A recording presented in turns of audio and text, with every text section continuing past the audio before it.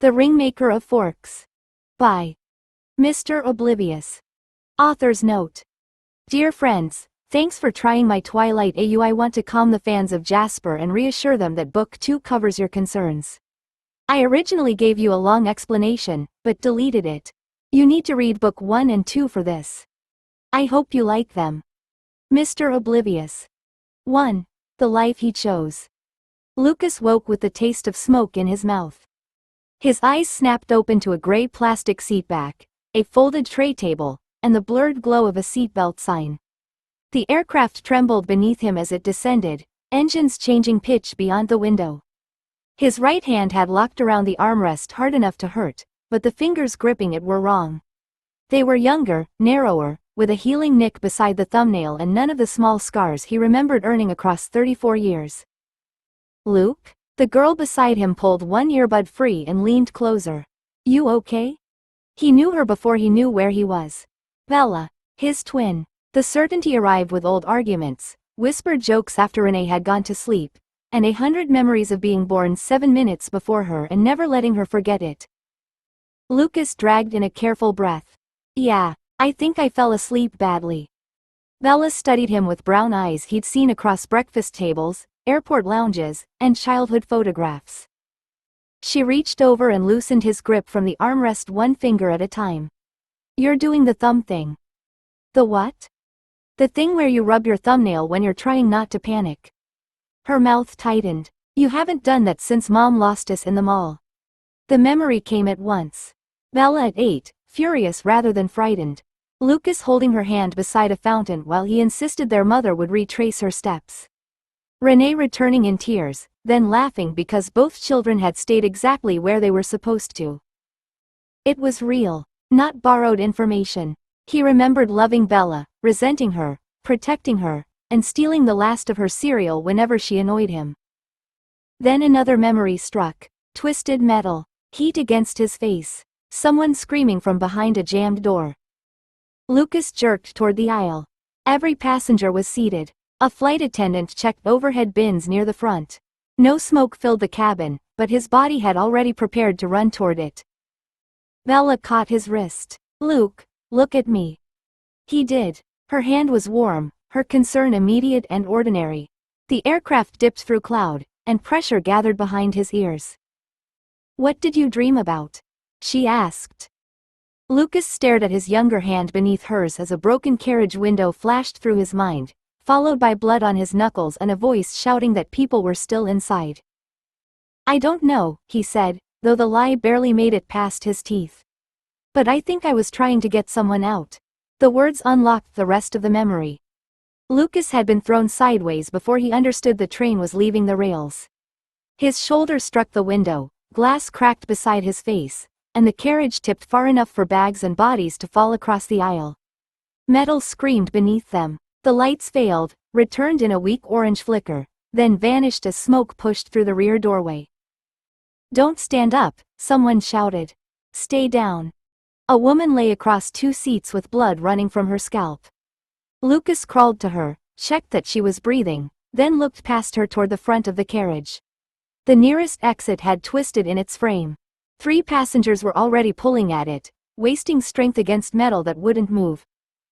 Stop, Lucas called. He slid closer and pressed his fingers around the damaged edge. The frame had buckled inward near the lower hinge, pinning the door. It's caught at the bottom. We need leverage, not more people. A railway employee shoved an emergency hammer toward him. The windows. Lucas took it and struck the marked corner of the nearest intact pane. The first blow starred the glass. The second broke it, and cold air rushed through the carriage. He knocked the remaining shards outward, wrapped his coat around the lower edge, and pushed a man toward the opening. Feet first, Lucas said. Help from outside, then take the children. People moved because he gave them something clear to do. One passenger climbed out, then turned to receive a girl whose father could barely release her hand. Lucas worked beside the employee until the carriage emptied around them, lifting, guiding, and refusing to look at the smoke thickening behind his shoulder. The employee caught his arm. That's everyone here. We have to go. A cry came from the next carriage, thin beneath the crackle of fire. Lucas stared toward the damaged connection. His legs shook, and every breath scraped his throat. He wanted the broken window, open air, and distance from the heat. There are still people back there, he said. The coupling's collapsing. Lucas pulled free. Then help me make it quick. He climbed through the bent doorway and found a man trapped beneath a torn luggage rack. Together they lifted it high enough for the man to drag himself free. The employee hauled him toward the exit while Lucas turned at another sound, a hand striking weakly against an overturned seat. The carriage shifted. Lucas reached beneath the seat and caught someone's wrist just as the roof gave way above him. There was a crushing blow, a burst of heat, and one final thought that the hand in his hadn't let go. Then the smoke, pain, and noise disappeared. Lucas opened his eyes in a room without walls, beneath a white light that cast no shadows. Lucas looked down at himself. His clothes were clean, his hands uninjured, and the ache of the collapsing carriage had vanished. He pressed both palms against his chest, expecting broken ribs or the absence of a heartbeat. There was nothing. No pain, no pulse, no warmth beneath his shirt. "I'm dead," he said. That's usually the conclusion people reach here. The voice came from behind him, calm and familiar enough to make Lucas turn before fear could take hold. A man stood several paces away in a spotless white suit, his hands loosely folded before him. His face belonged to Morgan Freeman. Lucas stared. "You're Morgan Freeman." The man's mouth lifted at one corner. "No, Morgan Freeman is Morgan Freeman. This is simply the face your mind chose when it needed someone to play God." Lucas swallowed. Of course it did. "You enjoyed that film." "I enjoyed several of his films." Lucas rubbed a hand over his face, then stopped when he realized the motion felt normal despite having no body he could properly understand. "Did the others get out?" God's amusement softened. "Many did. More than would have without you." "Not everyone." "No." God let the answer stand without hiding its weight. "You went back knowing the carriage might collapse." "I heard someone." "You were frightened." Lucas remembered the heat against his face and how badly he'd wanted to climb through the broken window. That didn't make leaving them right. "No," God said. It didn't. A chair appeared behind Lucas when his knees weakened. He sat because arguing with sudden furniture seemed pointless. "So what happens now?" "Heaven, eventually. But heaven isn't one place imposed upon every soul. You saved lives and surrendered your own while doing it. You may choose what your next life looks like. 3 wishes, within reason." Lucas leaned forward, elbows on his knees. The first thought that came wasn't wealth or power. It was time.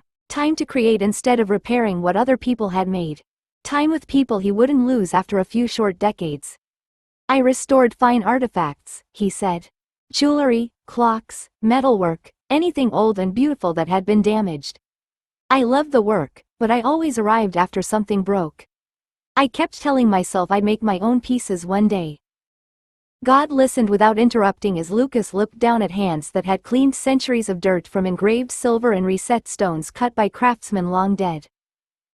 "I read Tolkien whenever life became too ordinary," Lucas said. "In games, I never chose the warrior.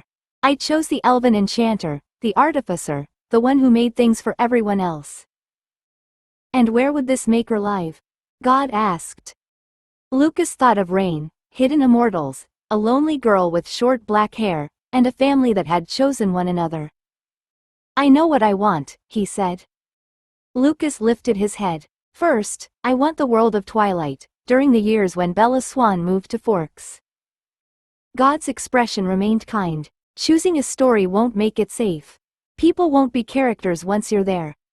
"I know." Lucas thought of Charlie's loneliness, Jasper's pain, Rosalie's anger, and Alice smiling as though joy were something she had chosen to defend.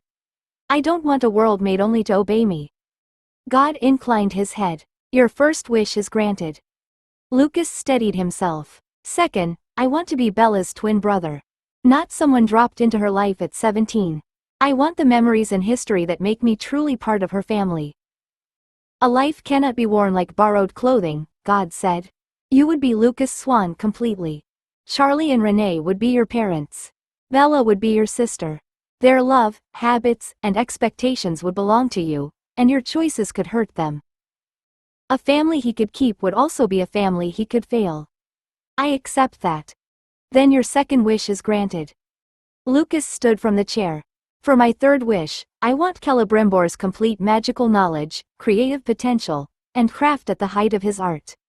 Not his identity or memories as another person. I want to understand how he made beauty hold power. God studied him. Not the power to rule through a master ring? No. Lucas shook his head. I want to make things worthy of the people who receive them.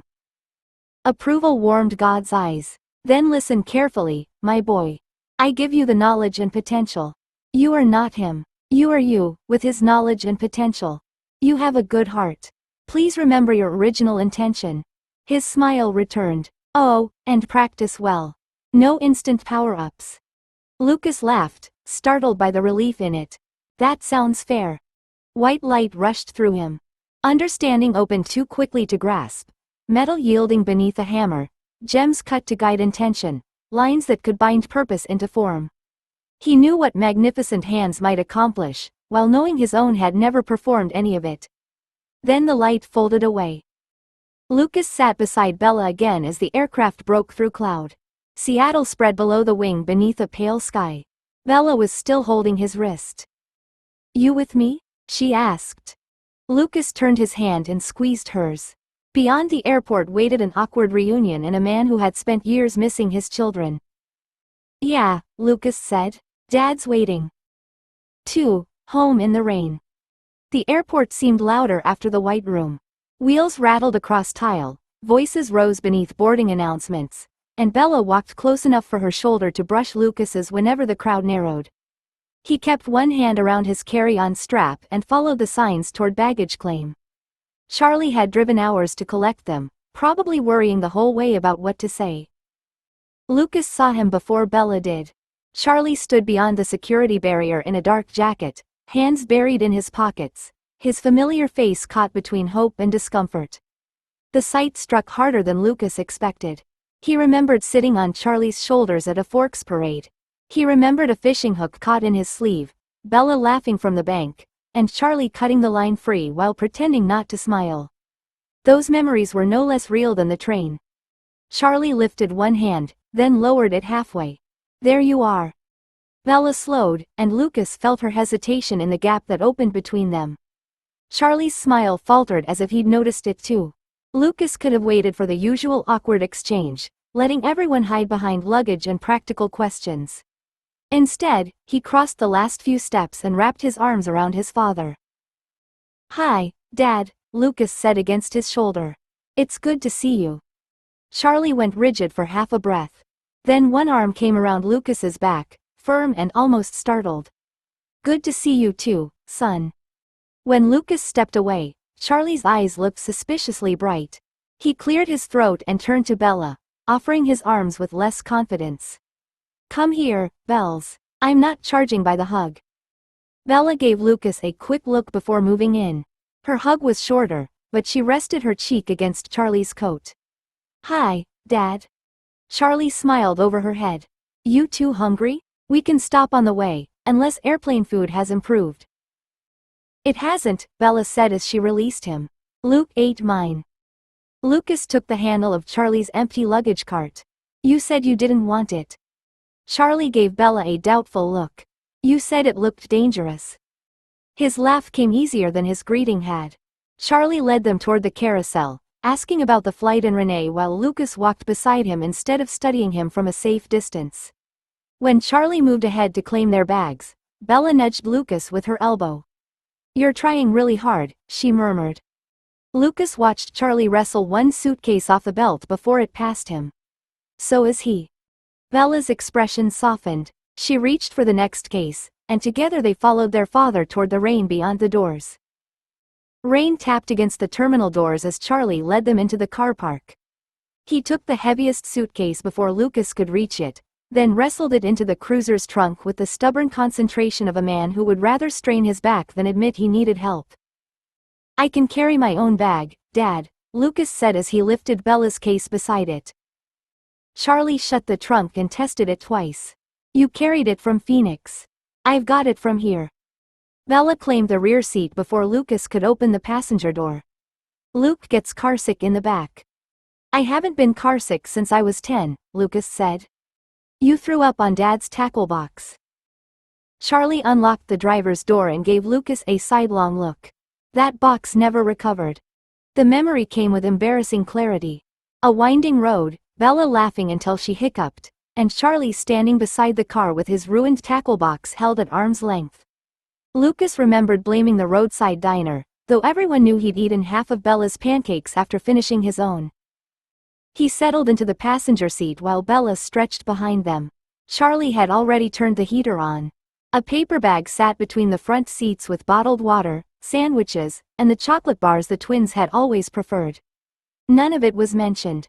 Charlie simply pulled out of the airport and asked whether the flight had been all right. Mostly, Bella said. Luke had a strange dream. Lucas glanced back at her. Thank you for sharing. Charlie looked over before returning his attention to the road. You okay? Yeah, just woke up confused. Lucas picked up the paper bag and passed a chocolate bar over his shoulder to Bella. You remember these? Charlie shrugged. You used to fight over them. We still do, Bella said as she took it. The city thinned around them, replaced by long roads, dark trees, and low cloud. Charlie asked about Renee and Phil, then listened while Bella explained the travel plans that had helped push them toward Forks. Lucas added details when she paused, not to rescue her, but because he remembered those conversations too. Renee crying in the kitchen, Bella pretending the move was entirely practical, and Lucas promising their mother they'd call every week all belonged to him. Charlie adjusted the heater when Bella rubbed her hands together. Your rooms are ready. Mostly. I wasn't sure what you'd want changed. We'll manage, Lucas said. Bella leaned forward between the seats. That means you'll start fixing things before we've unpacked. Charlie's mouth twitched. Some things at the house could use it. Lucas watched the familiar road narrow beneath the trees. He remembered leaving Forks, returning for summers, and counting the turns before Charlie's house came into view. The memories didn't compete with the life that had ended on the train. They sat beside it, equally his, as Charlie turned onto their street and carried them home. Charlie stopped beside the house Lucas remembered from childhood summers. It looked smaller than it had when he was 8, but the porch light, pale siding, and cramped front steps were exactly where memory placed them. Rain darkened the shoulders of Charlie's jacket as he opened the trunk and reached for both large cases. Lucas took one before Charlie could protest. You've already driven half the day. I can manage a suitcase. Charlie kept Bella's case. Humor me. Bella climbed the steps ahead of them and pushed the front door. It opened 2 inches, caught, and knocked back against her shoulder. Good start. Charlie shifted her suitcase and leaned into the door until the latch scraped free. It sticks when it's damp. Lucas paused on the threshold. The latch plate sat slightly too high, and the upper hinge had pulled away from the frame by less than the width of a fingernail. The repair was simple. Remove the screws, plug the worn holes, reset the hinge, lower the strike plate, and check the frame for movement. Behind that ordinary solution waited another. Lines of purpose seemed to suggest themselves through wood, brass, and steel. He could preserve alignment, resist swelling, and teach the latch to return cleanly to its proper seat. The knowledge felt complete until he imagined trying to place the first mark with unfamiliar hands and no suitable tools. Bella glanced back. Are you coming in, or are you planning to intimidate the door? It started the argument, Lucas said as he carried his case inside. She took 2 steps toward the stairs, caught the edge of her shoe on the worn carpet, and grabbed the banister. The rail shifted beneath her hand with a dull knock. Lucas dropped his case and caught her elbow before she fell into the wall. I'm fine, Bella said, straightening quickly. Lucas held the rail and tested it with slow pressure. The newel post moved at its base, and 2 of the balusters had loosened where they entered the lower rail. He knew 3 proper repairs and several enchanted ones, but knowledge didn't put a drill, glue, clamps, or skilled magical control into his hands. Charlie set down Bella's suitcase with a sigh. I've been meaning to fix that. Where's your toolbox? Lucas asked. Garage. Why? Lucas looked from the loose rail to the sticking door. The urge to prove that God's gift was real pressed hard against common sense. He could attempt something subtle and hope it held, or he could treat Charlie's house as a home rather than his first magical experiment. "I'll look at both tomorrow," Lucas said. "Properly." Charlie's shoulders eased. "Tomorrow's fine. Tonight, you two unpack and eat." Lucas picked up his suitcase again. The repairs would wait until he had tools and knew what his hands could actually do. He followed Charlie upstairs, carrying his life into the room his father had prepared for him. Lucas had barely set his suitcase beside the bed when Charlie called them down for dinner. The room could wait. He followed Bella into the kitchen and found 3 plates of spaghetti on the table, the noodles slightly overcooked and the sauce carrying enough garlic to announce itself from the hallway. Charlie sat after the twins did and reached for his fork. "I can make other things." Bella wound spaghetti around hers and examined it. "Name 2. Eggs." "That's 1. Charlie looked at Lucas for support. Lucas tasted the sauce, swallowed, and reached for the parmesan. "Toast counts if you put something on it." "Thank you," Charlie said. Bella shook her head. "Cowards." The meal improved once nobody pretended it was good. Charlie asked what food they liked now, whether either of them drank coffee, and how much warning he needed before friends appeared at the house. Bella answered carefully at first, but Lucas kept the conversation moving with old stories Charlie already shared, including the summer Bella had refused to eat fish after watching one stare at her from a bucket. "It was judging me," Bella said. Charlie's mouth twitched. It was dead. That didn't stop it. When they finished, Charlie gathered the plates, but Lucas took them from him and carried them to the sink. "You cooked. I'll wash."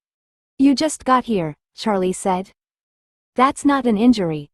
Bella brought over the glasses. "I'll dry, but only because I don't trust him with your cupboards." They worked shoulder to shoulder while Charlie wiped the table. The simple routine settled something inside Lucas that the grand promise of a new life hadn't touched. Nobody needed saving. Nothing needed enchanting. His father had cooked a poor dinner, his sister was flicking water at him with a dish towel, and Lucas belonged in the middle of both. Upstairs, Bella opened one suitcase and stared at the clothes packed beneath a stack of books. Lucas lifted the books out and placed them on her desk while she filled drawers. "You could unpack your own room," she said. "I'm avoiding mine." "You mean you're avoiding thinking?" Lucas set her battered copy of Wuthering Heights beside the lamp. "That too." When they returned downstairs, Charlie was sitting on the couch with the television turned low. Lucas chose the armchair instead of retreating upstairs, and Bella folded herself into the opposite end of the couch. Charlie reached for a thick envelope on the coffee table. "School forms. Most of it's filled in, but you both need to sign. We leave at 7:30. Bella stared at him. "Tomorrow?" Charlie handed her a pen. "Tomorrow." Lucas accepted the second form and looked down at Forks High School printed across the top. Home had lasted one evening. Morning was already waiting. 3. First sight. Charlie pulled into the Forks High car park 7 minutes early, which Lucas suspected meant he'd been awake worrying about the journey long before either twin came downstairs. Rain dotted the cruiser's windscreen, and students crossing between cars glanced over as the police vehicle rolled toward the main building. Bella sank lower in her seat. "Couldn't you arrest us after school instead?" Charlie parked beside the office entrance. "Tempting, but I've got paperwork." Lucas opened his door before Bella could delay. "Thanks for the lift, Dad." Charlie looked from him to Bella, his hands still resting on the steering wheel. "Office first. They've got your schedules. Call if anything goes wrong." "We're attending school, not invading Canada," Bella said as she climbed out. "That's what people say before invading Canada," Lucas told her. Charlie's laugh followed them across the wet pavement. It helped until they entered the front office and every nearby conversation seemed to shift toward the returning Swan twins. The receptionist welcomed them by name, found their folders, and spoke to Bella about her timetable while 2 students waiting near the counter watched with open curiosity. Lucas stepped closer to the desk and asked about his own classes, drawing one of the students' attention away from his sister. By the time they reached the corridor, news had traveled faster than they had. A boy with carefully styled hair introduced himself as Eric and offered to show them around, directing most of his enthusiasm toward Bella. Lucas accepted the campus map Eric held out. Thanks. I'm terrible at recognizing buildings when they're labeled. Eric blinked, then laughed. You'll fit in. Half the school still gets lost near the science wing. Bella gave Lucas a grateful sideways look as they followed Eric through the crowded corridor. Their first classes separated them, but they met again before lunch near the cafeteria doors. Bella looked tired rather than frightened, which Lucas counted as a reasonable victory. 3 people asked whether we're really twins, she said. Did you tell them I'm the attractive one? I told them you were adopted. Lucas pushed open the cafeteria door for her. Warm air, voices, and the smell of reheated food rolled over them. He took a tray and kept beside Bella while curious faces turned their way. Then he saw the table near the far wall. 5 pale figures sat apart from everyone else, beautiful enough to make the crowded room seem poorly arranged around them. Lucas recognized every face. His attention found Alice last. He'd known this moment was coming. Knowing hadn't made him ready. Lucas stood with his tray held too tightly, aware of Bella waiting beside him and of every step between the serving line and the Cullen table. Alice looked exactly as he remembered and nothing like a woman confined to a page. Her short black hair pointed in careless directions, her pale fingers rested beside an untouched apple, and her golden eyes were turned toward Jasper as though she'd been listening to him. Then she looked up. The change struck her whole body. Her hand stopped above the table, her head tilted, and the easy brightness vanished from her face. Lucas watched her eyes lose focus for less than a second. He knew the signs. Alice was seeing the future. Jasper turned toward her before anyone else reacted. His chair scraped the floor, quiet beneath the cafeteria noise but sharp enough to draw Rosalie's attention. His expression remained controlled, yet his shoulders had tightened and his hand closed around the edge of the table. Bella followed Lucas's stare. Do you know them? No, Lucas said, and hated how carefully he had to shape the word. Jessica appeared beside Bella with Angela and Mike behind her, saving him from the next question. She nodded toward the distant table. That's the Cullens and the Hales. They mostly keep to themselves. Mike shifted his tray to one hand. Mostly means always. Lucas made himself walk toward the table Jessica had claimed. Each step took him away from Alice, though he could feel her attention following him. Sitting beside Bella was the sensible choice. It also gave him time to remember that Alice had a family, a history, and a life that hadn't been waiting empty for him to arrive. Across the room, Jasper leaned closer to Alice. Lucas couldn't hear what he said, but Alice answered without taking her eyes from him. Edward turned next, his gaze moving from Alice to Lucas and then to Bella. His brow tightened as if he'd reached for something and found nothing. Bella nudged Lucas's shoe beneath the table. You're staring. So are they, Lucas murmured. Jessica glanced over her shoulder. That's unusual. Alice rose halfway from her chair before Jasper caught her wrist. The touch wasn't forceful, but whatever passed between them made her sit again. Jasper looked toward Lucas with a guarded stillness that carried no welcome. Lucas set down his fork. Alice's recognition had hurt someone before he'd even spoken to her. Pretending he hadn't seen it wouldn't make the pressure disappear. Bella noticed his movement. Luke? I'm going to introduce myself, he said, keeping his voice low. I'll be right back. Lucas crossed the cafeteria with every eye at the Cullen table fixed on him. He stopped at a respectful distance rather than setting down his tray or assuming an invitation. Up close, their stillness was harder to overlook. Rosalie watched him with cool suspicion, Emmett looked openly curious, and Edward's attention carried the sharp concentration of someone trying to solve a problem. Lucas kept his hands visible. Hi. I'm Lucas Swan. Alice rose before anyone answered. Jasper stood with her, one hand touching the back of her chair as though he hadn't decided whether to pull it away or place himself between them. I'm Alice Cullen, she said. Her voice remained light, but her golden eyes searched his face with an intensity that made the cafeteria fade from his attention. I know this is going to sound strange, but I feel as though I've been waiting to meet you. The honest response pressed against Lucas's teeth. He couldn't tell her that he'd chosen this world partly because she existed within it. He couldn't offer certainty before they'd earned anything together. It doesn't sound as strange as it probably should, Lucas said. Alice smiled, small and startled. She held out her hand with enough hesitation to make the gesture a question rather than a claim.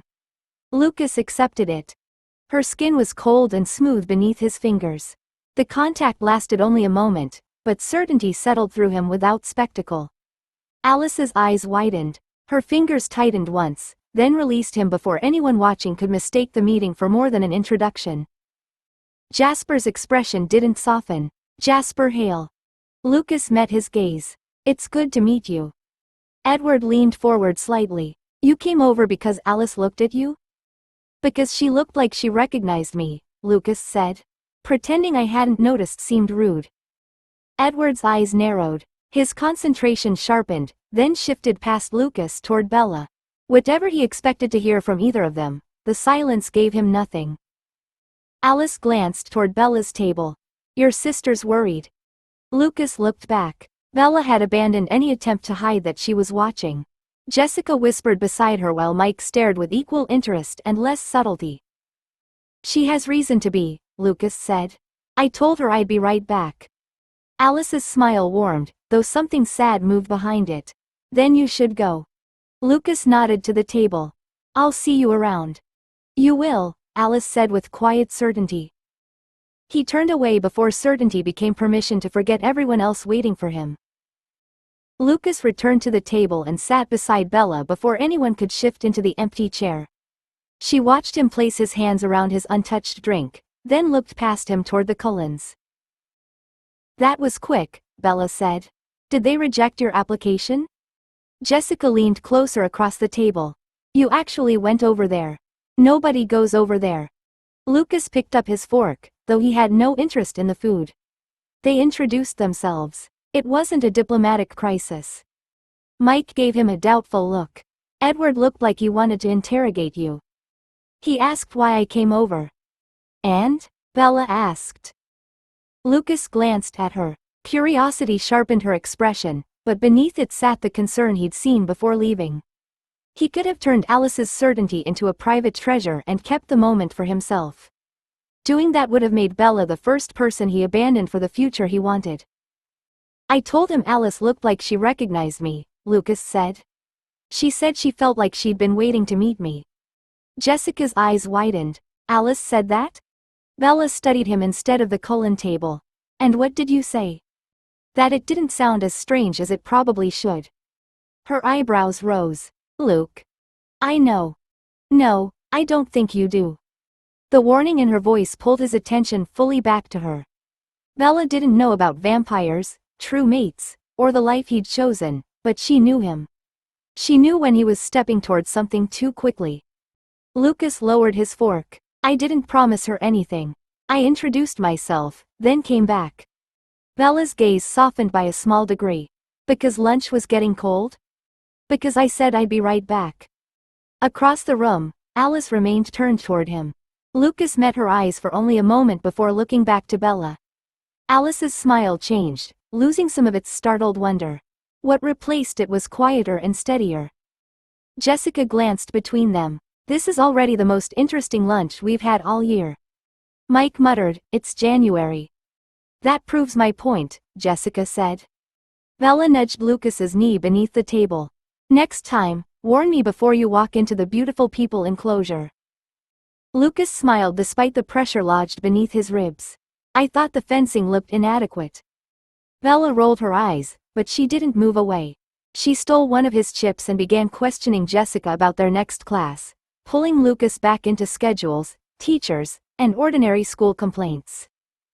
When the bell rang, Lucas stood with Bella and carried both trays to the return window. Alice had recognized him. He had wanted to remain beside her. Instead, he followed his sister into the corridor, and Alice watched him choose the life already holding his hand. 4. The ordinary part. The corridor swallowed Lucas and Bella in a rush of damp coats, slamming lockers, and students changing classes. Alice's attention remained between his shoulder blades until the crowd carried him around a corner. Part of him wanted to turn back and learn everything he could about her before the day ended. Bella caught his sleeve and pulled him away from a collision with an open locker. "Try watching where you're going," she said. "Preferably somewhere other than the cafeteria." Lucas adjusted his bag. "I was distracted." "I noticed."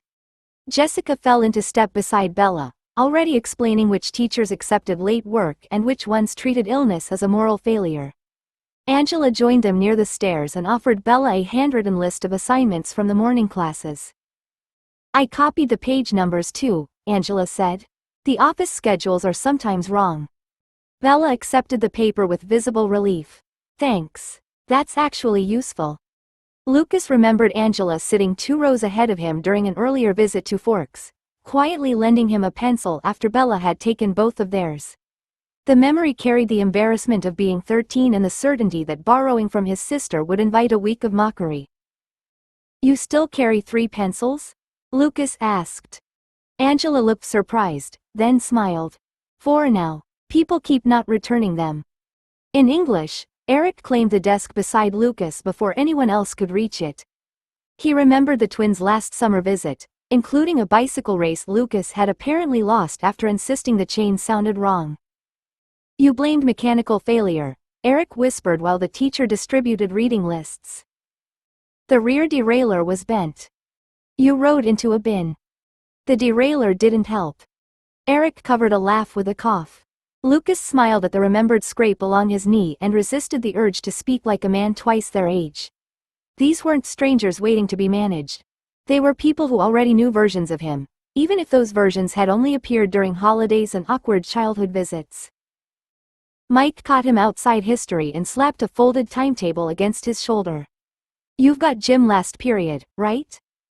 Lucas checked the page. "Looks like it."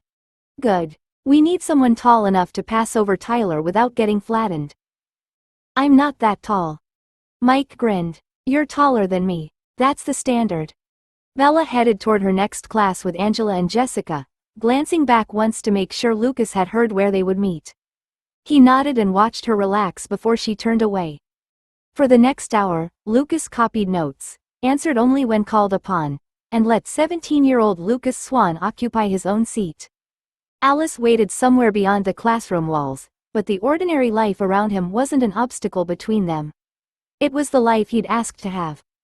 The industrial arts room smelled of machine oil, sawdust, and metal warmed by years of use. Lucas paused inside the doorway while the other students claimed benches in familiar groups. Along one wall, hand tools hung from painted outlines, though several spaces were empty and half the remaining tools had been returned to the wrong hooks. Mr. Varner pointed Lucas toward an open stool beside a scarred workbench. "You've used shop equipment before?" "Some hand tools," Lucas said. "Nothing here without instruction." The answer felt cautious enough to be true. He understood every machine in the room at a level that went far beyond the safety notices taped beside them, but understanding wasn't proof that 17-year-old hands could control a lathe or grinder without hesitation. Mike dropped onto the next stool and nudged a dented toolbox aside. "He can fix bicycles, unless bins are involved." Lucas looked at him. "You're going to keep telling that story, aren't you? Until you improve it." While Mr. Varner explained the term's project requirements, Lucas's attention moved across the room. A set of chisels had been sharpened at uneven angles. One vise carried deep hammer marks across its jaws. Near the office door, an old silver-plated trophy sat behind cracked glass, its engraved face dulled almost black. The display case bothered him more than the neglected tools. One hinge sagged, the wooden frame had separated at the lower corner, and the crack ran close enough to the trophy that a careless knock could bring the pane down across it. Mr. Varner followed his gaze. "That thing's been waiting for someone to care since last spring." "What happened to it?" Lucas asked. "Basketball came through the wrong door." Mr. Varner folded his arms. "The school won't pay for a new case, and I haven't had a student I trust to repair the old one." Lucas stepped closer without touching it. The loose joint could be cleaned, reset, and pinned. The glass needed replacing rather than disguising the damage. He could see half a dozen better methods, including 2 that belonged in workshops no human school had ever built. "I could take a look," he said. "Measure it, draw up a repair plan, and show you before I do anything. Mr. Varner studied him. No heroic restoration on your first day? Planning's cheaper than replacing somebody else's mistake. That earned a brief smile. Mr. Varner unlocked the case and handed him a steel rule, pencil, and sheet of squared paper. Lucas knelt beside the damaged corner, measured each gap twice, and made himself record only what his hands and the available tools could honestly repair. The greater knowledge waited behind every simple decision. Lucas left it there. Before he could make beautiful things, he had to become trustworthy with ordinary ones. Mr. Varner kept Lucas's repair sketch, promising to find out whether the school could afford replacement glass. By the time Lucas reached the gym, the careful measurements and quiet concentration of industrial arts had left him restless enough to welcome movement. Coach Clapp divided the class into teams and tossed Lucas a faded blue bib. "Swan, Mike says you can play." Mike pulled on a matching bib. "I said he was tall." "That's not the same thing," Lucas said. "It is at Forks High." The game started badly. Tyler Crowley stole Lucas's first pass, and Lucas mistimed a rebound because this younger body didn't reach as far as he expected. He landed off balance, caught himself before falling, and heard Mike laugh as Tyler drove toward the other basket. "Great height," Mike called. "Very decorative." Lucas ran after them. "I'm learning the local rules. Basketball has national rules." Lucas ignored him and watched the next possession more carefully. Tyler favored his right hand. Eric rushed shots whenever someone closed in. Mike moved well without the ball but looked toward the basket before he cut, warning anyone who paid attention. When Lucas received the next pass, he could have forced his way toward the hoop. Instead, he drew Tyler across, turned, and sent the ball into the space Mike had just opened. Mike caught it in stride and scored off the backboard. His surprise lasted long enough for Eric to steal the inbound pass. "Celebrate later," Lucas said, already moving. The clean logic of the game took over. Lucas ran, passed, defended, and let his body teach him what it could do. He missed 2 shots, made 1, and learned that he enjoyed creating openings more than taking them himself. Nothing about it required magic, hidden knowledge, or a future he already knew. Near the wall, students waiting for the next game sat on the folded bleachers. Alice had appeared among them, still and pale beside Rosalie. Her attention followed Lucas with open delight, as though watching him laugh with Mike revealed something her visions hadn't shown her. Lucas nearly lost the ball when their eyes met. Tyler knocked it from his hands and grinned. "Distracted, Swan?" "Apparently." After the final whistle, Mike caught Lucas by the shoulder before he could leave the court. "We play at lunch when the gym's open. You're coming." Lucas looked toward Alice, then back at the flushed, hopeful face of a boy offering him an ordinary place in the school. "Yeah," he said, "I'm coming." Across the gym, Alice smiled as though he'd made exactly the choice she wanted to see. Bella waited beneath the covered walkway with her coat zipped to her chin and one eyebrow raised. Lucas had barely stepped out of the gym before she noticed Alice and Rosalie leaving through another door. "You know staring works better when the person can't see you doing it," Bella said as they crossed the car park. "I wasn't staring. You walked into Tyler. He stole the ball." Bella opened the passenger door of Charlie's cruiser. "While you were staring." Charlie collected them after finishing a call near the school office. He asked whether they had survived their first day, then listened while Bella described teachers, crowded corridors, and Jessica's ability to share 3 rumors without taking a breath. Lucas mentioned industrial arts and basketball, though he kept Alice's name out of the conversation until Bella supplied it for him. "Luke met a girl," she said. Charlie's hands tightened briefly around the steering wheel. "Already?" "We were introduced," Lucas said. "Forks hasn't arranged a wedding." Bella looked through the windscreen. "Give Alice time." At home, Bella pushed a chopping board toward Lucas before he could escape upstairs. "You volunteered to help with dinner." "I don't remember doing that." "I volunteered you while you were distracted." Lucas washed his hands and began slicing peppers while Bella browned mince at the stove. She watched him from the corner of her eye until he finally set down the knife. "What?" he asked. Bella stirred the pan. "You looked at her like you knew her." I felt like I wanted to. That isn't less strange. No, Lucas admitted. But I'm not running off after someone I met at lunch. Bella's shoulders loosened. She handed him an onion. Good. You can prove it by cutting that. Charlie came home properly as they finished cooking. Over dinner, he asked Bella about biology, Lucas about industrial arts, and both of them whether they needed supplies. Lucas explained the damaged display case and Mr. Varner's permission to prepare a repair plan. Charlie listened seriously, then offered to check the garage for clamps. Afterward, Lucas carried his books to the living room. Alice was less than a drive away, and he could have invented a reason to leave. Instead, he completed his history questions while Bella occupied the other end of the sofa and Charlie watched a game with the volume low. When Lucas closed his notebook, Charlie passed him the bowl of popcorn without looking away from the television. Lucas accepted it and settled deeper into the sofa.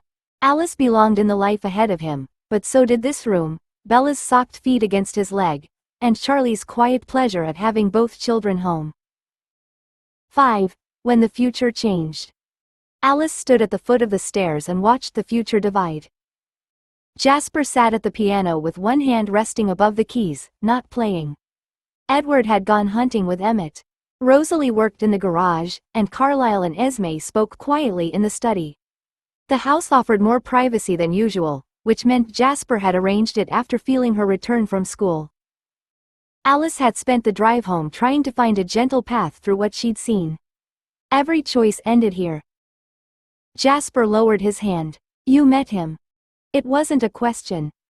Alice crossed the room and sat beside him, leaving enough space that he wouldn't mistake closeness for reassurance she could no longer honestly give. Yes, she said. Lucas Swan. Joy rose whenever she thought his name. Jasper felt it before she could contain it, followed by the grief wrapped around it. His fingers curled against his knee. Alice looked toward the silent keys. I need to tell you what changed. You don't have to protect me from the answer. Jasper's voice remained controlled, but the room tightened beneath the pressure of his restraint. I felt you choose him before you walked through the door. I didn't choose against you. Alice turned toward him. That matters. His eyes met hers, gold darkened by hurt. Does it? Yes. She reached for his hand, then stopped before touching him. That choice belonged to him now. Everything we've had was real. Every year, every promise, every future I saw for us. Lucas doesn't erase any of it. Jasper stared at the space between their hands. But he changes where it leads. Alice closed her eyes and let the visions come. Lucas laughing in a school workshop. Lucas standing beside Bella beneath falling snow. Lucas at the Cullen table with his fingers linked through hers. Jasper remained in many of those futures, loved and trusted, but no longer beside her in the same way. The futures are reorganizing around him, she said. Some are unclear, but one thing isn't. He's my true mate. Jasper rose from the bench so quickly that the wood scraped across the floor. Alice stayed seated, refusing to chase him with comfort he hadn't asked for. You've never seen him before, he said. Not once. And now certainty matters more than decades? Alice's joy faltered beneath the pain in his voice. No, it means the future has asked something cruel of both of us, and I won't make it worse by hiding it. Jasper turned toward the windows. His shoulders remained rigid, but he didn't leave. That was enough for Alice to understand the next choice.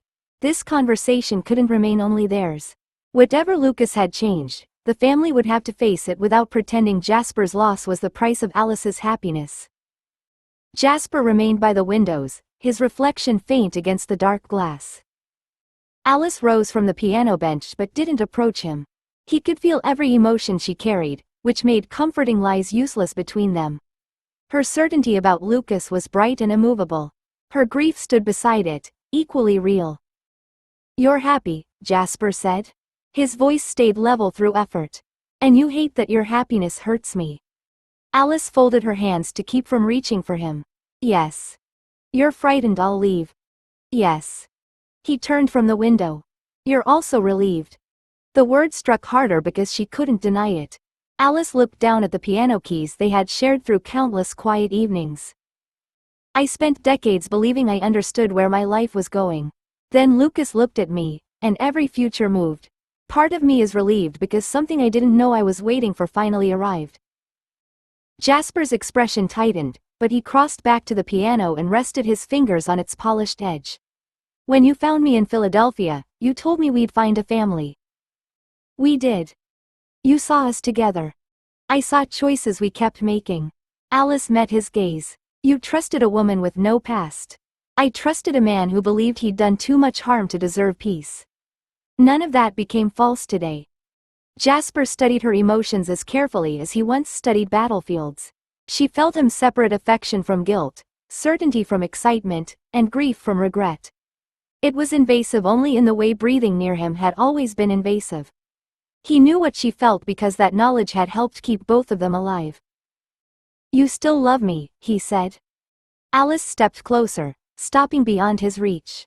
I always will. But what I saw with Lucas wasn't the future I saw with you. Why? I don't know. The admission scraped against every instinct that urged her to search harder. He wasn't hidden behind a decision I hadn't checked. He simply wasn't there. Then he arrived, and now futures that used to belong to us lead somewhere else. Jasper's eyes lowered. A human boy walks into a cafeteria, and eternity changes. I'm not asking you to accept that quietly. No. Jasper straightened and looked toward the study, where Carlisle and Esme's conversation had stopped. But this won't stay private. Edward will hear the questions even if he can't hear the Swan boy, and Rosalie will assume silence means we're avoiding the problem. Alice glanced toward the stairs. Calling the family together would turn their pain into shared knowledge, but hiding it would let suspicion choose the shape of the truth. I'll tell them, she said. Jasper nodded once. We'll tell them. Alice heard Carlisle enter before he spoke. Esme came beside him, while Rosalie crossed from the hallway with grease still marking one wrist. Emmett followed more slowly, his usual smile absent. Edward arrived last and stopped near the stairs, his attention moving between Alice and Jasper. Jasper remained beside the piano. Alice met Lucas Swan today. She's seen enough to believe he's her true mate. Silence settled across the room. Alice had expected questions, but Rosalie's came with a sharpness that made Jasper's pain feel suddenly public. You met him once, Rosalie said. Now decades of your life change because destiny says so? Alice kept her hands at her sides. I'm not asking anyone to pretend what Jasper and I had meant less. Then what are you asking? Rosalie folded her arms. Because from here, it looks as though Jasper pays for a future he never chose. Esme moved to Jasper's side without touching him. Her presence offered support without claiming he needed it. No one is going to treat his grief as inconvenient. Edward's gaze fixed on Alice. I can't read Lucas or Bella. Now Lucas appears in futures that excluded him yesterday. You don't know what he is. He's human, Alice said. That doesn't answer what changed. I know. Alice held his stare. It's still the truth. Carlisle stepped nearer, his expression thoughtful rather than accusing. Does Lucas know what you believe? No, he knows I'm interested in him. He doesn't know what we are, and he doesn't know what I've seen. Then he may already be in danger without understanding why, Carlisle said. A human tied closely to this family becomes vulnerable to our enemies, our laws, and our mistakes. Emmett looked toward Jasper. What do you need from us? Jasper's jaw tightened before he answered. Not a vote. Esme nodded. Then there won't be one. Rosalie lowered her arms, though distrust remained in her face. I'm not voting. I'm saying Alice's visions have changed before. Not like this, Alice said. Edward turned toward the windows. That certainty is exactly what worries me. Esme looked around the family, her voice gentle but firm. Alice is allowed to feel joy. Jasper is allowed to be hurt. We won't defend one by making the other ashamed. Alice met Jasper's eyes across the room. The family knew now, but knowledge hadn't made anything simpler. It had only given every fear a voice and left Jasper to decide what place he could bear to hold beside her. The family gave them space without being asked. Carlisle guided Edward toward the study, while Esme took Rosalie's arm before another defense could become an accusation. Emmett paused beside Jasper, rested a hand against his shoulder for a moment, then followed the others upstairs. Alice listened until the house settled around them. Jasper remained beside the piano, I'm not leaving. Relief moved through Alice so sharply that his eyes narrowed, but she didn't apologize for it. She had feared the front door closing behind him and every familiar room becoming evidence of what she had cost. Thank you, she said. Don't thank me yet. Jasper lowered himself onto the piano bench, leaving the place beside him empty. I'm staying because this is my family too. I'm not going to punish you for something neither of us chose, but I can't stand beside you while you begin courting him and pretend nothing changed. Alice sat in the armchair opposite him rather than claiming the empty space. What do you need? Time without you trying to make me feel better. His fingers pressed together between his knees. No promises that we'll always be exactly what we were. We won't. The truth hurt because she could already see it. Their shared room would become separate rooms. Hunting pairs would change. Quiet evenings at the piano would require thought instead of habit. I won't lie to keep you comfortable, Alice said. And I won't push you to accept Lucas before you're ready. Jasper looked toward her. He shouldn't be brought here until we've decided how this family will behave around him. Edward's suspicious. Rosalie's angry for me. Carlisle's already thinking about every danger attached to a human mate. That's fair. Alice folded one leg beneath herself. I want to see Lucas, but I don't want his first visit to feel like he's walking into a trial. And I don't want him treating me like a defeated rival. He won't. You can't know every choice he'll make. Alice almost answered with the certainty that had started all of this. She stopped, hearing how cruel it would sound now. Then I'll judge him by what he does. Jasper's shoulders eased by a fraction. So will I. Alice looked down at her hands. Joy still waited whenever she thought of Lucas, bright and eager, but it no longer felt simple. Loving the future didn't excuse her from honoring what its arrival had broken. Jasper rose and closed the piano lid with careful hands. I need to hunt alone tonight. Alice nodded. I'll tell the others not to follow. He crossed the room, then stopped beside her chair. His hand rested briefly against her hair, familiar and gentle, before he let it fall. I meant what I said, he told her. I'm not leaving. Alice watched him go, grateful for the promise and grieving the distance already inside it. 6. The van. By the time Lucas reached Forks High on Monday morning, the Cullen family's private upheaval had left no visible mark on the school. Students hurried across the icy car park with backpacks held over their heads against the light rain, and Tyler Crowley was arguing with Mike beside a van that looked old enough to resent winter. Bella stepped carefully around a frozen puddle. You're staring at the Cullens again. I'm observing, Lucas said, shifting his bag higher on one shoulder. Alice stood beside Jasper near the far entrance. She caught Lucas's eye and smiled, but she didn't cross the car park. Jasper's boundaries had reached him without explanation, carried in Alice's restraint and the careful distance between them. Bella followed his gaze. That's staring with a better vocabulary. Lucas smiled despite the pressure under his ribs. I'll work on being less obvious. Classes gave him somewhere useful to put his attention. He answered questions, helped Angela recover papers dropped beside a wet corridor, and listened while Mike reminded him about the promised lunchtime basketball game. Ordinary life pressed around him with enough insistence that he couldn't reduce the day to Alice, vampires, or a future he already knew too much about. You're still playing, right? Mike asked as they left English. Newton needs someone who understands passing. Lucas glanced at Bella, who had chemistry next and looked relieved not to be included. I'll be there. At lunch, he kept the promise. The outside court was too slick, so they used the gym until a teacher chased them out before the next class.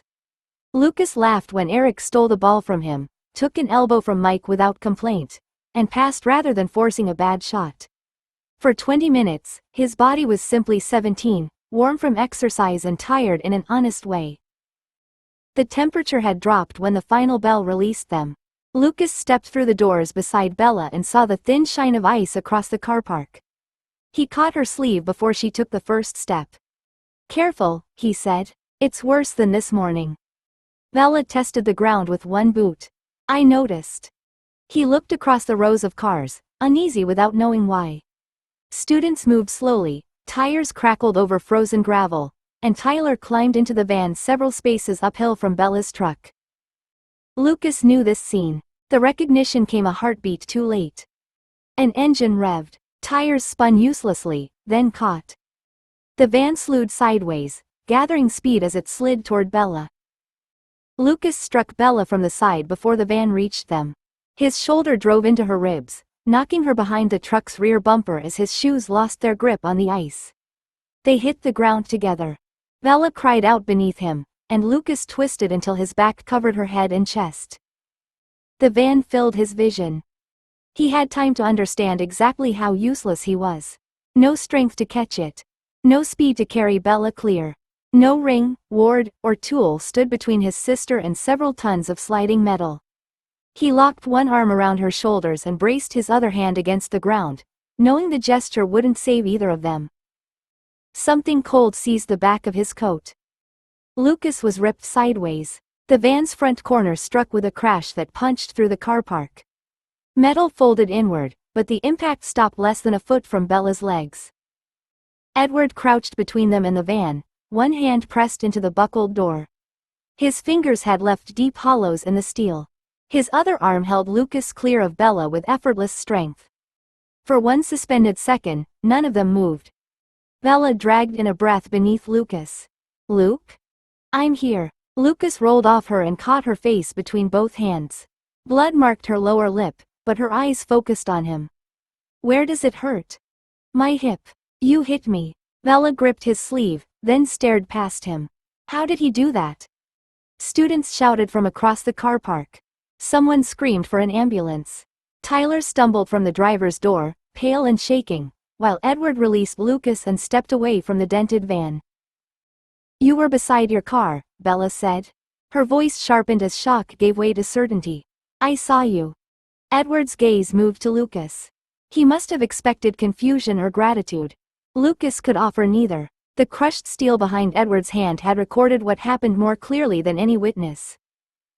"Are you both injured?" Edward asked.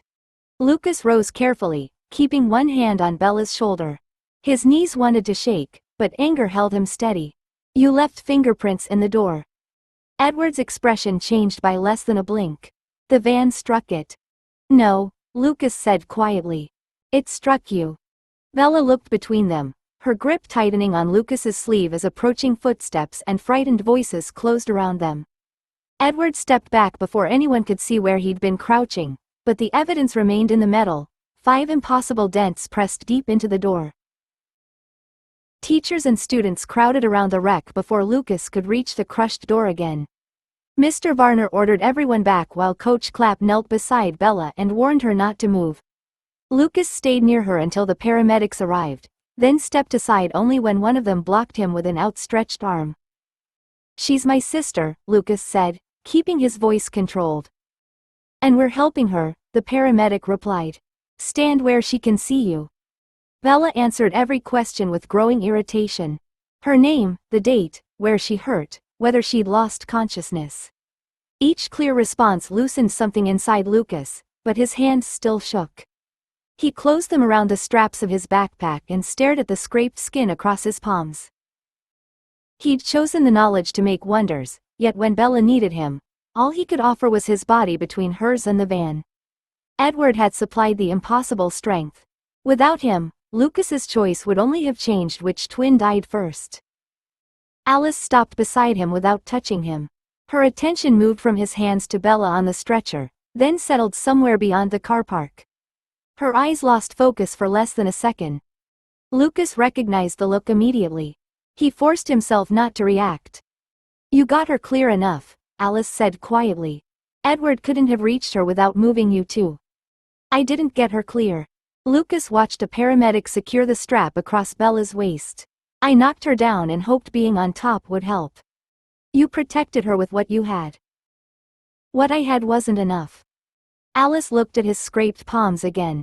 Her expression shifted as though she were following something only she could see. "It won't always be all you have." Lucas turned toward her carefully. "What's that supposed to mean?" "I think you're going to make beautiful things." Alice's gaze returned to Bella. "Maybe one day you'll make her a ring that helps her heal when you can't reach her quickly enough." The idea struck with the force of recognition. Not because he'd planned it, but because Alice had just seen it. A ring on Bella's hand. Healing held in metal and stone. Lucas kept his face uncertain, protecting the secret she didn't know he carried. That sounds beyond me, he said. For now, Alice replied, and the certainty in her voice confirmed everything he couldn't admit knowing. Bella called his name from beside the ambulance. Lucas crossed to her at once and took the hand she held out. You're coming with me, Bella said. Lucas tightened his fingers around hers. Try stopping me. Charlie drove home with both hands fixed on the wheel and his police cruiser moving well below the speed limit. Bella sat stiffly in the passenger seat, one hand pressed against her bruised hip.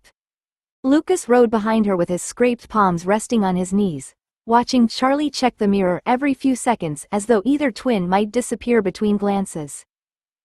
The doctor said you're both fine, Charlie said. His voice remained too controlled.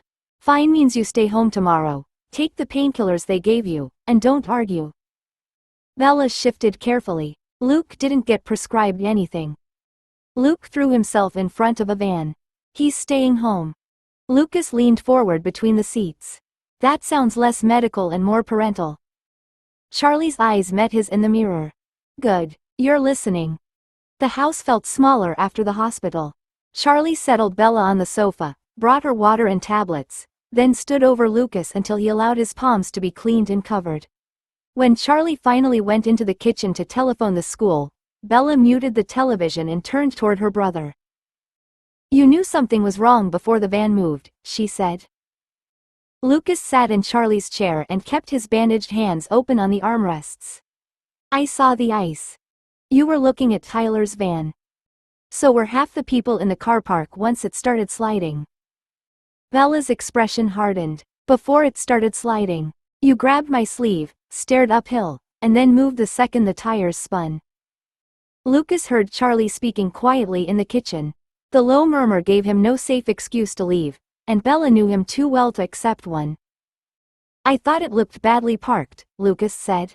The answer sounded weak even to him. Bella shook her head, and Edward Cullen crossed half the car park faster than anyone could see. He stopped a van with one hand, and you looked angry instead of surprised. I was surprised. You told him the van struck him. Bella leaned forward until pain made her stop. You didn't ask how he did it. You accused him of lying. Lucas looked down at the white dressings around his palms. He couldn't tell her about Canon, wishes, or the life before this one. Yet silence had already become its own answer. I saw something that didn't make sense, he said carefully. So did you. Bella held his gaze. Then don't decide I'm safer if you pretend I didn't.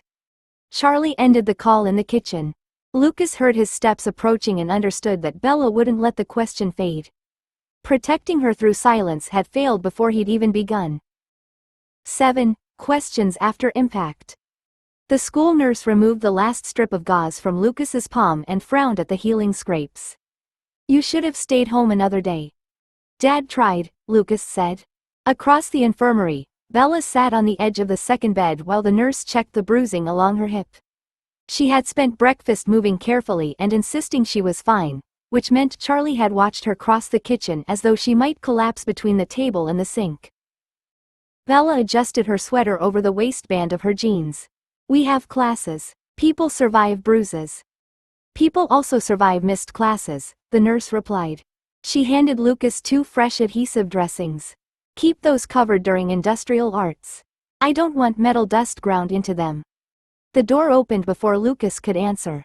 Edward stepped inside carrying a folded form from the school office.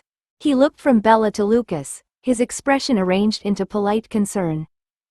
I wanted to make sure you were both all right, Edward Said. Bella's shoulders tightened. We're bruised. The van's worse. Edward glanced toward the nurse, who had turned to return supplies to a cabinet. Tyler lost control on the ice. I happened to be close enough to pull Lucas aside before the van struck the truck. Lucas pressed one dressing over his palm. That doesn't explain the door. The impact crushed it. With your hand between the metal and Bella, Lucas said. Edward's golden eyes fixed on him. You were on the ground after being struck. Shock can distort what people remember. Bella slid down from the bed, wincing when her weight settled. We remember the same thing. The nurse turned back. Is there a problem? No, Edward sighed smoothly. I was explaining what happened. Mike appeared behind him, Angela close at his shoulder. Mike's gaze moved between the three of them. They already know what happened. Half the school saw it. Half the school saw a van slide, Angela said. Her quieter attention settled on Bella. Are you sure you're ready to be here? Bella reached for Lucas's backpack before he could stop her, then handed it to him with deliberate care. We're ready. Lucas recognized the decision in her face. She wasn't accepting Edward's explanation, and she wasn't going to argue where the nurse, Mike, and Angela could hear every word. He stepped beside her, their shoulders nearly touching. Edward watched them close ranks. His expression remained calm, but Lucas saw the calculation beneath it. Mike held the door open. Come on. Jessica's been telling everyone the van nearly flattened both of you. Bella walked past him. Then we'd better correct her. Lucas followed, aware of Edward falling into step behind them. The Cullens wanted the accident contained. Bella had already decided containment wouldn't require her cooperation. Edward caught Lucas near the rear stairwell after second period, where the corridor narrowed between the science rooms and an emergency exit. Bella had gone ahead with Angela, but she looked back before turning the corner. Lucas gave her a small nod that promised he wasn't disappearing. She didn't look convinced. Edward waited until the nearest classroom door closed. You're drawing attention to something that saved both your lives. Lucas adjusted the strap of his backpack, careful of his covered palms. You left 5 handprints in a van door. I didn't put them there. I had less than a second to act. And I'm grateful you acted. Lucas kept his voice low as 2 students passed the far end of the corridor. That doesn't make your explanation believable. Edward's expression tightened. Most people prefer a poor explanation to an impossible one. Bella isn't most people. Neither are you. Edward stepped closer, not threatening him so much as studying him. I can't hear either of you, but Bella reacts like someone frightened and angry. You react like someone checking evidence. Lucas felt the danger in answering too quickly. Edward couldn't hear his thoughts, but he could watch his breathing, pulse, posture, and every pause between words.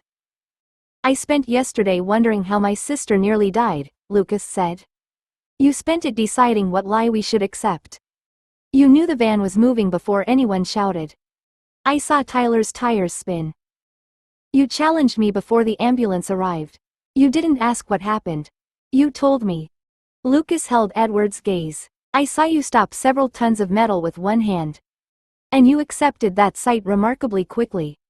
What would screaming have improved? Edward's eyes narrowed. Your reactions don't match your age. Lucas's shoulders stiffened, though he forced his hands to remain loose. I covered Bella because there wasn't time to do anything better. Afterwards, I looked at the thing that nearly killed her and asked why it stopped. That's not maturity, it's attention. You're certain something impossible happened. So are you. The words landed harder than Lucas intended. Edward glanced toward the occupied classrooms, then back at him. The polite concern had vanished from his face. You don't understand what you're pressing against, Edward sighed quietly. Lucas stepped aside from the stairwell door, refusing to let Edward's size or stillness pin him there. Then stopped giving Bella reasons to press harder. Footsteps approached from the main corridor, quick and light against the tiled floor. Edward's head turned before Lucas heard them clearly, and irritation crossed his face with enough familiarity that Lucas knew who was coming. Alice rounded the corner with a stack of books held against her chest. Her eyes moved from Edward's rigid posture to Lucas standing beside the stairwell door, and her bright expression tightened into something more deliberate. There you are, Alice said. I've been looking for you. Edward faced her. This is a private conversation. No, it's an argument beside 3 occupied classrooms. Alice stopped between them without appearing to take either side. Someone's going to open a door and decide you're threatening him. Lucas glanced toward the nearest classroom. A teacher's voice carried through the wall, followed by the scrape of chairs. He stepped farther from Edward, though the retreat left a sour taste in his mouth. He was explaining why I shouldn't believe what I saw. Edward's jaw tightened. I was explaining why repeating it is dangerous. Alice shifted her books into one arm. And you thought cornering him at school would make him less suspicious? I'm already suspicious, Lucas said. I noticed. Alice's mouth softened, but worry remained in her eyes. Bella noticed too. She's been watching this end of the corridor since Angela took her upstairs. Edward looked toward the corner as though he could see through the wall. Lucas suspected he could hear Bella's voice from far beyond it. Alice lowered her voice. If she comes back and finds you standing over Luke, she'll assume the worst. Then Mike will hear about it, Jessica will improve the story, and by lunch everyone will think Edward Cullen threatened one of the twins he supposedly saved. I'm not threatening him, Edward Said. Lucas adjusted his backpack strap. You're doing an impressive imitation. Alice gave Edward a pointed look, then turned to Lucas. Meet me after school, near the eastern edge of the car park. We can talk without half the school listening. Edward folded his arms. About what? The accident, Alice said. And why your explanation made everything worse. Lucas studied her face. She wasn't promising the truth, but she was offering something more useful than Edward's denial. Refusing would leave Bella pushing alone, and Lucas had already decided he wouldn't let that happen. Why separately? Lucas asked. Because people watch my family, Alice replied. At the moment, they're watching you too. The classroom door handle moved behind her. Alice stepped aside, restoring a harmless distance between Lucas and Edward before the door opened and two students emerged carrying notebooks. Lucas tightened his grip on his backpack strap. I'll be there. Alice smiled, though concern remained beneath it. Good. Bring a coat. Bella was waiting beside Lucas's truck when the final bell emptied the school. She stood with her arms folded over her coat and watched him approach from the main entrance. Alice had already crossed the car park with the other Cullens, but Lucas could see her near the eastern boundary, half hidden by the line of trees. You're meeting her, Bella said. Lucas stopped beside the driver's door. She asked to talk about the accident. And Edward cornered you after second period. Bella took hold of his sleeve before he could reach for his keys. Angela saw you come back from the rear corridor with him and Alice. He didn't hurt me. That's not the reassuring answer you think it is. Bella glanced toward Alice, then returned her attention to Lucas. Yesterday you told me not to pretend I hadn't seen something impossible. Today you're about to walk off alone with one of the impossible people. Lucas lowered his voice as students passed behind them. Alice isn't going to hurt me. You don't know that. He did, but explaining why would expose far more than Alice's secret. Lucas looked down at Bella's hand on his sleeve. Her knuckles had gone pale from the strength of her grip. I know she stopped Edward from making things worse, he said. I know she wants to explain something, and I know we won't learn anything by refusing to listen. Bella released him, but only to step between Lucas and the eastern edge of the car park. Then I'm coming. No. Lucas saw anger rise in her face and corrected himself before the refusal became another decision made for her. Not because I think you can't handle it. She asked to meet me alone, and if I bring you without warning, she may leave. So you get answers, and I wait at home? You get everything that affects you. Bella searched his face. Who decides what affects me? Lucas felt the trap because it wasn't a trap at all. It was the question beneath every careful omission he'd made since the van. You do, he said. I won't promise to tell you every private thing someone trusts me with. But if there's a threat to you, Dad, or our home, I won't decide around you. Bella's expression remained guarded. That includes whatever Edward is. Yes. And whatever Alice is? Yes. She stepped aside at last. Then go. But I'm waiting here, and if you vanish into those trees, I'm following. Lucas handed her the truck keys. Sit inside. Lock the doors. Bella caught the keys and gave him a flat look. Don't ruin the promise before you've crossed the car park. Lucas nodded, accepted the correction, and turned toward Alice. She waited beneath the trees with her hands in her coat pockets, watching him come with an expression that held relief and apprehension in equal measure. 8. The girl who already knew. Alice waited beneath the trees with her hands buried in the pockets of a short black coat. Relief crossed her face when Lucas reached her, but her gaze moved past him at once, settling on Bella behind the wheel of his truck. She came, Alice said quietly. I promised I wouldn't disappear without telling her where I was going. Lucas glanced back. Bella hadn't started the engine. She watched them through the windscreen with the patience of someone prepared to wait all evening. Alice's mouth tightened. We can't talk here. The tool shop in Port Angeles closes at 6, and I've already told my family that's where we're going. You planned a shopping trip as an alibi?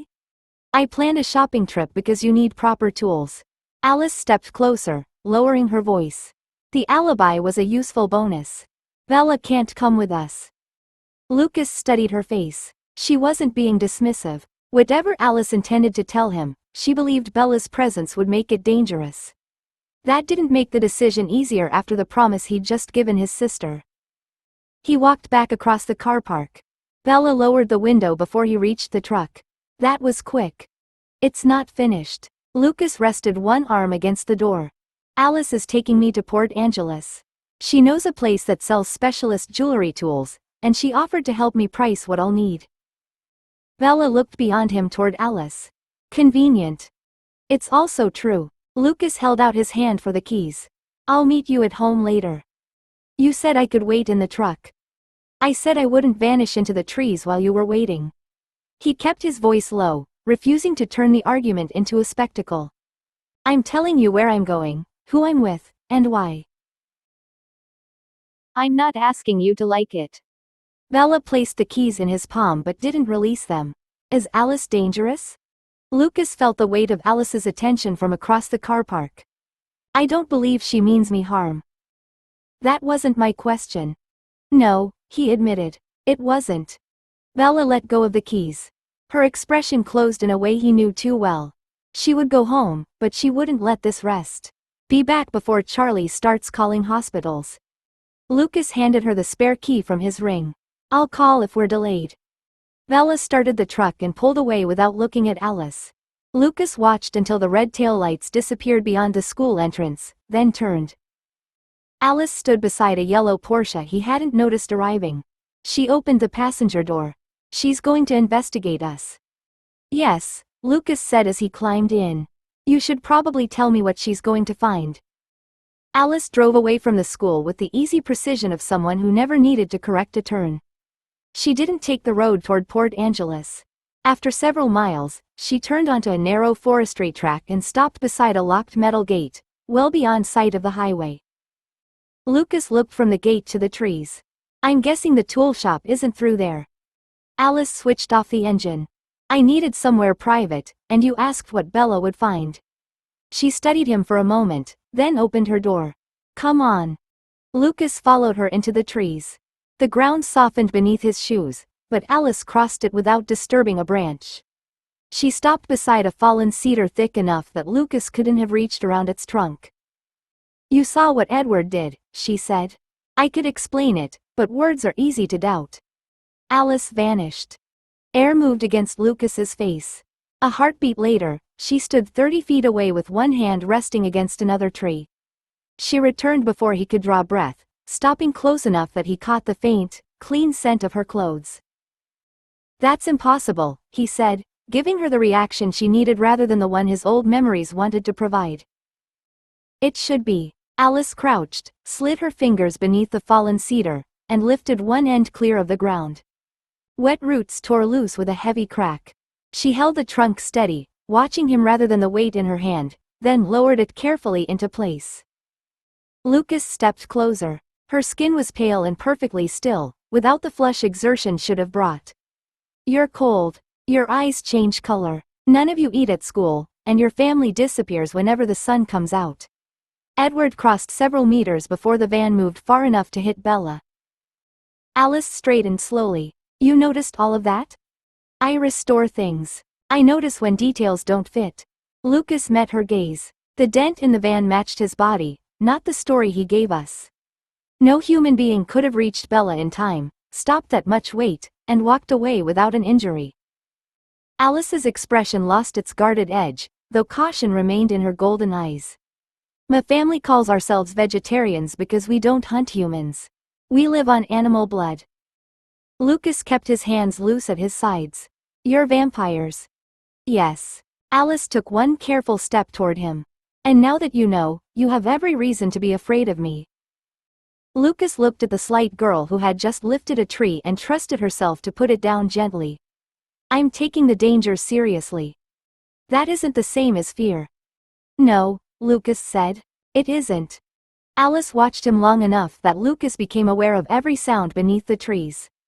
Water tapped from the cedar branches, and a bird shifted somewhere above them. Her stillness wasn't empty. He could almost see her arranging questions by how dangerous their answers might be. You're not what I expected, she said at last. Lucas glanced toward the fallen cedar. Most people don't expect the jewelry enthusiast to handle vampire revelations well. A smile touched her mouth, then disappeared. I've seen you before, not clearly, and never for long. You were always near Forks, but the futures changed whenever I tried to look closer. She stepped around him, studying his face from another angle. Since you arrived, they feel new. As though choices are being added while I'm watching. Lucas kept his breathing even. Alice couldn't see his past, but the truth sat behind his ribs like a locked box. He couldn't explain reincarnation, wishes, or why he had known her name before she introduced herself. He could only give her the part of his life that belonged in this world. Something changed on the flight here, he said. I started noticing objects differently. Not just how they were made, but what they could become. Alice's gaze dropped to his hands. The ring designs. And the sketches. Metal, stone, tools, even the van after Edward stopped it. Lucas rubbed his thumb across a rough patch on his palm. Sometimes I look at an object and understand how its shape, material, and purpose fit together. Other times I know what should be possible, but I couldn't make my hands do it if my life depended on it. Alice moved closer and gently took his right hand. Her fingers were cold and hard, yet she handled him with care. She turned his palm upward, tracing the faint pressure marks left by pencils and borrowed tools. Does it frighten you? She asked. The knowledge doesn't. Lucas looked down at their joined hands. Thinking I understand more than I can actually do probably should. Alice's thumb paused against his skin. I can't see where it came from. Neither can I, Lucas said, giving her the safest truth he possessed. It appeared recently, and I'm still working out what it means. She searched his expression, but she didn't demand proof or accuse him of hiding something. Instead, she released his hand and nodded once. Then we'll treat it as an unexplained human gift, Alice said. My family has enough unexplained vampire ones.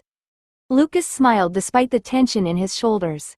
Her acceptance brought relief, but it also made the next decision unavoidable. Alice had trusted him with the truth. Bella was still driving home without it. Alice looked toward the track, but she didn't move back to the Porsche. There's one more thing I need from you. Lucas waited. The trees stood close around them, keeping the road and passing cars out of sight. Alice's earlier trust had eased some of the pressure between them, but the caution returning to her face told him this request belonged to her family rather than to the future she saw with him. You can't tell Bella what we are, Alice said. Not yet. Lucas lowered his gaze to the damp leaves beneath his shoes. Bella had already accused him of walking alone toward impossible people. Returning home with the answer and refusing to share it would confirm every fear she had about Alice drawing him away. She nearly died because of this secret, he said. Edward saved her, but his explanation insulted her intelligence. Now I'm supposed to help protect the same lie. Alice stepped closer. It isn't only a lie. Carlisle built our lives around keeping humans safe from us and keeping our existence hidden. Bella knowing would affect everyone in my family. I understand that. Lucas rubbed his thumb across his palm, remembering Bella's grip on his sleeve in the car park. The truth belongs to you. It isn't mine to give away because keeping it is uncomfortable. Relief softened Alice's expression, but Lucas raised a hand before she could answer. That doesn't mean Bella will stop, he said. She saw Edward cross the car park. She's noticed your eyes, your skin, the way none of you eat, and how often your family disappears. Now she knows you brought me somewhere she wasn't allowed to follow. Alice's gaze shifted beyond him as a vision caught her. She remained still for several seconds, then focused on Lucas again. She asks more questions in almost every future. You can't manage that out of her. Lucas held her eyes. Neither can I if I give her the answer. I take the discovery away from her. If I lie badly enough, I make her think you're controlling me. Alice considered that, then nodded. So you keep our secret, and Bella chooses what she does with the evidence. Yes. I won't coach her, and I won't send her toward an answer. But I'm not going to make her doubt what she saw. Alice reached for his hand and squeezed it once. That's fair. Lucas followed her back toward the Porsche. He had protected Alice's confidence and preserved Bella's right to reach her own conclusion. Neither choice felt clean. By the time the engine started, he already knew Bella would hear the missing truth in every careful word he brought home. 9. The secret he brought home. Bella had been staring at the same page of her biology book for 20 minutes when headlights crossed the kitchen window. She closed the book and listened as a car door shut outside. The van's crushed side kept returning to her whenever the house went quiet. Edward beside her without crossing the space between, his hand against steel, and 5 deep hollows where metal should have broken bone. The front door opened. Lucas stepped in carrying a paper bag and 3 glossy catalogs tucked beneath one arm. His hair was damp, and the careful way he checked the living room before looking toward the kitchen told Bella he'd hoped Charlie might be home. He's still at the station, Bella said as Lucas hung up his coat. So you don't need to pretend this was an ordinary shopping trip yet. Lucas carried the bag to the table and set it beside her book. It was partly an ordinary shopping trip. Alice showed me a supplier with proper engraving tools. Bella pulled the top catalog free. Folded corners marked pages for gravers, small hammers, clamps, and magnifying lenses. Real prices had been circled in pencil. The evidence was almost irritating in its neatness. You drove all the way to Port Angeles to look at tools you could have found in a catalog? I needed to see what they felt like in my hand. Lucas took the chair opposite her rather than escaping upstairs. Most of them cost more than I expected, so I didn't buy anything. And that required me to stay behind? His fingers settled against the paper bag. Alice needed to speak privately. Bella opened the bag and found a packet of polishing cloths, a cheap brass practice blank, and a receipt for less than $10. Nothing dangerous. Nothing that explained why Alice Cullen had watched Bella through the windscreen as though her presence would ruin the conversation. What did she tell you? Bella asked. Lucas met her eyes. Something about her family. That's not an answer. It's the part one can give you. Bella pushed the catalogs back across the table. Did she explain Edward? Lucas's pause was brief, but it was there. We talked about the accident. And Alice doesn't mean me harm. Bella leaned back, studying the brother who had once been terrible at keeping birthday presents secret. Every reply sounded harmless. Together, they outlined the space he refused to enter. You came home with catalogs, she said, but whatever mattered happened somewhere I wasn't allowed to be. Lucas looked down at the circled tools. He didn't deny it, and Bella's suspicion settled into something firmer. Bella kept her eyes on Lucas while he gathered the catalogs into a neat stack. He aligned their edges twice, giving his hands something to do instead of meeting the question still waiting between them. You made me a promise yesterday, she said. You said you wouldn't hide a threat that affected me, Dad, or our home. Lucas stopped with one catalog half lifted. I remember. Edward nearly got crushed between me and a van. Alice took you somewhere private to explain her family, and now you won't tell me what she said. Bella pushed the brass blank across the table with one finger. How does that not affect me? It does. Lucas lowered the catalog and sat back. He looked tired rather than defensive, which only made the carefulness of his answer worse. But not every part of it belongs to me. Bella stared at him. You're using privacy to avoid answering whether I'm in danger. No, I'm saying the Cullens are no threat to you or me or Charlie. Lucas leaned forward, resting his forearms on the table. I'm saying Alice trusted me with something about her family. I can't take that from her because you're angry with me. I'm not angry because you have a secret. Bella kept her voice low, though the pressure behind it made each word feel harder. I'm angry because you promised I'd know about dangers touching my life, then came home and started deciding which pieces count. Lucas looked toward the dark kitchen window. Alice isn't threatening us. You said that before. Because it's true. And Edward?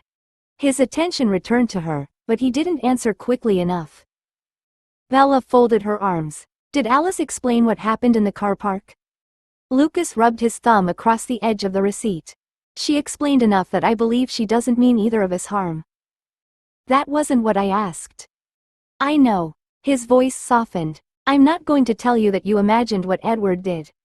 I'm not going to repeat his story about being close enough to pull me aside.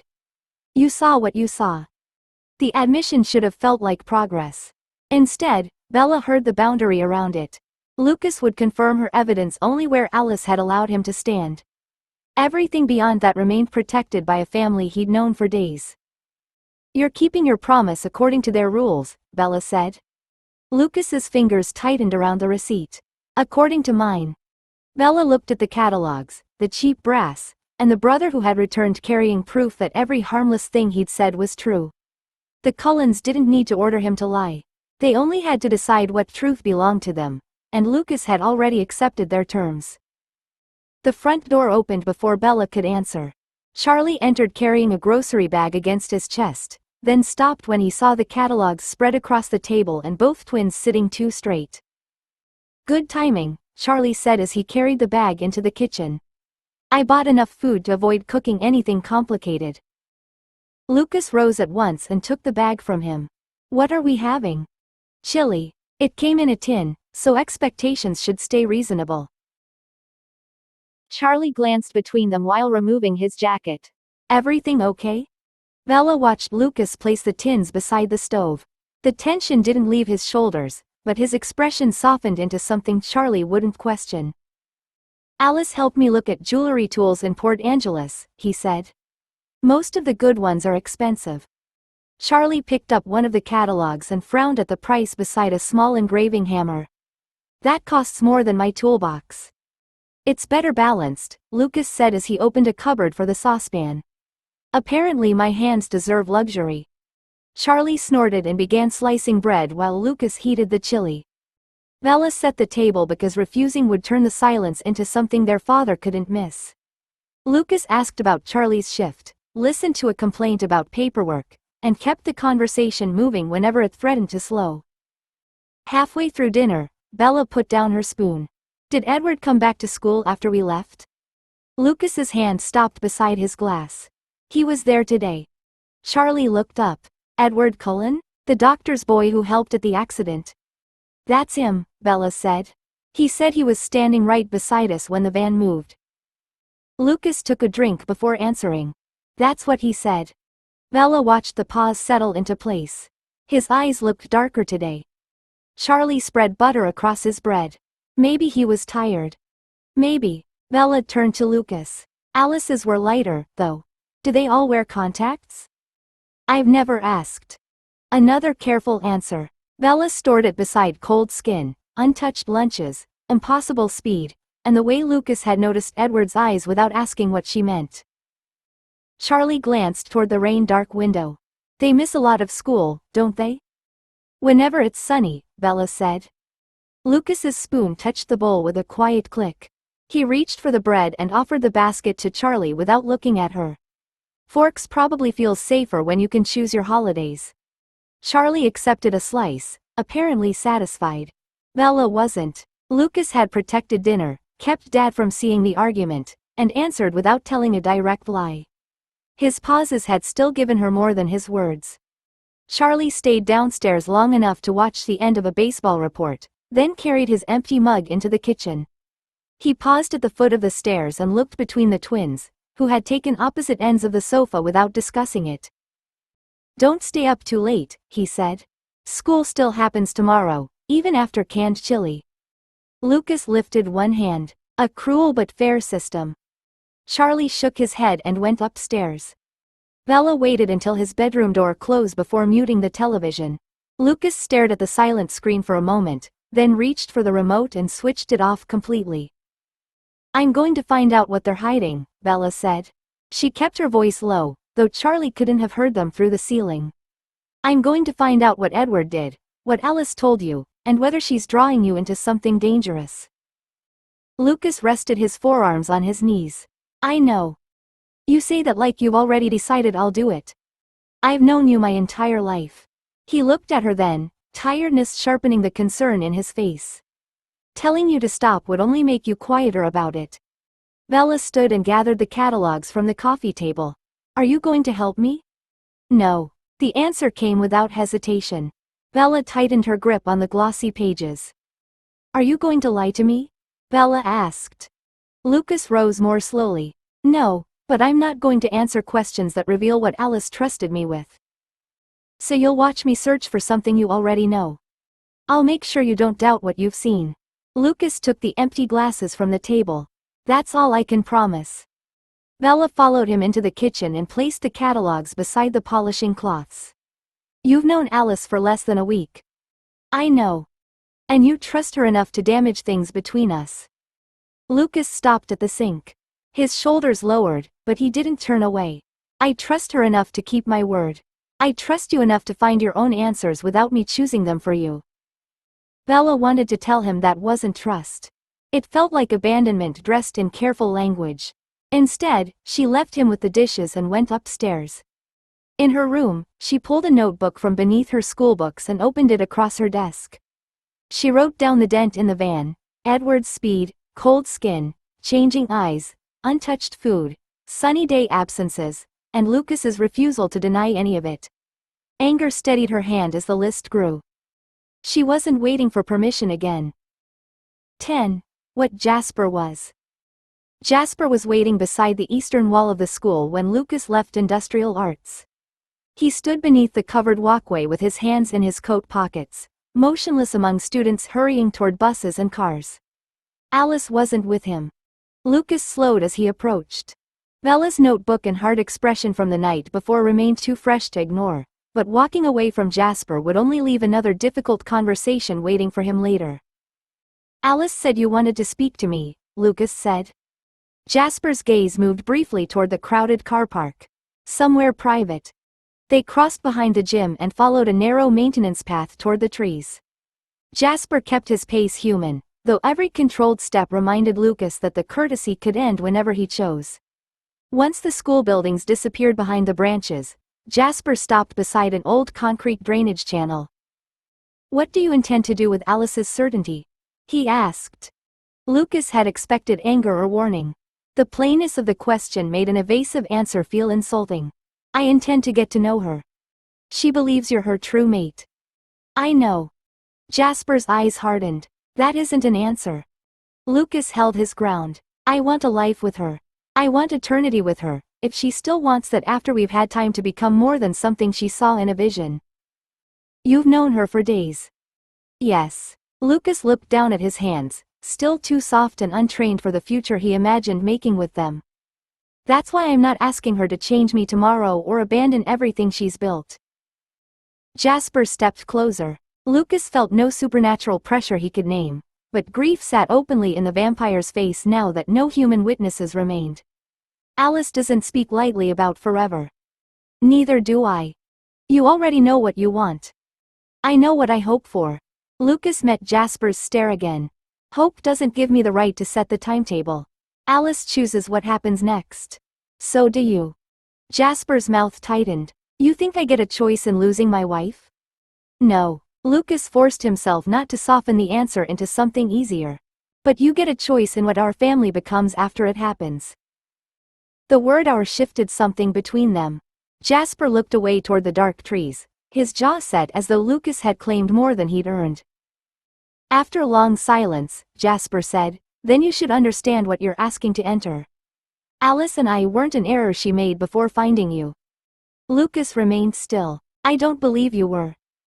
Jasper turned back to him, and the restraint in his face finally opened onto the history beneath it.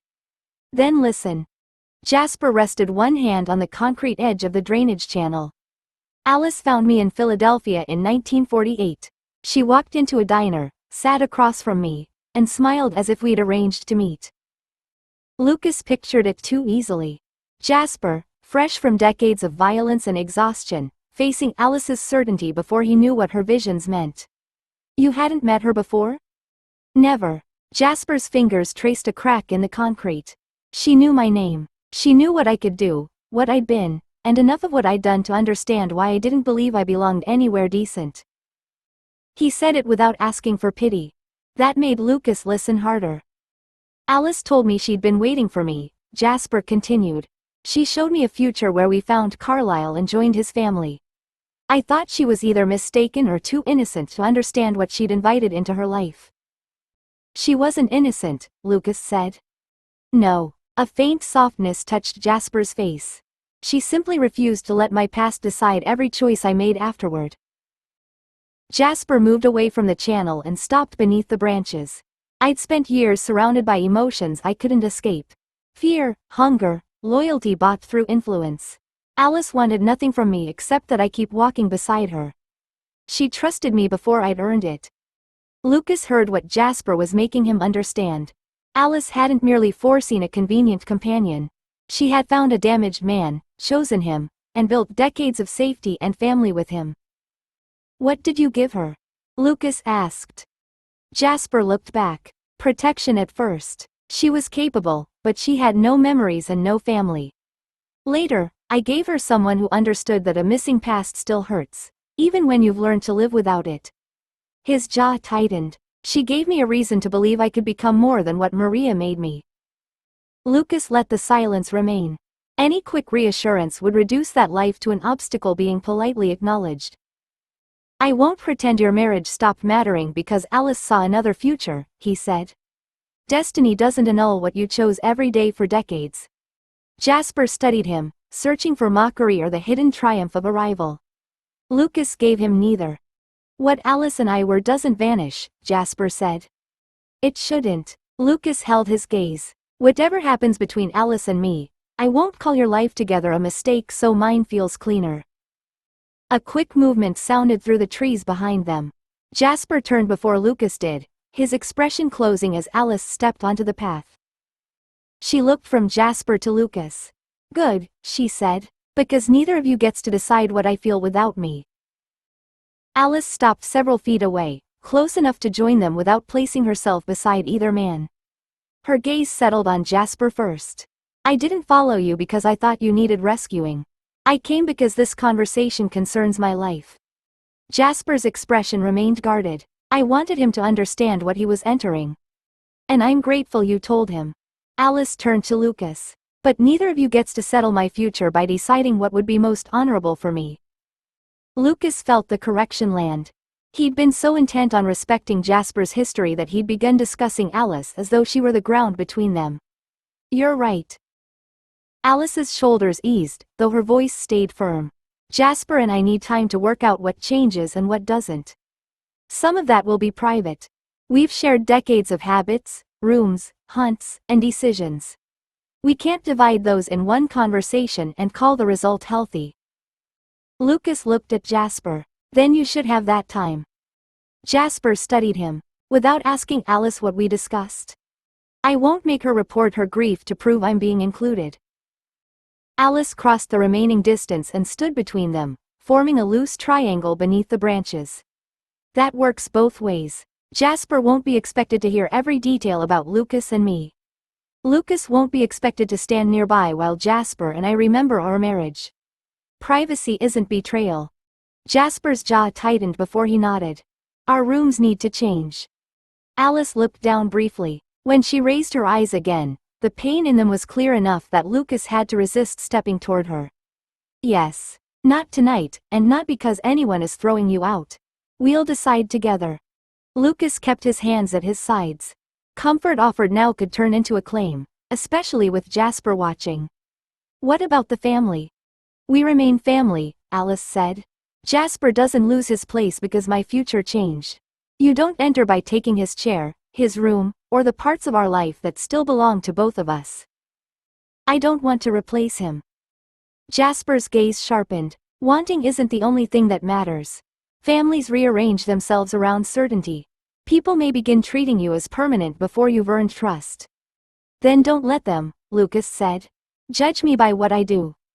Alice reached out and took Lucas's hand, then offered her other hand to Jasper. He looked at it for a long moment before accepting. No pretending this doesn't hurt, Alice said. No using the hurt to punish anyone. And no deciding my feelings for me. Jasper's fingers closed gently around hers. Those are terms I can live with. Lucas held Alice's cold hand and understood that entering her future meant making room for the life already standing beside her. Alice released their hands without stepping away. Jasper looked down at the space her fingers had left in his, then turned toward the school. Students were beginning to leave, their voices carrying faintly through the trees. "I won't ask Alice to erase you," Lucas said. "Not from her life, this family, or the years that made her who she is." Jasper studied him in silence.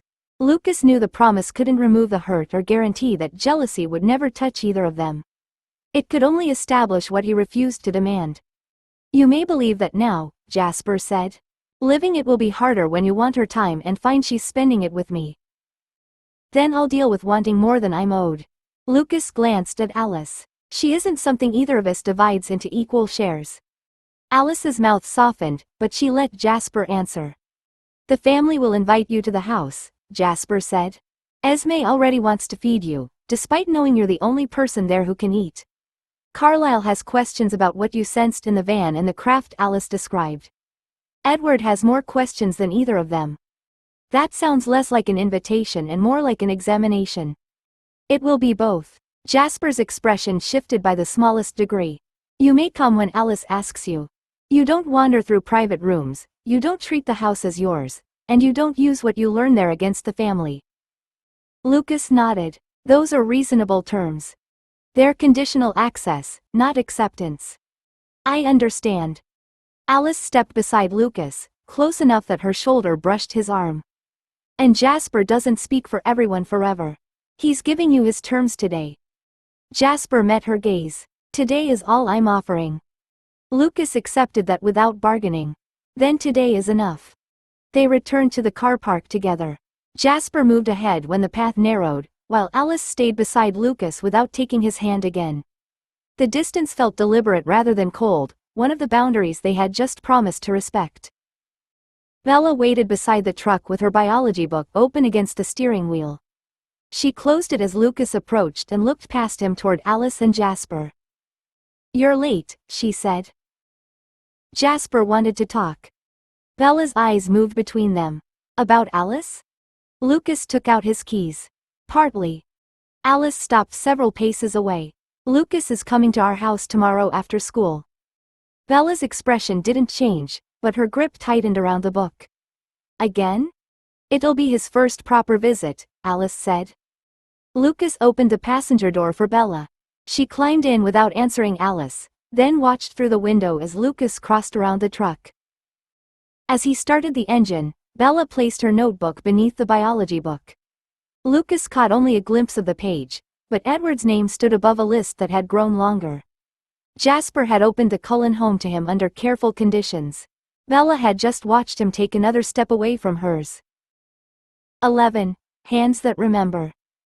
Rain pressed against the kitchen windows all Saturday morning, turning the yard into wet grass and shallow puddles. Charlie had left a list on the refrigerator before starting breakfast, and Lucas worked through it beside Bella without complaint. He carried laundry downstairs, tightened the loose handle on a cupboard, and cleared his textbooks from the dining table while Bella vacuumed around his feet with increasing aggression. "You could move," she said, nudging his ankle with the vacuum head. "You could ask politely." "I did. The first 3 times." Charlie set a plate of toast beside the stove. "You two have been home less than 2 weeks. I was hoping the peace might last until February."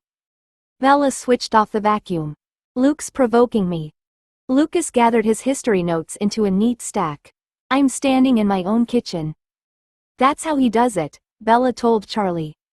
Charlie shook his head, but the smile stayed on his face as he opened the drawer beneath the telephone. He searched behind old batteries and takeaway menus, then removed a small metal watch with a scratched face and a broken leather strap. "Since you're looking for things to fix." Lucas accepted it carefully. The watch was heavier than it looked, an old police issue piece with a worn steel case and Charlie's initials engraved on the back. One half of the clasp had snapped away, but the deeper problem revealed itself when Lucas turned the crown. The hands dragged, stopped, then jumped forward together. "How long has it been broken?" Lucas asked. Charlie poured coffee into his chipped mug. 6 years. A suspect caught the strap during an arrest. I put it in the drawer and forgot about it. You kept it. It was a retirement gift from your grandfather. Charlie's gaze settled on the watch before he looked away. No point throwing it out. Bella leaned against the counter, studying Lucas rather than the object. Can you actually repair that? Knowledge opened inside him at once. He could see the movement stripped, cleaned, balanced, and improved. Finer metals and careful inscriptions might make it resist impact, correct its own drift, or carry Charlie's pulse through the case. His mind supplied wonders his hands had never earned. Lucas closed his fingers around the watch without opening the back. I can examine it. I'm not promising more until I know what's damaged. Charlie lifted his mug. That sounds expensive. It's free if you let me use the dining table. Bella looked at the homework Lucas had just cleared away. And there goes my afternoon. Lucas met Charlie's eyes. May I try? Charlie hesitated, then nodded toward the watch. Try to make it run. Don't turn it into something too precious to wear. Lucas understood the request beneath the words. Charlie didn't want a showpiece. He wanted his father's watch back. I won't, Lucas said. Reliable comes first. Lucas spread a clean tea towel across the dining table and arranged the tools he'd found in Charlie's garage. None were meant for watchmaking. A jeweler's screwdriver from an old spectacle kit came closest, while tweezers, wooden cocktail sticks, and a bright desk lamp completed the improvised bench. Bella carried over 2 cereal bowls and set them beside him. For parts, she said. One for things you understand and one for things you're pretending to understand. Lucas placed the watch in the center of the towel. You're welcome to leave. And miss you discovering humility? Bella pulled out the neighboring chair. I've waited 17 years. He removed the back carefully and exposed the movement. Dirt clung around the case edge, while dried lubricant had darkened between the plates. The balance wheel moved reluctantly when he touched it with the wooden tip. He knew how to dismantle the mechanism, reshape the damaged spring, polish each pivot, and rebuild the whole movement to finer tolerances than its maker had intended. His fingers didn't share that certainty. The screwdriver slipped from the first screw and scratched the inner case. Lucas stopped, jaw tightening, then reset the tip. On the second attempt, the screw came free. He placed it in Bella's left bowl. That one goes there? She asked. Upper bridge screw. Bella took a sheet of paper and drew a rough circle around the bowl. Upper bridge. See? Useful assistant. Lucas removed the bridge, then reached for the damaged spring beneath it. His thumb cramped before the tweezers closed properly. The spring shifted, caught against the plate, and bent farther than it should have. Lucas froze with the tweezers still held above it. Bella leaned closer. Did you break it? Not yet. Lucas released the pressure one fraction at a time until the spring settled. A line of pain ran through his hand and into his wrist. He flexed his fingers beneath the table before trying again. Bella watched the movement. Alice knew what tools you needed in Port Angeles. Lucas kept his attention on the watch. She listened when I talked about jewelry. You barely talked about jewelry before we came here. I've always liked old watches and metalwork. I know. Bella sorted the removed screws by size, using the edge of a postcard to keep them apart. But now Alice knows which tools you need. You know how to open Grandpa's watch, and you're acting like one mistake means you failed an exam nobody else can see. Lucas looked at the spring resting crookedly beneath the bridge. Bella's suspicion wasn't aimed only at Alice. She'd noticed how sharply his judgment had changed, even if his interests remained familiar. I know what the repair should look like, he said. That doesn't mean I can make my hands do it yet. Bella nudged the bowl closer to him. Then stopped trying to impress the invisible examiner. Lucas eased his shoulders and reached for the tweezers again. This time he supported his wrist against the table before touching the spring. He set the bent spring aside. Repairing it properly required tools he didn't have and control his aching fingers couldn't yet provide. He could keep chasing the elegant solution in his head, or he could restore what the watch actually needed. We're changing the plan, he said. Bella looked up from her labeled parts. Does the invisible examiner object? He can file a complaint. Lucas removed the remaining bridge screws and placed them in order.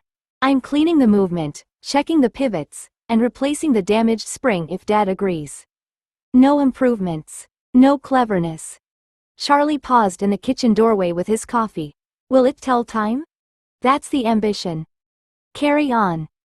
Lucas dipped a wooden tip into a shallow cap of cleaning fluid and worked around the darkened edges of the movement. Dirt lifted slowly, leaving brass and steel visible beneath it. Bella changed the tips whenever they grayed, while Lucas cleaned each accessible surface and returned the parts to her improvised map. The work became easier when he stopped comparing every motion with the flawless technique inside his mind. His fingers still cramped, and twice he had to rest them flat against the table, but each screw returned without slipping. When he replaced the spring with a modest spare from Charlie's box of broken watches, the balance wheel began moving in small, steady beats. Bella leaned close enough for her hair to brush Lucas's shoulder. Is that good? It's alive. Lucas turned the crown and watched the minute hand advance cleanly. Now it needs a strap. The original clasp couldn't be trusted. Rather than reproduce its decorated shape, Lucas found a thin strip of brass in the garage and marked a simpler pattern. He cut it with a small hacksaw, filed the edges smooth, then bent it around the shaft of a screwdriver until it formed a plain hook clasp. Bella examined it between two fingers. Grandpa's was prettier. Grandpa's is broken. That sounded almost wise. Lucas fitted the clasp to the old leather strap, pinched the retaining loop closed, and pulled until the leather creaked. It held. No hidden line brightened beneath the metal. No inherited power corrected his measurements. The clasp worked because he had cut, filed, bent, tested, and adjusted it. Charlie returned as Lucas closed the case. Well? Lucas wound the watch and placed it against the table. The second hand moved past 12 without hesitation. It'll need checking for drift, Lucas said. And the replacement spring isn't elegant. Charlie picked up the watch carefully. I didn't ask for elegant. Lucas looked at the small scratches his tools had left inside the case, hidden now but remembered. The repair wasn't perfect. It was honest, useful, and his. No, Lucas said. You asked for reliable. Charlie fastened the repaired watch around his wrist and turned his hand beneath the kitchen light. The new brass clasp looked plain against the worn leather, but it held when he flexed his fingers and tugged gently at the strap. Feels like it used to, he said. Lucas began returning the improvised tools to their boxes. Check it against the kitchen clock tonight. It may gain or lose time until the replacement spring settles. Charlie lifted the watch closer to his ear. The quiet ticking seemed to satisfy him more than any polished case could have. Your grandfather wore this every day after he retired. Drove your mother mad because he'd still check it whenever somebody said they were running late. Bella gathered the labeled paper and tipped the sorted screws back into Charlie's box. That sounds hereditary. Charlie glanced at the wall clock, then at his wrist. Some habits are worth keeping. He squeezed Lucas's shoulder before carrying his empty mug to the sink. Good work, son. The praise landed more deeply than Lucas expected. He looked down at the scratched tea towel, dirty wooden tips, and the brass filings gathered near the edge of the table. Nothing there belonged to Celebrimbor. The watch ran because Lucas had accepted what his hands could manage and finished the repair within those limits. Bella nudged a small copper disc with one fingertip. It had been lying beneath the spectacle case, half hidden among Lucas's earlier practice pieces. Shallow lines crossed its surface, some too deep, others wandering where his tool had slipped. What's this supposed to be? She asked. Practice. Lucas took it from her and added it to the pile of failed blanks. The spacing's wrong, and the centerline doesn't close properly. It looks like writing. It's a pattern. He gathered the copper pieces into an old tobacco tin. Nothing useful. Bella watched him close the lid. Alice helped you choose tools for patterns like that? Lucas met her eyes. Jasper's invitation to the Cullen house already sat between them, another fact he couldn't explain without exposing more than Alice had trusted him to keep. She knows people with better equipment than ours. Of course she does, Bella said, then carried the bowls to the kitchen without pressing further. Later, Lucas found the tobacco tin slightly crooked beneath his textbooks. He opened it and counted the blanks. One was missing. Across the hall, Bella sat at her desk with the copper disc beneath her lamp. She turned it until the cut lines caught the light, then opened her notebook to the page headed with Edward's name. Beneath the van damage, cold skin, changing eyes, untouched food, and sunny day absences, she added another entry. Alice knew about Lucas's tools. Lucas knew markings he hadn't used before: forks. Bella closed the notebook and slipped the failed blank into the pocket inside its cover. 12. A place at the bench. Alice's Porsche turned into the Cullen drive on Monday afternoon, and Lucas looked down at the faint copper dust still caught beneath one thumbnail.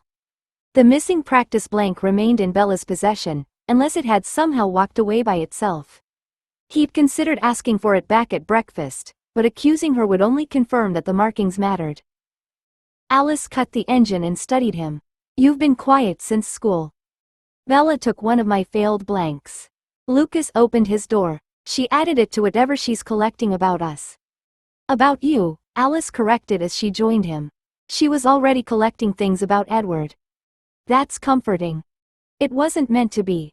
Alice touched his sleeve, then released it before the contact could become a reason to linger. "Rosalie agreed to let you into the garage. She didn't agree to like it." The garage door stood open despite the cold. Rosalie waited behind a steel workbench with her sleeves pushed to her elbows, a pale blue cloth spread before her. She didn't offer a greeting. Instead, she pointed at 3 objects arranged in a row. A body hammer with a loose head, locking pliers whose jaws no longer met squarely, and a length of chrome trim clouded by corrosion.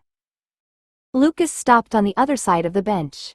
The room held enough equipment to make Charlie's improvised watch tools seem like toys, but Rosalie's expression warned him not to admire anything yet. "You told Alice you restore metalwork," Rosalie said. "Tell me what's wrong."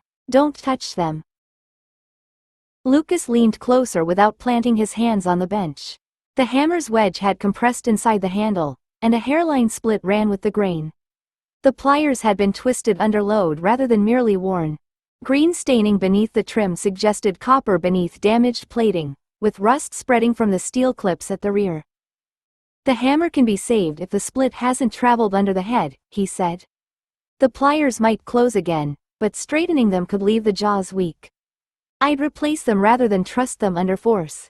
The trim needs the clips removed before cleaning, or the rust will keep feeding under the plating." Rosalie's face gave him nothing. She lifted the trim and turned it over, exposing 2 nearly eaten clips. "And how would you clean the front?" "Start mild. Soap, water, and a soft brush. Then test a hidden section before using anything stronger." "No magic?" "Not until I know what I'm preserving." Rosalie set the trim down and pushed the damaged hammer toward him. "Good answer. Now prove your hands deserve it." Her hand remained beside the body hammer, waiting for him to take it. Lucas wrapped his fingers around the worn handle and tested the head with a cautious twist. It shifted less than a millimeter, but the movement carried through the wood exactly where he'd seen the split. "Remove the head without making the crack worse," Rosalie said. She turned toward a wall of tools. "Choose what you need." Lucas selected a wooden mallet and a drift, then set the hammer across 2 support blocks. The arrangement was sound. His first strike barely moved the head. The second landed squarely, but the steel remained fixed while the impact stung through his palm. Alice leaned against the next bench. "Do you want me to hold it?" "No," Rosalie said before Lucas could answer. "If he needs vampire hands to complete a human repair, he hasn't completed it." Lucas adjusted the supports and struck again. The head moved a fraction, then jammed against swollen wood. Celebrimbor's knowledge offered 6 ways to free it, including one that would have persuaded the fibers to release their grip. None changed the strength in Lucas's wrist. Rosalie stepped beside him. "You're hitting harder because the first method didn't work. The head needs to come off." "That's the result. I asked how you'd get there without worsening the split." Lucas lowered the mallet. He examined the handle again, this time running his thumb along the grain instead of trusting what he already believed. One side had compressed beneath the eye. Driving the head straight down forced that damaged section outward. "I need to relieve the pressure first," he said. "Cut the old wedge, remove it in pieces, then support the split before driving the head free." Rosalie gave a small nod. "Better." She took the locking pliers next and placed a steel rod between the jaws.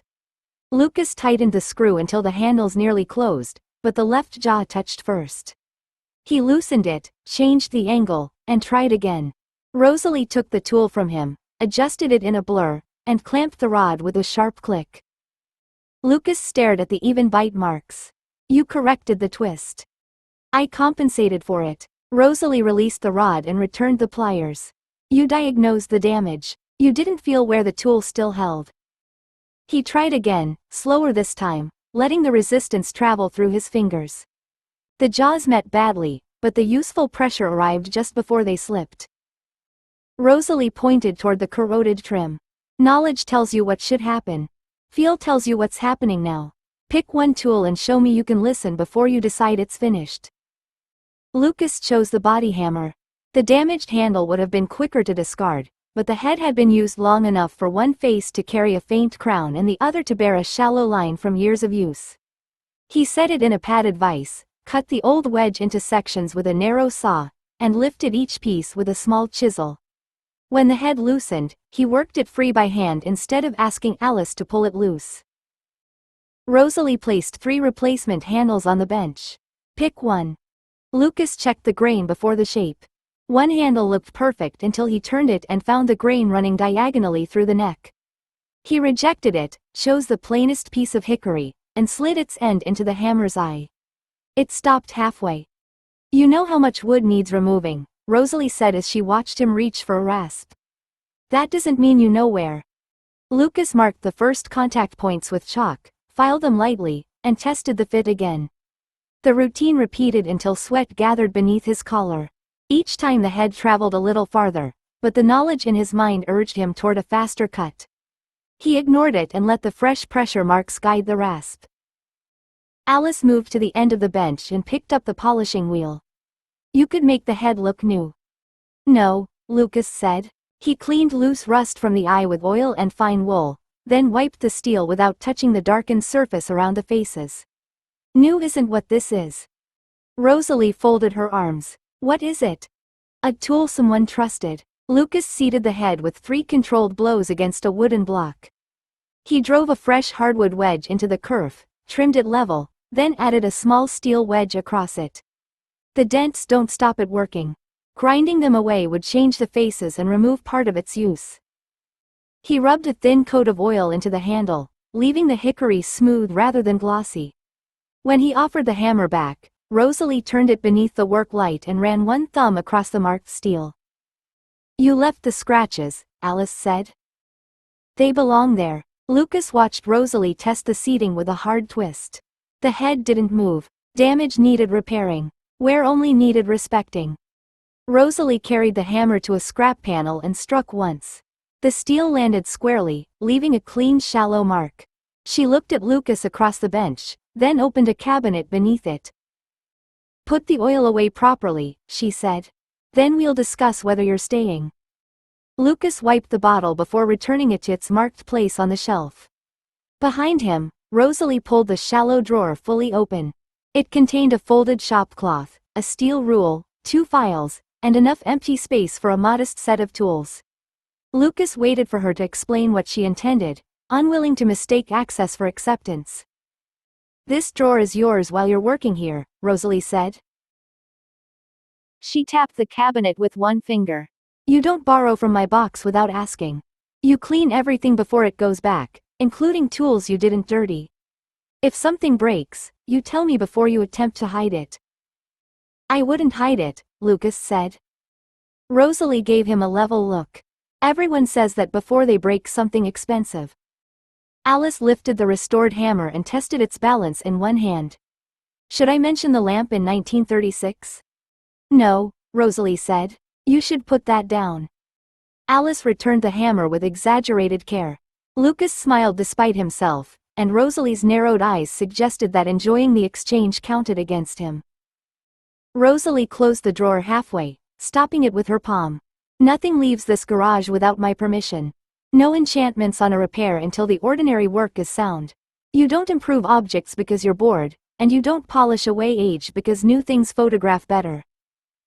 Lucas rested his fingertips against the drawer's edge. What about practice pieces? Bring them. Bring sketches too. Rosalie released the drawer. Don't bring me a ring until you can make a plain tool do exactly one useful thing. The telephone mounted beside the garage door rang before Lucas could answer. Alice crossed it and lifted the receiver. Cullen residence. Her expression brightened with immediate recognition. She held the phone toward Lucas. Your sister sounds annoyed. Lucas accepted it. Hi, Bells. Bella's voice came through clearly. You said you'd meet us at the gym after school. Mike booked the court, Eric brought the ball, and I spent 15 minutes explaining why my brother had vanished with Alice Cullen. Lucas looked at the clock above Rosalie's workbench. He was 40 minutes late. I forgot. Alice covered a laugh with her hand, failed, and turned it into a bright snort that carried directly into the receiver.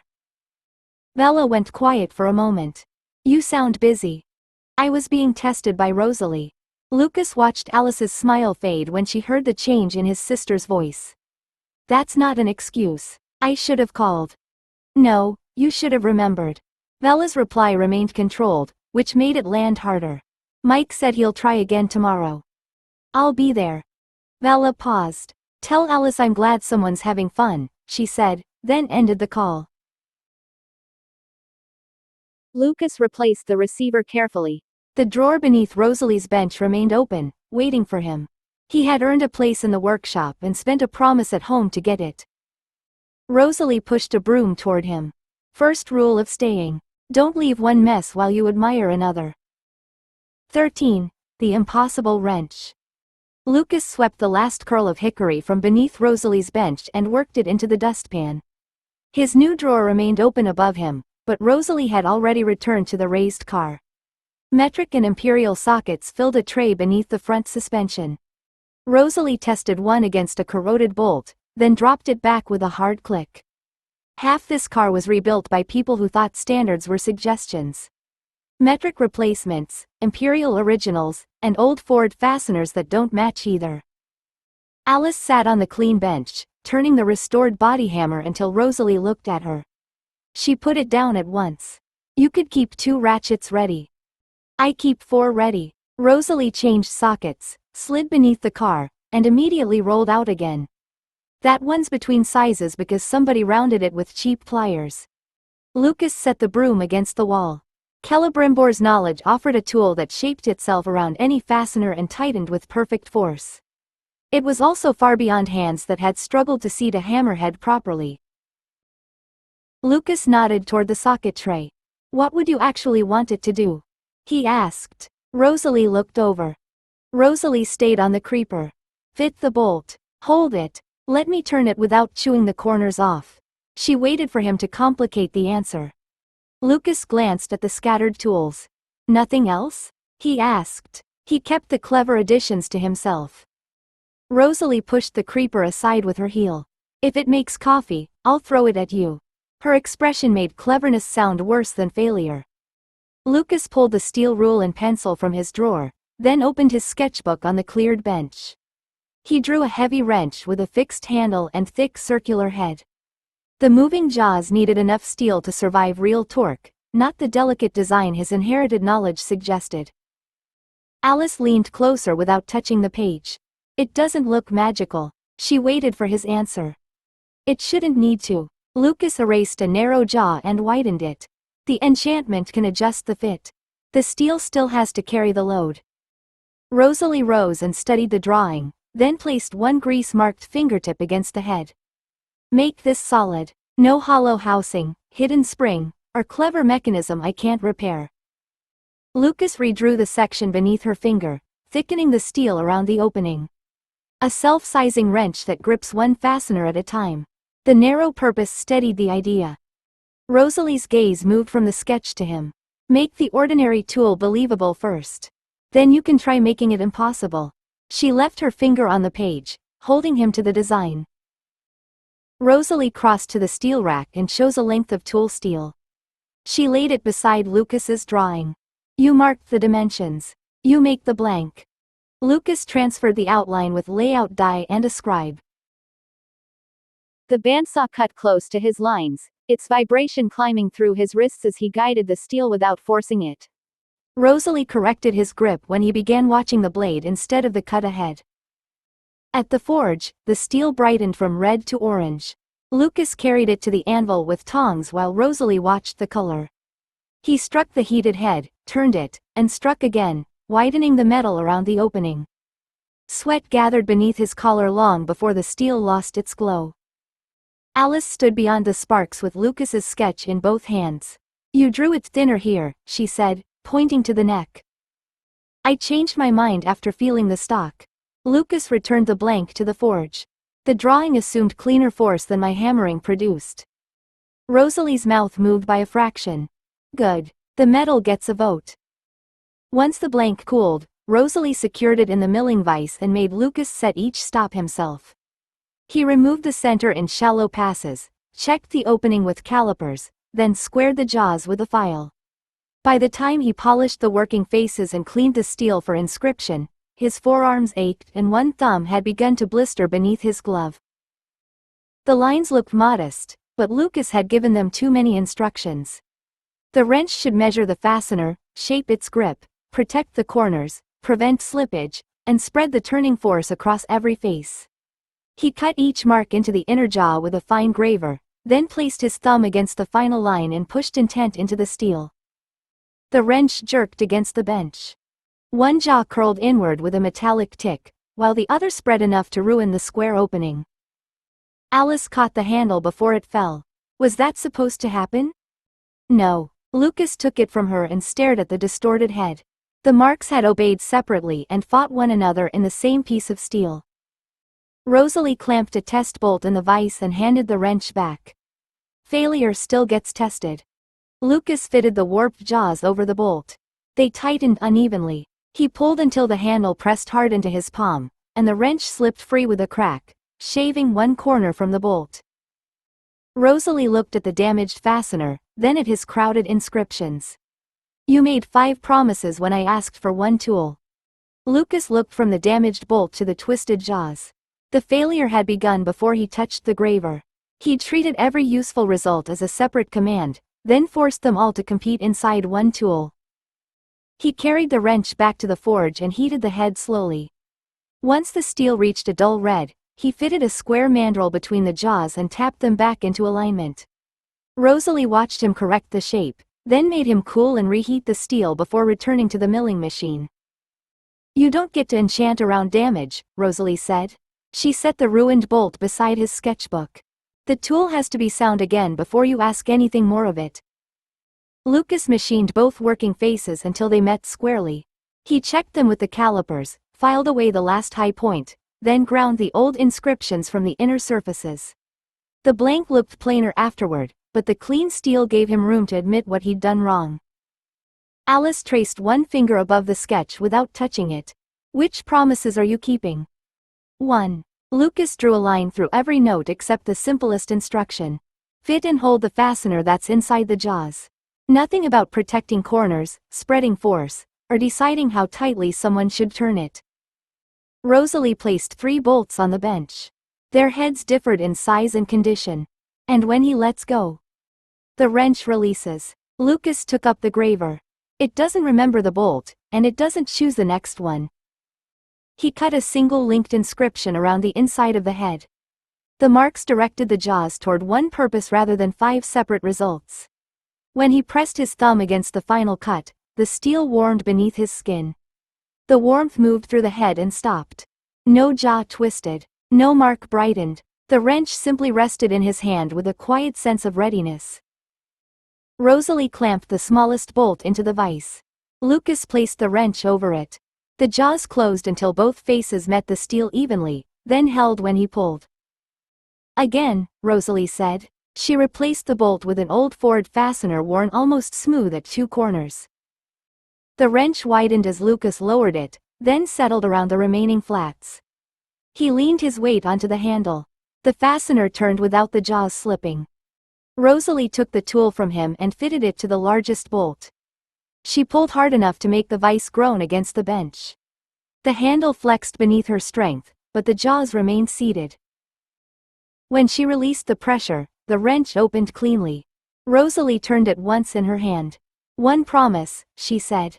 "And this time, the steel believed you." She carried the wrench to the tool chest and opened the top drawer.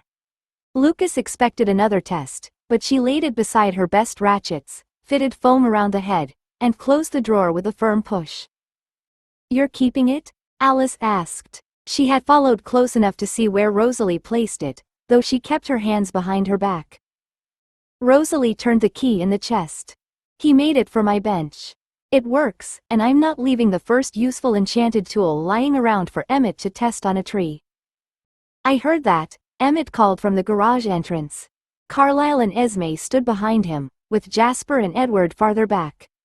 What had begun as 3 people at a workbench had become a family inspection without Lucas noticing anyone arrive. Rosalie removed the wrench again, locked 3 different fasteners into a steel plate, and handed the tool to Carlisle. "Don't treat it gently." Carlisle fitted it over the first bolt. The jaws adjusted beneath his fingers, closing without the scrape of teeth or the click of a mechanism. He turned the bolt, released the handle, then tried the second and third. Each time, the wrench opened cleanly when his grip loosened. "There's no spring," Carlisle said as he examined the head. "No hidden adjustment." "No," Lucas replied. Heat crept into his face beneath the family's attention. "The steel does one thing. It fits and holds the fastener inside the jaws." Emmett leaned over Carlisle's shoulder. "Can it fit anything?" His fingers moved toward the tool before Rosalie shifted it out of reach. Rosalie took the wrench before he could try again. "One fastener at a time, within the jaw opening. It doesn't turn the bolt for you, and it doesn't survive stupidity." Esme smiled at Lucas. Then what Alice sensed around her work was real. Her gaze moved to the tool with quiet wonder rather than suspicion. The words settled more heavily than praise. Until now, his gift had existed as sketches, failed blanks, and explanations the Cullens could choose to doubt. Rosalie placed the wrench back in her chest and locked it among tools she trusted. Carlisle looked around the garage. "We'll need rules before another enchanted object is made. Materials, testing, ownership, and who may know." Edward waited until the others moved toward the house before stopping Lucas beside the workbench. His voice remained low. "Bella asked Jessica about Alice's absences today. She also asked when your interest in metalwork became serious." Lucas looked at the locked tool chest. His first success had convinced the Cullens, but it had also given them something worth hiding. Edward's expression hardened. "Tomorrow's discussion can't be only about what you're capable of making. It has to include what your sister is already close to discovering." 14. Terms of the Secret. Carlisle didn't let Edward's warning remain private. He led the family from the garage into the dining room, where the long table offered nowhere to hide behind machinery or unfinished work. Lucas took the chair Alice pulled out beside her. Rosalie remained standing, the key to her tool chest still looped around one finger. Carlisle sat opposite Lucas and folded his hands. "The wrench proves that your gift can create something durable, portable, and difficult to explain. That deserves celebration, but it also creates risks we need to face honestly." Lucas glanced toward the garage. The wrench had survived Rosalie's strength, yet it now felt less dangerous than the attention surrounding it. "What risks?" "Testing, for one," Carlisle said. "An enchantment could injure someone even if that wasn't your intention. Materials may react in ways none of us understand, and an object leaving this house could expose both you and our family." "That's reasonable." Lucas rested his forearms on the table. "I wouldn't test unknown magic on anyone without their consent." Rosalie turned the key around her finger. "And nothing magical leaves my garage before I know it won't explode under load. That's a workshop rule, not a family debate." Emmett leaned against the wall. "You're taking all the excitement out of borrowing tools." "You're why the rule exists," Rosalie replied. Carlisle's brief smile faded. "We also need to know what you intend to make and where each object goes. Until we understand the limits of your gift, future creations should remain here for review." Lucas looked up. Advice had become supervision within a single sentence. Alice's hand settled beside his on the table, close without covering it. Edward stepped away from the doorway. "Bella is already asking when Lucas became serious about metalwork and why Alice knows so much about it. If he carries enchanted objects home, gives them away, or makes something she can examine, her investigation won't remain focused on us." My sister isn't an argument for taking control of my work, Lucas said. She's a threat to the secret whether you like the word or not, Edward replied. Your craft now affects this family. We need authority over what you make and where it goes. The room went still. Lucas looked from Edward to Carlyle, waiting for someone to reject the claim. Nobody answered quickly enough. The wrench had earned him a place at their table. He was beginning to understand what they might expect him to surrender for the privilege. Alice's chair moved against the floor. She rose without releasing Lucas's hand, placing herself beside him rather than between him and Edward. No, she said. Bella doesn't become an excuse to control Luke. Edward turned toward her. She's already connecting his work to this family. How long before she finds something he's made and starts asking questions none of us can answer? She's asking questions because you stopped a van with your hand and then treated her like she couldn't trust her own eyes. Alice's fingers tightened around Lucas's S. Luke didn't create that danger. Edward's face hardened. He's increasing it. Rosalie crossed to the table and placed the tool chest key beside Carlyle's folded hands. The small impact made everyone look at her.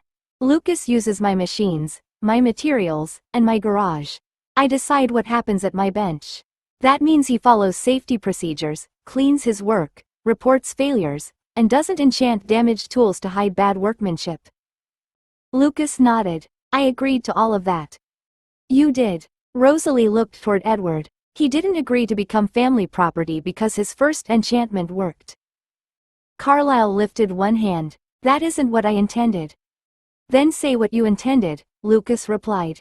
His voice remained calm, though he could feel his pulse against Alice's cold fingers. Because Edward asked for authority over my work, and you asked me to leave everything here for review.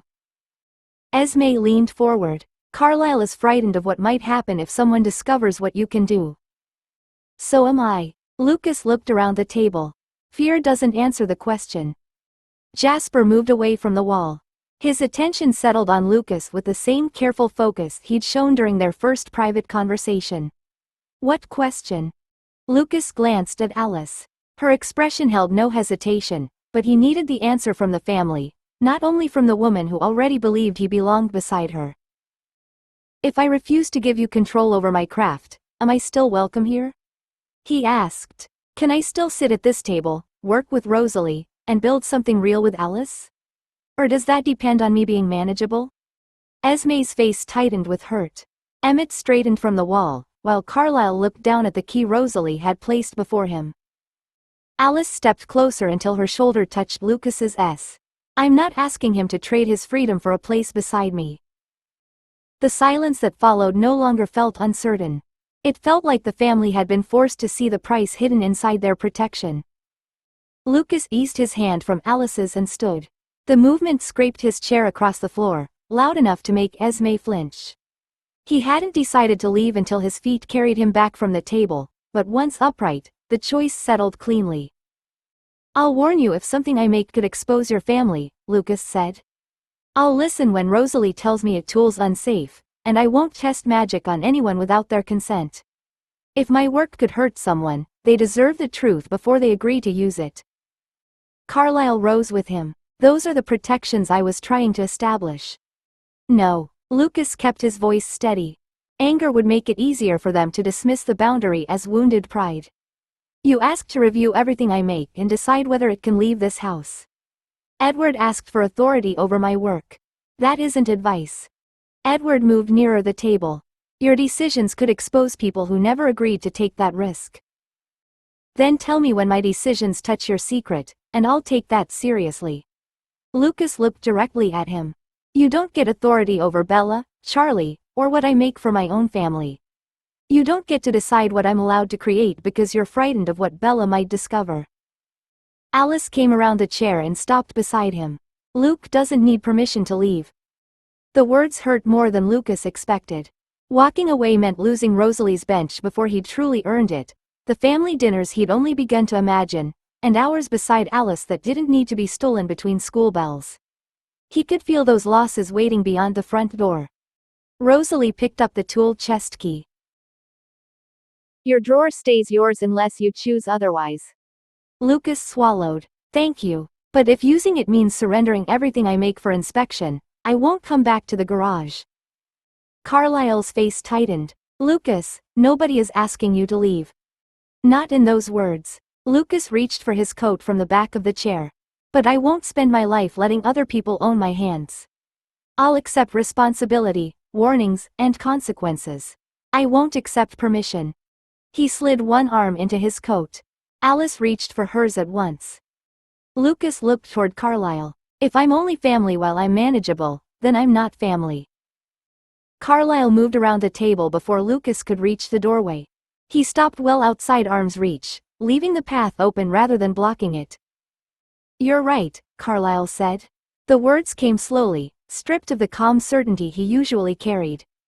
I allowed concern to become a claim over choices that aren't mine. Your welcome here cannot depend on surrendering your work. Lucas kept one hand on his coat. And the review? There won't be one. Carlisle glanced toward Rosalie's key, then back to Lucas. You'll warn us when something you make creates a direct risk to our secrecy. We'll offer knowledge, materials, and testing only when you ask for them. Consent belongs to anyone affected by the object. The final decision about your craft remains yours. Rosalie picked up the key and slipped it into her pocket. My garage rules still stand. They should. Lucas eased his arm from the coat sleeve. Your bench, your machines, your safety rules. Esme rose and crossed to him, stopping close enough to touch but waiting until he nodded. She rested one hand against his shoulder. You shouldn't have needed to threaten to leave before we answered you. I needed to know the answer was real. Alice lowered her coat onto the chair but stayed beside Lucas. The quick movement carried more relief than any smile could have. Edward remained near the far end of the table. This doesn't solve Bella.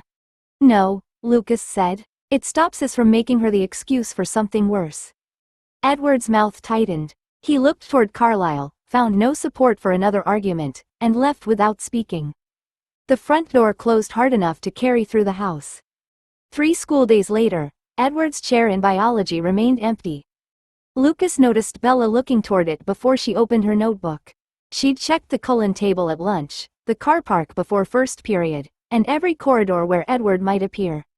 Alice attended classes with Rosalie, but Edward's silver Volvo had vanished with him.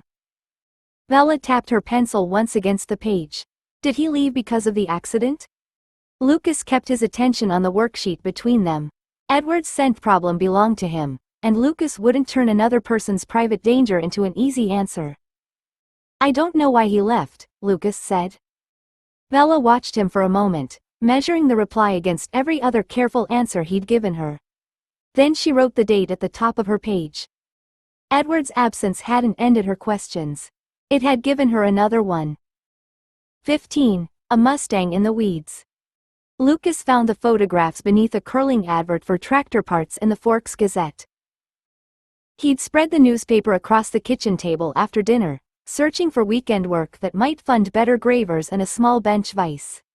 Most listings wanted experience, weekday hours, or a license he didn't yet have. He'd nearly folded the paper when a grainy black and white picture stopped his hand. The car sat half buried in wet grass beside a leaning shed. Its tires had collapsed into the earth, the bonnet stood slightly proud on one side, and rust darkened the lower edges of both doors. Someone had photographed it from 3 angles, perhaps to prove the vehicle existed rather than to make it desirable. Lucas pulled the page closer. The long bonnet, short rear deck, and fastback roofline remained unmistakable beneath years of neglect. He traced the printed silhouette without touching it, following the damaged line where the front wing met the door. The grille appeared intact. One headlamp was missing, and the bumper had twisted downward, but the body hadn't folded around the suspension towers. 1969 Ford Mustang sports roof, he read quietly. A telephone number had been written beneath the advert in blue ink. The price was low enough to tempt someone and high enough to punish anyone who mistook a complete car for an easy restoration. Lucas fetched a magnifying glass from Charlie's desk drawer and returned to the table. The second photograph showed the rear quarter. Moss covered part of the window sill, but the glass remained present. He angled the page toward the kitchen light, searching the shadows beneath the car for signs of serious structural decay. The back door opened behind him. Charlie stepped inside, carrying rain on his jacket and the smell of cold air from the porch. "You planning to read through the table?" Charlie asked as he removed his hat. Lucas barely looked up. "The panel gaps are wrong, but I think the passenger door's sagging rather than the shell being twisted." Charlie hung his jacket beside the door and approached. His gaze dropped to the photographs, then stayed there. "That old Mustang. You know it?" "I've seen it." Charlie pulled out the chair opposite him. "Been sitting outside for years." Lucas turned the paper so both of them could see it. The car was damaged, impractical, and likely hiding more failures than the photographs revealed. None of that dulled the shape waiting beneath the weeds. "Does it still belong to the person in the advert?" Lucas asked. Charlie looked at him across the page. "Why?" Lucas studied the roofline again. He'd opened the newspaper looking for money to buy tools. Now every careful plan in his head had begun arranging itself around a car he hadn't known existed 10 minutes earlier. "I want to see it," he said. Bella came into the kitchen while Lucas was still studying the advert. She placed a glass beside the sink, then leaned over his shoulder until her hair brushed his cheek. "That's what has you staring through dinner?" she asked. "A rusted car in a field?" Lucas moved the magnifying glass aside. "It isn't in a field. It's beside a shed." Bella pulled out the chair next to him. "That makes it much healthier." Charlie opened the refrigerator and began examining the leftovers with more concentration than the task required. Lucas recognized the maneuver. Their father intended to hear everything without appearing to join the discussion. Bella turned the newspaper toward herself. She studied the collapsed tires, the weeds pressed against the doors, and the dark stains along the lower body. "It looks dead. It's neglected." Lucas tapped the photograph showing the passenger side. "The roofline's still straight, the glass is mostly present, and I can't see any major distortion through the center of the shell." "You can't see the floor?" "No." "Or underneath it?" "No." "Or whatever's living in the seats?" Lucas looked at her. "You're enjoying this?" "A little." Bella traced the outline of the fastback roof with one finger. "What would you do if it wasn't beyond saving?" The answer formed in practical stages. Inspect the frame rails and suspension mounts. Check the floors, sills, and shock towers. Record every usable component before removing anything. Rebuild the car from sound metal rather than hiding decay beneath paint. "I'd restore it," Lucas said. "Properly." Bella glanced toward Charlie, who was still pretending the chili container required careful study. "With what money?" "That's why I was looking for weekend work." "And where would you keep it?" Lucas hesitated. Charlie closed the refrigerator but remained beside it, arms folded. "The Cullen garage has space," Lucas said, though he knew the answer presumed too much. "If Rosalie agreed." Bella watched him for a moment, then looked back at the photographs. "You've looked happier at this terrible picture than you have all week." The observation stripped away the safer explanations about training and useful experience. The Mustang wouldn't protect Bella, solve Cullen's secrecy, or prove his gift. It was simply a beautiful machine someone had allowed to sink into the ground. "I like it," Lucas admitted. Bella waited, knowing he hadn't finished. Lucas flattened the curling edge of the advert. "I want to restore it because I think I'd enjoy the work." Her smile held no mockery. "Good. You're allowed to want something that doesn't save anybody." Charlie set the chili on the counter and pulled out the chair opposite them. Wanting it might be the cheapest part. He drew the newspaper closer and studied the telephone number beneath the advert. "It belongs to Earl Haskins. His brother bought it years ago, started taking it apart, then left the state. Earl's been threatening to clear the place ever since." Lucas reached for the notepad beside the telephone. "Do you know what he wants for it?" "Not exactly." Charlie turned the page back toward him. "The buying price isn't what worries me. A car that's been sitting on wet ground will need floors, brakes, fuel lines, wiring, tires, seals, and probably more metal than you can see in those pictures." Lucas wrote each item down. Beside it, he added towing, registration, storage, tools, and replacement glass. The list filled half the page before he reached the engine. "Does it have the original drivetrain?" Charlie leaned back in his chair. "I don't know. Even if it does, you can't assume it turns. Bella looked from the growing list to Lucas. You're making the cheap car more expensive by writing. I'm finding out how expensive it already is. Lucas drew a line beneath the known costs, then opened the small bankbook Charlie had helped him organize after the move. His savings would cover part of the purchase if Earl's price was as low as the advert suggested. They wouldn't cover transport, tools, and the first repairs. Charlie tapped the bankbook with one finger. Don't empty that for something you haven't inspected. I won't. Lucas added the amount he could spare without touching school expenses. I could take weekend work. Mr. Varner might know someone who needs repairs or shop help. Bella glanced toward the tool catalogs. And the Cullens? The question carried more than money. Lucas could ask Carlyle for the purchase price without affecting the family's comfort. Alice would probably offer before he finished explaining. Rosalie's garage and equipment could remove costs that would otherwise stop the project before it began. He closed the bankbook. I'd ask Rosalie whether I could use space and equipment. That's different from asking them to buy the car and every part it needs. Charlie watched him carefully. Help has a way of getting blurry when the people offering it don't worry about money. I know. Lucas folded the advert along its original crease without hiding the photographs. I want the restoration to be mine, even if other people teach me and work beside me. Bella's expression softened, though suspicion remained whenever the Cullens entered the conversation. Charlie took the pencil and wrote Earl Haskins beneath the telephone number. Then the first thing you need isn't money. It's permission to look closely enough to learn what you'd be buying. He lifted the telephone receiver and held it out across the table. Ask him yourself. Lucas accepted it, then hesitated with one finger over the dial. Buying the Mustang was still several decisions away, but calling the owner would turn a newspaper photograph into something that could refuse him. Bella noticed the pause. You wanted to see it. I do. Lucas dialed the number before caution could become avoidance. The line rang 4 times. A rough voice answered with a guarded, Haskins. Lucas straightened in his chair. Mr. Haskins, my name's Lucas Swan. I'm calling about the Mustang you advertised in the Gazette. Charlie Swan's boy? Lucas glanced at his father. Charlie lifted one shoulder. In Forks, introductions traveled ahead of people. Yes, sir. I'd like permission to inspect it before I make any offer. Earl gave a dry laugh. You can look at the pictures. The pictures don't show the floors, rails, shock towers, or how much of the engine is still there. Lucas picked up his pencil. I won't disturb anything without asking. I'd like to bring a torch, a jack, and basic measuring tools.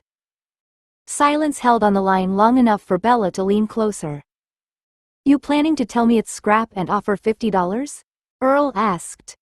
I'm planning to tell you what I find. Lucas kept his voice even. Then you can decide whether you still want to sell it to me. Earl named an address outside town and agreed to Saturday morning, provided Lucas brought someone who knew how to tow a car if money changed hands. Lucas wrote down the directions, thanked him, and returned the receiver to its cradle. Charlie examined the address. I'll take you. We can borrow the department trailer if it isn't needed. Bella reached across the table and took the note before Lucas could fold it. What time are we leaving? Lucas looked at her. I'm coming. You just spent 10 minutes explaining that it's probably full of mice. That doesn't mean I want you disappearing for the day. Bella placed the note beside his bankbook. You've been at school, the Cullen house, or talking about Alice since we got here. I'd like some time with my brother before the car joins the list.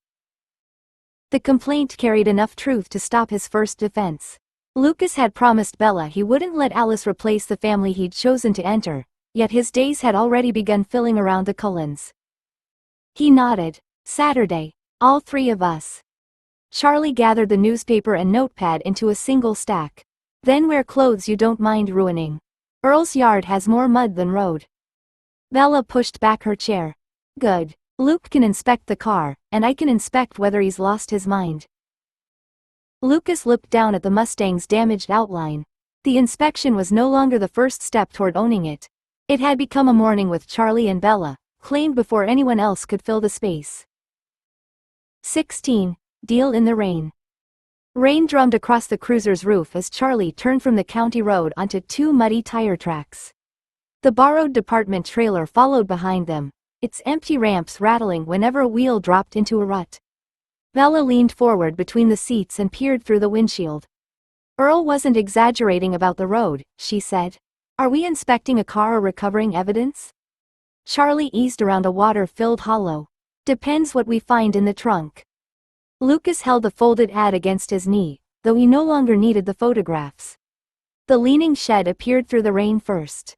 Then the Mustang emerged beside it, lower and broader than the newspaper image had managed to show. Its dark red paint had faded beneath moss, dirt, and years of standing beneath the open sky. Charlie parked on the firmest patch he could find. Nobody jacks anything up until we know the ground will hold. Lucas pulled on his old coat and climbed out. Wet grass brushed his shins as he approached the car, carrying a flashlight, steel rule, scraper, and notepad in a canvas bag. Earl Haskins came from the shed in a waxed jacket and rubber boots, watching the tools before he looked at Lucas. You came prepared, Earl said. I'd rather find the bad news here than after paying for it. Lucas stopped beside the driver's door without touching the handle. May I open anything that'll move? Earl handed him a ring of keys.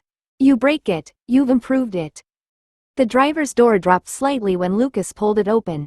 Rust flaked from the lower edge, and the cabin released the stale smell of wet fabric, old oil, and something Bella immediately decided not to investigate.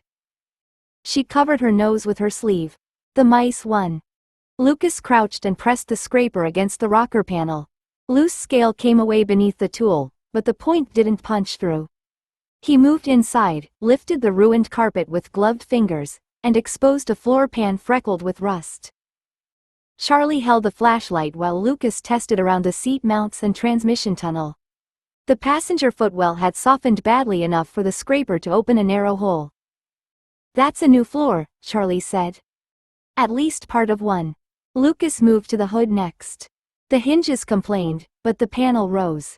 The engine remained in place, complete enough to matter, though hoses had cracked and corrosion coated every exposed connection. Earl folded his arms. Well? Lucas examined the shock towers, then sighted along the inner fenders. It needs floors, brakes, wiring, fuel lines, suspension work, seals, tires, and probably both lower door skins. He wiped rain from his face and looked toward the fastback roof. But the main structure isn't folded, the towers look repairable, and most of the important pieces are still here. Bella studied his expression. So it's terrible. Lucas rested one hand above the roof without touching it. It's expensive. Charlie looked at the Mustang, then at his son. That wasn't the same answer. No, Lucas said. It wasn't. Earl wiped rain from his chin and looked over the Mustang as though Lucas's list had confirmed something he'd known for years. $800. That includes everything in the shed that came off it. Lucas glanced toward the leaning building. What's inside? Seats, trim, one headlight bucket, boxes of bolts, and whatever my brother thought was worth saving. Earl pushed the shed door open. You can look, but the price doesn't change because you find another problem. The shelves held cloudy gauges, interior panels, chrome strips wrapped in newspaper, and 3 cardboard boxes marked with faded handwriting. Lucas checked each piece without pretending dirt made it worthless. The rear seat frame had surface rust but remained solid. Most of the trim was present, and the instrument cluster hadn't been left open to the rain. Charlie lifted a box from the floor and tested its weight. More complete than it looked. That's why I'm not selling it for scrap, Earl said. 800, and it leaves today. Lucas set the headlight bucket back on the shelf. Would you take 600? Earl shook his head before Lucas finished speaking. Already had a man from Port Angeles offer $750. He wants 2 weeks to collect it. I told him the same thing I'm telling you. First person with 800 takes the car. Bella stood beside the doorway with rain beating across her hood. You won't hold it until Monday? I've held it for my brother for 11 years. Earl locked the shed again. I'm finished holding it for anyone. Lucas pulled his bank envelope from the inside pocket of his coat and counted the notes beneath the shelter of the doorway. He'd brought every dollar he could spend without touching the money set aside for school supplies and ordinary expenses. $640 lay in his hand. Charlie watched the count but didn't reach for his wallet.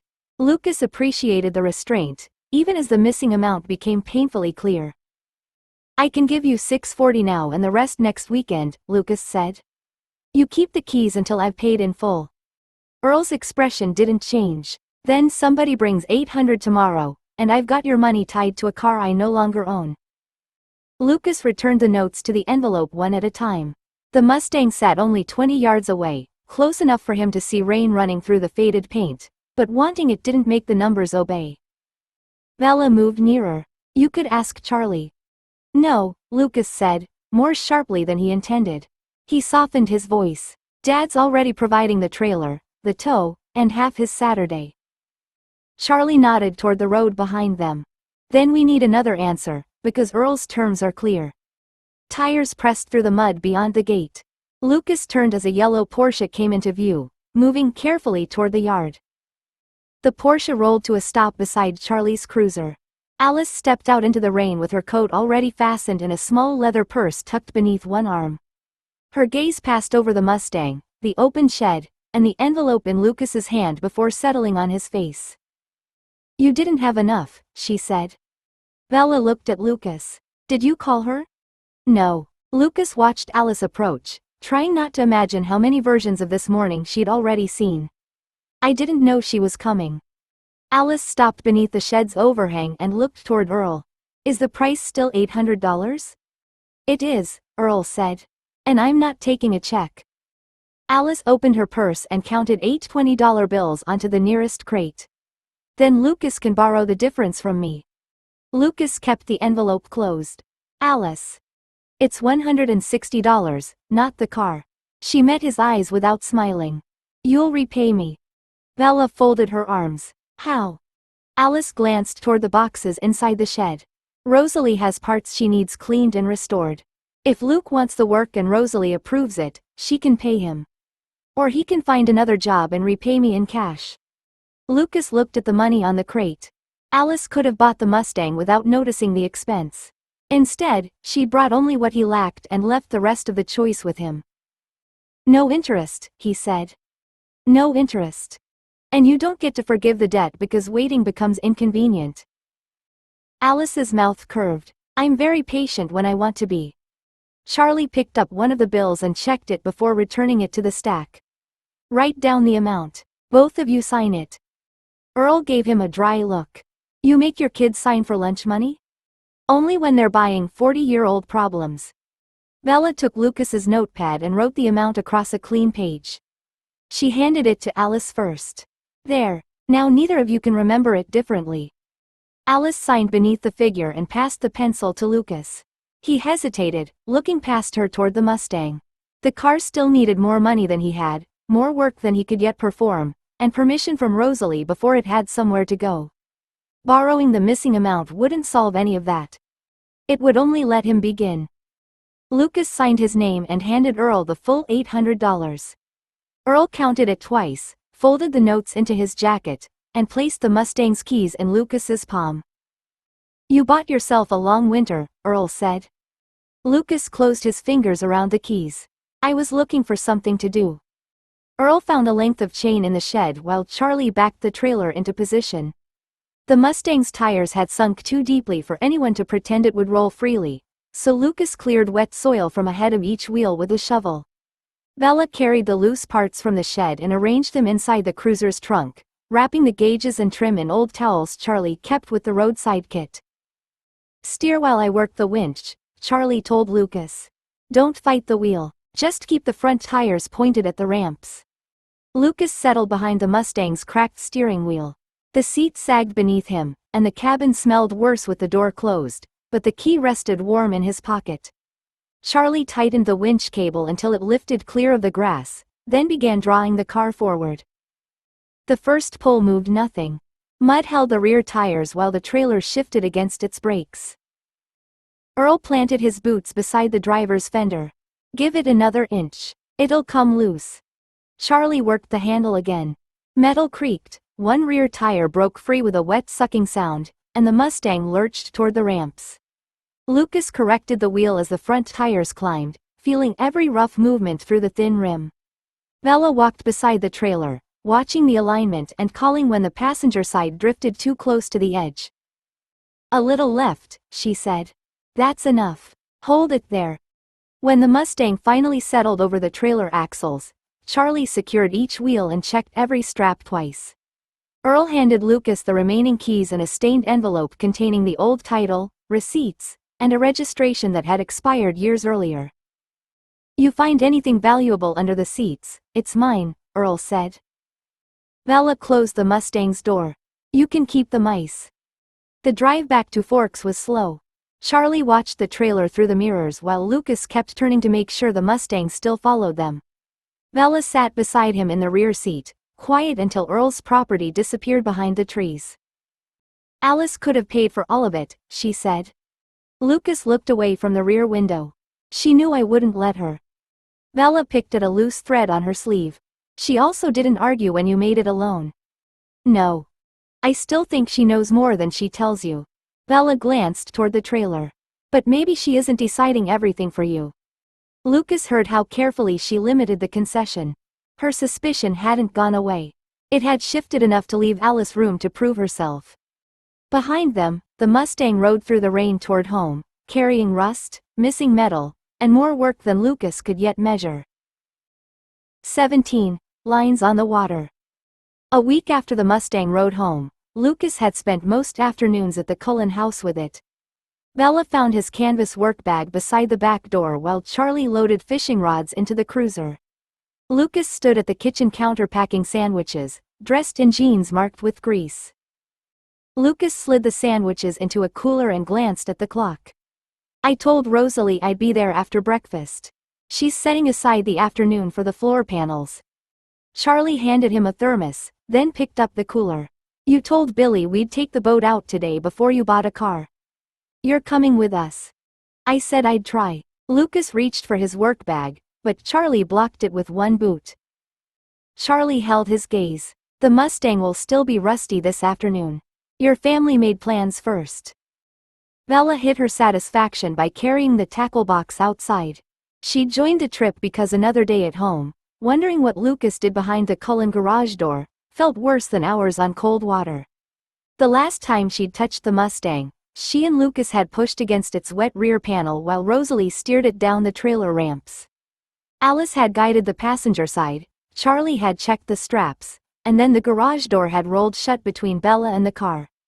She'd ridden home beside the empty trailer while Lucas stayed behind. At the launch, Jacob waved from beside Billy's truck and took the tackle box from her. Billy sat in his wheelchair near the ramp while Charlie prepared the boat with the ease of someone repeating an old routine. Jacob nodded toward Lucas's stained jeans as he carried the box aboard. "You planning to fish with the bait or repair the boat? You look ready for either." Lucas set the fuel can beneath the rear bench. "That depends on whether your dad trusts Charlie's maintenance." Billy smiled as Jacob secured his chair. "I trust Charlie to bring us back. I didn't say how dry we'd be." They loaded the boat together. Charlie checked the lines, and Lucas crouched beside the outboard while his father tested the controls. Bella watched the men fit around one another without asking where anything belonged. Lucas laughed when Charlie slapped his hand away from the engine, but the ease left his face whenever the conversation drifted near the garage. Once the boat cleared the ramp, Bella settled opposite him with her rod across her knees. Lucas looked toward the shore instead of at her. She'd come for more than fishing, and before they came back, she intended to make somebody answer. The boat rocked gently beneath Bella as Charlie guided it beyond the sheltered inlet. Jacob sat near the bow with the tackle box between his boots, while Billy watched the dark line of shore recede behind them. Lucas had taken the rear bench beside Charlie, close enough to help with the motor but far enough from Bella that conversation required effort. Bella threaded bait onto her hook and wiped her fingers on an old cloth. "Alice has stolen my brother." Lucas looked over at once. "I'm sitting 6 feet away." "That's a temporary appearance." Bella cast toward the reeds and watched the line settle. "Most afternoons, you're at Rosalie's garage until dinner. Then you come home tired, eat, and draw car parts while pretending you're listening." Charlie adjusted the throttle and gave Lucas a sideways glance. "Sounds like a first girlfriend to me." When I was 17, your grandfather barely saw me for 3 months. Lucas's mouth tightened with embarrassed patience. Alice isn't stopping me from coming home. No, Bella said. You're choosing not to. Jacob lowered his rod, amusement fading when he saw Lucas's expression. Billy had gone still beside him. His hands remained folded over the blanket across his knees, but his attention had fixed on Bella. Charlie laughed under his breath. Bells, he bought a wrecked Mustang and met a girl in the same month. You were never going to win that competition. Bella glanced toward Billy. It's not only Alice. It's her whole family. Billy's gaze moved to Lucas. The Cullens? The name came out flat and hard. Charlie's hand paused on the throttle before he eased it back into place. Dr. Cullen's family, Charlie said. Luke's been learning restoration work from Rosalie. Billy kept watching Lucas. That family has enough interests of its own. Lucas rested both hands on his rod. Rosalie knows cars. I'm sure she does, Billy replied. His voice had softened, but the caution beneath it hadn't. Some people are better admired from a distance. Charlie looked across the boat. You've never even met them properly. Billy turned toward the water and adjusted the edge of his blanket. I know the name. Bella felt the shift settle among them. Charlie heard an old disagreement. Lucas heard something he refused to answer. Jacob stared at his father as though he'd recognized a warning he wasn't meant to repeat. Bella reeled in a few inches of line, giving herself time to choose the next question. Alice hadn't stolen Lucas. Whatever held him close to the Cullens had made Billy Black afraid of their name. Bella let her hook sink while the boat drifted across a darker patch of water. Billy had turned toward the shoreline, but the set of his shoulders hadn't relaxed.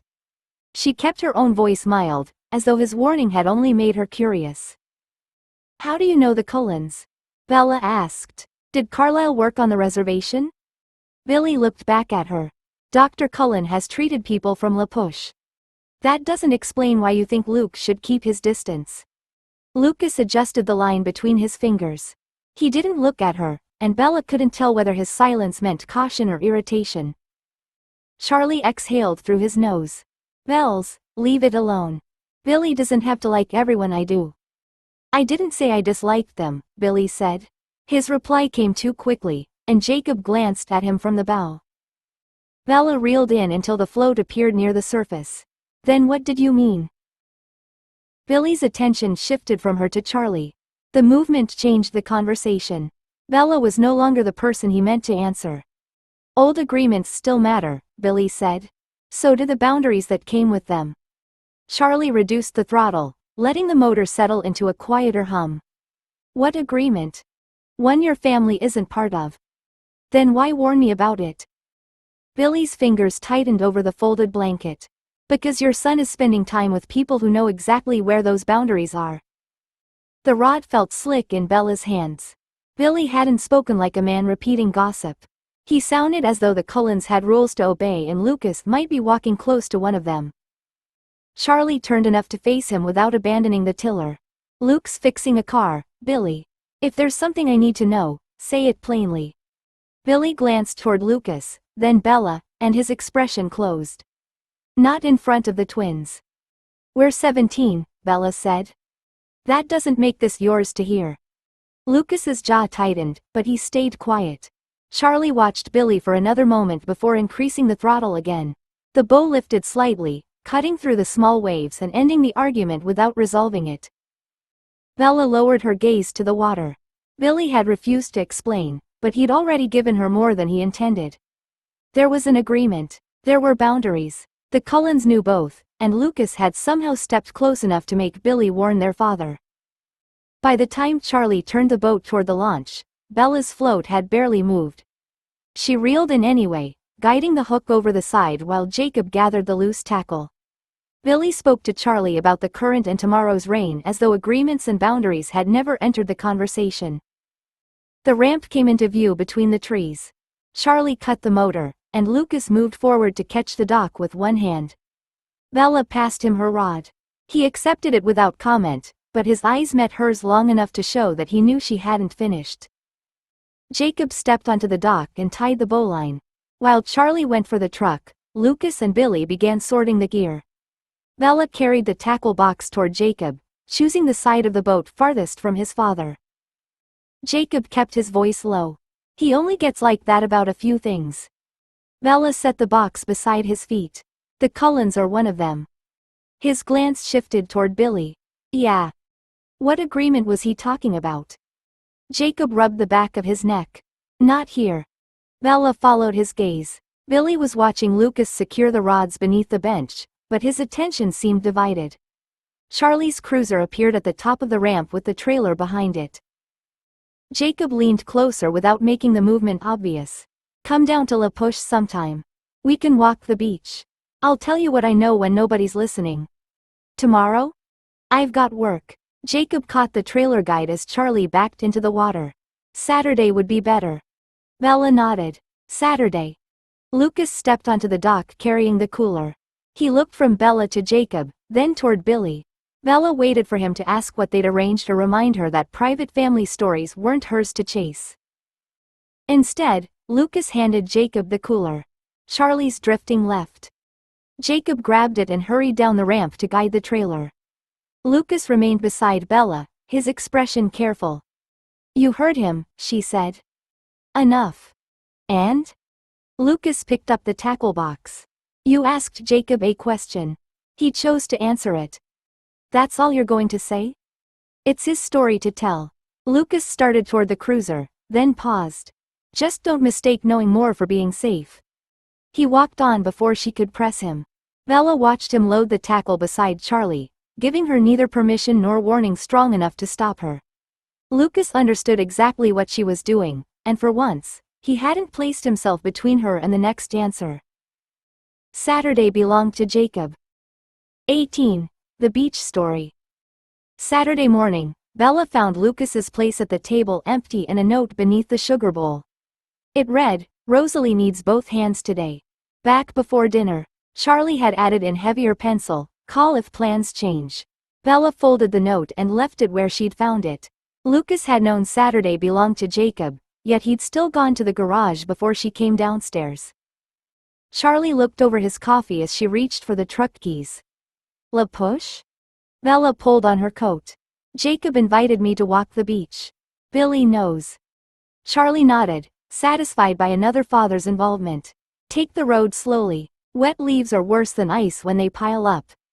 The drive gave Bella too much time to arrange questions that would sound casual. By the time she parked near the beach, each one felt like an interrogation. Jacob waited beside the path in a brown jacket, and he grinned when she climbed out. You actually came, he said. I figured Forks would swallow your weekend. Bella locked the truck. Luke's car swallowed his. I escaped before Charlie found a household repair. Jacob led her down the path between damp grass and wind-bent trees. Billy keeps a list. He waits until I look relaxed, then remembers a fence post or a leaking tap. Bella stepped around a shallow pool in the sand. That's a father skill. Charlie can turn carrying groceries into a police operation. They walked beside scattered driftwood while waves broke beyond them. Jacob complained about an algebra teacher who treated every wrong answer as a personal insult. Bella told him about Mike turning lunchtime basketball into a campaign to recruit Lucas, and Jacob laughed when she described her brother walking into Tyler because Alice had been watching. So Alice really has stolen him, Jacob said. He kicked a smooth stone ahead of them. You weren't joking on the boat. Bella watched the stone disappear beneath a strip of foam. Not completely. He still comes home to eat. Jacob laughed. Generous of him. He kicked another stone toward the water, missing the edge of the foam by several feet. The teasing sat easily between them. Jacob didn't stare at her as though she were the new girl, and he didn't handle every silence like something that needed filling. When they reached a broad fallen trunk, he climbed onto it and offered her a hand. Bella ignored the hand, pulled herself up beside him, and caught his smile when she nearly slipped. For several minutes, they watched the water and argued about whether Forks or La Push had the worst school lunches. The ordinary conversation loosened the careful questions in Bella's head until one remained. She turned toward him. What did your dad mean about the Cullens? Bella braced one hand against the damp wood and watched his face. Jacob's smile weakened, though he kept his attention on the water. He picked a strip of loose bark from the driftwood and rolled it between his fingers. He means they make him uncomfortable, Jacob said. Billy's got strong opinions about people he's never properly met. He said there was an agreement. Bella watched his hands rather than his face. He said the Cullens knew the boundaries. Jacob flicked the bark into the sand and shifted beside her. You remembered every word. I've had a week to think about them. Bella drew one knee up and wrapped both hands around it. Telling him about Edward meant giving the impossible shape outside her notebook, where another person could dismiss it. Lucas hadn't dismissed it. That was part of the problem. Something happened at school before the fishing trip. Jacob leaned back against the trunk, but his attention settled fully on her. The van accident? Dad heard Charlie talking about it. Tyler's van slid toward me across the car park. Bella forced herself to keep going before caution closed her mouth. Luke knocked me down, but we weren't clear. Edward Cullen was beside his own car. Then he was between us and the van. Jacob's brow creased as he turned toward her. He ran over? I didn't see him cross the distance. Bella held out one hand and pressed her palm against the air, remembering crushed steel inches from her legs. He stopped the van with one hand. The door folded around him, and his fingers left dents in the metal. The easy amusement left Jacob's face. He sat forward, elbows on his knees. You're sure it was his hand? Luke saw it too. Edward tried to tell us the van hit our truck, but Luke told him it hit him. Bella looked toward the path behind them, half expecting her brother to appear because she'd finally said too much. Afterward, Alice took Luke somewhere private. He came home knowing what happened, and he's refused to tell me ever since. Jacob stared at the wet sand between his boots. His voice lowered when he asked, Lucas actually knows? He won't confirm the answer, but he won't tell me I imagined anything. Billy heard the Cullen name and warned Dad. Bella held Jacob's gaze. Now you're looking at me like the joke stopped being funny. Jacob rubbed both palms over his jeans, then glanced along the empty beach. When he faced her again, uncertainty had replaced the teasing warmth in his eyes. Okay, he said quietly. Then you need to hear what Billy wouldn't tell you. Jacob looked toward the water again before he spoke. The pause didn't feel theatrical. It felt like he was deciding how much of something inherited he had the right to hand over. My family calls them the cold ones, he said. Billy doesn't tell the story for fun, and he'd be furious if he knew I was repeating it to someone who might carry it back to Forks. Bella kept her hands clasped around her knee. I'm not asking for something to gossip about. I know. Jacob rubbed his thumb across a rough place in the driftwood. The story says our people knew about creatures that looked human but lived on blood. They were stronger and faster than any person, never aged, and felt cold because they weren't alive the way we are. Bella's mouth had gone dry, but she made herself ask, what did they call those creatures? Jacob looked directly at her. Vampires. The word fit too easily. Edward's cold hand against metal, his impossible speed, and the untouched food on the Cullen table all shifted around it. Bella stared beyond Jacob at the gray water until she could trust her voice. And the agreement? She asked. My great-grandfather was Ephraim Black. He led our people when the Cullens first came through this area. Jacob leaned forward and planted both boots in the sand. They said they didn't hunt humans. They lived on animal blood instead. Ephraim agreed that our people wouldn't expose them as long as they kept that promise and stayed off Quileute land. That's why Billy talked about boundaries. Bella remembered the way his hand had tightened around the rod. He thinks the treaty still applies. He thinks promises don't stop mattering because the people who made them are dead. Jacob glanced toward the path, then lowered his voice. But listen to me, Bella. This is family history. It isn't proof that the Cullens are vampires, and it doesn't prove every part of the story happened exactly as it's been told. It explains Edward. It might.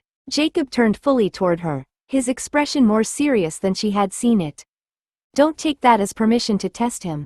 Walking up to something dangerous because you want an answer isn't brave. It just gives the danger a better chance to hurt you. Bella thought of Lucas refusing to deny what she'd seen while still keeping Alice's secret. Jacob had given her the name Lucas wouldn't, but he hadn't made the choice waiting behind it any safer. I'm not planning to provoke him, she said. Jacob held her gaze. Make sure wanting the truth doesn't change that. Bella didn't promise him anything she couldn't keep. She climbed down from the fallen trunk, brushed damp bark from her coat, and waited while Jacob jumped into the sand beside her. They walked back toward the path more slowly than before. Jacob pointed out a twisted piece of driftwood that looked like a bird from one side and an old man from the other, but the word vampire remained fixed in Bella's thoughts. It explained Edward's speed, his cold skin, the food he never touched, and the van door crushed beneath his hand. At the truck, Jacob rested one arm on the roof. "You can come back without needing another secret," explained. "We do ordinary things here too." Bella opened the driver's door and looked at him across it. "Such as arguing about bad school lunches?" "Sometimes we complain about teachers for variety." Jacob smiled, though concern stayed in his eyes. "Drive carefully." The house was quiet when Bella returned. Charlie had left a note saying he'd gone to the station for an hour, so she carried her damp coat upstairs and placed her notebook on the desk. She opened it to Edward's page, wrote vampire beneath the evidence, then stared at the word until it stopped looking fictional. The front door opened after dark. Lucas entered with his jacket folded over one arm and a faint smear of grease across his cheek.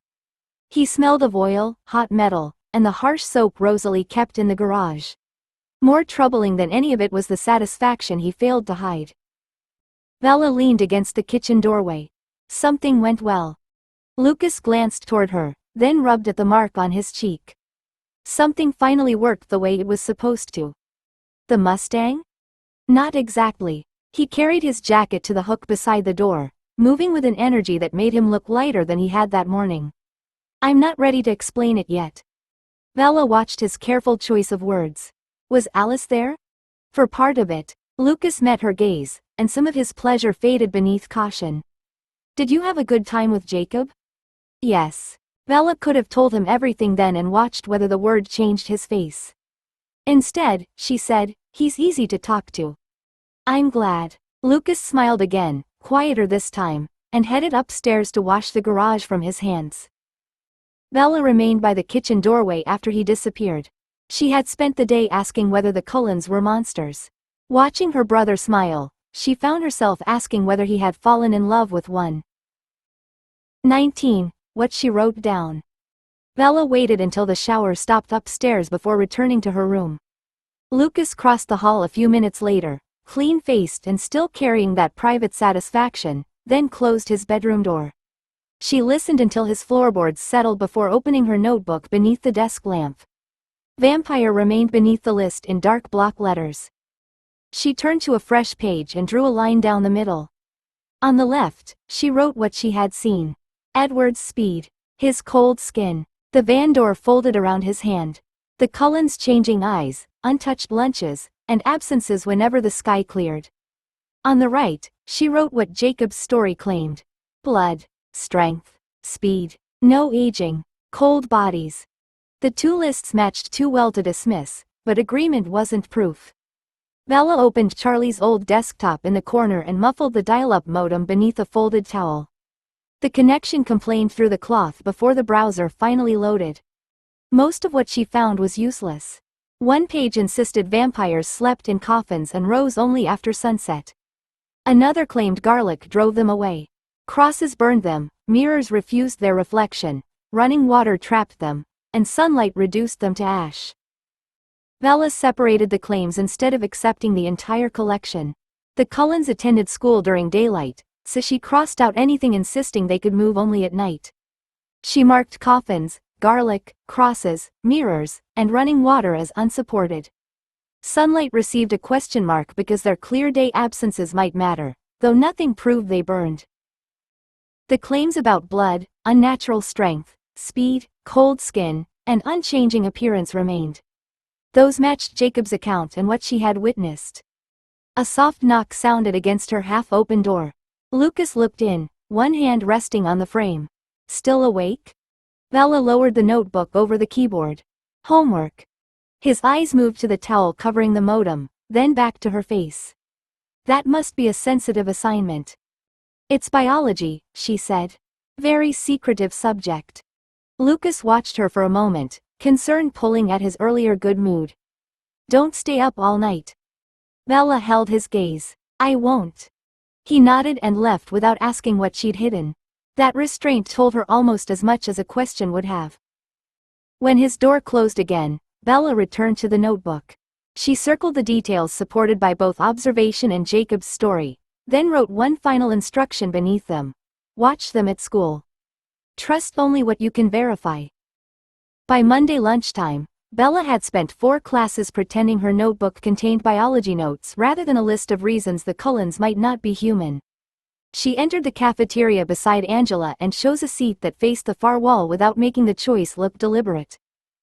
4 Cullens occupied their usual table. Edward's chair remained empty.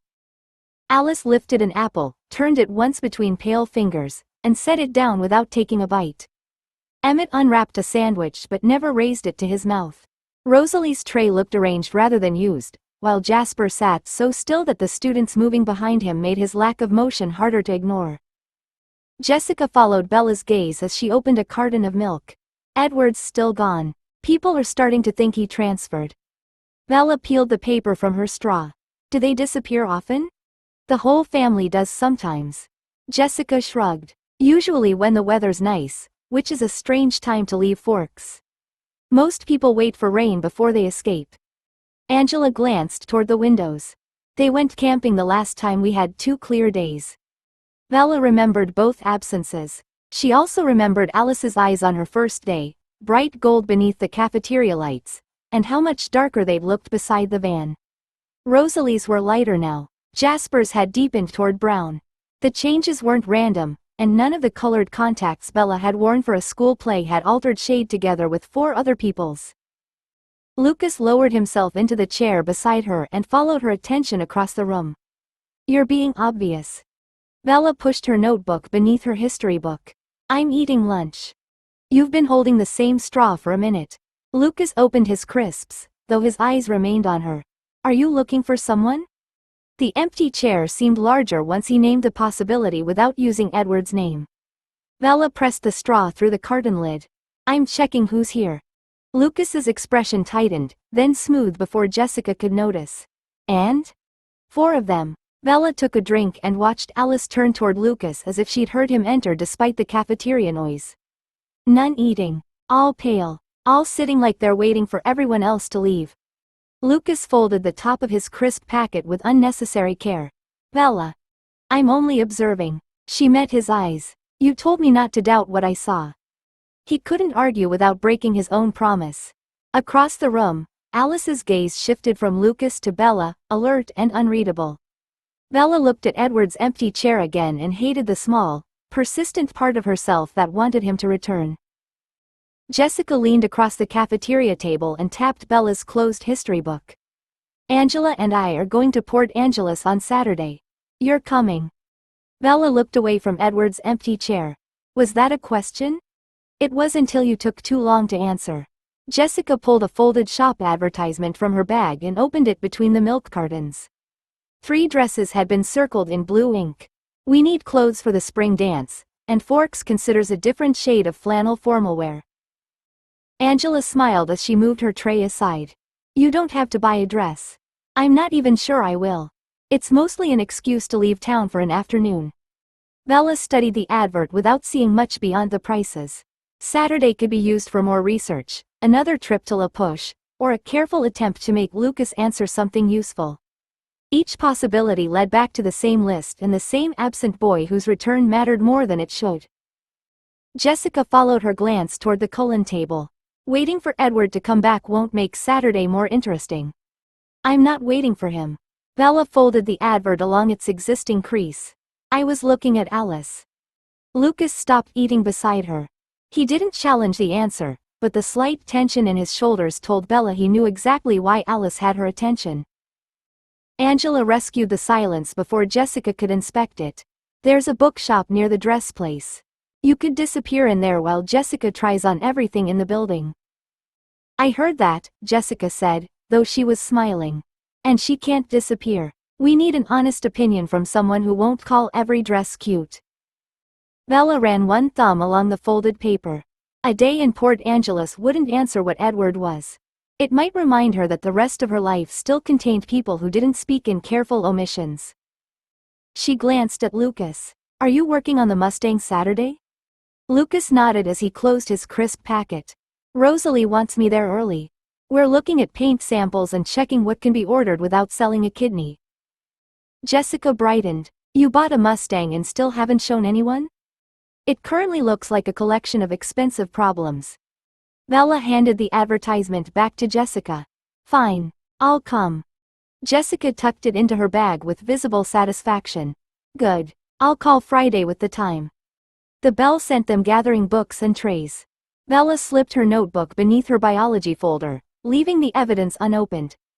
For the next class, she let Angela complain about an English assignment and listened closely enough to complain with her. Lucas came home after Charlie had cleared the dinner plates and began pretending he wasn't waiting up. The front door opened on a gust of cold air, and Lucas stepped inside with a rectangular paint card tucked beneath one arm. A dark mark had eaten through the outer layer of his left sleeve near the cuff. Charlie lowered the television volume. You said before 9. Lucas checked the wall clock and winced. 8:57. I was aiming for responsible by technicality. Bella watched him hang his coat where the damaged sleeve turned toward the wall. He smelled of soap, warm metal, and the garage, though his hands were clean. What happened to your arm? Lucas glanced down as if he'd forgotten the burn. I reached across the bench without looking. Rosalie informed me that sleeves aren't heatproof. Charlie held out his hand. Let me see. Lucas crossed the room and pushed the sleeve back. The skin beneath it was pink but unbroken. Charlie inspected it, then released his wrist with a dissatisfied look. Next time, look before reaching. That was also Rosalie's conclusion. Lucas placed the paint card on the coffee table. Several shades of blue, gray, and black ran across it in narrow strips. We were checking what the Mustang might wear when it stops looking like something dragged from a field. Bella picked up the card and tilted it beneath the lamp. Which one did you choose? I didn't. Lucas sat on the edge of the armchair and rubbed at a faint line of dirt beside his thumbnail. The colors changed under the work lights. Rosalie wants to see larger samples before we commit. Every part of the explanation made sense. That was what made it difficult. Bella traced one dark blue strip with her fingertip. Was Alice helping? For a while, Lucas's answer came easily, but his attention settled on Bella rather than the paint card. Then she left Jasper and Rosalie to argue about whether black counts as a color choice or an absence of imagination. Charlie snorted and turned the television volume up again. Bella set the card beside Lucas without smiling. He'd explained the late hour, the burn, and the paint samples without lying. He still hadn't said what else happened in that garage or why the Cullens trusted him with secrets they kept from everyone around them. Upstairs, Bella opened her notebook and added one line beneath the school observations. Luke's explanations are true, but never complete. She underlined complete once, then closed the book. If Edward returned, she wouldn't waste the chance to test the evidence against him. 20. The boy who came back. Edward returned on Tuesday morning as though his absence had been an ordinary inconvenience.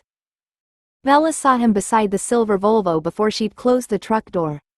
He stood with one hand resting on the roof while Alice spoke to him, his bronze hair damp from the mist and his face composed into the same distant calm he'd worn before the accident. Relief moved through Bella so quickly that anger followed close behind it. Lucas came around the truck and noticed where she was looking. He's back. I can see that. Bella pulled her bag onto her shoulder harder than necessary. Edward turned toward them, and the direct weight of his gaze caught beneath her ribs. Did Alice tell you he was coming? No. Lucas watched Edward for another moment before looking at her. She doesn't report everyone's movements to me. Only the important secrets? Lucas's mouth tightened. Bells. She walked toward the school before he could offer another careful answer. Students crossed between them, forcing Bella to watch Edward through gaps in coats and umbrellas. He didn't approach her. That should have made the morning easier. Instead, each step he didn't take felt deliberate. Jessica caught Bella near the entrance and followed her glance across the car park. Well, that answers the transfer rumor. Did anyone say where he went? Bella asked. No, but Lauren claims his family sent him to some private clinic. Jessica lowered her voice with visible pleasure. She also said he was expelled, so I wouldn't build a theory around her. Bella already had enough theories. She looked back once. Edward remained beside the Volvo, but Alice had moved away. His attention stayed fixed on Bella with an intensity that didn't resemble disgust, indifference, or simple curiosity. Lucas joined them beneath the covered walkway. You've got biology first. I know my schedule. I'm reminding you because you've stopped walking. Bella forced her feet forward. He disappeared after saving us, stayed gone while I started asking questions, and came back the day after I wrote down what he might be. Lucas's expression changed before he controlled it. He doesn't know what you wrote. You sound certain. I'm certain he hasn't been in your room. That wasn't the same answer, and they both knew it. Bella entered the building with Edward's presence following her through the crowded corridor. She'd wanted him back badly enough to resent herself for it. Now that he was here, she intended to make his return cost him something more useful than another lie. Edward was already seated when Bella entered biology. The stool beside him remained empty, though his books had been arranged with their edges aligned and the microscope weighted precisely between their places. She crossed the room under his attention and set her bag down without greeting him. Mr. Banner began explaining the day's blood typing exercise. Bella almost laughed at the choice, but Edward's fingers tightened around his pencil before relaxing again. You look disappointed to see me, he said quietly. Bella pulled on a pair of thin gloves. You were gone long enough for people to invent several explanations. Did you choose one? I considered transferring, expulsion, and a private clinic. She arranged the testing cards on the tray between them. None explained why you left immediately after the accident. Edward's gaze settled on her face. Perhaps I needed time away. From school? From complications. Bella used the lancet on the practice sample Mr. Banner had supplied, then placed a drop into the first marked circle. Edward watched her hands instead of helping. His stillness looked effortless until she noticed the pencil turning slowly between his fingers. Lucas told you something, he said. The certainty in his voice made Bella pause. Luke tells me lots of things. About the van. Bella added solution to the second circle and stirred it with a clean stick. He told me not to doubt what I saw. Edward's pencil stopped. And what did you see? You crossed the car park faster than anyone could move. She kept her voice low beneath Mr. Banner's instructions. You pulled Luke away, stopped the van with one hand, and left dents in the door. A faint strain entered Edward's face. That isn't possible. Then you should find a better explanation. He leaned closer, though his body remained carefully angled away from hers. Bella felt the cold from his sleeve before he stopped short of touching her. His eyes had darkened since the cafeteria. Has Lucas suggested what I might be? Edward asked. No. Bella studied the mixture spreading across the card. He's very respectful of other people's secrets.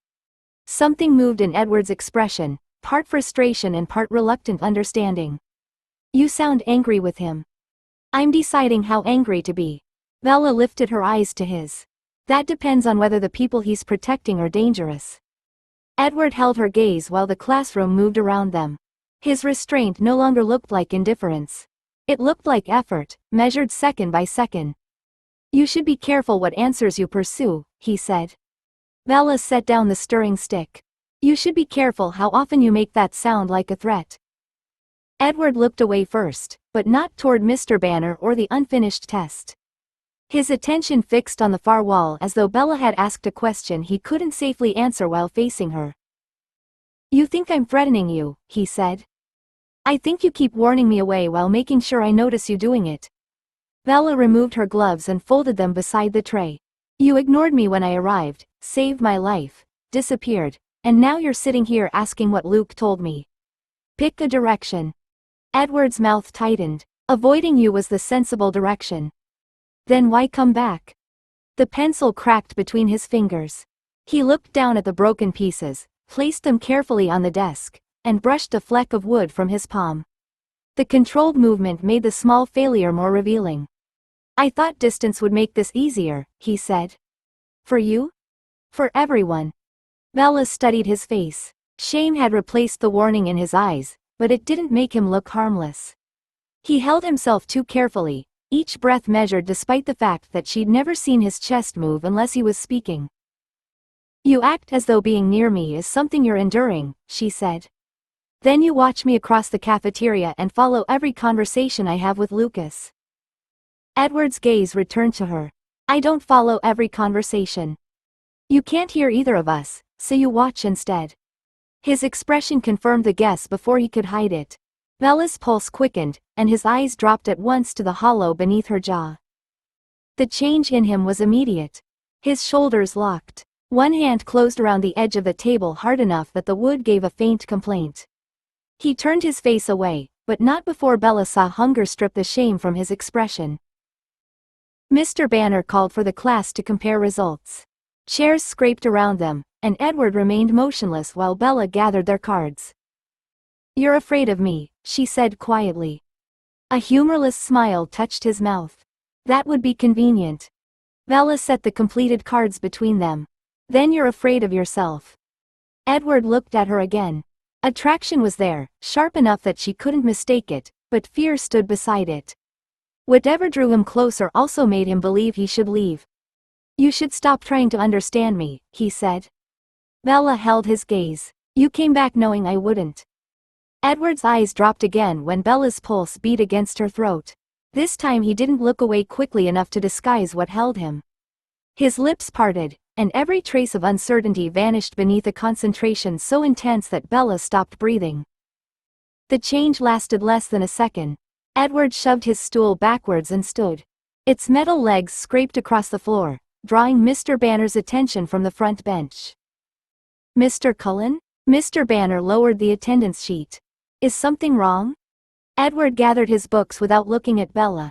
One corner of his biology text bent beneath his grip before he forced his fingers to loosen. "I'm not feeling well." Bella almost challenged the absurdity of it. Edward never looked ill, tired, warm, or anything else a human body should become. Now his face had gone rigid around a need he couldn't hide from her. Mr. Banner glanced toward the door. "Go to the nurse. Miss Swan can finish the results." Edward moved past Bella's stool, leaving more space between them than the narrow aisle required. The cold air disturbed by his movement touched her cheek. He stopped beside her for one strained moment, his face turned toward the door. "Don't follow me," he said quietly. Bella kept her hands flat on the bench. "I wasn't planning to."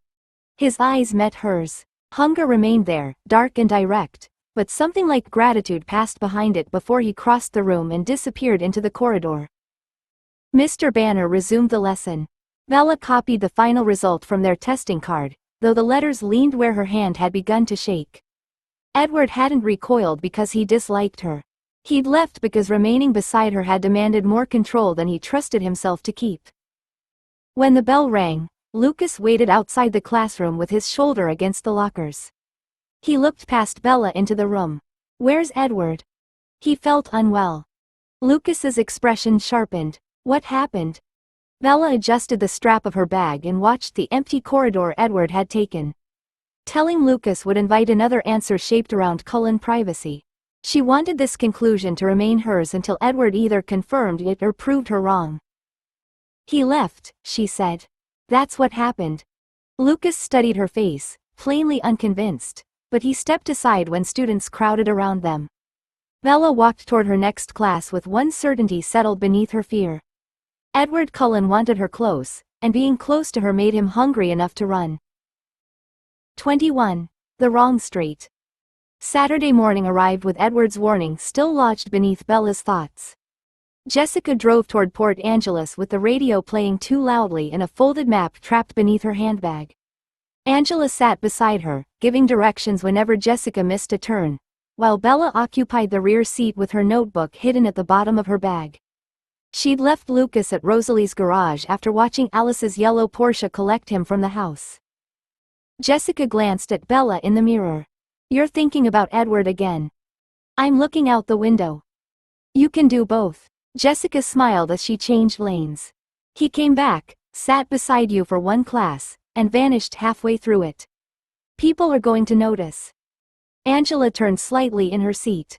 "Did he really feel ill?" Bella remembered the strain in Edward's face and the way his attention had fixed on her throat. He said he did. That isn't an answer, Jessica said. Bella looked toward the passing shops. It's the only one he gave me. They parked near the dress shop and spent nearly an hour moving between crowded rails. Jessica chose colors quickly, holding each dress against herself before rejecting it. Angela considered every option carefully. Bella tried on two because refusing a third time had begun to feel rude. When Jessica emerged from the changing room in a blue dress, she turned before the mirror. This one? Angela smiled. Definitely. Bella nodded. It suits you. Jessica narrowed her eyes at Bella's reflection. You've been somewhere else all morning. I wanted to find a bookshop. Bella pulled her sweater back on and reached for her coat. I'll meet you both at the restaurant. Angela checked her watch. We'll be another half hour. I won't take that long. The first shop Bella found sold new paperbacks, greeting cards, and travel guides. Nothing on local legends or tribal history. The cashier directed her toward a smaller secondhand shop several streets away, but Bella missed the turning and walked farther from the busy waterfront. She noticed the men when their laughter stopped behind her. Bella glanced at a dark shop window without turning her head. 4 figures moved in the reflection, spread across the pavement rather than walking together. One crossed the street when she did. Another increased his pace. She tightened her grip on her bag and turned left at the next corner, choosing a street that should have carried her back toward the main road. Their footsteps followed. Bella kept walking until the next shop window showed the men turning after her. The street ahead narrowed between closed businesses, their upper floors dark and their doors covered by metal grills. She'd chosen the wrong direction. The sounds of traffic and pedestrians had faded behind brick walls, leaving only her steps and the uneven rhythm closing from the corner. She crossed to the opposite pavement and reached into her bag for her phone. Her fingers found a notebook, purse, and a loose pen before closing around empty space. The phone was still in Jessica's car, plugged into the charger because its battery had nearly died on the drive over. Great, Bella murmured. She pulled her hand free and quickened her pace without running. Panic would make her careless. She needed an open business, another group of people, or a route back to the waterfront. A doorway appeared beneath a faded cafe sign, but a handwritten notice behind the glass announced that it closed at 3. Bella tried the handle anyway. It didn't move. One of the men laughed behind her. Place is shut. Bella released the handle and faced them. 4 men had spread across the pavement and street, close enough now that pretending they weren't following her had become impossible. The nearest wore a dark jacket over a red shirt, his smile encouraged by the others gathering behind him. I'm meeting someone, Bella said. She kept her bag against her side and stepped away from the locked door. They're waiting around the corner. The man in red glanced toward the empty junction. Then we'll walk you there. No, thanks. Bella moved toward the road, choosing the widest gap between them. Another man stepped into it. Don't be rude. We're trying to help. Bella changed direction at once and crossed behind a parked delivery van. She heard shoes scrape as 2 of them followed, but the van blocked their view long enough for her to hurry toward a narrow passage between buildings. Light showed at its far end. It might lead to the main road. She entered before doubt could stop her. The passage smelled of damp cardboard and old cooking oil. Halfway through, a chain-link gate blocked the exit. Bella seized it with both hands and shook it, but a padlock held the frame closed. Footsteps entered behind her. Bella turned and pressed her back against the gate. The 4 men filled the passage without hurrying, confident now that she had nowhere left to go. The man in red smiled. Looks like your friends chose the wrong corner. Bella gripped the chain-link gate behind her and searched the passage for anything she could use. A broken crate lay beside the wall, its boards swollen from damp. She kicked one loose and caught it before it struck the ground, holding the short length of wood across her body. The man in red stopped smiling. Put that down. Move away from the entrance. Bella tightened both hands around the board. Her arms shook, but keeping them raised gave the fear somewhere to go. I'm leaving. One of the others laughed and stepped closer. She thinks she's going to hit somebody. Bella swung when he reached for her. The board caught his forearm with a hard crack. He cursed and stumbled sideways, colliding with the wall. Bella lunged for the opening he left, but the man in red seized her bag strap and jerked her backwards. The strap cut across her shoulder. Bella twisted out of the coat rather than let him drag her down, losing both bag and balance as she struck the gate. Metal rattled behind her. The man she'd hit came forward with his face tightened by anger. An engine roared beyond the passage. Tires scraped across the road, followed by the slam of a car door. The men turned toward the entrance. Edward appeared between one breath and the next, his expression stripped of every careful restraint Bella had seen at school. "Step away from her," he said. The man in red released Bella's bag. "This isn't your business." Edward crossed the distance too quickly for the words to matter. He caught the nearest man by the jacket and drove him against the brick wall hard enough to empty his lungs, then turned before another could swing. One movement folded the attacker's arm behind his back and forced him to his knees. The remaining two ran. Edward released the man he held and seized Bella's coat from the ground without looking after them. "Come with me." Bella snatched up her bag and followed because the violence in his face frightened her more than the men retreating into the street. Edward kept himself between her and every doorway until they reached the silver Volvo angled across the road. He opened the passenger door. Bella climbed in, and he shut it with controlled care that didn't match the way his hands gripped the steering wheel once he joined her. The car filled with the sound of Bella's breathing. A scrape across her palm had begun to bleed, and Edward's eyes fixed on it before snapping toward the windscreen. His fingers tightened until the leather creaked. "Cover that," he said through clenched teeth. Bella pressed her sleeve over the cut. Edward started the engine and pulled away so sharply that her shoulder struck the seat. His face remained turned toward the road, but hunger had already entered the car with them. Edward drove through two intersections before Bella realized they weren't heading toward the restaurant. Buildings passed in blurred blocks beyond the window, and each turn carried them farther from Jessica and Angela. "Take me back," Bella said. She kept her sleeve pressed around her palm, hiding the blood from his fixed attention. "My friends will be looking for me. I'll return you when I'm certain I won't kill anyone." Bella stared at him. The words had been spoken quietly, without exaggeration. His hands remained locked around the wheel, and the speedometer climbed while he watched the road with rigid concentration. "Those men?" she asked. Edward's jaw tightened. "Among others. They were running away. That didn't make me want to stop." He took the next corner hard enough to push Bella against the door. "I could hear what they intended before they reached you." Bella caught the handle and steadied herself. "You weren't there." "I was close enough." "No." She turned toward him despite the hunger still visible in his face. "You found me in a passage nobody could see from the main road. You arrived before I screamed." "How?" Edward didn't answer. The silence left Bella hearing every impossible detail again, the van, his attention turning toward people before they spoke, and the certainty with which he'd known what Lucas had told her. "You knew what those men were thinking," she said. His gaze moved briefly toward her. "Yes." "You followed them?" "I followed you." Edward looked back at the road. "Not your thoughts. I can't hear yours." Bella's fear sharpened into anger. "So you listened to everyone around me until somebody thought about where I'd gone." "Jessica noticed you were late. Angela became worried. Then one of those men saw you crossing the street."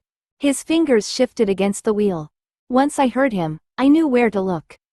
You've been watching me through other people. I was trying to find you. You were already in Port Angeles." Edward's mouth tightened. "Alice saw that you might need help. The future kept changing, so I came." Bella pressed her sleeve more firmly around her palm. "And the blood?" His eyes flicked down before he forced them forward again. "Your scent is more dangerous to me than anyone else's. It has been since the first day you entered biology." The admission settled more heavily than the speed or the violence he'd left behind.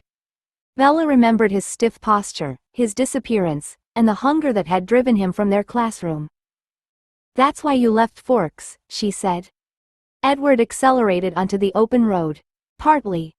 Bella held his profile in her gaze. "Then you're not taking me home until you explain the rest." 22. The car between them. Edward's speed increased as Port Angeles fell behind them. The Volvo moved through the darkening road with an ease that made the trees beyond Bella's window blur together. She watched the speedometer pass 80, then 90, while Edward handled each bend without breaking. "Slow down," Bella said. Her covered palm throbbed beneath her sleeve, but the bleeding had begun to ease. "Killing us would make rescuing me fairly pointless." Edward released the accelerator enough for the needle to fall. "You're safer in this car than you were on that street." "That's not reassuring when you've already admitted you might kill someone." Bella shifted against the seat and kept her injured hand hidden. "You hear thoughts. Alice sees things before they happen. You're all too fast, too strong, and too cold." Edward glanced at her. "Lucas told you that?" "No." Bella held his gaze until he returned it to the road. "Jacob told me a story. Lucas refused to tell me anything." The steering wheel creaked beneath Edward's hands. "What story?" Bella pictured the beach fire, Jacob's uneasy smile, and the warning he'd given her before she left La Push. "His family remembers creatures who don't age. They're stronger than people, they move too quickly to follow, and they drink blood."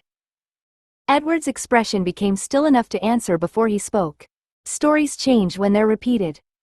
The van didn't. Bella leaned toward him despite the speed. "Neither did those men against the wall. You heard what they planned, crossed the city before I could call for help, and threw two of them around as though they weighed nothing." "I didn't throw them." "That's the detail you object to?" Edward's mouth tightened. The car slowed further, but the tension in him didn't ease. "Jacob shouldn't have discussed those stories with you. He didn't give me your name. I did that part myself." Bella watched the pale line of his fingers around the wheel. "Billy warned Charlie about your family. Jacob said there was an agreement. Your family wouldn't hunt people, and his people wouldn't expose you." Edward turned toward her so sharply that the car drifted near the center line before he corrected it. "How much did he tell you?" "Enough to know your eyes change when you're hungry." Bella's pulse quickened as every piece settled around the answer she'd resisted writing beneath her evidence. "Enough to know why my blood matters." Edward faced the road again. He didn't deny any of it. Bella pressed her sleeve tighter around her palm and forced the final question past the fear closing her throat. "Tell me what you are." Edward's attention returned to the road. Bella waited for the answer, but the tires carried them through another bend before he spoke. "You've reached a conclusion," he said. "You don't need me to place the word in your mouth. I need you to stop hiding behind questions." Bella kept her injured hand pressed beneath her sleeve. "Lucas knew enough to refuse me an answer.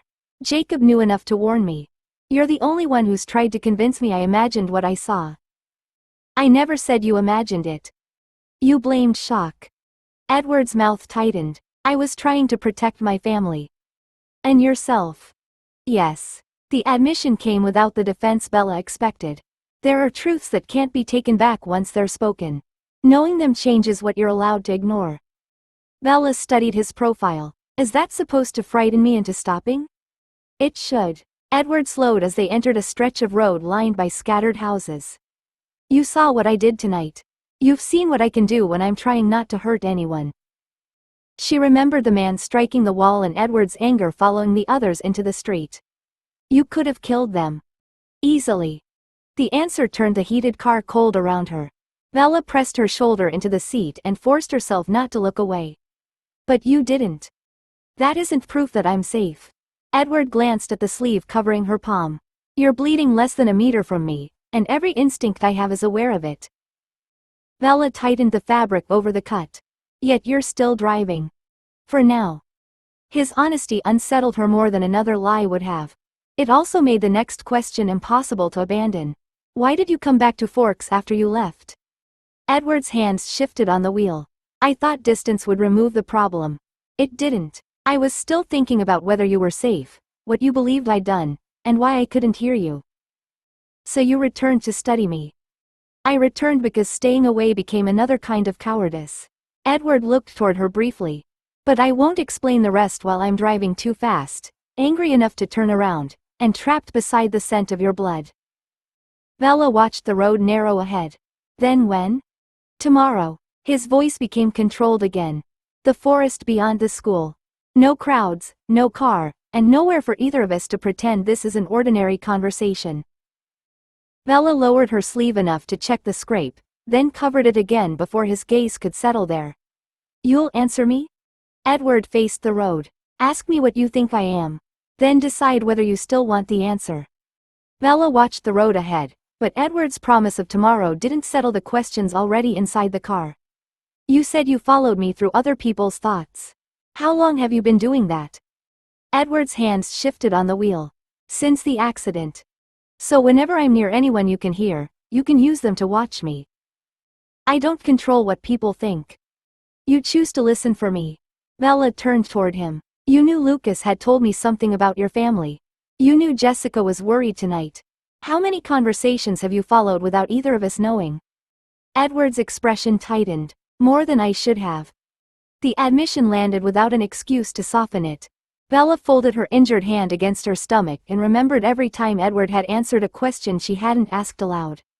You don't get to decide I'm dangerous because you can't hear me, then search everyone around me until you've filled the silence.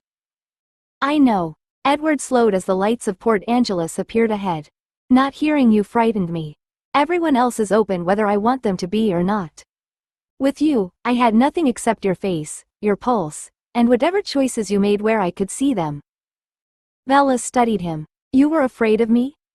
Of what I couldn't predict. His voice lowered. Of what I wanted from you. Of what might happen if I misunderstood one expression and let myself believe you trusted me. You acted disgusted. Edward's gaze remained fixed on the road. Because fear would have exposed too much. Bella remembered his chair scraping away from hers on the first day of biology and the hostility in his eyes. You made me think I'd done something wrong. You walked into a room. His fingers tightened again. That was all. That isn't an apology. No. Edward drew a measured breath he didn't need. I'm sorry, Bella. I punished you for the effect your blood had on me because admitting weakness felt more dangerous than letting you believe I despised you. The restaurant sign appeared at the next junction. Jessica and Angela stood beneath its awning, both scanning the passing cars. Edward turned into the car park and stopped short of the entrance. Bella reached for the handle, then paused. Tomorrow isn't you deciding what I'm allowed to know. I ask, and you answer. Edward looked at her fully. Hunger remained in his face, but something less guarded stood beside it. Then ask everything. Bella opened the door. I will. Jessica reached Bella before she'd fully closed the Volvo's door. Where have you been? She caught Bella by both shoulders, then stopped when she noticed the missing coat and the sleeve wrapped around her hand. What happened to you? Angela moved in beside them, her face pale beneath the restaurant lights. We called the bookshop. They said you left ages ago. Bella looked back as Edward pulled away. His car vanished around the corner before Jessica could follow her attention. I took a wrong turn. Some men followed me, and Edward found me before it got worse. Jessica stared after the Volvo. Edward Cullen found you? He was driving nearby. Bella removed Jessica's hands gently and held her injured palm against her stomach. The explanation sounded weak, but the truth would sound impossible. Can we go inside? I need to clean this. Angela guided her toward the restaurant without another question. Jessica lasted until they reached the washroom, where she watched Bella rinse dirt and dried blood from the scrape. Those men did that? Jessica asked. I caught it on a gate. Bella dried her palm and accepted a plaster from Angela's handbag. They grabbed my coat and bag. Edward scared them away. Angela pressed the plaster into place with careful fingers. We should call the police. Bella pictured Charlie receiving a report about 4 men, Edward's impossible arrival, and 2 attackers injured by someone none of them could describe honestly. I didn't see enough to identify them. I want to go home. Jessica objected until Angela quietly took the car keys from her and said Bella shouldn't have to argue. The drive back to Forks passed beneath a stream of questions Bella answered only far enough to stop Jessica inventing worse possibilities. Lucas was waiting on the porch when Angela's car entered the drive. He came down the steps before Bella opened her door, his attention moving over her missing coat, bandaged hand, and the bag strap cutting across her shoulder. What happened? He asked. Bella stepped away before he could examine her palm. I walked down the wrong street. Edward helped me. Lucas's face tightened with recognition too quick to hide. Edward was in Port Angeles? Yes. Bella held his gaze while Jessica and Angela waited inside the car. He answered more questions than you ever did. Lucas looked toward her bandaged hand. Are you safe? I am now. Bella moved past him toward the house. I'm meeting Edward tomorrow. Don't follow me, don't ask Alice where I'm going, and don't decide you need to protect me from the answer. Lucas remained beside the path. Bella. She stopped at the door without turning. You trusted me to find it myself. Now you have to let me finish. 23. Questions in the trees. Bella kept her bandaged palm inside her coat pocket as she crossed the school car park. Edward waited near the eastern tree line, far enough from the buildings that nobody appeared to notice him.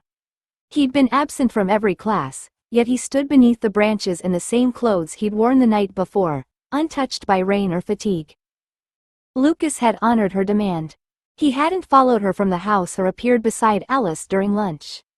That trust made Bella's own choice feel heavier as she left the last students behind and entered the forest alone. Edward stepped back when she reached him. You came. You asked me to. Bella stopped beyond his reach. That doesn't mean I've decided anything. His attention moved to the hand hidden in her pocket. How badly are you hurt? It's a scrape. She resisted the urge to cover it more tightly. You said I could ask everything. Edward glanced toward the school before leading her deeper between the trees. He moved slowly enough for her to follow, but Bella noticed how carefully each step landed, as though ordinary walking required concentration. She stopped beside a moss-covered trunk. How strong are you? Edward turned. Strong enough that comparing me to a human wouldn't help. Try. His mouth tightened. He placed one hand against the fallen trunk and pushed. The tree rolled through wet leaves until its broken branches caught against another cedar. Edward hadn't braced himself or changed his breathing. Bella stared at the disturbed earth. Could you have stopped the van without the truck behind it? Yes. How fast can you move? Faster than you can see clearly. That's how you reached me last night. I followed the thoughts around you until I knew where you were. Edward's face hardened at the memory. Once I was close enough, their intentions made the correct street obvious. Bella forced herself to continue. What do you hunt? Animals. Deer, elk, mountain lions when we can find them. His gaze settled on her throat before returning to her eyes. It sustains us. It doesn't remove the desire for human blood. For mine especially. Yes. The answer remained between them without apology or comfort. Bella drew her injured hand from her pocket and held it at her side. Edward went utterly still. His eyes darkened as his attention fixed on the plaster across her palm. Bella's pulse quickened, but she didn't hide the wound again. Tell me what happens if you lose control. Edward's jaw tightened. You die. And then? His voice lowered. I spend forever knowing I chose my thirst over you. Bella held his stare. Then don't tell me only what you're afraid of doing. Tell me what stops you. Edward's gaze remained fixed on the plaster across Bella's palm. Habit, he said. Choice. My family. The knowledge that one failure would destroy everything I've tried to become. Bella lowered her hand but kept it visible. That sounds like a reason to feel guilty afterwards, not something that stops you beforehand. His eyes lifted to hers. Then watch. Edward turned and crossed the space between two trees. He placed both hands around a thick cedar branch above his head and pulled. Wood split with a sharp crack. The branch tore free, showering bark and wet needles across his shoulders. He held it as easily as Bella might have held a broom, then set one end against the ground. Come here, he said. Bella stayed where she was. Why? Because you asked what control looks like. She approached slowly, careful of the roots beneath the leaves. The broken branch was thicker than her thigh. Edward wrapped one hand around it and tightened his fingers. The wood crushed inward with a dry series of snaps until splinters pressed between his knuckles. I could do that to bone without effort, he said. The van didn't test my strength. Those men last night didn't test it either. Bella looked from his hand to his face. Then what does? You. Edward released the ruined wood and stepped back. Every breath you take carries your scent toward me. Your pulse tells me where the blood is moving. The scrape on your hand is small, but I knew when it started bleeding again before you checked it. Bella's injured palm throbbed as though her body had understood him. And you brought me out here alone. I asked you to come because lies were becoming more dangerous than distance. His mouth tightened. Wanting you near me doesn't make that choice sensible. She bent and picked up a splinter from the crushed branch. It broke between her fingers like ordinary wood. You keep telling me how easily you could kill me. Are you trying to make me leave? Yes. Edward's honesty came without hesitation. And hoping you won't. Bella straightened. Those can't both be fair. They aren't. He looked toward the trees rather than at her. When I first smelled your blood, I imagined killing every person in that classroom so no one could stop me. I left Forks because staying meant repeating that choice every time you came near. The splinter slipped from Bella's fingers. Fear tightened her stomach, clean and undeniable, but Edward didn't move toward her. You came back, she said. Edward faced her again, because wanting to be better from a safe distance proved nothing. Bella looked at the crushed branch between them. Edward had offered proof of danger, but he'd also waited while she decided whether to step closer. Nothing in his strength had forced her to remain. Nothing in her fear required her to run. You think staying near me proves you're good? She asked. Edward's expression tightened. No, it proves I'm still capable of choosing restraint when the reason to lose it is standing in front of me. That makes me sound like a test. You are more than that. He moved away from the broken cedar, putting several paces between them. But pretending your blood doesn't affect me would be another lie. Bella pressed her thumb against the edge of the plaster. I'm frightened of you. Edward went still, though the admission seemed to strike him harder than the branch had. You should be. That doesn't mean I'm leaving. Bella watched disbelief cross his face before he hid it. Fear tells me you can hurt me. It tells me not to ignore what you are or mistake wanting you for proof that you're safe. It doesn't get to make every decision. You're speaking as though this is an ordinary risk. It isn't. She stepped around the crushed wood without moving closer to him. Ordinary risks don't hear thoughts or break trees. But I crossed a street last night because I thought I could handle 4 men. I was wrong. Being afraid now doesn't make me wiser unless I pay attention to why. Edward's eyes stayed on her face. And what have you decided? That you're dangerous. Bella drew a slow breath. You're also the person who stopped the van, found me in Port Angeles, and left Forks rather than hurt me. Those facts don't cancel each other. They should be enough to send you home. They're enough to stop me from pretending this is harmless. Bella lifted her injured hand between them. His attention dropped it at once, but he didn't move. You've had opportunities to kill me. You haven't. Edward's voice sharpened. Past restraint doesn't guarantee the next moment. No, it gives me evidence. She lowered her hand. So does the way you keep warning me when lying would make this easier for you. He turned toward the deeper forest, his shoulders rigid beneath his jacket. You're determined to make your own mistake. Bella followed his gaze through the trees. I'm determined to make my own choice. Edward looked back at her, and the argument left his face without taking the danger with it.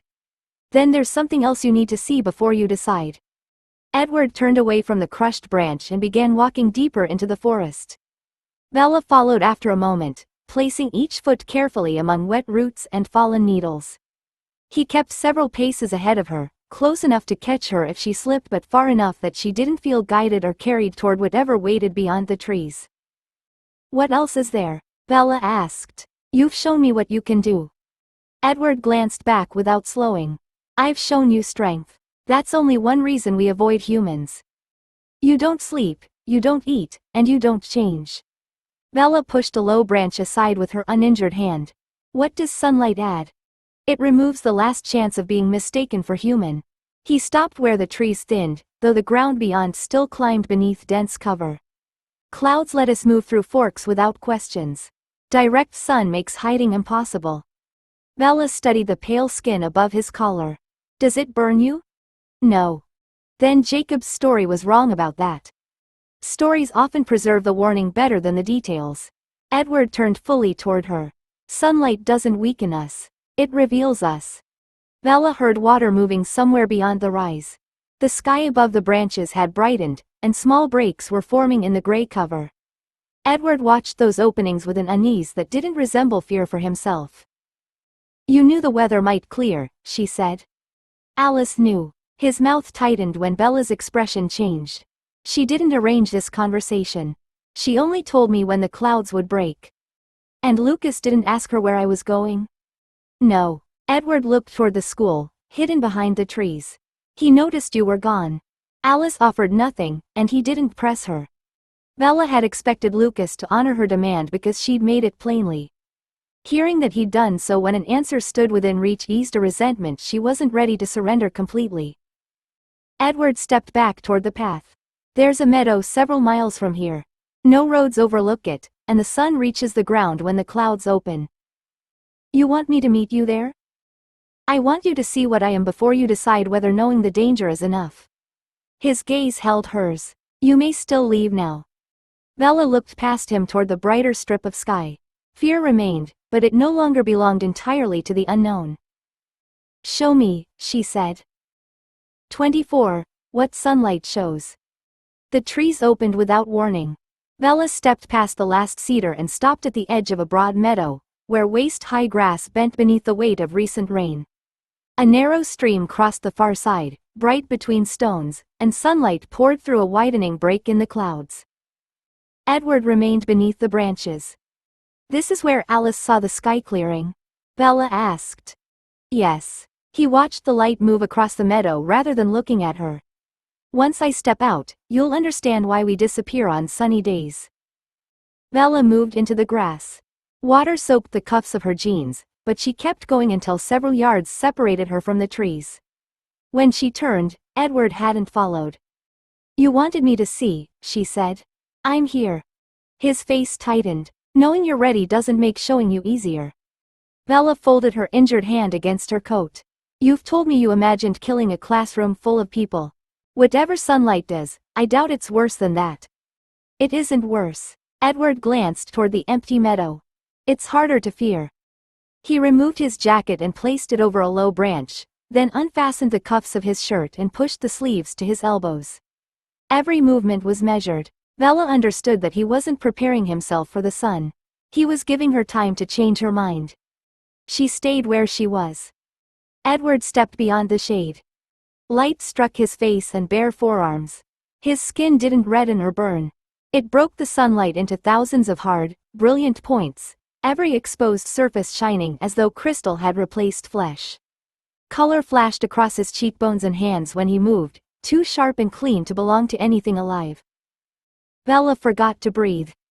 Edward stood motionless beneath the sun, beautiful in a way that pushed past human features and became something stranger. The meadow hadn't softened what he was. It had removed the disguise offered by dim classrooms and clouded skies. This is why, he said. Even his quiet voice seemed wrong beside so much light. A human might overlook my eyes or explain my skin. Nobody could explain this. Bella walked closer before caution stopped her several paces away. The points of light shifted with the smallest turn of his wrist. Does it hurt? She asked. No. She lifted her uninjured hand, then paused. May I? Edward's eyes darkened, but he held out his arm. Slowly. Bella touched 2 fingers to his wrist. His skin remained cold and unyielding beneath the brilliance, while her own hand looked fragile against it. Edward watched her face. You're not looking at a man, Bella. She withdrew her fingers but didn't step back. I know. His expression tightened. I don't think you do yet. Edward lowered his arm, but he didn't retreat beneath the trees. Sunlight moved across his face as the clouds shifted, and the brilliance changed with it. The effect wasn't painted over his skin or cast from one bright point. Every exposed surface caught the light, including the narrow spaces between his fingers and the faint curve beneath his eyes. Bella circled him slowly. He turned his head to follow her, and the movement sent color flashing across his cheek and throat. At school, his beauty had seemed too precise to be natural. Here, the human shape remained, but nothing about it belonged among ordinary people. You couldn't explain this with a medical condition, she said. No. Edward watched her study him. No clothing would hide enough of it, either. My face and hands would expose me before anyone came close. What about photographs? They capture something, though not always what the eye sees. He glanced toward the open sky. A clear image would still invite questions we couldn't answer. Bella imagined Edward crossing the Forks car park beneath full sun while students stopped around him. Jessica would stare. Eric would reach for a camera. Teachers would call his parents, and every explanation would lead toward another person who needed convincing. "So your family leaves," she said. "You don't just skip school." "We hunt when we can, or travel somewhere the cloud cover is dependable." Edward flexed his hand, watching light scatter across his knuckles. "Forks lets us imitate human lives. Sunlight reminds us how incomplete the imitation is." Bella looked at his face again. The beauty should have softened the danger. Instead, it made the danger harder to judge. His skin invited attention while proving that the body beneath it wasn't alive. "Is this part of how you hunt?" she asked. "The way you look?" Edward's expression closed. "Humans are drawn to us before they understand why they should run. Our voices, our faces, even our scent help bring prey closer." Bella's stomach tightened, but she held his gaze. "You think I'm standing here because your body tricked me? I think separating what you chose from what I am may be harder than you believe. You've spent weeks trying to make me leave. That isn't very effective bait." His mouth almost formed a smile, though it vanished quickly. "And you kept coming closer." Bella folded her arms, protecting neither her throat nor her injured hand. "Then show me the parts that aren't beautiful." Edward's stillness sharpened. "You've seen enough to be afraid." "I was already afraid." Bella nodded toward the crushed branch beyond the trees. "You said sunlight would show me what you are. So far, it's shown me why you can't walk through town on a clear day." Edward studied her for a long moment, then turned toward the open meadow. "Very well. Watch carefully." Edward crossed the meadow before Bella could blink. Grass flattened in a straight line behind him, and the air struck her hard enough to lift strands of hair across her face. He stood beside the stream at the far edge, sunlight flashing from his exposed skin, then returned with the same impossible speed and stopped several yards away. Bella's body recoiled before her mind caught up. Edward noticed. His expression tightened, but he didn't apologize or move closer. "That's how quickly I could reach you," he said. "You wouldn't have time to run, call for help, or defend yourself." He turned toward a granite outcrop rising through the grass. One sweep of his hand broke a slab from its edge. Stone struck the ground and split into heavy pieces around his shoes. Edward lifted one fragment, closed his fingers, and crushed it until grit fell from his palm. Bella stared at the pale dust caught against his shining skin. "You've made your point." "No." Edward let the remains drop. "You asked for the part that isn't beautiful." His gaze fixed on her throat. The attention changed his face more completely than the sunlight had. Bella saw hunger strip away the careful student from biology class, leaving a predator measuring distance, movement, and blood beneath skin. "When you walked into that classroom, I wanted to cross the room and kill you," he said. "I planned how to stop the others from escaping. I considered whether I could reach the door before anyone understood what was happening." Bella's pulse struck harder beneath his stare. "Stop looking at me like that." Edward turned his face away at once. His hands closed at his sides, and the stone beneath one shoe cracked as he shifted his weight. "That reaction is what I wanted you to understand. I understand that you frighten me." Bella forced the admission past a dry throat. "I also understand that you stopped when I asked." Edward looked back only after his eyes had lifted above her shoulder. "Restraint doesn't make the desire harmless." "No, but the desire doesn't erase every choice you make around it." Bella stepped closer, then stopped when his body tightened. Attraction remained beneath her fear, sharpened rather than cured by the truth. "I'm still drawn to you. I'm not pretending that makes you safe." Edward kept the distance between them. "And I won't pretend your choice gives me permission to take more than you offer." Bella studied him in the open sunlight. He wanted her close, yet he'd stopped looking at her throat because she'd asked. For now, that was enough to let the next choice remain hers. The sun slipped behind a bank of cloud as Bella crossed back toward Edward. The brilliance faded from his skin, leaving him pale and almost familiar again, though the broken stone at his feet prevented the illusion from settling. "I'm not asking you to trust me, Edward Said. I'm asking you to understand what remaining near me means."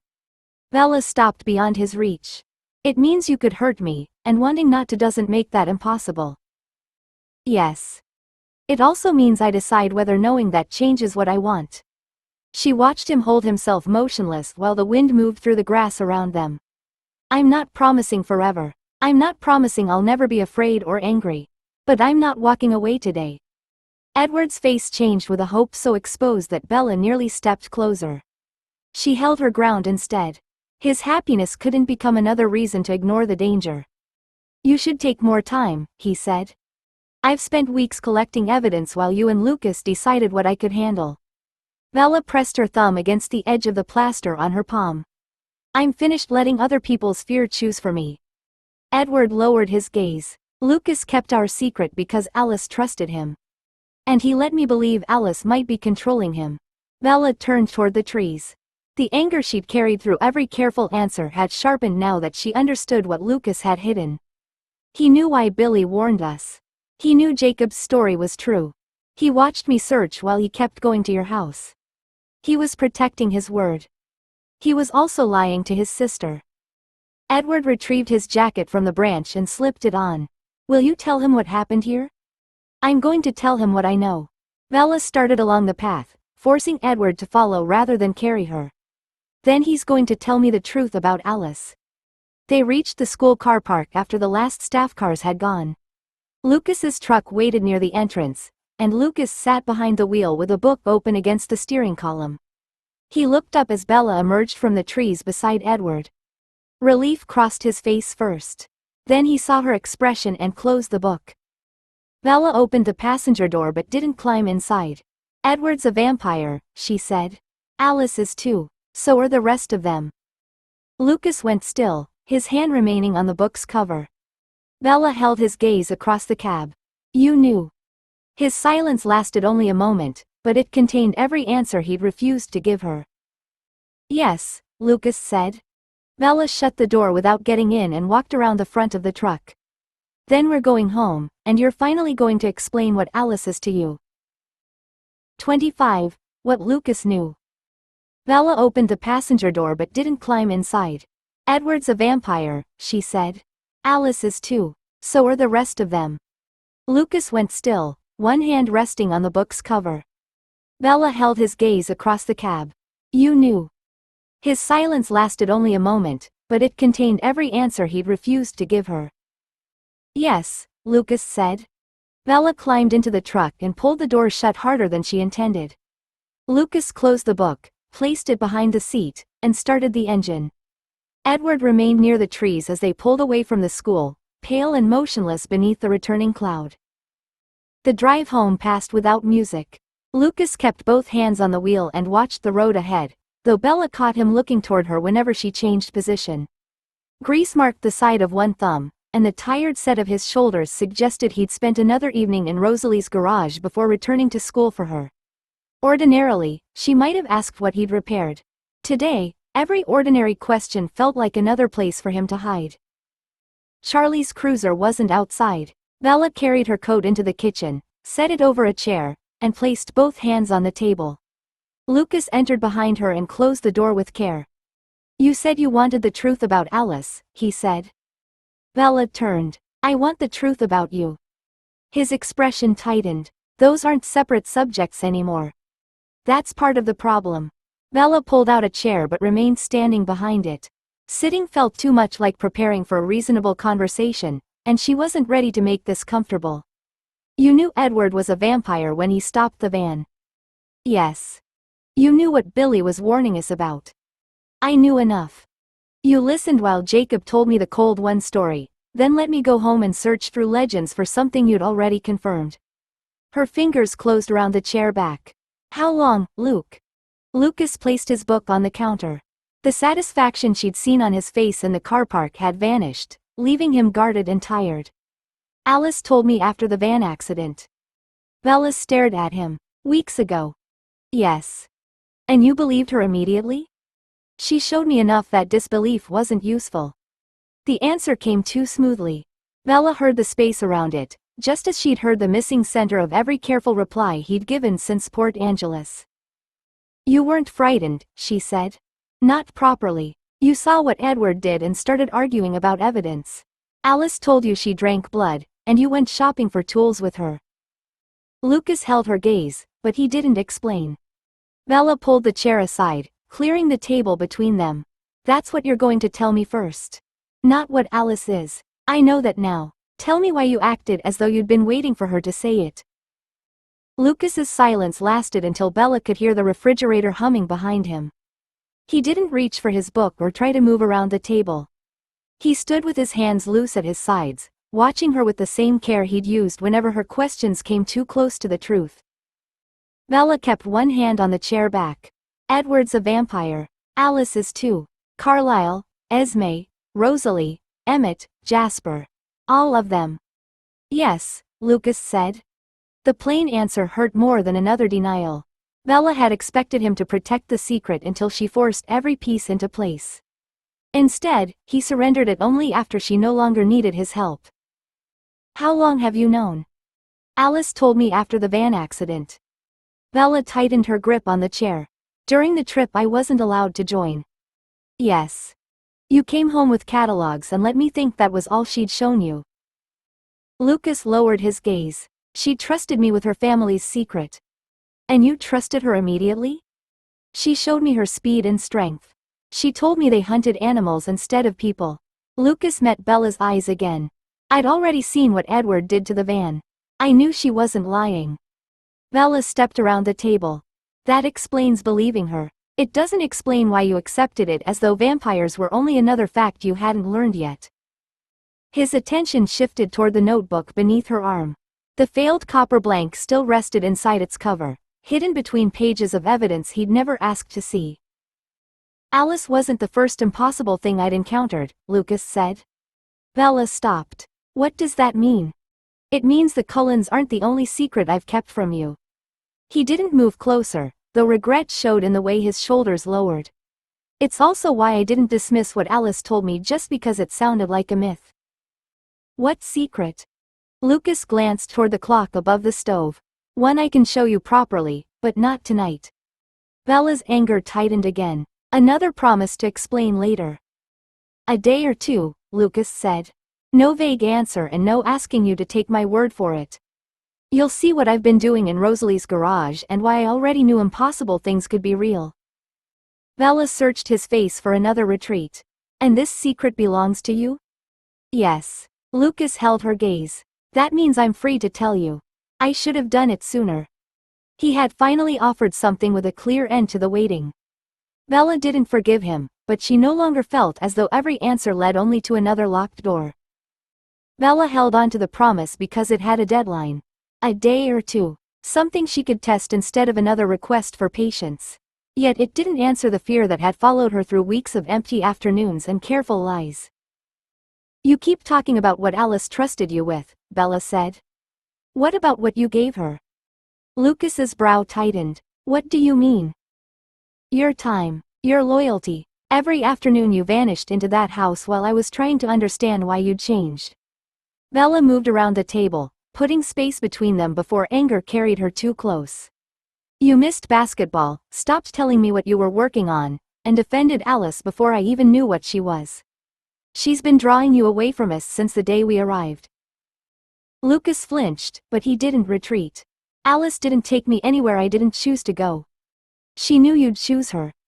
She saw possible futures. That isn't the same as ordering me into one. Bella folded her arms. You keep saying choice as though she didn't know how this would end before you introduced yourself. Lucas rubbed the grease beneath one thumbnail, then stopped when he noticed the motion. Alice believes I'm her mate. The word sat between them, too intimate and too permanent. Bella stared at him. Her mate. Yes. What does that even mean? For Alice, it means she recognized a bond she believes can last forever. Lucas's voice remained steady, but color had risen along his neck. It doesn't mean she owns me. It doesn't mean I owe her a relationship because she saw one. But you want it. I want her. Lucas let the answer stand without dressing it in caution. I intend to build a future with her, if we keep choosing each other once certainty stops being the only thing holding us together. Bella looked toward the stairs, remembering quiet evenings when Lucas had stayed downstairs with her and Charlie simply because home mattered. Those evenings had grown rarer while Alice and the garage claimed more of him. You decided all that without telling me. I didn't know how to tell you without exposing her family. Lucas stepped nearer, then stopped beyond her reach. And I was afraid you'd here forever and think I'd already left. Bella met his eyes. Hadn't you? No. Pain tightened his face. Choosing Alice doesn't mean I stop being your brother or dad's son. But I won't pretend she's temporary to make this easier. Bella wanted to reject the promise before hope made it hurt more. Instead, she held his gaze and understood that Alice hadn't stolen Lucas. He had walked toward her willingly, which was harder to forgive and impossible to blame on vampire influence. Bella looked at the brother who had chosen Alice and tried to separate that choice from everything he'd concealed. He hadn't been compelled or tricked. That removed one fear while leaving the hurt intact. Does Charlie know any of this? She asked. Lucas shook his head. No, he can't know about the Cullens or what I'm going to show you. So we lie to Dad together now. We protect him together. Lucas's expression tightened when Bella's eyes narrowed. I know how that sounds. But Charlie can't defend himself from this world by knowing it exists. He'd investigate, ask questions at work, and put himself where people notice him. Bella thought of Charlie carrying a gun against creatures who could cross a room before he touched the holster. Knowledge wouldn't make him safer, but keeping another secret from him still felt wrong. You don't get to use that argument whenever honesty becomes difficult, she said. I won't. Lucas rested his fingertips against the table without moving nearer. You decide what happens with Edward. I won't report your conversations to Alice or tell you which risks you're allowed to take. But anything that could expose the Cullens puts Dad in danger too. The concession mattered. Bella had expected Lucas to demand silence and obedience now that she knew. Instead, he had placed Edward back in her hands. The front door opened before she could answer. Charlie stepped inside carrying a grocery bag, rain darkening his shoulders. His gaze moved from Bella standing beside the table to Lucas's untouched book on the counter. Did I interrupt something? Charlie asked. Bella looked at Lucas. He didn't offer a harmless explanation or rescue her from choosing what to say. We argued, she told Charlie. Luke's been spending so much time at the Cullens that I thought he was leaving the rest of us behind. Charlie set the bag down slowly. Are you? No, Lucas said, but I haven't done a good job proving it. Charlie studied them both, then began unpacking tins and a loaf of bread. You two can finish without breaking furniture. Dinner's in 20 minutes. When he turned toward the stove, Bella lowered her voice. Tomorrow after school. Lucas nodded once. I'll take you to the garage. And you show me everything you promised. Everything about my work that belongs to me, he said. No more hiding behind Alice's secret. Bella accepted the boundary because this time it led somewhere she could see. Tomorrow she would enter the place that had taken so many of Lucas's afternoons and learn what he had been building there. 26. Behind the garage door. Lucas turned off the road after school and guided the truck between the trees toward the Cullen house. Bella sat with her notebook against her knees, though she hadn't opened it since they left Forks High. Yesterday he had promised to show her the part of his life that belonged to him. Now his hands held the wheel too carefully, and every quiet mile made the promise feel heavier. You can still decide I'm not ready, Bella said. Lucas glanced at her. I could. Then you'd walk the rest of the way and arrive angrier. That's accurate. The pale house appeared beyond the trees. Lucas parked beside the silver Volvo rather than continuing toward the detached garage. Bella looked at the broad garage doors through the windscreen. I thought that was where we were going. It is. Lucas removed the keys. Carlisle asked us to come inside first. You know what they are now, and pretending this is only about my work would be dishonest. Bella followed him into the house. Esme waited near the stairs, while Carlisle stood beside the study door. Edward remained near the windows, still and watchful. Rosalie's folded arms and grease-marked sleeves suggested Lucas had interrupted her work. Emmett looked curious, while Jasper kept enough distance from Bella to make the choice visible. Esme smiled without reaching for her.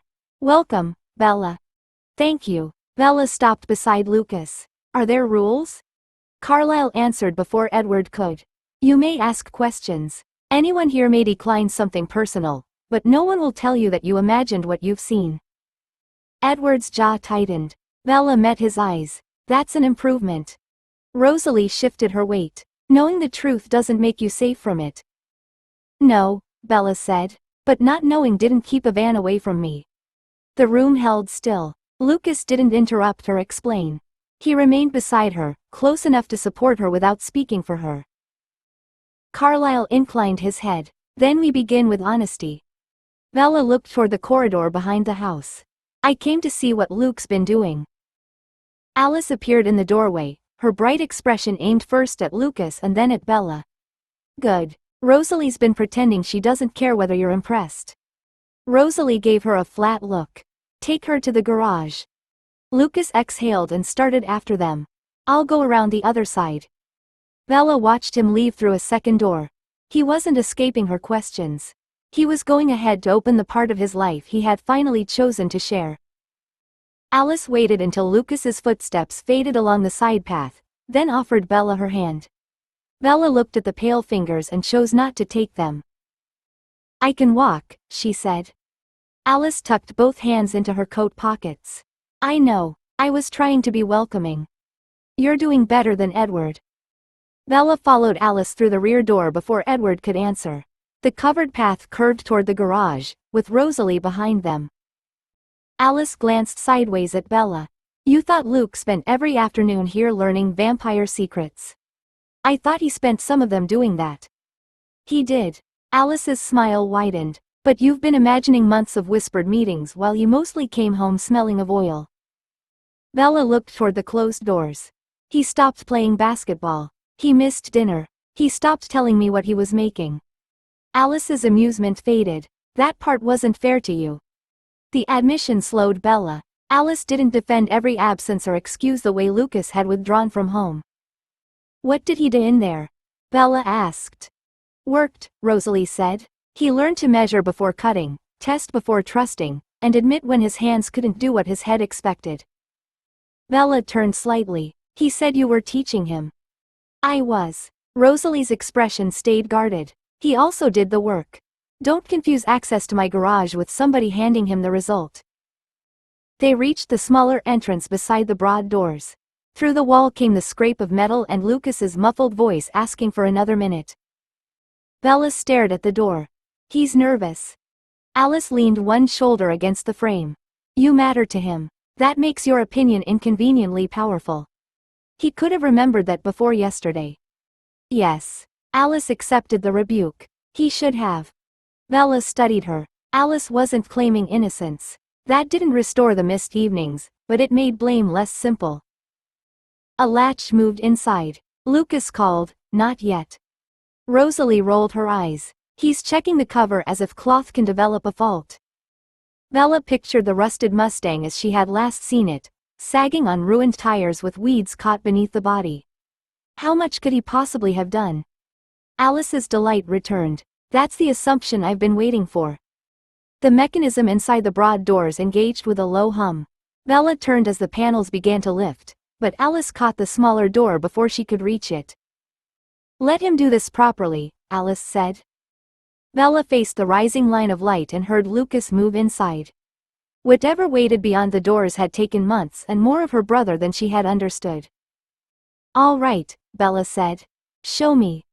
The broad doors climbed high enough for Bella to see polished concrete, bright work lamps, and the lower edge of a tire. The gap widened steadily until the Mustang stood fully exposed beneath the lights. Bella stopped. The rusted shell from Earl's yard had vanished.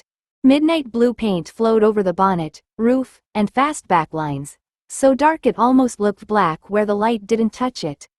Silver undertones moved beneath the surface whenever Bella shifted, revealing the shape of the car without making the finish look showy. Restored chrome traced the body, new glass filled the windows, and wide tires supported a car that no longer seemed capable of sinking back into weeds. Lucas stood beside the front wing with one hand resting against the folded cover. Grease marked his fingers, and nervousness tightened his mouth as he watched Bella rather than the car. Well? He asked. Bella stepped beneath the rising door. Her memory supplied faded paint, moss around the seals, a missing headlamp, and daylight showing through the ruined floors. She reached the Mustang and ran her fingertips across the roof, expecting some roughness that would prove the transformation was only clever lighting. The surface remained smooth beneath her hand. Silver shifted quietly through the midnight blue where her shadow moved. This is the same car? Rosalie entered behind her. Most of it. Lucas gave Rosalie a look. Enough of it. The chassis, roof, doors, and more original steel than I advised keeping, Rosalie said.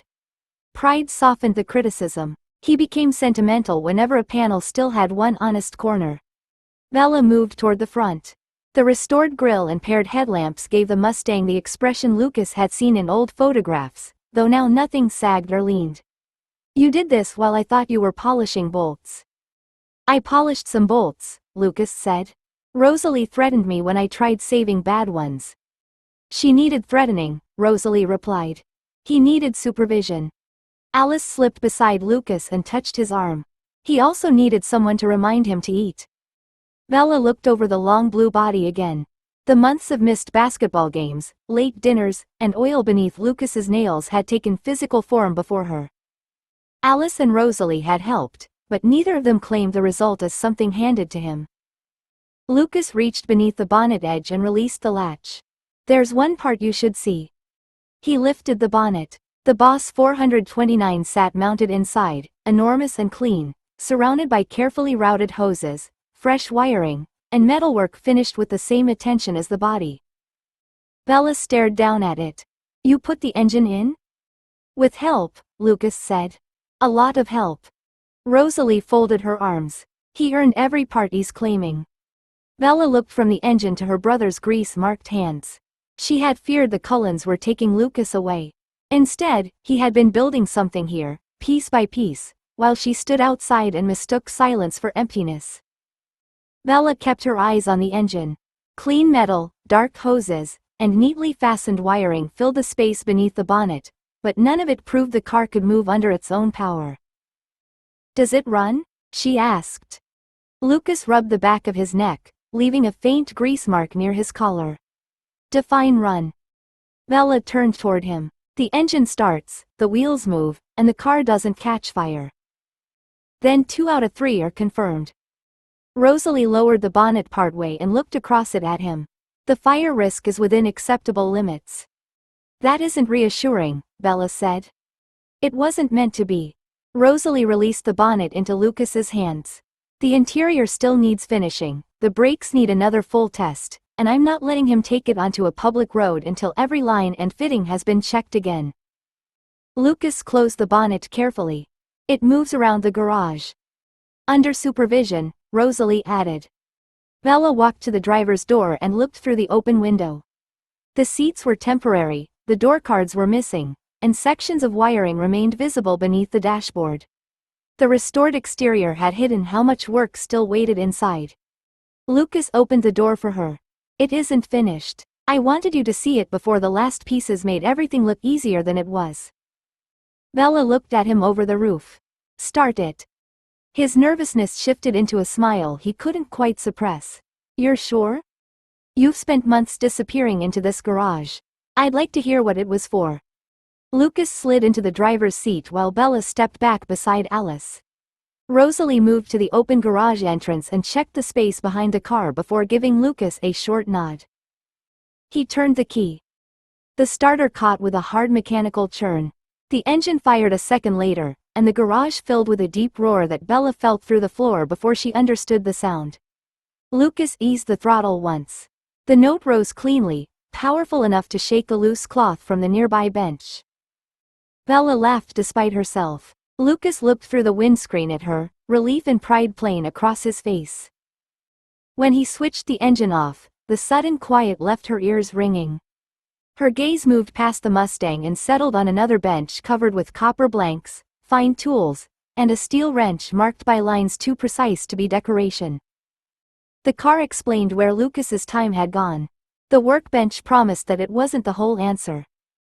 27. The ring between twins. The Mustang's engine ticked as it cooled, each small sound settling into the quiet Rosalie's garage had reclaimed. Bella remained beside the open driver's door for a moment, but her attention had shifted beyond the car. Lucas followed her gaze to the second workbench, where copper blanks, engraving tools, wax blocks, and several small stones waited beneath the task lamp. Bella crossed the floor without asking permission. She picked up a copper disc scored with uneven lines and turned it beneath the light. This is what you were hiding after the van. Part of it. Lucas moved beside her, careful not to reach for the blank. That one failed before it became anything useful.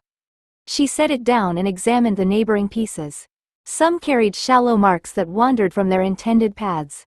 Others had warped along one edge or darkened where Lucas had applied too much heat. You made all of these? Most of them. Rosalie stopped me from keeping the ones that could have broken under pressure. Rosalie leaned against the Mustang's front wing. I stopped him from calling mistakes prototypes because the word sounded kinder.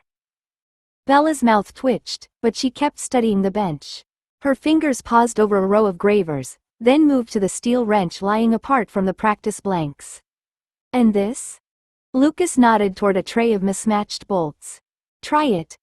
Bella fitted the wrench over the smallest bolt. The jaws closed without a screw, spring, or visible adjustment. She released the handle, and they opened again. Her eyes narrowed as she tried the largest bolt, then an old fastener with 2 worn corners. It changes itself, she said. It fits and holds one fastener at a time. Lucas rested his hands against the bench. That's all I asked it to do. Bella looked from the wrench to the marked copper. How do you know how to make something like this? The complete truth rose behind his teeth and stopped there. God's white room, Celebrimbor's inheritance, and the life lost inside a burning train remained his alone. Lucas chose the part he could give her. I started understanding objects differently on the flight here, he said. Metal, stone, shape, purpose. Sometimes I can see what something might become and how power could be held inside it. Bella studied his face. You woke up confused on the plane. Yes. And you've known all this since then? I've had the knowledge. Lucas touched one scarred copper blank with his fingertip. Knowing isn't the same as being able to do it. My hands still have to learn, and I can still make something dangerous by being too certain. Bella looked down at the failed pieces again. This time, she didn't see a secret collection of miracles. She saw the mistakes he'd kept. She returned the wrench to the bench, turning it once more in her hand as though the steel might explain itself if she found the right angle. Her sleeve brushed a copper practice strip near the edge of the work surface. She caught it before it fell, but the unfinished corner dragged across her palm. Bella hissed and dropped the strip. A bright line opened below her fingers. Lucas reached her before the copper struck the floor. Let me see. It's a scratch. Bella closed her hand, and blood pushed between her fingers. Across the garage, every Cullen went still. Edward turned his face away at once, one hand gripping the Mustang's open door hard enough to make the metal complain. Rosalie moved between Edward and the workbench. House. Now. Edward vanished through the inner door without argument. Alice followed after one worried glance at Bella, while Rosalie crossed to a locked cabinet and removed a white first aid box. Bella looked toward the empty doorway. That was because of me. Because of your blood. Lucas took her wrist gently and opened her fingers beneath the task lamp. The cut was narrow, but the copper edge had drawn it deeper than Bella wanted to admit. Sit down. She climbed onto the workshop stool while Lucas washed his hands at the utility sink. He returned with clean gauze, saline, and the careful concentration he'd once given Charlie's watch. This is excessive, Bella said as he rinsed the cut. You're bleeding in a garage full of vampires. One vampire left. Because Carlyle taught him when to leave. Lucas pressed folded gauze against her palm and raised her hand above her heart. Keep pressure there. Bella obeyed, watching him open a dressing packet. You didn't panic. Lucas peeled away the backing without answering. He had. The sight of blood had thrown him straight back to the van, to his body over hers and the knowledge that flesh failed faster than intention could save it. This wound was small. The next one might not be. Rosalie rested the first aid box beside him. She'll survive. I know. Lucas secured the dressing around Bella's palm, checking that it didn't restrict her fingers. That isn't the same as wanting to be useless when she's hurt. Bella flexed her hand. You cleaned it and stopped the bleeding. That's not useless. Lucas looked at the copper blanks scattered beneath the lamp. Rings had been waiting in his inherited knowledge from the beginning, crowded with possibilities he hadn't earned the right to use. He'd imagined making something for Alice or solving a Cullen problem worthy of magic. Instead, the first person who needed his craft was sitting beside him with a bandage around her hand. He touched the unmarked silver blank near the back of the bench. I think I can make you something. Bella followed his hand to the silver blank. What kind of something? A ring. Lucas picked up the disc and set it on the leather pad between them. Something that helps you heal faster when you're injured. Bella looked down at her bandaged palm, then back at him. You can do that? I think so. Lucas turned the silver beneath the task lamp, checking its thickness with his thumb. Not instantly. It wouldn't make you invulnerable. It would help your body do what it already knows how to do, only quicker and with less strain. Rosalie moved closer to the bench and examined the blank. That's a sensible first ring. Lucas glanced at her. The approval mattered because Rosalie had watched him ruin enough metal to recognize the difference between ambition and recklessness. It would slow bleeding, reduce shock, help preserve warmth and circulation, and speed natural healing. Small injuries would close sooner. Larger ones would still need treatment and rest. Bella flexed her fingers carefully. So this cut wouldn't disappear while I watched. No. Lucas smiled. You'd still have time to complain about it. I wasn't complaining. You called the first aid kit excessive. It was excessive. Rosalie closed the cabinet behind her. You bled in a room containing Edward. The kit was the least excessive part of the response. Bella's expression tightened briefly at the reminder, but she returned her attention to the silver. Would I have to do anything? Wear it. Lucas reached for his sketchbook and opened to a clean page. The enchantment would respond when you were injured. No switches, no spoken words, and nothing you'd have to remember while you were frightened or in pain. That sounds useful. Bella pulled the stool closer to the bench. What would it look like? Lucas placed 3 pencils beside the sketchbook. That part's yours. She picked up the darkest pencil and drew a narrow line across the page. Plain band. Nothing large. Silver? Yes. Bella added a slight curve through the center. Maybe something engraved inside, where nobody else has to see it. Lucas watched her shape the first object he would ever make specifically for his sister. She didn't treat the idea like a miracle or a threat. She treated it like a gift he'd offered and a design they could solve together. What should the engraving say? He asked. Bella thought for a moment, then wrote 2 small words beneath the sketch. 7 minutes. Lucas laughed softly. You're never letting that go. You built your entire older brother identity around 7 minutes. Bella pushed the sketch toward him. It belongs on the ring. Lucas copied Bella's curved line into the sketchbook, then measured her finger with a narrow strip of paper. Rosalie brought him a small silver ingot and cleared the practice pieces from the center of the bench while Bella settled on the neighboring stool, her bandaged hand resting safely in her lap. Still plain? Lucas asked as he marked the silver. Plain enough to wear every day. Bella pointed to the inner edge of his drawing. The words go there. Lucas heated the ingot until the metal softened, then drew it through Rosalie's rollers in slow passes. The silver lengthened into a narrow strip beneath his hands. He checked the thickness after each turn, trimmed the excess, and curved the band around a steel mandrel with careful taps from a rawhide hammer. Bella watched every movement. You look less certain when you're actually doing it. I am less certain. Lucas adjusted the curve and checked the joint beneath the lamp. The version in my head never slips or overheats. Rosalie inspected the seam before allowing him to solder it. This version has fingers. The joint closed cleanly. Lucas cooled the ring, filed away the excess, and polished the outer surface until the silver reflected the task lamp in a soft line. Only then did he secure it beneath the magnifying lens and engrave the inner band. 7 minutes. The letters were small, but Bella recognized them as soon as he turned the ring toward her. That's better than I expected. Your confidence sustains me. Lucas set the graver aside and began the finer work. The marks carrying the enchantment didn't resemble decoration. They followed the inner curve in lines too shallow for Bella to see without the lens, each one guiding the ring toward blood, warmth, circulation, and repair. His hand cramped before the final cut. He stopped, flexed his fingers, then finished only when the tremor had passed. The silver warmed beneath his thumb. Rosalie touched the ring, tested the seam, and gave a small nod. It held. Lucas cleaned it and offered it to Bella across his open palm. Try it. Bella slid the ring onto her finger. The fit settled without tightening, and warmth spread across her hand.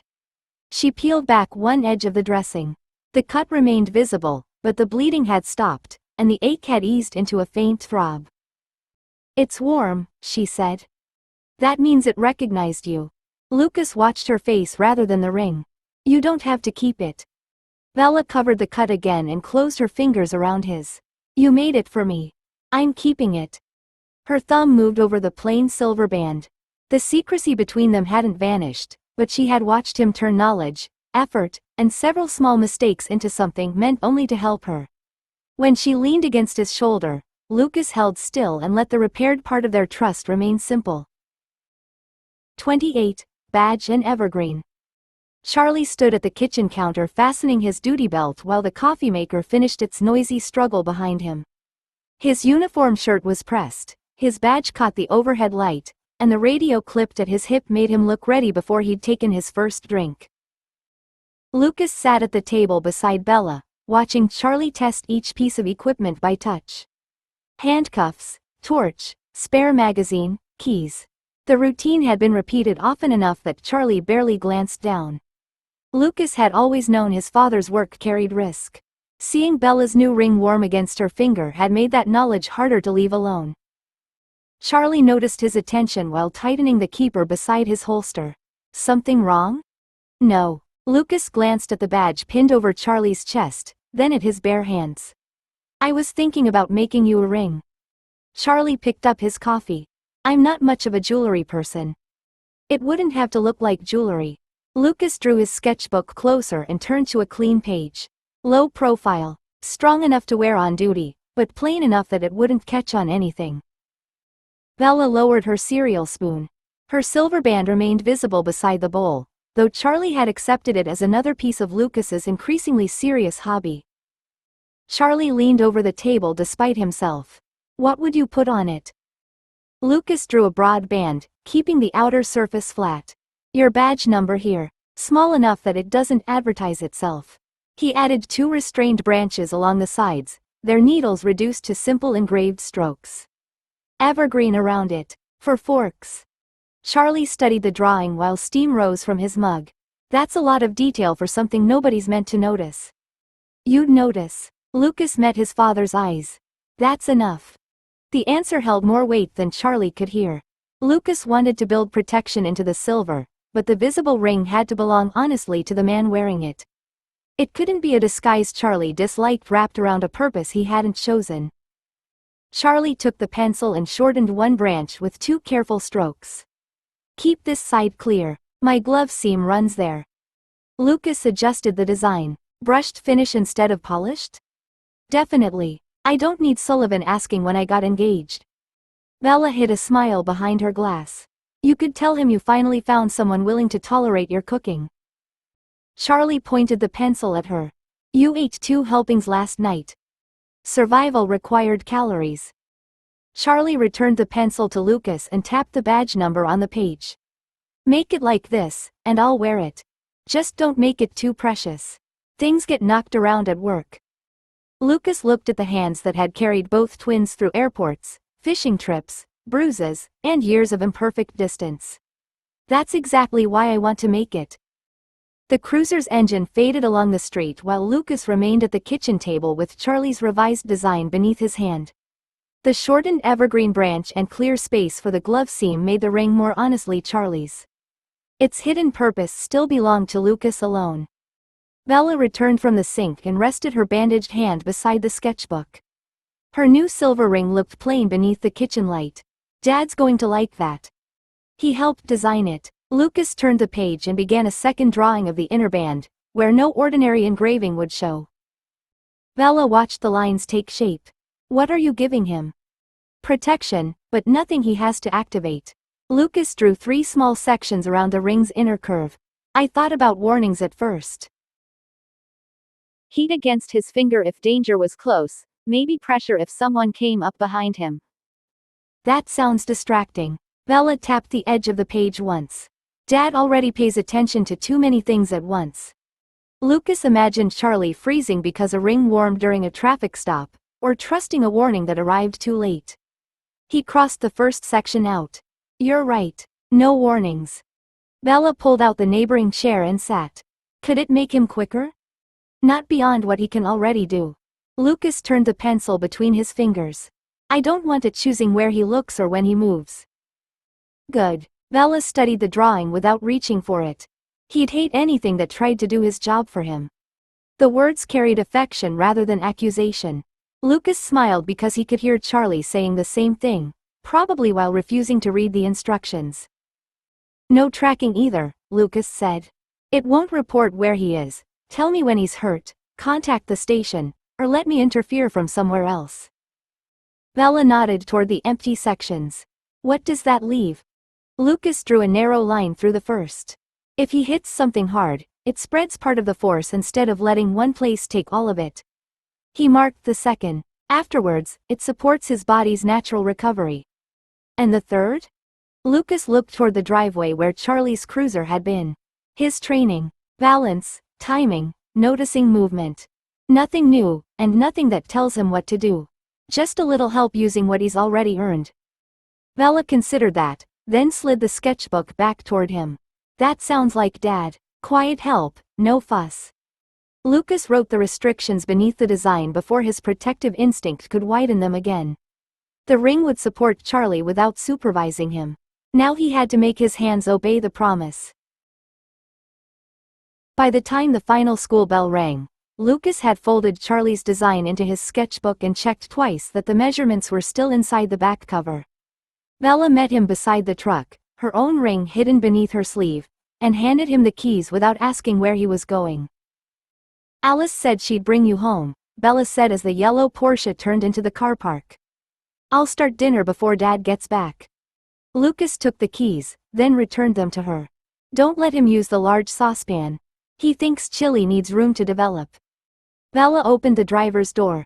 That's because you keep eating half of it from the stove. Alice stopped beside them and lowered the passenger window. Rosalie cleared the bench. She also said that if Lucas arrives late, she's using his silver for washers. Lucas climbed into the Porsche before Rosalie's threat could become practical. The drive to the Cullen house took them beneath dark trees and away from the school traffic. When Alice turned toward the garage, Lucas unfolded Charlie's sketch across his knees and traced the shortened evergreen branch with one finger. At the workbench, Rosalie read the restrictions he'd written beneath the design before touching the prepared silver. Impact spreading, recovery support, and reinforcement of trained responses. No warning, tracking, direction, or reporting. That's the whole purpose, Lucas said as he tied on the leather apron. If it starts doing more, it fails. Rosalie handed him the silver strip. Then make the ring Charlie agreed to before you hide anything inside it. Lucas rolled the metal to thickness, trimmed it, and curved it around the mandrel. He filed the outer surface low enough to sit beneath Charlie's glove, then engraved the badge number across the face. The evergreen branches followed, restrained and shallow, with the right side ending where Charlie had marked the seam. Alice leaned over the bench after he finished the visible work. It looks like him. That's the idea. Lucas turned the ring beneath the lamp, checking every edge before securing it beneath the magnifying lens. The hidden lines took longer. Lucas separated the three functions so none could pull strength from the others. When the final section reached toward anticipation rather than trained awareness, he stopped and removed the cut. Rosalie watched the silver dust gather beneath his hand. Too much? It tried to decide what counted as danger. Lucas reset the graver. Charlie already knows how to read a confrontation.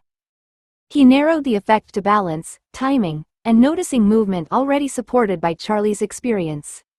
The ring warmed beneath his fingers without tightening around the tool.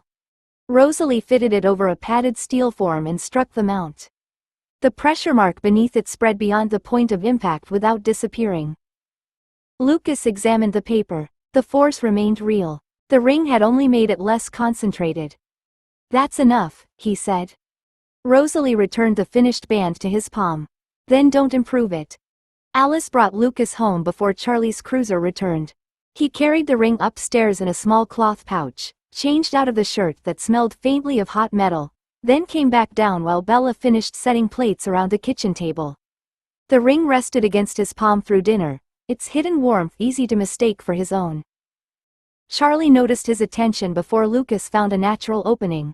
Did Rosalie turn my silver into washers? Not this time. Lucas removed the pouch from his pocket and placed it beside Charlie's plate. I finished it. Charlie loosened the drawstring and tipped the ring into his hand. The brushed silver caught the kitchen light without shining brightly. He turned the badge number toward himself, then traced the evergreen branch with one thumb. You kept the gap. Charlie glanced toward Lucas. For the glove seam. Charlie slid the ring onto his finger. It passed over the knuckle with slight resistance and settled without shifting. Lucas watched for any sign that the enchantment had tightened or announced itself, but Charlie only flexed his hand and reached for the duty glove he'd left near the telephone. Bella moved the serving bowl aside to give him room. The real test. Charlie pulled on the glove and worked each finger into place. The leather crossed the ring cleanly. He closed his hand, opened it, then gripped the back of the chair and twisted his wrist as though testing a handcuff hold. Doesn't catch, he said. Doesn't press into the next finger either. Lucas kept his relief behind a small smile. Rosalie made me round the inside edge twice. Smart woman. Charlie removed the glove, but not the ring. You made this yourself? With supervision. Charlie studied the badge number again. Your grandfather would have liked it. The quiet certainty in his voice settled more deeply than praise. Lucas had repaired Charlie's watch because it carried family history. This ring carried Charlie's present life, including dangers Lucas couldn't explain without revealing everything hidden beneath the silver. Charlie reached across the table and squeezed the back of Lucas's neck. Thank you, son. I'll wear it tomorrow. Lucas nodded because the answer caught behind his teeth. Charlie believed he was accepting a handmade ring, practical and personal, exactly as Lucas had presented it. That trust was real even though the explanation wasn't complete. Bella met Lucas's eyes across the table, then handed Charlie the breadbasket. She didn't press the silence or ask him to justify it. Charlie ate with the ring still on his hand. When he left for duty the next morning, brushed silver disappeared beneath his glove, carrying Lucas's careful limits into a shift he couldn't follow. 29. The stop at Miller's. Charlie's ring had disappeared beneath his duty glove at breakfast. By late afternoon, Lucas had almost stopped imagining everything that might happen while it remained beyond his sight. Bella turned the truck into Miller's gas station and slowed beside the pumps. We're nearly empty, and Dad used the last of the milk. Lucas reached for his wallet, then saw the cruiser angled across the far side of the forecourt. Its lights flashed against the shop windows without a siren. Charlie stood beside a battered sedan parked too close to the curb, one hand raised as he spoke to a thick-set man in a denim jacket. Don't pull in, Lucas said. He caught the dashboard as Bella braked. Stop here. The man's voice carried across the forecourt. I told you, I wasn't driving. Charlie kept several feet between them. Then we can sort that out calmly. Turn around and place your hands on the roof. Two customers had stopped near the shop entrance. Another man stood beside the nearest pump with the nozzle still in his car, staring openly. The sedan's passenger door blocked part of the narrow space between Charlie and a concrete bollard, leaving little room to move if the suspect lunged.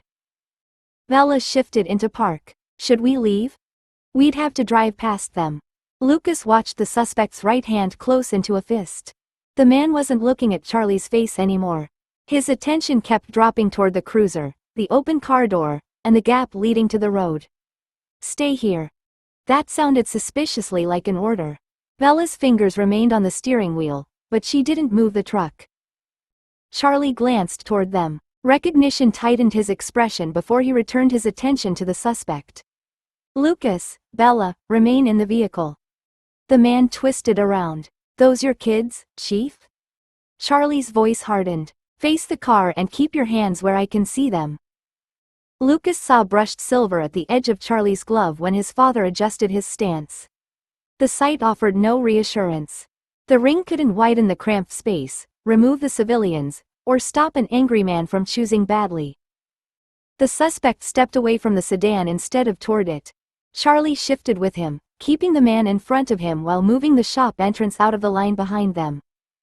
Bella caught Lucas's sleeve before he could reach for the door handle. "He told us to stay." Lucas forced his hand back to his lap. Charlie had seen the danger before Lucas had understood it. Interfering would give his father 2 more people to protect. Across the forecourt, the suspect's shoulders bunched as Charlie repeated the command. This time, the man smiled. The suspect moved before Charlie finished the command. He caught the sedan's open passenger door and swung it hard across the narrow space between them. Charlie turned his body, taking the edge against his forearm instead of his chest, but the impact drove him sideways into the rear quarter panel. "Hands where I can see them," Charlie ordered as he pushed the door away. His voice remained firm, though his left heel slid across the concrete before he recovered it. The man lunged through the opening. One hand closed around Charlie's jacket while the other shoved against his shoulder, forcing him back against the sedan with enough force to rock the vehicle. Charlie's gloved palm struck the roof beside the rear window. The leather pulled tight across his fingers, revealing the brushed edge of Lucas's ring. Lucas tore his seat belt free. Bella caught his wrist before he could reach the door, using both hands when he tried to pull away. "Luke, don't," she said. Her voice shook, but her grip didn't. "You'll make Dad look at us." Charlie twisted beneath the suspect's hold. His shoulder had hit hard enough that Lucas expected him to fold around the pain, yet he shifted one foot behind the other and remained upright. The movement might have been the ring spreading the impact. It might have been Charlie turning at the right moment. Lucas couldn't see beneath the glove, couldn't feel the silver, and couldn't separate enchantment from years of training. The suspect tried to wrench Charlie toward the gap beside the cruiser. Charlie caught the man's wrist, stepped away from the sedan, and forced space between their bodies without reaching for his weapon. "Let go and step back," Charlie said. "Do it now, before this gets worse." "Get off me," the man shouted. He jerked free, then swung a wide fist that clipped Charlie's upper arm instead of his face.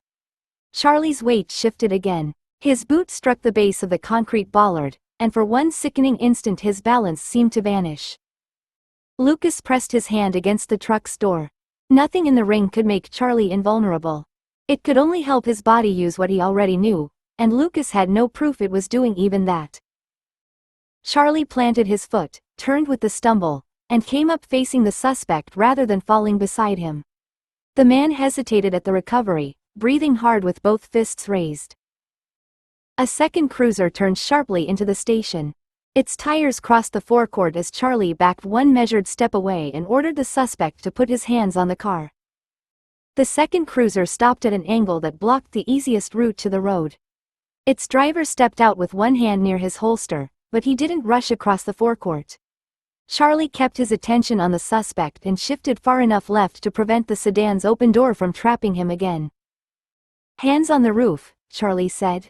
"Face away from me and spread your feet." The suspect glanced toward the new officer. His fists lowered, though his weight remained forward on the balls of his feet. Lucas could see him measuring the distance between Charlie, the pumps, and the strip of open concrete beside the shop. Charlie saw it too. He moved half a step, closing that route without crowding the man. "Don't make another bad choice," Charlie said. "Put your hands on the car." The other officer approached from the opposite side, slow enough that the suspect could follow every movement. "Do what the chief told you. Nobody needs to get hurt."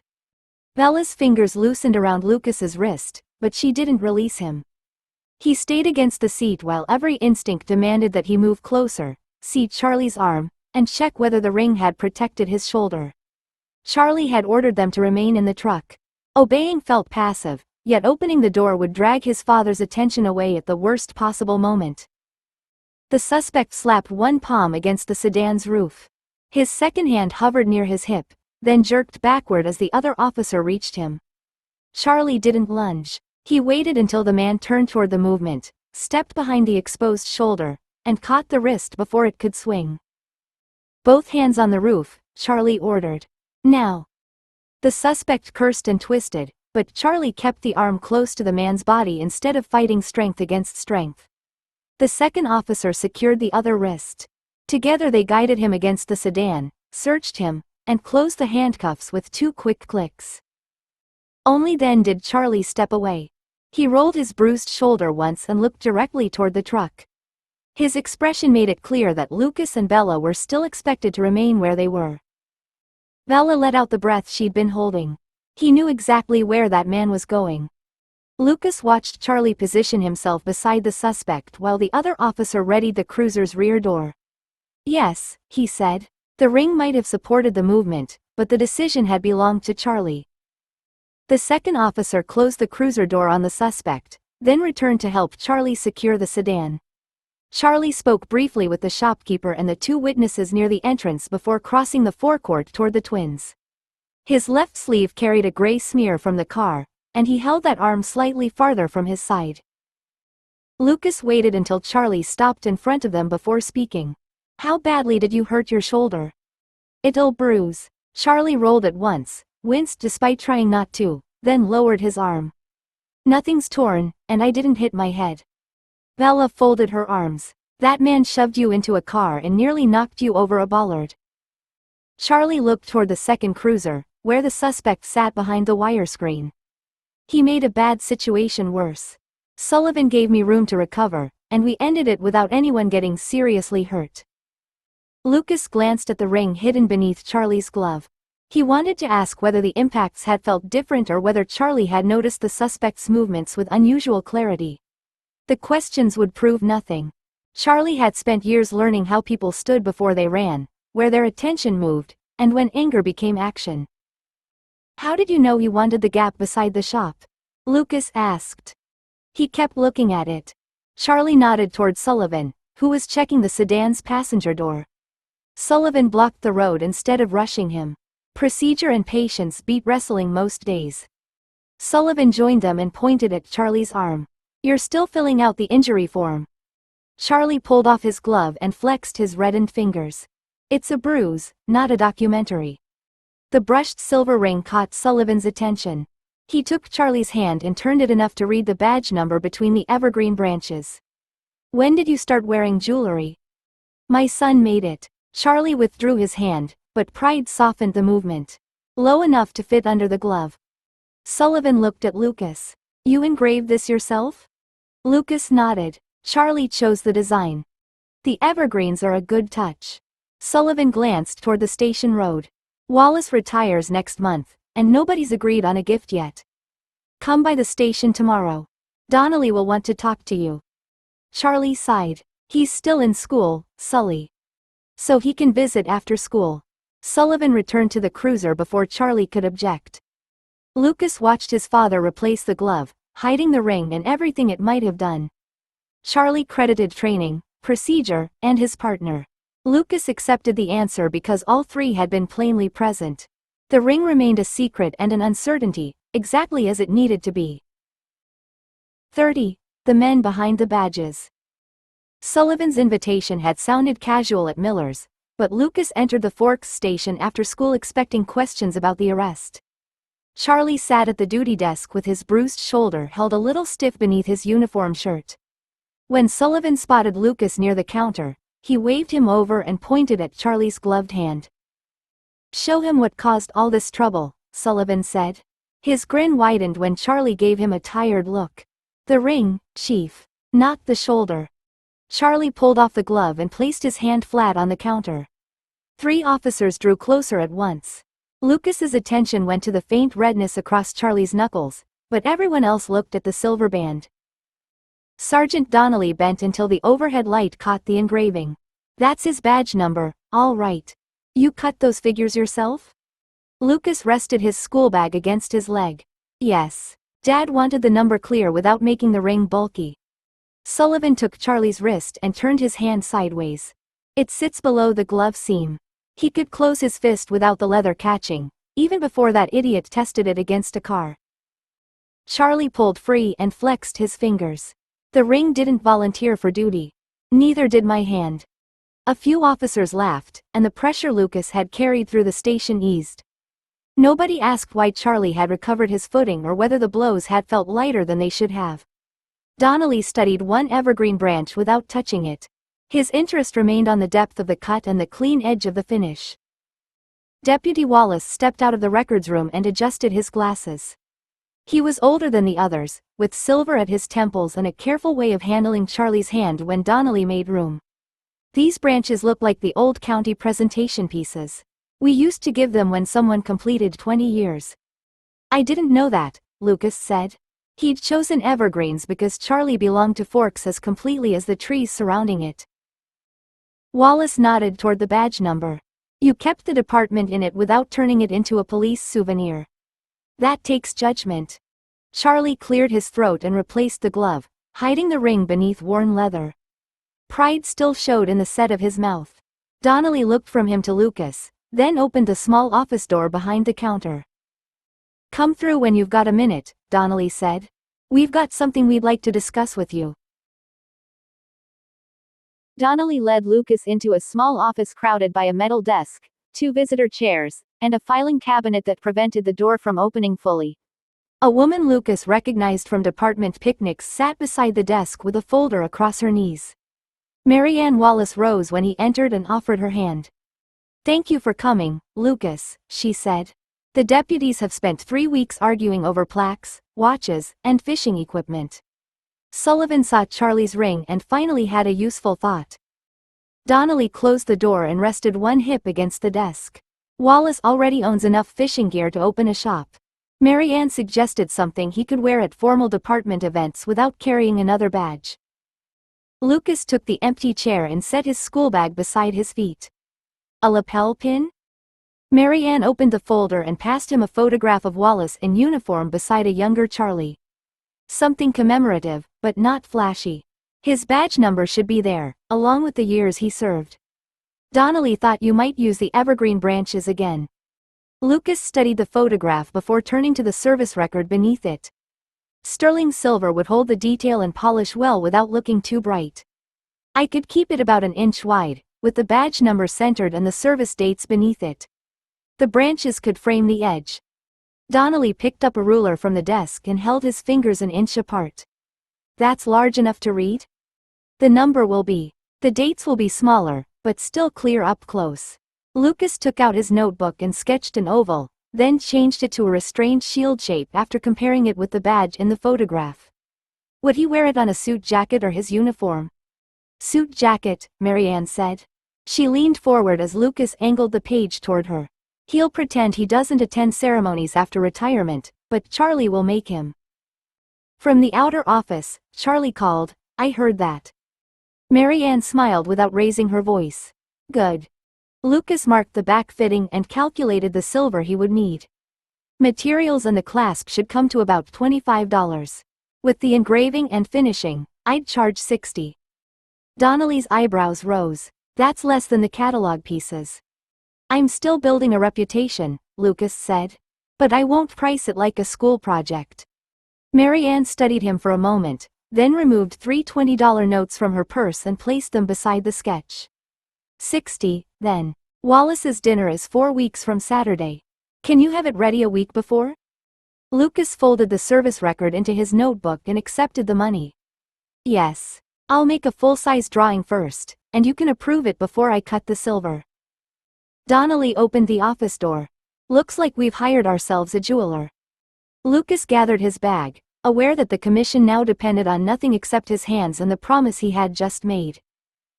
Lucas opened his notebook on Rosalie's workbench and set Marianne Wallace's $60 beside it. The finished plan already filled the page, a restrained sterling silver shield, Wallace's badge number centered above his service dates, evergreen branches following the border, and a low-profile clasp sized for a suit lapel. Rosalie examined the drawing without reaching for his pencil.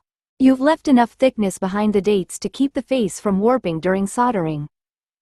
Barely, Lucas said. I'll raise the center from the back before I cut the lettering. That'll preserve the edge and give the clasp plate more strength. Bella moved closer as he turned to the reverse design. Lucas marked the solder points, the pin angle, and the pressure needed to keep the piece from tipping on fabric. The solution came easily. So did another. A narrow protective structure could sit inside the backing plate without changing the weight or balance. Impact could be redirected across the shield. A second pattern could reinforce circulation and slow shock. The enchantment would be clean, stable, and invisible. Lucas drew the first line. Bella's gaze settled on it. That isn't part of the clasp. No, Lucas said. He didn't pretend otherwise. It would protect him. Rosalie looked at the line, then at Lucas. Technically sound? Yes. He could already see the full pattern, including the exact depth each mark required. It wouldn't weaken the silver or interfere with the engraving. Bella rested her hand beside Mary Ann's money. Mrs. Wallace thinks she paid for a retirement pin. She doesn't know enough to ask what else you might put inside it. Lucas's pencil remained still. Bella wasn't teaching him something he hadn't considered. She was naming the excuse he'd nearly accepted. Wallace had spent years serving beside Charlie, and that closeness made Lucas want to protect him. Wanting it didn't create permission. Rosalie folded her arms. So the question isn't whether you can. I know. Lucas looked down at the hidden structure he could complete from memory. Charlie's ring had already taught him how easily care could become authority when he decided another person's risk for them. He erased the line before either of them spoke again. Wallace is buying my work, Lucas said. Not my judgment over his life. Bella nodded once. Then make him what he chose. Lucas brushed the eraser crumbs from the page and redrew the backing plate exactly as planned. No hidden protection. No concealed purpose. The pin would carry Wallace's service, Mary Ann's pride, and Lucas's name as its maker. That was enough. 3 evenings later, Lucas placed the sterling silver blank beneath the task lamp. Leaving it ordinary had simplified its purpose, not the work required to honor it. He cut the shield from the sheet, guiding the saw through each turn without forcing the blade. After filing the edges, he raised the center just enough to strengthen the face and leave room for the clasp behind it. The form had been complete in his mind before he touched the silver. His hands remained the uncertain part. Rosalie watched from the opposite side of the bench while he secured the pin in wax and began the lettering. Wallace's badge number took shape first, followed by the service dates beneath it. Lucas stopped twice to loosen his cramped fingers before engraving the evergreen branches along the border. You already know what every cut should do, Rosalie said. Most apprentices spend years learning that. Lucas adjusted his grip on the graver. Knowledge doesn't keep my hand from slipping. No, Rosalie said. Practice does. The final branch curved cleanly around the lower edge.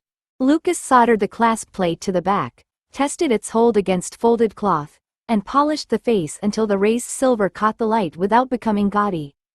Before placing it in the box, he stamped a small pair of initials beside the clasp.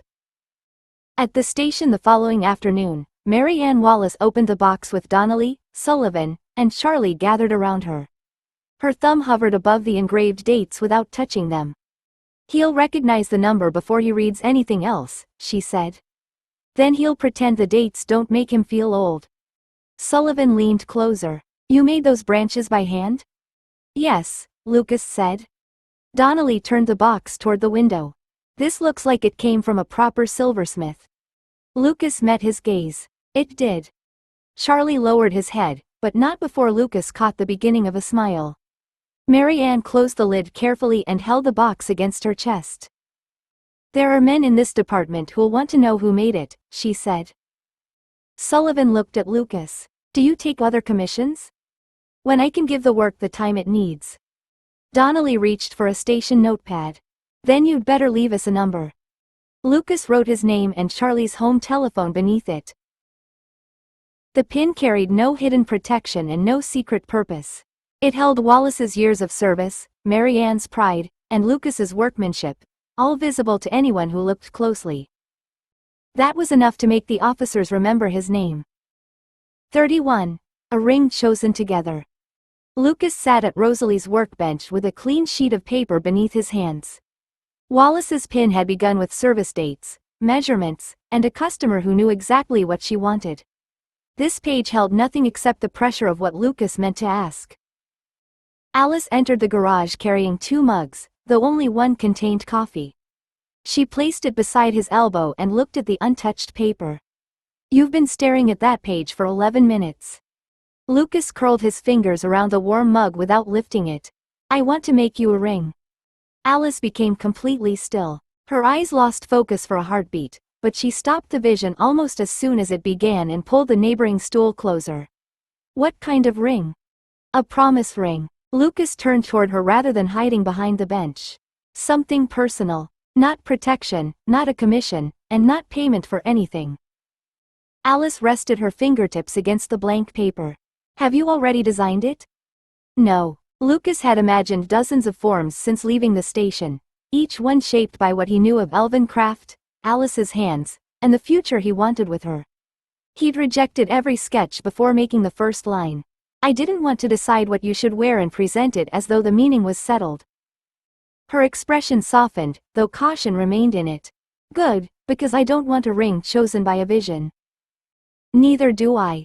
I mean it, Lucas. Alice drew the paper between them. Not by my visions, not by the mate bond, and not because you think protecting me is the same as loving me. I won't wear a claim disguised as jewelry. Lucas accepted the words without defending the intentions behind them. Wallace's ordinary pin had taught him that a maker could honor someone without adding purposes they hadn't chosen. Alice deserved greater care, not fewer boundaries. I'm not asking you to belong to me, he said.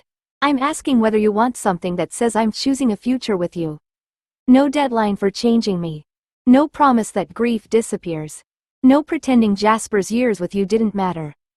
Alice studied him closely. And what would I be promising? That you'll keep choosing honestly. Lucas placed his hand beside hers on the page without covering it. Even when what you want changes. Even when the future makes something look certain before we've lived it.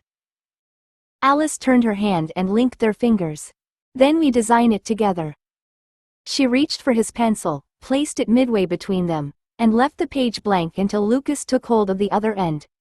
The pencil moved awkwardly between their joined hands.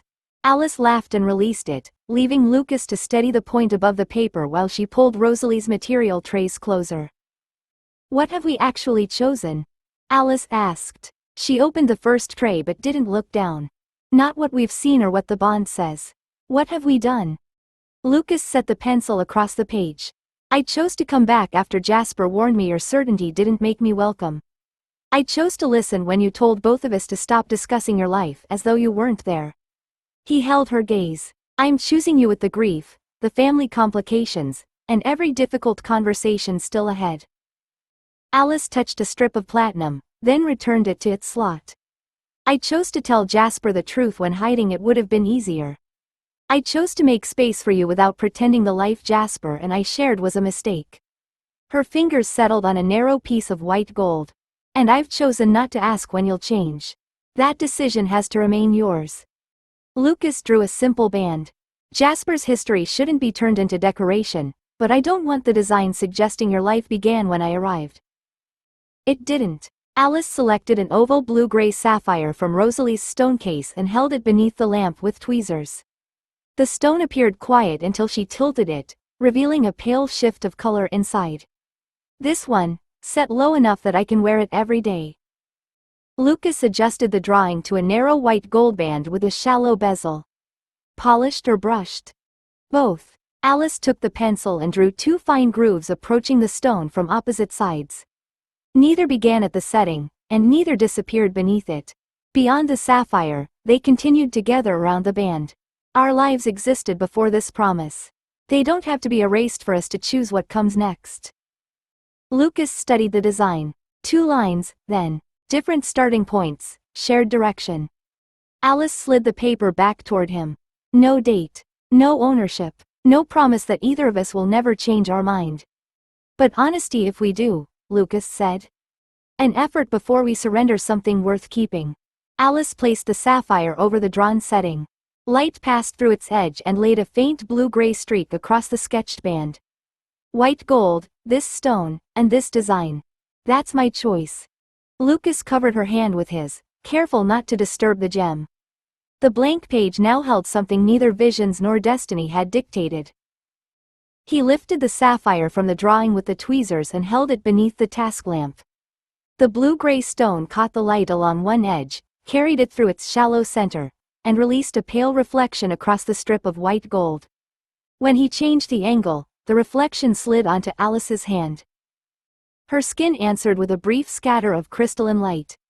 Lucas stopped moving. The sapphire remained suspended above her fingers while knowledge arranged itself around what he'd seen. He couldn't change what Alice was, and he had no wish to disguise her from herself. The light, however, was something else. It crossed the stone, struck her skin, and returned to the eye in a recognizable pattern. Alice watched his expression sharpen. "You've thought of something." "Possibly." Lucas lowered the sapphire into its tray and angled the lamp toward the white gold strip. "The sparkle gives your family away because people see light returning from your skin in a way human skin can't produce. I might be able to change how an ordinary person perceives that reflection." Alice looked from the metal to him. "Make me appear human?" "No." Lucas set down the tweezers before the larger idea could carry him beyond what he understood.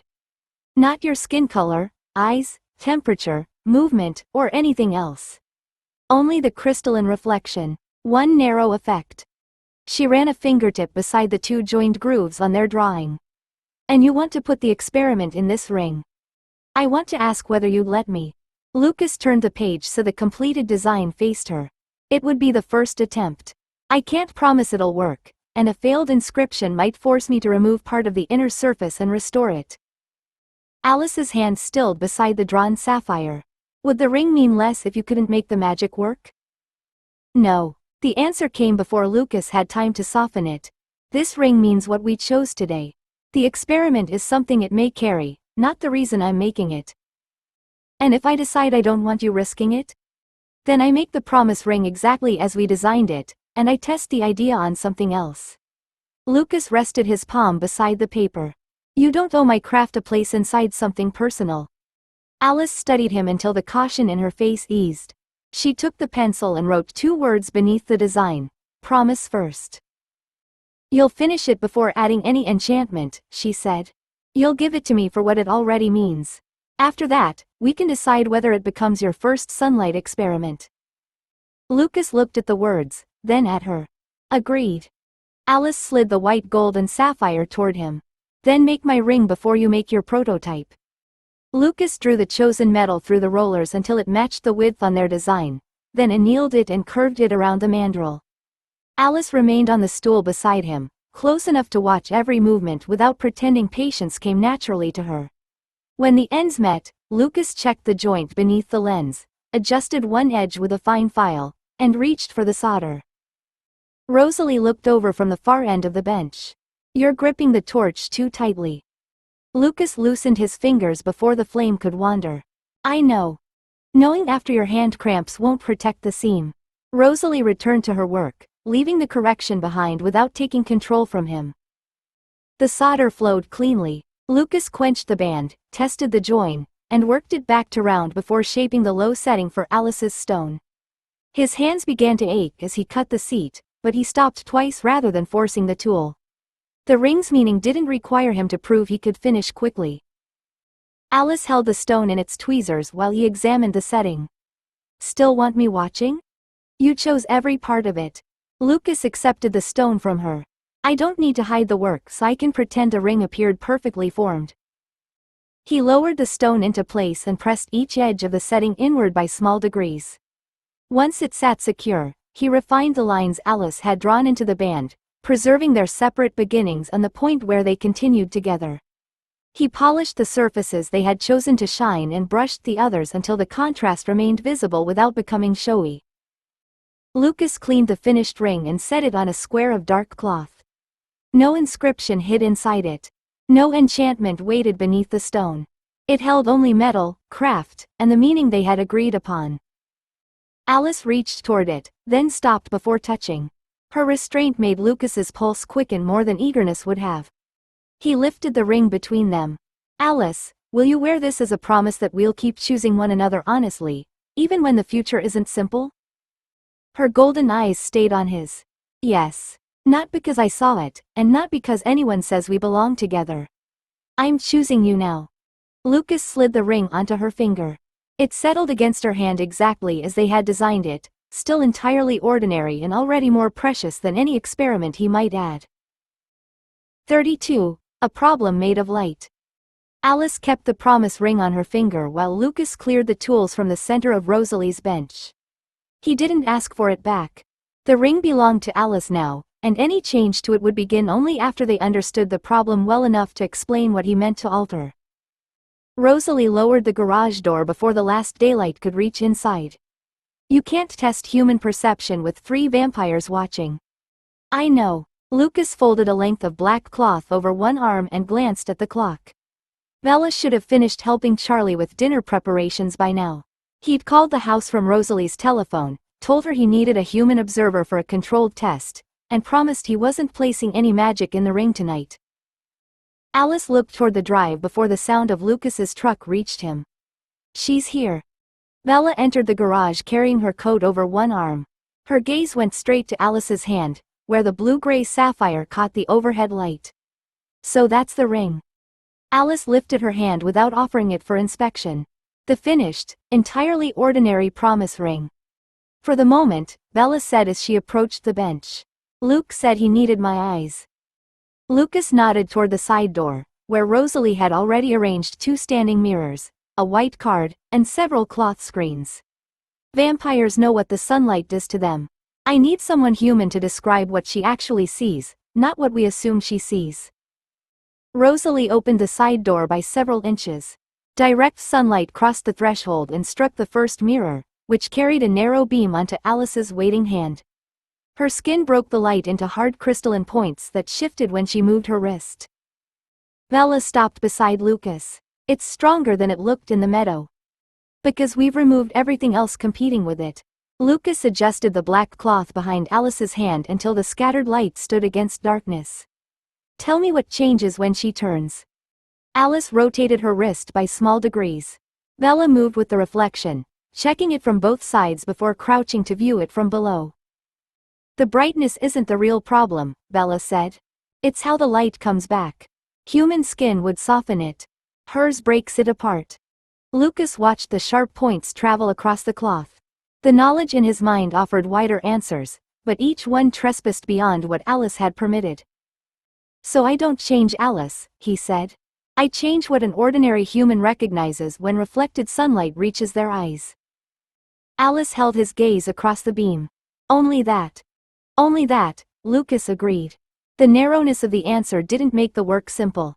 It finally made the work honest. Lucas waited until Alice stepped out of the beam before reaching for her hand. The ring remained hers, so he didn't remove it himself. Alice turned her palm upward, studied his face, then slid the white gold band from her finger and placed it on the dark cloth. Temporary inscription, Lucas said as he secured the ring beneath the lens. Shallow enough to remove without thinning the band beyond tolerance. Rosalie folded her arms beside the bench. Provided you stop when it fails instead of trying to correct it while Alice is wearing it. When, Bella repeated from beside the screens. That's encouraging. The first version usually fails, Lucas said. He cut 3 fine marks into the inner surface, keeping them clear of the joined line design and the sapphire's setting. The purpose settled beneath his graver in a form that felt complete, but he'd trusted that feeling before. I'm asking human sight to soften one kind of reflected light. Nothing else. Alice held out her hand when he finished. Then let's learn what you actually asked. Lucas returned the ring to her and adjusted the mirror. Sunlight crossed the garage, touched Alice's fingers, and broke unevenly across her skin. The sparkle vanished over her knuckles, returned in a bright strip along her thumb, then disappeared from half her wrist when she moved. Bella recoiled before controlling the reaction. Take it off. Lucas had already stepped between Alice and the mirror. He blocked the beam with the cloth screen and caught her wrist without touching the ring. Pale sections of Alice's hand appeared strangely dull beneath the ordinary garage lights, while neighboring patches retained their natural crystalline clarity. Alice looked down at herself. It's trying to hide whichever reflection it notices first. And holding the correction after the light moves, Lucas said. His stomach tightened as the wrongness shifted across her fingers. The inscription worked, but not safely, cleanly, or within the boundary they'd agreed upon. The effect isn't stable. We're done. He didn't let himself adjust a line or add another mark. Alice removed the ring and placed it in his palm. Lucas seated it beneath the lens, cut away every trace of the failed inscription, then polished the inner surface until no groove remained. He checked the band's thickness, the setting, and both joined lines before cleaning it and returning it to Alice. She slid it onto her finger and stepped into the narrow beam again. Crystalline light scattered evenly across her hand. Bella released the breath she'd been holding. Rosalie examined the restored band, then gave Lucas a small nod. Lucas watched Alice turn her wrist beneath the sunlight. Partial success had made her look less human, not more. He wouldn't mistake an active enchantment for a finished one. He copied the failed inscription onto paper before polishing away the last trace, preserving the mistake without risking the ring again. After a moment, he pushed the sketch aside and opened Rosalie's scrap drawer instead. 3 narrow pieces of polished white gold remained from shaping the band.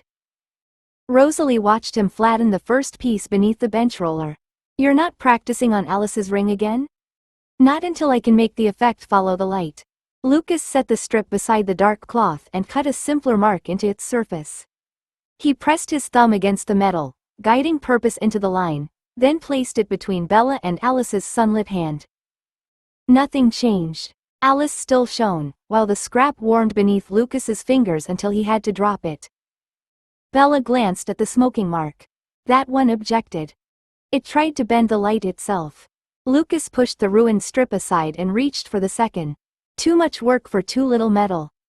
He changed the curve, directing the enchantment toward Bella rather than Alice. The second strip gave a faint pulse when he lifted it. Bella blinked, leaned to one side, and frowned. "Alice's fingers look normal from here," she said. "Move it closer." Lucas shifted the strip. The sparkle vanished from Alice's hand, but so did the blue reflection of the sapphire and the bright edge of Rosalie's steel ruler. Rosalie took the strip from him and snapped it between 2 fingers. "You hid every sharp reflection in the room." Lucas stared at the broken pieces. The failure had widened because he'd described the observer too broadly. He didn't need the enchantment to judge light, skin, or people. It only had to carry one known image from the wearer to a human eye. He picked up the third strip and held it beneath the beam until Alice's sparkle crossed its polished surface. Instead of carving a command, Lucas engraved the shape of that returning light, then closed the mark with a single curve that redirected recognition rather than brightness. The gold cooled beneath his fingers. Bella's breath caught. "Do that again." Lucas moved the strip across Alice's hand. Wherever it passed, the hard crystalline points softened into ordinary reflected sunlight. The sapphire still flashed. The ruler remained bright. Only Alice's sparkle changed. Alice stepped closer, wonder replacing the caution in her face. "You stopped telling it what not to do." Lucas looked from the successful scrap to the promise ring on her finger. "I finally showed it what I meant." He placed the successful white gold strip beside Alice's promise ring, then opened Rosalie's stock tray and selected a plain band. The sapphire and joined grooves belonged to a promise Alice had chosen with him. They didn't need another purpose pressed into them simply because he'd discovered one. Alice watched him measure her right middle finger. "You're making a second ring."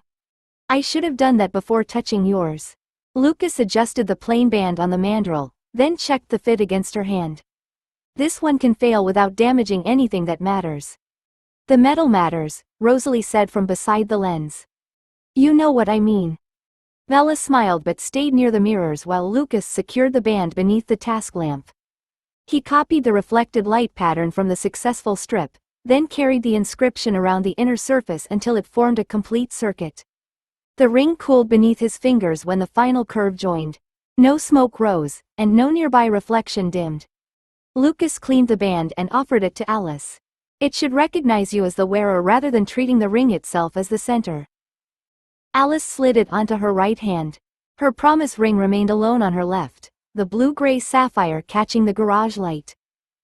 She stepped into the sunlight. The crystalline brilliance disappeared from Lucas's sight. Light rested across Alice's face, arms, hands, and bare ankles with the soft return he expected from human skin. Her black hair still shone. The sapphire still flashed. Nothing about her blurred or changed except the impossible scatter. Bella moved around Alice, checking both hands before looking through the mirrors. "It covers all of her. Anywhere the sunlight touches." Rosalie approached from the opposite side. Her golden eyes tracked Alice's raised arm. "She's still sparkling." So I am, Alice said. She turned her hand beneath the beam, studying the hard points Lucas could no longer see. The ring hasn't changed what I look like to us. Lucas crossed into the sunlight beside her. Alice remained normal to his human eyes, while Rosalie continued watching the unchanged vampire beneath the illusion. The prototype had done exactly what the test strip promised, but across the whole wearer. Alice raised both hands, comparing the plain band with her promise ring. This one is useful. That one is ours. Lucas touched the white gold prototype without reaching for the sapphire. Then they stay separate. Alice smiled and linked her fingers through his. Good. Once you're certain this can be repeated safely, you can make them for everyone. Lucas looked toward Rosalie, who was already examining the spare white gold in her trays. The promise ring remained singular. The plain band beside it had become the beginning of something the whole family could wear. 33. The price of sunlight. Carlyle entered the garage while Alice still stood near the shuttered side door, the plain white gold band on her right hand beside the promise ring on her left. Esme followed him, then Edward, Jasper, and Emmett, their attention drawn immediately to the mirrors, broken test strip, and the successful pattern resting beneath Rosalie's lens. Alice lifted her right hand. It works. Humans see ordinary sunlight instead of the crystalline reflection. Vampires still see us exactly as we are. Emmett looked at Bella. You saw it? I walked around her, checked both mirrors, and compared her with Rosalie. Bella nodded toward the closed door. Only the sparkle disappeared. Nothing else changed. Carlyle approached the bench, his expression caught between professional interest and something far more personal. Can you make more? Yes, Lucas said. The answer stopped the room more effectively than hesitation would have. Lucas touched the successful scrap with one fingertip. The failed versions had shown him what the enchantment wasn't. The third had revealed the correct governing principle, and Celebrimbor's knowledge supplied everything that followed from it. How the pattern recognized its wearer, how the circuit carried the effect across the whole body, and how the inscription needed to change with the metal, proportions, and design of each ring. I'll need suitable materials and a design each of you actually wants to wear, Lucas continued. The enchantment can be adapted to different bands, signets, stones, and metals. It doesn't require 7 copies of Alice's ring. Rosalie's attention sharpened, and the promise ring stays separate. Completely. Lucas glanced at the blue-gray sapphire on Alice's left hand. That ring means what it meant before tonight. The practical one is the prototype for the family set. Emmett planted both hands on the bench. I want something heavier. Rosalie looked at him. That surprised no one. Esme smiled as she moved beside Carlyle. Could mine match his without being identical? Yes, Lucas said. Shared details, different proportions. The enchantment follows the wearer, not a fixed outward style. Jasper studied Alice's 2 rings before meeting Lucas's eyes. Mine won't echo hers. It won't, Lucas said. Your design will be yours. Edward remained near the edge of the work light. What materials do you need? Lucas opened Rosalie's stock ledger and turned it toward the empty page. That depends on what each of you chooses. White gold, platinum, silver alloys, stones if you want them. Once the designs are settled, I'll give Rosalie an exact list. Carlyle rested one hand on the bench. Then consider this a formal commission for the family. Lucas picked up a pencil and wrote Carlyle's name at the top of the page. All right, let's start with what you want your ring to look like. He kept the pencil above Carlyle's name while the others gathered closer to the bench. 7 rings would require more metal than Rosalie kept in her ordinary stock, but the thought didn't feel like a burden. It felt like being trusted with something that mattered to all of them. Before we start drawing, Lucas said, I'll need to know what each of you likes. Metal, weight, stones, whether you want something plain or impossible to miss. Emmett leaned over the ledger. Impossible to miss. Rosalie caught the back of his shirt and pulled him upright. You're not designing yours first. I've got a clear artistic vision. You want a ring heavy enough to break furniture. That's still a vision. Esme laughed softly and rested one hand on Carlyle's arm. Could ours share something? Not identical, but enough that they belong together. Lucas turned to a clean page and drew 2 narrow circles beside one another. Yes. The same detail could appear differently on each ring. A line, a stone, or part of the engraving. Carlyle looked down at the sketch. I'd like that. Jasper remained a little apart from Alice, though his attention stayed on the open book. Mine should be plain. Alice glanced at him, then looked back to Lucas without trying to answer for him. Lucas nodded. Plain doesn't mean unfinished. We'll find something that suits you. Edward stepped nearer the stock trays. Do you already have enough metal? Not for everyone, Rosalie said. She opened a shallow drawer and moved aside several labeled packets. We'll order what he needs once the designs are settled. Lucas looked toward her. I can pay for the extra stock. Rosalie gave him a flat stare. You're making 7 enchanted rings for this family. Alice slipped her fingers through his. Let them buy the metal, Luke. Carlyle smiled. And the tools you need. You're doing the work, but you shouldn't have to empty your savings to make something for us. The offer settled differently when Carlyle said it that way. They weren't buying Lucas's gift or placing a value on his place among them. They were making sure he had what he needed to create something for his family. Bella nudged the ledger toward him. You can accept help without turning it into a debt. Lucas looked at Alice's hand in his, then around the bench at the faces waiting to choose together. All right. You supply the materials and any tools the work requires. And we help where you ask, Esme said. Rosalie tapped the blank page. Start with Carlyle. He's the only one here likely to make a decision before sunrise.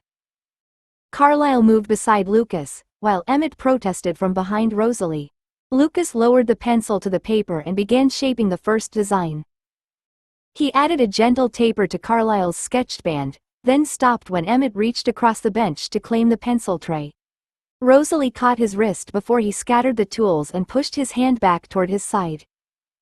You can wait until Carlyle finishes, she said. This isn't a race. It could be, Emmett replied. Luke knows how to make them now. I do, Lucas said as he turned the page toward Carlyle. That isn't the part I'm worried about. The room quietened. Alice's fingers tightened around his hand, but she didn't answer for him. Lucas flexed his other hand beneath the bench. The careful engraving on her prototype had left a familiar ache through his thumb and wrist. 7 finished rings meant 7 fitted bands, 7 designs, and 7 sets of lines cut cleanly enough to carry the same purpose without weakening the metal. Carlyle studied him. What are you worried about? Time. Lucas picked up the successful test strip and placed it beside the plain prototype.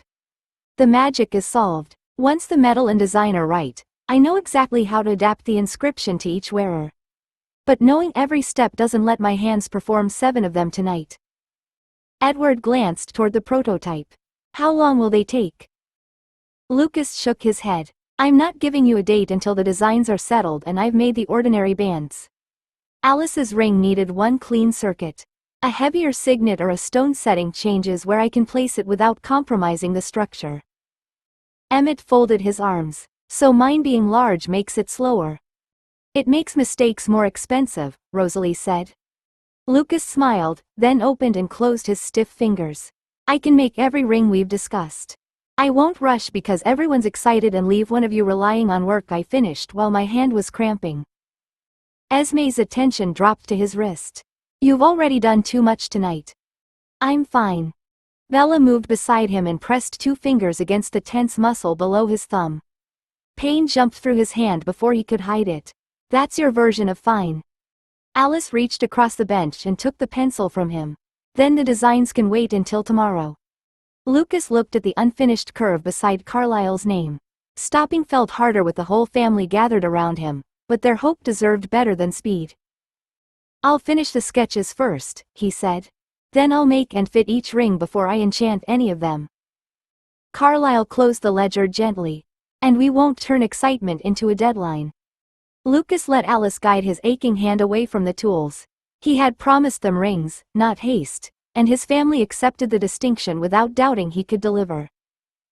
Alice kept hold of his hand while Rosalie moved the pencils and gravers beyond his reach. The decision to stop working didn't end the evening. It only changed who held the tools. Rosalie opened a fresh page in the ledger and placed it before Carlyle. You can describe what you want. Lucas can listen without injuring himself. Carlyle considered the unfinished sketch. White gold, I think. Broad enough to feel substantial, but plain enough to wear at the hospital without attracting questions. Esme leaned beside him and traced the curve without touching the graphite. Could the shared detail be inside the bands? Something that belongs to us without becoming a display. Lucas pictured the two rings at once, their outer forms distinct while the inner engraving followed the same restrained line. Yes. Carlyle's could carry it beneath the upper edge. Yours could curve around the inside of the band. Esme smiled. Then I'd like rose gold. Warm, simple, and narrow. Rosalie wrote both choices beneath their names before turning the ledger toward Edward. He looked down at his hands. Silver in appearance, but not soft enough to deform. No stone. Platinum, Lucas said. A low profile, with enough depth inside for the inscription. Edward nodded once. That works. Emmett claimed the next line before Rosalie could call on him. Black stone. Heavy band. Something that looks as if it survived being hit with a hammer. Something that will survive you hitting it with a hammer, Rosalie corrected. Lucas smiled as she wrote black onyx beside Emmett's name. White gold or platinum? Whichever weighs more.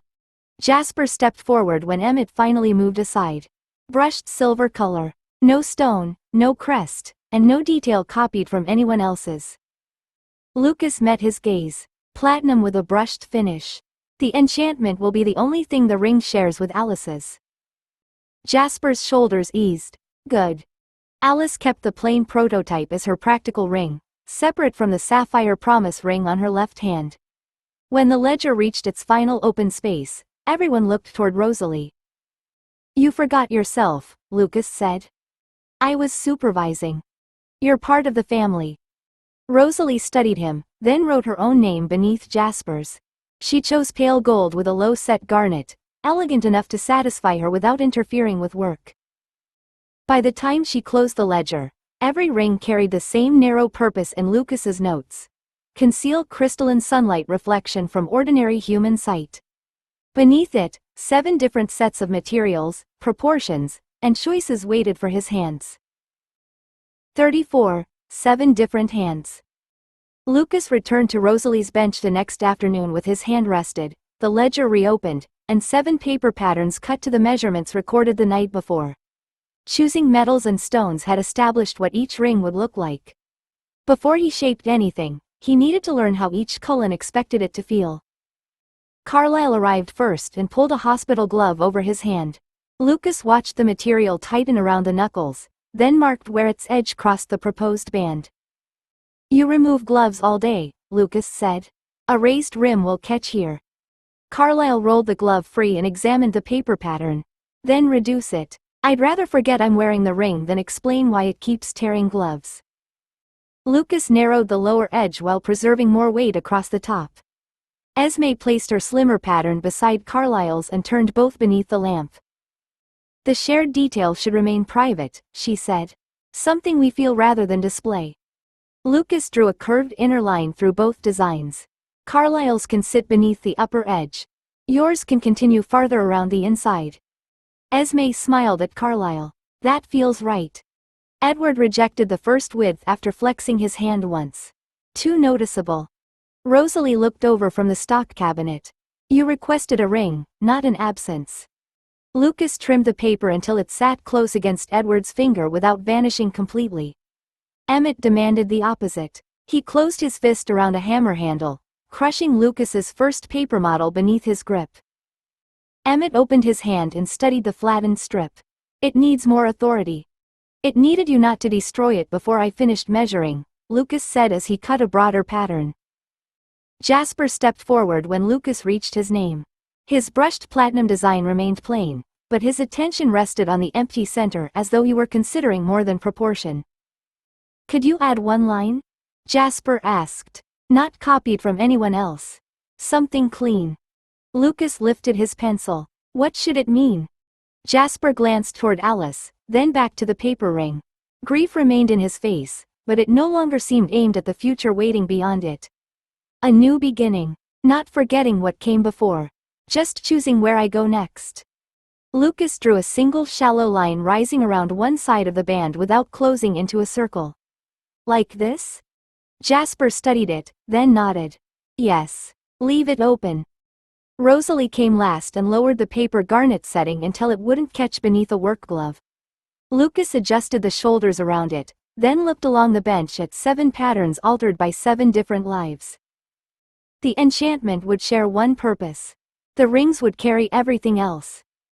Bella gathered the paper patterns before Emmett could test the second one against anything heavier than the hammer handle. She arranged them beside the ledger, then picked up Carlisle's broad white gold design. You said this needs to work at the hospital, she said. Are you allowed to wear a ring while treating patients? Carlisle glanced at the pattern. A plain band is acceptable in some parts of my work, but I remove jewelry for surgery and certain procedures. Hand hygiene matters more than convenience. Lucas looked at the careful taper he had drawn beneath Carlisle's finger. He had solved the problem of catching a glove without asking whether the ring would remain on Carlisle's hand. Then this can't protect you whenever the ring has to come off. I've managed without it for centuries, Carlisle said. I don't expect your work to remove every inconvenience. That isn't the same as designing around an inconvenience we already know about. Lucas turned to a clean page and drew a small oval. Would you wear a pendant beneath your shirt? Carlisle touched the center of his chest, considering the placement. It wouldn't interfere with gloves or sterile work. Esme moved beside him. Could it belong with the ring rather than replace it? Lucas drew the substantial band first, preserving the private inner lines shared with Esme's rose gold design. Beside it, he sketched a restrained white gold pendant on a smooth chain, small enough to disappear beneath hospital clothing. The same curved detail crossed its back where it would rest against Carlisle's chest. The ring would be yours for home and ordinary public life, Lucas said. The pendant would carry the same concealment while you're working. Edward stepped closer to the page. Would wearing both strengthen the effect? No. Lucas pictured the 2 objects recognizing the same wearer. They'd be keyed to Carlisle and share one purpose. Either one works while worn. Wearing both changes nothing. Rosalie tapped the pencil beside the pendant sketch. That means 2 enchanted objects instead of 1. Twice the metalwork and twice the inscriptions. And one design that actually suits the wearer's life, Bella said. Lucas looked at Alice's plain prototype, then across the patterns altered by grip, work, taste, and history. He had begun with rings because the first success had been a ring. The magic required a crafted object carried against the body. It had never required a finger. Alice touched the pendant sketch. My prototype gave you an answer. It didn't give you the only answer. Lucas added Carlisle's name beneath both designs and circled them together. Then we make the object fit the life, not the life fit the object. He kept Carlisle's paired designs circled while Rosalie brought out a tray of inexpensive metal stock. The pendant had widened the commission beyond 7 rings, but it had also clarified what came next.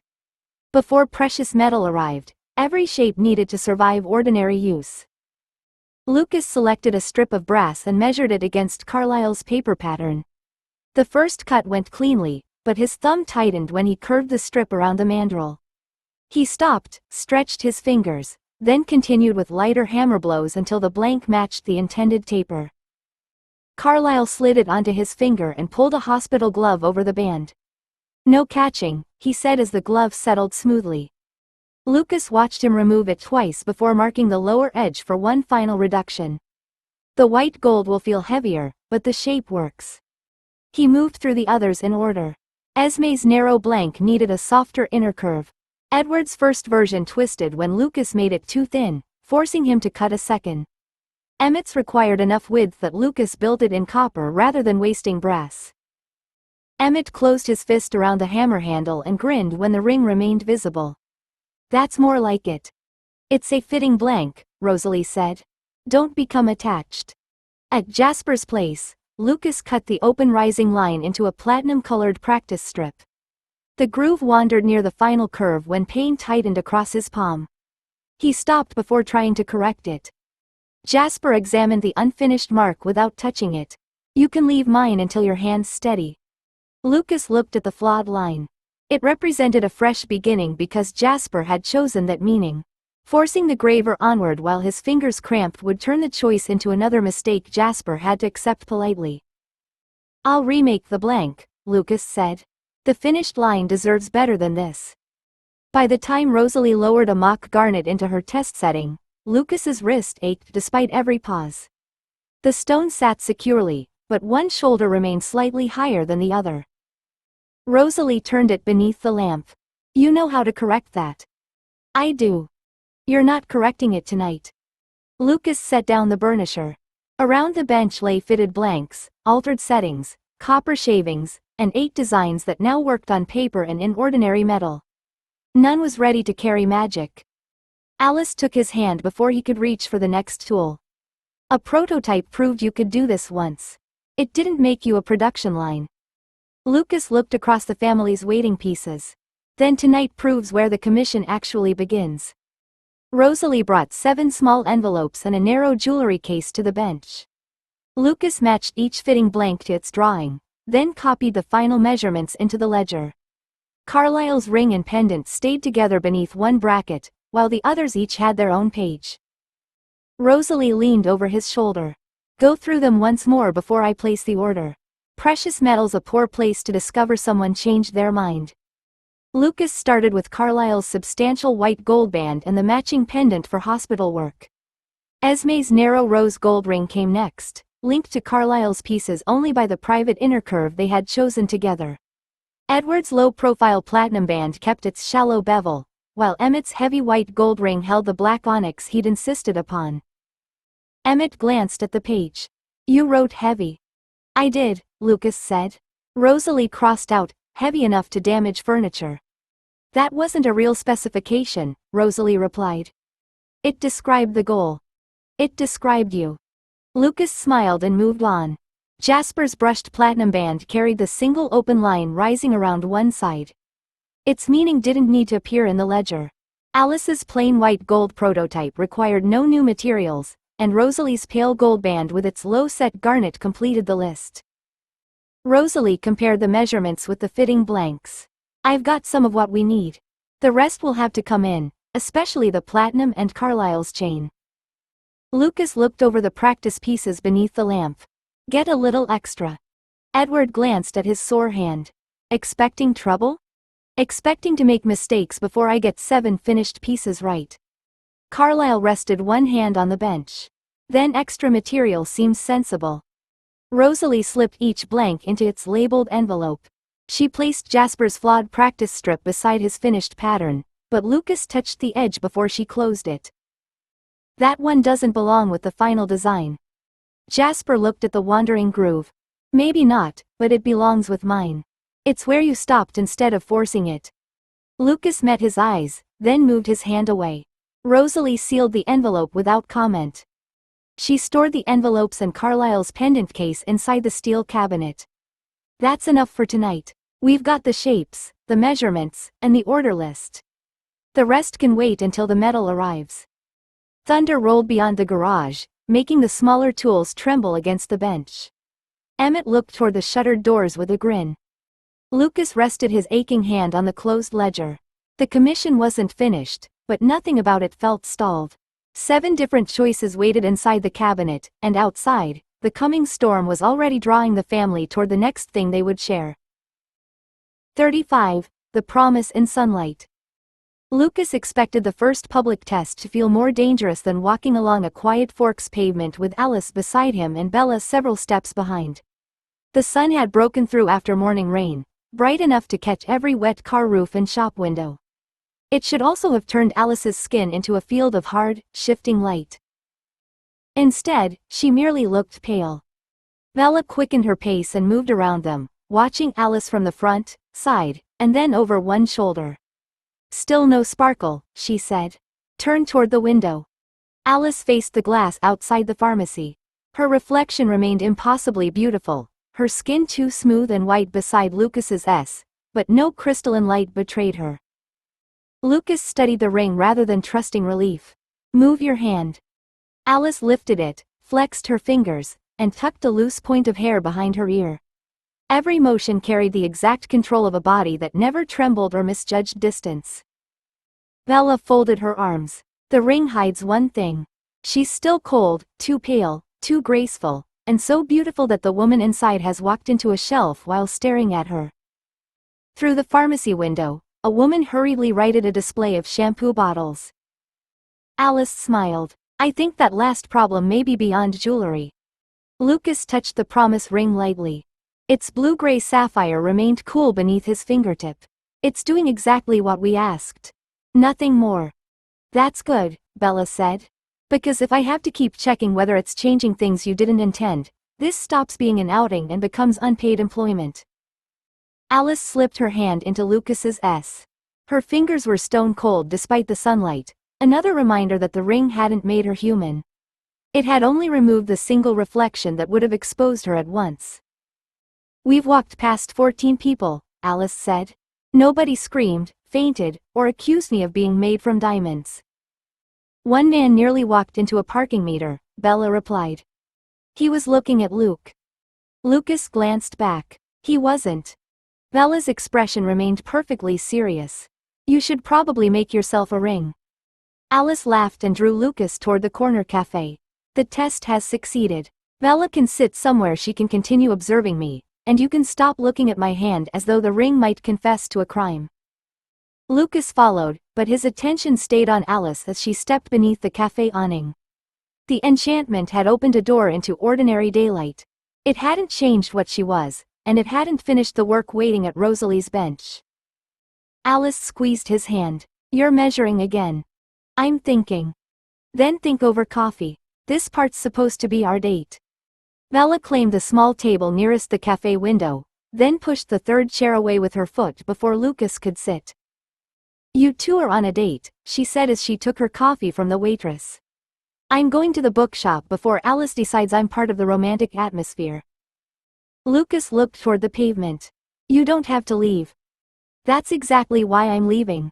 Bella stood, pointed two fingers at Alice's ring, and added, keep it on. I'm still the human observer, and I expect a full report if anything strange happens. Alice lifted her hand solemnly. I promise not to become unexpectedly radiant. Bella's mouth twitched before she headed outside. Through the window, Lucas watched her cross toward the bookshop and disappear inside. Alice drew the abandoned chair closer with one foot. Now you can stop pretending Bella's the reason you're nervous. I'm not nervous.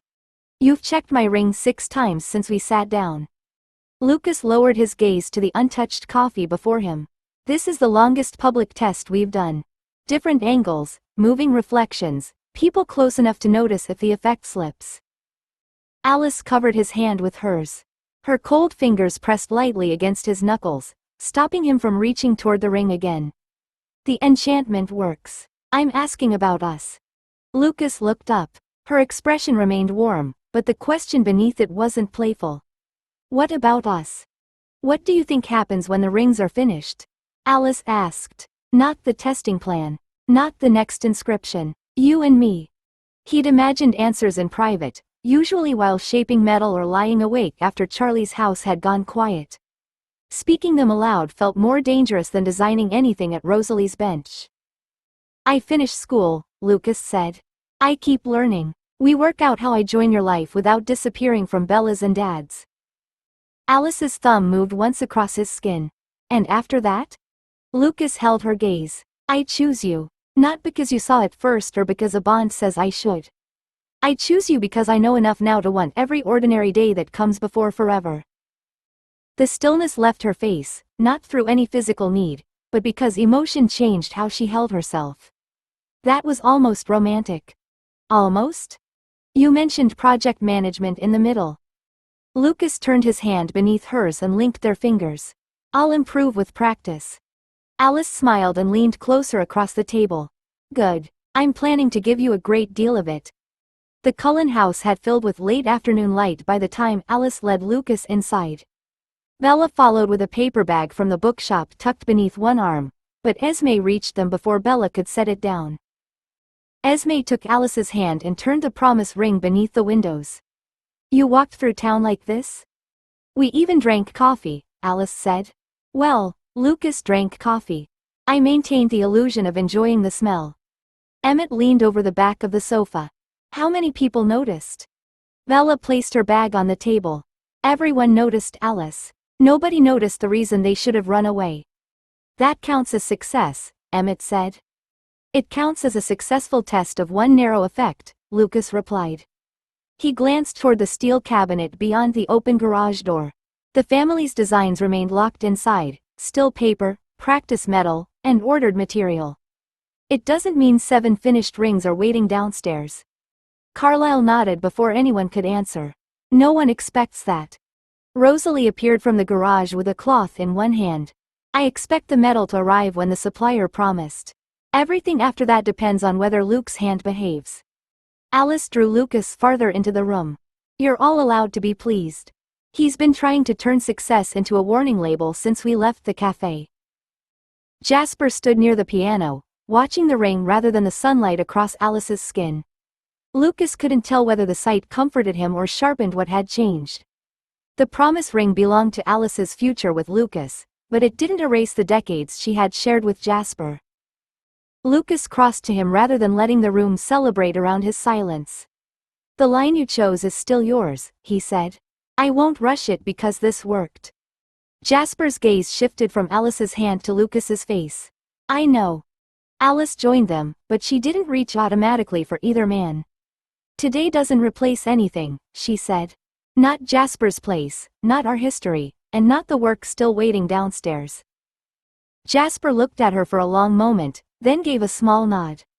It gives the family a possibility. That's enough for today. The pressure in Lucas's chest eased.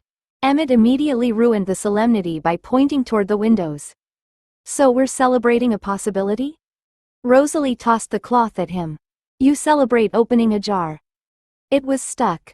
Esme laughed and moved toward the kitchen. Then I'll find something suitable for an achievement slightly greater than a jar. Lucas remained beside Alice as the family gathered around them. Her ring had changed what daylight might offer, but nobody in the room pretended it had repaired every loss or completed every promise. Esme returned with glasses for Bella and Lucas and a covered dish that Emmett tried to open before it reached the table. Rosalie slapped his hand away without looking, and Alice settled beside Lucas with her ring turned outward into the fading light. A low roll of thunder crossed the house. The window panes trembled faintly, and Emmett's attention snapped toward the glass. He straightened with a grin. That's loud enough. Bella looked between him and the darkening sky. Loud enough for what? Another rumble followed, closer this time. Alice's face brightened before Emmett could answer, and Edward rose from the arm of the sofa as though an invitation had already been issued. Baseball, Alice said. She caught Lucas's hand and tugged him upright. You're coming. Lucas looked toward the garage, where the cabinet held 7 unfinished designs. The afternoon had proved Alice's ring in public, yet the successful test left his mind circling every correction still waiting at the bench. Rosalie followed his glance. The metal hasn't arrived. Staring through the cabinet door won't make it appear. I wasn't planning to work. You were planning to think about working, Alice said. She drew him away from the windows as another flash lit the trees. That's close enough to require intervention.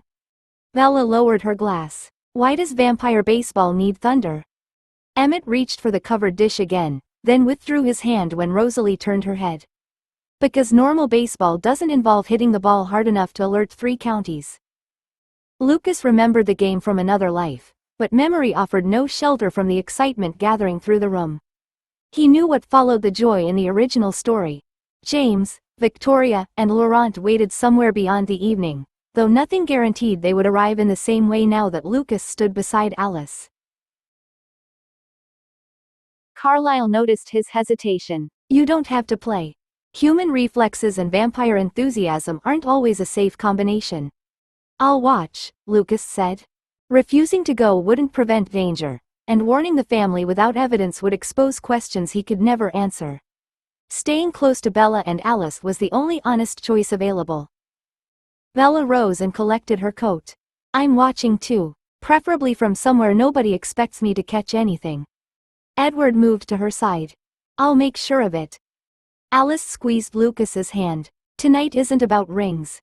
Thunder struck again, strong enough to rattle the glasses on the table. Emmett headed for the door, Rosalie close behind him, and the rest of the family followed with sudden purpose.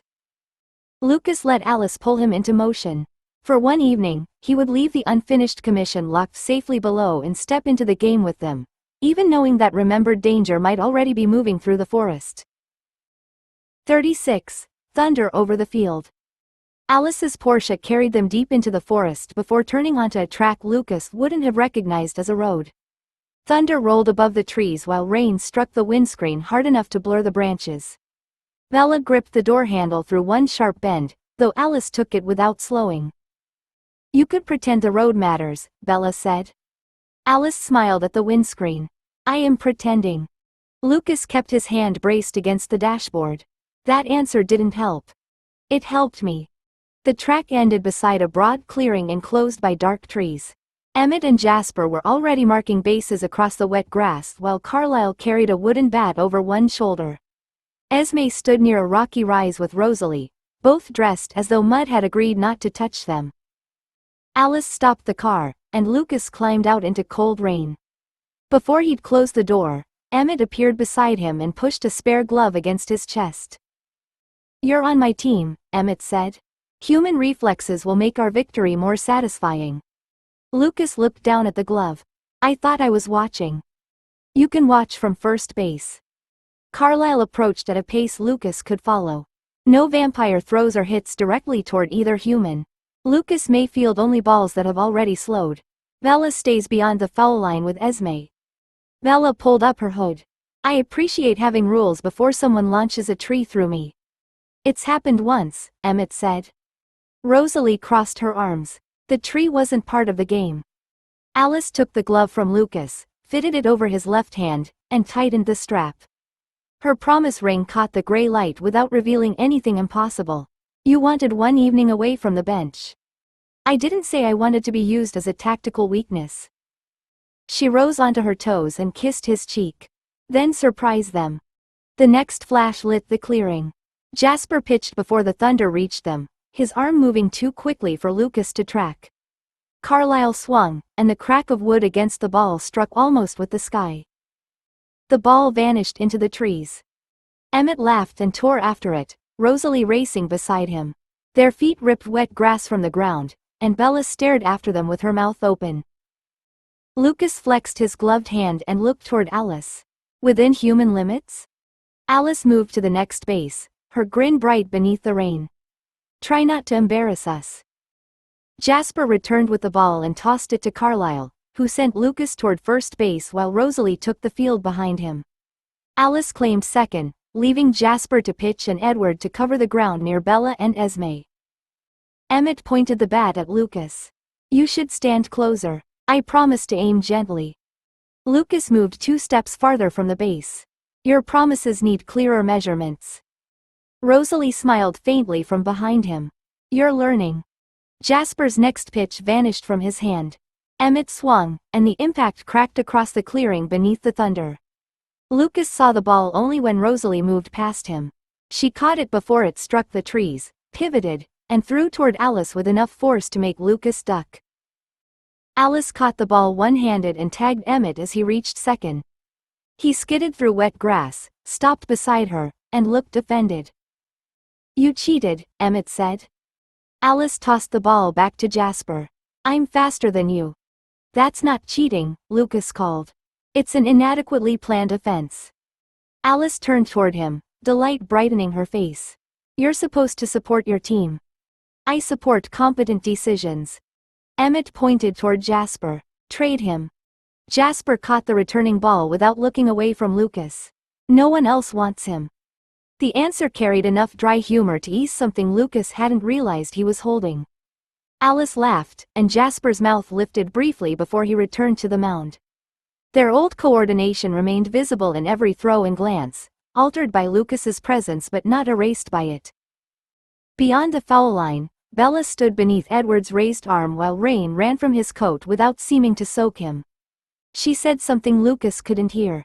Edward bent closer, his attention narrowing until the game, thunder, and impossible family seemed to fall away from them. Alice followed Lucas's gaze. "They're happy." "So are we," he said. She crossed from second base while Carlisle searched the trees for the bat Emmett had thrown aside. Alice stopped before Lucas and tightened the loose strap of his glove, her fingers lingering against his wrist. Jasper watched them from the mound. Lucas resisted the instinct to pull away and make the affection less visible. Hiding it would have turned Jasper's grief into something shameful and Alice's choice into a secret. Alice looked toward Jasper before returning to second. He held her gaze, then gave one measured nod and raised the ball. "Ready?" Jasper asked. Lucas settled beside the base and lifted his glove. "Within reason." Jasper's expression sharpened with amusement. "That may be difficult tonight." Jasper released the next pitch, and Carlisle drove it low across the grass. Lucas stepped toward the base before Rosalie shouted from behind him. "Leave it." He froze. Rosalie crossed his field of view, caught the ball inches above the ground, and threw it to Alice. Carlisle reached second before the ball did, his shoes cutting 2 clean lines through the soaked grass. Emmett spread his arms. "Safe." Jasper looked toward the base. "You're on Carlisle's team. I respect excellence wherever I find it." Alice tossed the ball toward Jasper, but her hand stopped halfway through the motion. The change was immediate. Her smile vanished, and the ball slipped from her fingers into the wet grass. Lucas knew that stillness. He pulled off his glove and crossed the space between them while the others stopped moving around the field. "Alice?" He reached her before touching her, waiting until her unfocused eyes found him again. "What did you see?" She caught his wrist. Her grip was careful, but the pressure beneath it carried none of the playfulness from moments earlier. 3 vampires. They heard us." Carlisle approached with the bat lowered at his side. "How far?" "Minutes." Alice turned toward the northern tree line. "They're moving quickly, but they aren't hiding their approach." Edward was already beside Bella. He placed himself between her and the trees without touching her, while Esme moved to Bella's other side. Bella looked toward Lucas. "Are they Cullens?" "No," Lucas said. The old story had reached the clearing, but the details around it had already changed. He stood beside Alice instead of watching from memory, and his presence gave the approaching hunters another human scent and another relationship to notice. Jasper retrieved the fallen ball and faced Alice. 2 men and a woman? Yes. Alice's eyes shifted again, searching futures that changed beneath each decision. They expect to find vampires. They don't know about Luke or Bella yet. Rosalie came to Lucas's side. They will as soon as they enter the clearing. Emmett's humor had disappeared. "We can move the humans now." Alice's fingers tightened around Lucas's wrist. Her gaze went distant once more, then snapped back. "Too late. They're close enough to hear us leave." Carlisle looked across his family, then toward the trees. "We stay together. No sudden movement. Let me speak first." Lucas moved nearer to Bella without leaving Alice's reach. Thunder rolled above them, but another sound had entered the forest beneath it. 3 sets of footsteps crossing wet ground at a pace no human could mistake for ordinary. The footsteps stopped beyond the northern trees. Carlisle walked several paces ahead of the family, his empty hands visible. Jasper and Emmett shifted apart behind him, leaving no clear path toward Bella or Lucas. 3 figures entered the clearing in a loose line. The first man had olive skin and dark hair, his expression cautious rather than hostile. A red-haired woman followed at his left, her bare feet silent on the soaked ground. The blonde man beside her moved with an easy confidence that Lucas recognized before Carlisle spoke their names. "I'm Carlisle," he said. "This is my family." The dark-haired vampire glanced over the abandoned bases and wooden bat. "Laurent. This is Victoria and James. We heard your game from several miles away." Emmett's smile returned without warmth. "We get enthusiastic." Laurent looked across the Cullens, then paused on Lucas and Bella. "You keep human company." "They're our guests," Carlisle said. His mild tone carried a warning Lucas doubted any human would have heard. "They're under our protection." Victoria's eyes moved constantly, touching each position the Cullens had taken before settling briefly on the open forest behind them. James appeared less interested. He watched Alice's hand around Lucas's wrist, then Edward standing close enough to Bella that their coats touched. Lucas forced himself not to move. Memory supplied the next moment, but knowing it was coming did nothing to slow his heartbeat. A change in the wind carried Bella's scent across the clearing. James's head snapped toward her. His lips parted, and the interest in his face sharpened into hunger. Edward crouched before Bella with a snarl that tore through every pretense of civility. Laurent raised both hands. We didn't realize. James didn't look away from Bella. Clearly. Lucas stepped closer to his sister. Alice moved with him, placing herself between Lucas and Victoria without releasing his wrist. James noticed that too. His red eyes traveled from Bella to Lucas, then to Alice's protective stance and the white gold ring on her hand. Carlyle's voice hardened. The humans are leaving. James smiled. It wasn't friendly, and it held none of the surprise that had first crossed his face. Of course. Lucas knew the hunt had begun before anyone left the clearing. Bella's blood had caught James's attention, but the hunter kept studying Alice beside Lucas, measuring another attachment he could use. 37. The Hunter's Choice. Carlyle didn't react to James's smile. He remained several paces ahead of the family, his posture open while the others closed around Lucas and Bella with quiet precision. We have room at our home if you'd like to continue this conversation somewhere more comfortable. Laurent glanced toward James before answering. That's generous, but I think we've already disturbed your evening enough. You're welcome to hunt in the region, Carlyle said. We ask only that you avoid the town and the surrounding roads. Victoria's red eyes settled on Bella again. She hadn't moved toward either human, but Lucas saw how carefully she measured the space between them and the forest. You protect your territory closely. We protect the people who live within it, Carlyle replied. James finally looked away from Bella. His attention traveled across Edward's crouched stance, Jasper's position near the northern trees, and Emmett's readiness to move. Then his gaze found Alice's hand around Lucas's wrist. Lucas knew what came next in the story he remembered. James should have fixed on Bella because Edward's reaction made her valuable. The Cullens would remove the twins, the nomads would leave, and the chase would form around one human target. James tilted his head toward Lucas instead. Both guests seem important. Alice stepped half a pace forward. Her fingers released Lucas's wrist only to take his hand, making her choice clearer rather than hiding it. They are. Jasper shifted at the edge of Lucas's vision. He didn't challenge Alice's answer, but the movement closed another route toward them. Laurent's expression tightened. James. I'm only making conversation. James's smile remained easy as he looked back to Bella. The girl's scent surprised me. Edward's growl deepened. Bella caught the back of his coat. Whether to steady herself or restrain him Lucas couldn't tell. Carlyle's voice lost its remaining warmth. Our guests are leaving now. Lucas moved closer to Bella, but James watched Alice's joined hand rather than the twins' retreat. His gaze dropped briefly to the white gold promise ring, then rose to Lucas's face with fresh interest. The familiar path Lucas had relied upon broke beneath that look.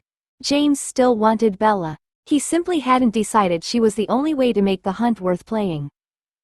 Alice pulled Lucas toward the southern edge of the clearing while Edward guided Bella beside them. The Cullens kept to a human pace, but their positions changed with each step. Rosalie moved ahead to clear the path, Esme stayed close behind the twins, and Jasper crossed between the retreating group and the nomads without taking his eyes from James. James called after them. The dark-haired girl belongs to him, then? Edward stopped. Bella collided lightly with his back and caught his coat before she lost her footing on the wet grass. He turned without releasing her arm, his face stripped of every human softness. She belongs to herself. James's smile widened. That wasn't what I asked. Carlyle stepped sideways, cutting across James's line of sight. You've received your answer. Lucas felt Alice tense beside him.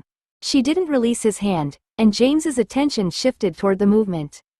His gaze traveled over Alice's protective stance, Lucas's human pulse, and Jasper's position between them. And this one? James asked. Another guest? Luke is my mate, Alice said. Her voice stayed even, but the words ended any possibility of pretending Lucas mattered only as Bella's brother. Jasper's head turned slightly toward her. Pain passed through his expression before discipline closed over it, yet he didn't move aside. Instead, he planted himself more firmly in James's path. James noticed. Complicated. It's private, Jasper said. Victoria had said nothing since entering the clearing. She watched Edward's hand around Bella's arm, then Alice's fingers linked through Lucas's S.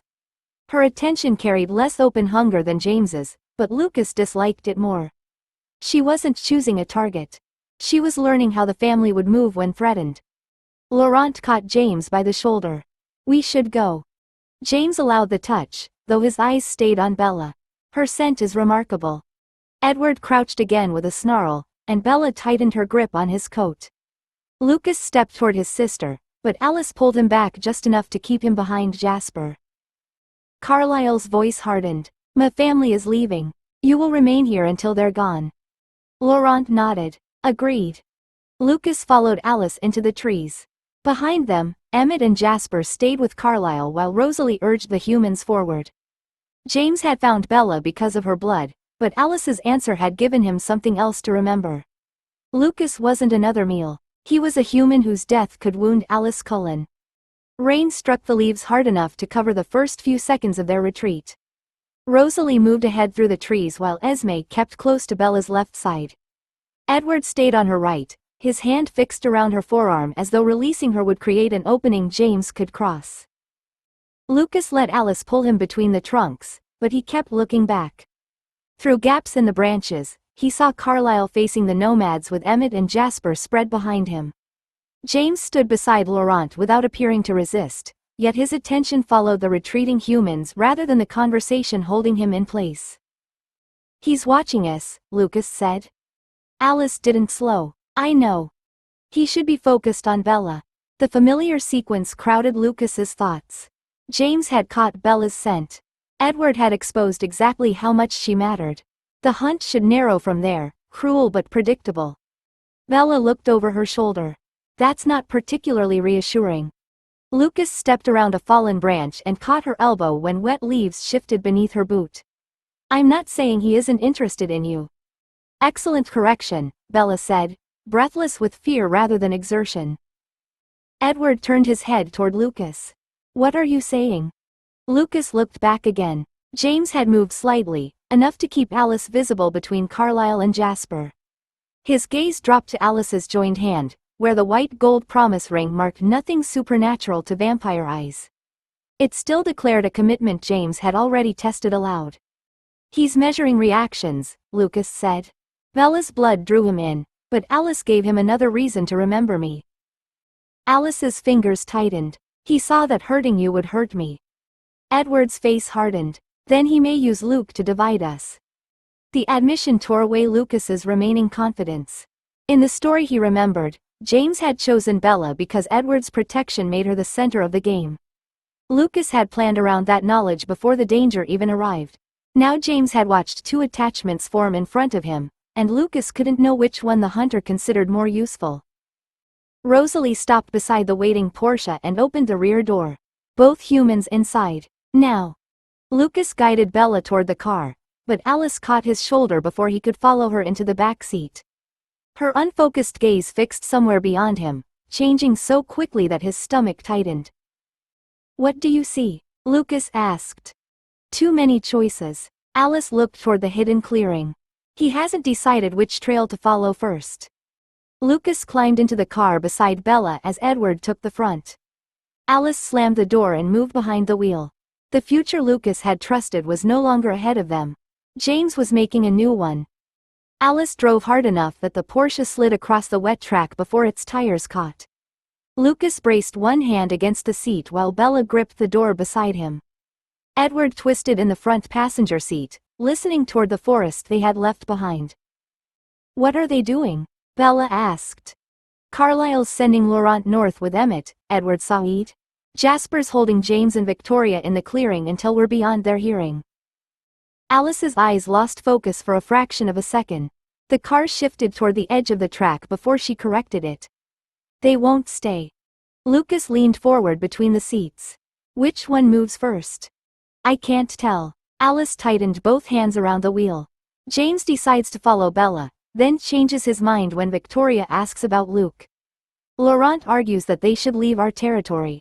Every answer changes before it settles. Bella turned toward Lucas. Rainwater had darkened her hair against her cheek, and fear had stripped away the irritation she usually used to hide it. Why would he come after you instead of me? Because he doesn't need to choose yet. Lucas looked through the rear window, though the trees had already swallowed the track behind them. He knows Edward will follow you. He knows Alice will follow me. Either target pulls part of the family away from the others. Edward's hand closed around the edge of his seat. He's testing whether he can split us. The Porsche reached the wider forest road. Alice accelerated, then flinched as another vision caught her. Jasper moved. James is leaving the clearing. Following us? Lucas asked. Not directly. Alice's voice sharpened with frustration. He crossed our trail, stopped where Luke and Bella separated around a fallen tree, then smiled at Victoria. Bella's fingers found Lucas's hand between them. He can smell both of us. Lucas closed his hand around hers. Every plan he remembered had begun with certainty that Bella was the hunt. James had followed her scent, tested Edward, and built the game around one singer. Now 2 trails led away from the clearing, and the hunter understood the family attached to each one. Edward looked back at the twins. From this moment, neither of you goes anywhere without one of us. Bella's grip tightened. We're not luggage. No, Lucas said before Edward could answer. We're bait he hasn't chosen between. Alice turned onto the paved road toward the Cullen house. Behind them, beyond sight and hearing, James had begun deciding how best to make the family run. 38. The house divides. The Porsche entered the Cullen garage fast enough for Bella to brace against Lucas's shoulder before Alice stopped beside the workbench. Edward opened his door while the engine still ran. Rosalie was already lifting the main garage door behind them, and Esme stood inside the house entrance with Carlisle's telephone pressed to her ear. Jasper's coming back, Esme said as Lucas climbed out. Carlisle wants everyone inside before James reaches the road. Alice caught Lucas's hand and pulled him through the door. The prepared ring pieces remained locked in Rosalie's steel cabinet, exactly where he'd left them before the game. He hated seeing the bench waiting for work that no longer mattered tonight. Jasper entered from the rear hall moments later, rain darkening his shirt. He spread a county map across the dining table and pinned its corners beneath a bowl, a brass candlestick, and 2 heavy books. Laurent continued north with Emmett. Carlisle's laying a trail east before doubling back. James and Victoria separated after leaving the clearing. Lucas moved beside the map. James will expect us to protect Bella at the house, then move her once we know he's hunting. Jasper marked the Swan home, the Cullen property, and 3 roads out of Forks. He'll expect several things. That's why we won't commit to one route until everyone's here. We need false trails through the airport and south toward Portland, Lucas said. The remembered hunt pressed forward despite everything James had already changed. Someone should wear Bella's clothes. We need her scent on more than one vehicle, and Charlie can't know where we're going. Bella stepped up beside him. You've reached the part where I'm discussed as freight again. I'm trying to keep you alive.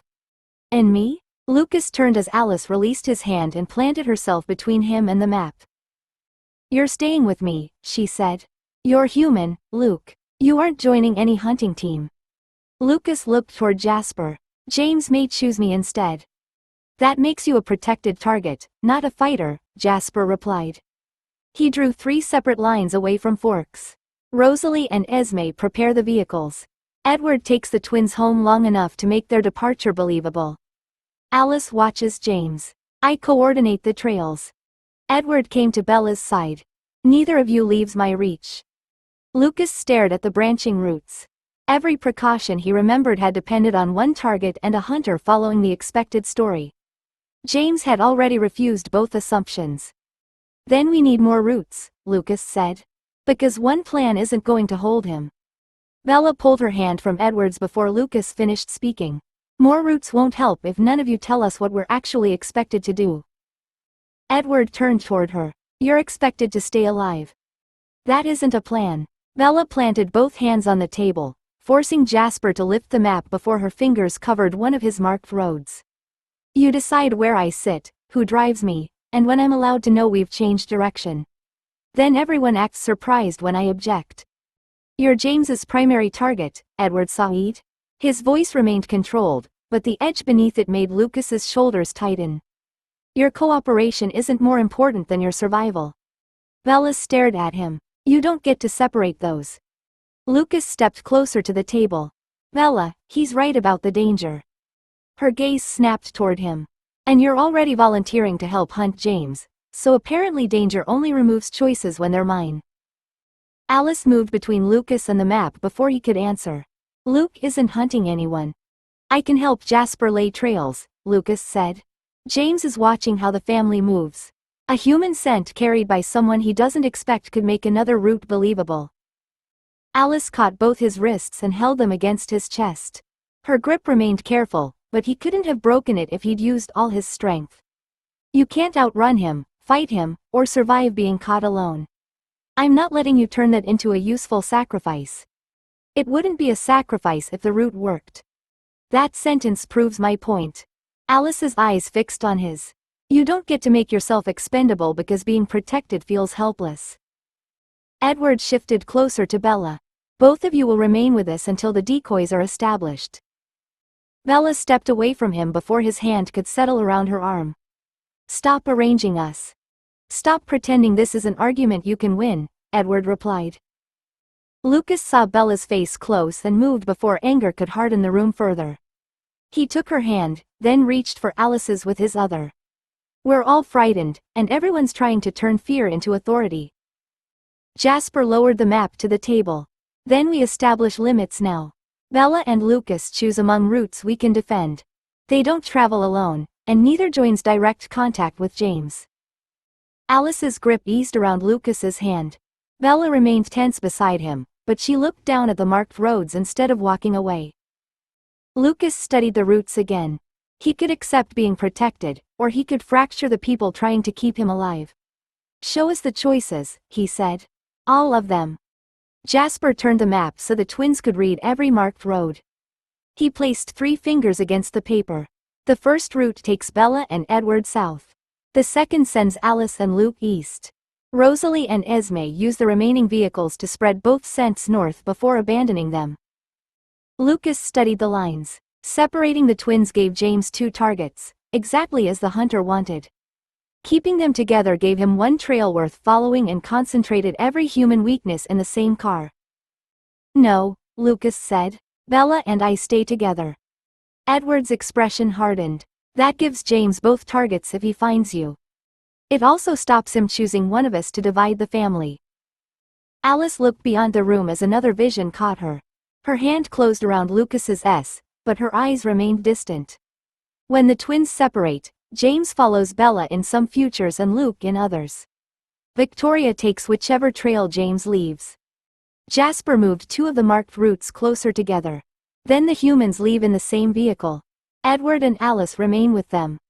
And you? Lucas asked. I join Carlisle, Emmett, and Rosalie once the departure is established. Jasper tapped the northern road. Esme carries 1 scent trail. Rosalie carries the other. We make James choose between evidence he can smell in the vehicle Alice is trying to hide from his future decisions. Lucas looked at Alice. Can you? Not completely. She met his eyes. I can see James when he decides. I lose him whenever he changes his mind, and he changes it often. The answer left no clean edge for Lucas to grip. In the story he remembered, Alice's sight and his knowledge should have fitted together well enough to guide them through the chase. Instead, James had already learned to keep his choices unsettled, and Lucas couldn't predict which altered path would become real. Bella traced the road back toward Forks. We still have to go home. Edward turned toward her. Only long enough to make Charlie believe you're leaving. Lucas felt the next part of canon waiting for them, crueler now that Charlie was his father too. Bella would have to use Renee's departure against him. Lucas could support the lie, but he couldn't soften it without making the escape less convincing. Bella looked at him across the map. You know what I have to say, don't you? Lucas nodded reluctantly. And Dad will believe it because it already hurt him once. Silence settled around the table. Their defense no longer depended on Lucas finding a better answer. It depended on Bella choosing to wound Charlie, Alice following futures she couldn't hold still, and every member of the family trusting the others to carry danger out of sight. The front door opened before anyone could answer. Carlisle entered with Emmett behind him, both carrying the clean, wet scent of the forest. Emmett shut the door and crossed to the map while Carlisle looked first at Bella, then Lucas, checking them with the quick attention of a physician who expected injuries. Laurent continued north, Carlisle said. He intends to leave the region. James and Victoria doubled back before separating. Jasper pointed to the paired route he had drawn. The twins stay together. Edward and Alice take them to the Swan house, then south once Charlie believes they're leaving. Rosalie and Esme carry separate scent trails. The rest of us intercept James when he commits. Carlisle studied the changed lines. Keeping both humans together gives us fewer moving parts. It also gives James one successful strike if we fail, Edward said. Bella straightened beside the table. Then don't fail. Edward looked at her, anger and fear tightening his face, but Carlisle answered before he could. We won't build this plan on promises nobody can guarantee. We'll build it on choices each person understands. Lucas glanced at Bella. The words she would use against Charlie already sat between them, ugly and necessary. Dad may follow us. He won't if I make him believe I'm leaving for good, Bella said. Her voice remained steady, though her fingers curled against the map. Luke backs me up. Edward gets us out before Charlie can stop us.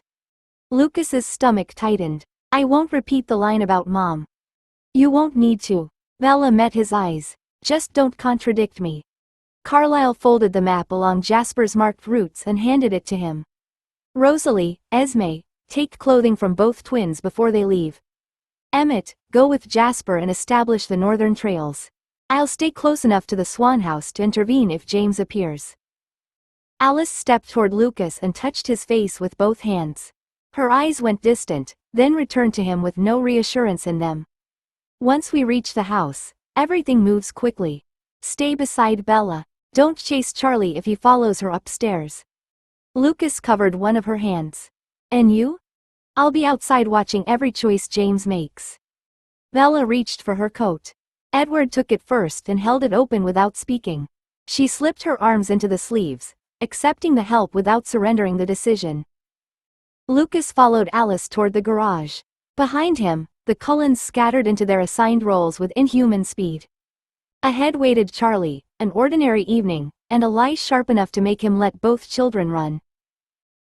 39. Leaving Charlie. Edward stopped the Volvo behind the cruiser and killed the headlights before they reached the Swan driveway.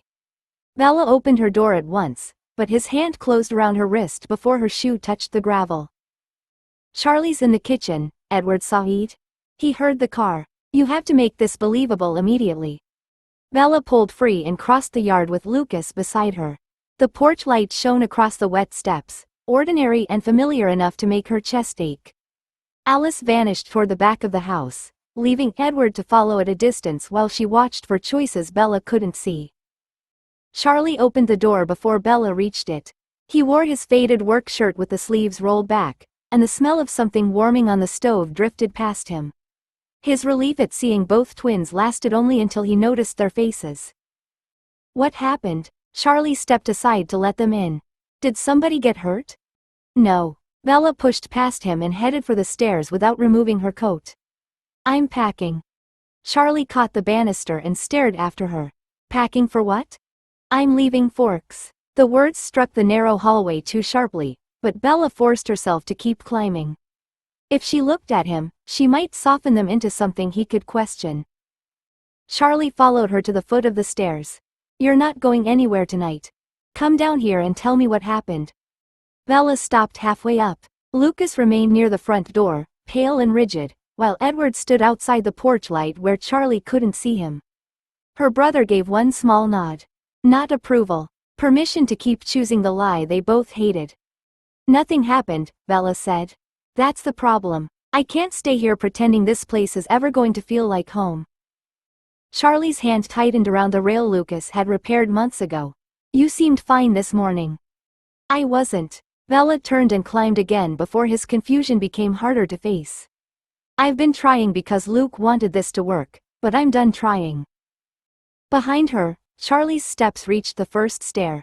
Bells, slow down. We can talk about school, Edward, whatever this is. Bella entered her room and dragged the suitcase from beneath the bed. The wheels caught against the frame, forcing her to kneel and wrench it free with both hands. Charlie appeared in the doorway as she threw it onto the mattress. "You can't just walk out," he said. Bella opened the case and reached for the nearest drawer. "Watch me." Charlie stepped into Bella's room and caught the first armful of clothes before she could throw it into the suitcase. He set everything back on the dresser, keeping his hands gentle while his voice hardened. "You're 17, he said. "You don't get to decide you're moving across the country in the middle of an argument." Bella pulled open another drawer. Her fingers caught beneath a stack of shirts, and she yanked harder than necessary. "I'm going back to Phoenix. Mom will understand." "Your mother isn't in Phoenix." Charlie moved between Bella and the suitcase. "She's traveling with Phil, and you know it. Sit down and tell me what Edward did." "He didn't do anything." Bella hated how easily the lie came. "I thought being with him would make Forks bearable. It didn't." Lucas appeared behind Charlie carrying his own duffel bag. He'd filled it quickly, but not carelessly. The sight of it made the room tilt. Their lie no longer belonged only to her. Charlie looked at the bag, then at his son. "What are you doing?" Lucas tightened his grip on the strap. "I'm going with her. I'm not letting Bella drive that far alone when she's this upset." "You're encouraging this?" Charlie asked. Hurt roughened the words before anger could cover it. "Both of you decided to leave without even talking to me?" Lucas's face tightened. He looked at Bella, giving her one final chance to stop. "She's already decided, Dad. Fighting her won't keep her here." Charlie stared at him, and Bella saw the effort it cost Lucas not to take the sentence back. He had joined the lie only far enough to make her departure possible. The rest remained hers. Charlie turned toward Bella. "You said this was starting to feel like home." "It isn't." Bella shoved the clothes into the case and forced the lid down. "I hate the rain, I hate the school, and I hate having everyone watch me because I'm the chief's daughter. We can fix school. We can talk about Edward. Just don't run because one night went badly." Bella gripped the suitcase handle until the hard plastic hurt her palm. James could reach this house. He could use Charlie simply because Bella loved him enough to hesitate. "I can't stay here and waste years pretending I'm happy," she said. Charlie's face changed, but she drove herself onward. "If I don't leave now, I'll end up stuck in Forks just like Mom was." Lucas flinched behind him. Charlie went completely still, and Bella heard Renee's old wound open inside the silence she'd made. Charlie's face emptied before the pain reached it. His hand slipped from the suitcase, and he looked past Bella toward the photograph on her desk, the one Renee had sent after Christmas. Bella had known the words would hurt. She hadn't understood how quietly they would do it. "I see," Charlie said. He stepped back from the bed, leaving space where he'd been trying to stop her. "You've been thinking that all this time?" Bella's throat closed. She wanted to cross the room, catch his sleeve, and tell him she'd never believed it. Then James entered her thoughts, pale and smiling as he studied the people she loved. Charlie had no speed, no warning, and no idea a hunter might already be moving toward his house. She forced another shirt beneath the suitcase lid. "I tried to make it work." Charlie looked toward Lucas. "Do you feel trapped here too?" Lucas lowered his duffel to the floor. His knuckles had whitened around the strap. "No, Dad." The answer made Charlie's eyes close briefly. Bella nearly hated Lucas for refusing to share the wound, then hated herself because she'd never asked him to. Charlie faced her again. "Then stay tonight. Be angry tomorrow. I'll drive you to the airport myself if you still want to go, but don't leave like this." Bella's fingers slipped from the zip. One night was all she wanted. Dinner left warming downstairs, Charlie pretending not to watch them from his chair, Lucas complaining when she stole the remote. She could almost choose it. A faint tap touched the window behind Charlie. Alice stood beyond the glass, hidden by the darkness. She raised 2 fingers, then pointed toward the road. 2 minutes. The future had changed again. Bella dragged the zip closed. "I can't." Charlie caught the suitcase as she lifted it from the bed. "Bells, please." His voice broke on her name. Bella looked down because meeting his eyes would end the performance. "Let go." For a moment, neither of them moved. Then Charlie released the handle. His hand fell against his side, and the repaired watch Lucas had restored showed beneath his cuff. Lucas picked up his duffel and stepped beside Bella. I'll call when we stop. Charlie didn't look at him. You make sure she gets there safely. I will, Lucas said, and the promise carried more truth than Charlie could know. Bella pulled the suitcase toward the doorway. Charlie moved aside without touching her. She passed close enough to smell coffee and the soap he always used, but she kept walking because a predator was coming, and every second she remained made Charlie easier to find. Bella carried the suitcase down one step at a time because letting it strike the wall would give Charlie a reason to take it from her. Lucas followed with his duffel over one shoulder. Neither spoke until they reached the hallway, where the smell of warmed food still drifted from the kitchen. Charlie stopped beside the front door. Take the truck. Don't drive angry. Bella's hand tightened around the suitcase handle. Even now, after what she'd said, he was trying to protect her. Edward's taking us. Charlie looked through the window and found the Volvo waiting beyond the porch light. Edward stood beside it with the rear door open, composed enough to pass for a worried boyfriend. Alice remained hidden farther down the road. You planned this before you came home, Charlie said. Bella forced herself to meet his eyes. Yes. The answer struck harder than another argument would have. Charlie opened the door and stepped aside, but his attention settled on Lucas. Call me when you stop. I don't care what time it is. Lucas adjusted the duffel strap. I promise. Bella pulled her suitcase across the threshold. The wheel caught against the raised strip beneath the door, and Charlie bent automatically to free it. His fingers brushed hers before he straightened. Your coat isn't warm enough for the drive, he said. I'll be fine. Bella hated the words as soon as they left her. They sounded like every false reassurance she'd given since entering the house. Edward took the suitcase without greeting Charlie and placed it in the boot. Lucas loaded his own bag, then stopped beside Bella while she opened the rear door. Neither twin looked back until Charlie spoke. You'll always have a home here. Bella turned. Charlie stood beneath the porch light with one hand resting against the repaired doorframe. Hurt had taken the anger out of him, leaving him smaller than he'd seemed when they arrived in Forks months earlier. She couldn't answer without breaking the lie. Bella climbed into the car, and Lucas followed. Edward shut the door, crossed behind the Volvo, and took the driver's seat. As they pulled away, Charlie remained on the porch. Bella twisted far enough to watch him through the rear window until the house disappeared behind the trees. Alice rose from the front passenger footwell and looked back at them. James hasn't committed to a route. Bella pressed both hands against her knees.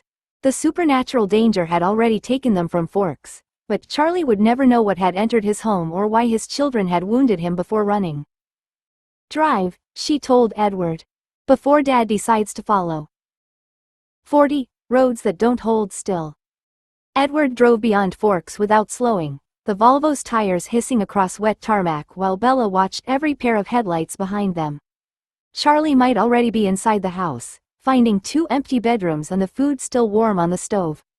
She pressed her forehead against the cold window until Lucas caught her shoulder and pulled her back. You've done enough damage to yourself tonight, he said.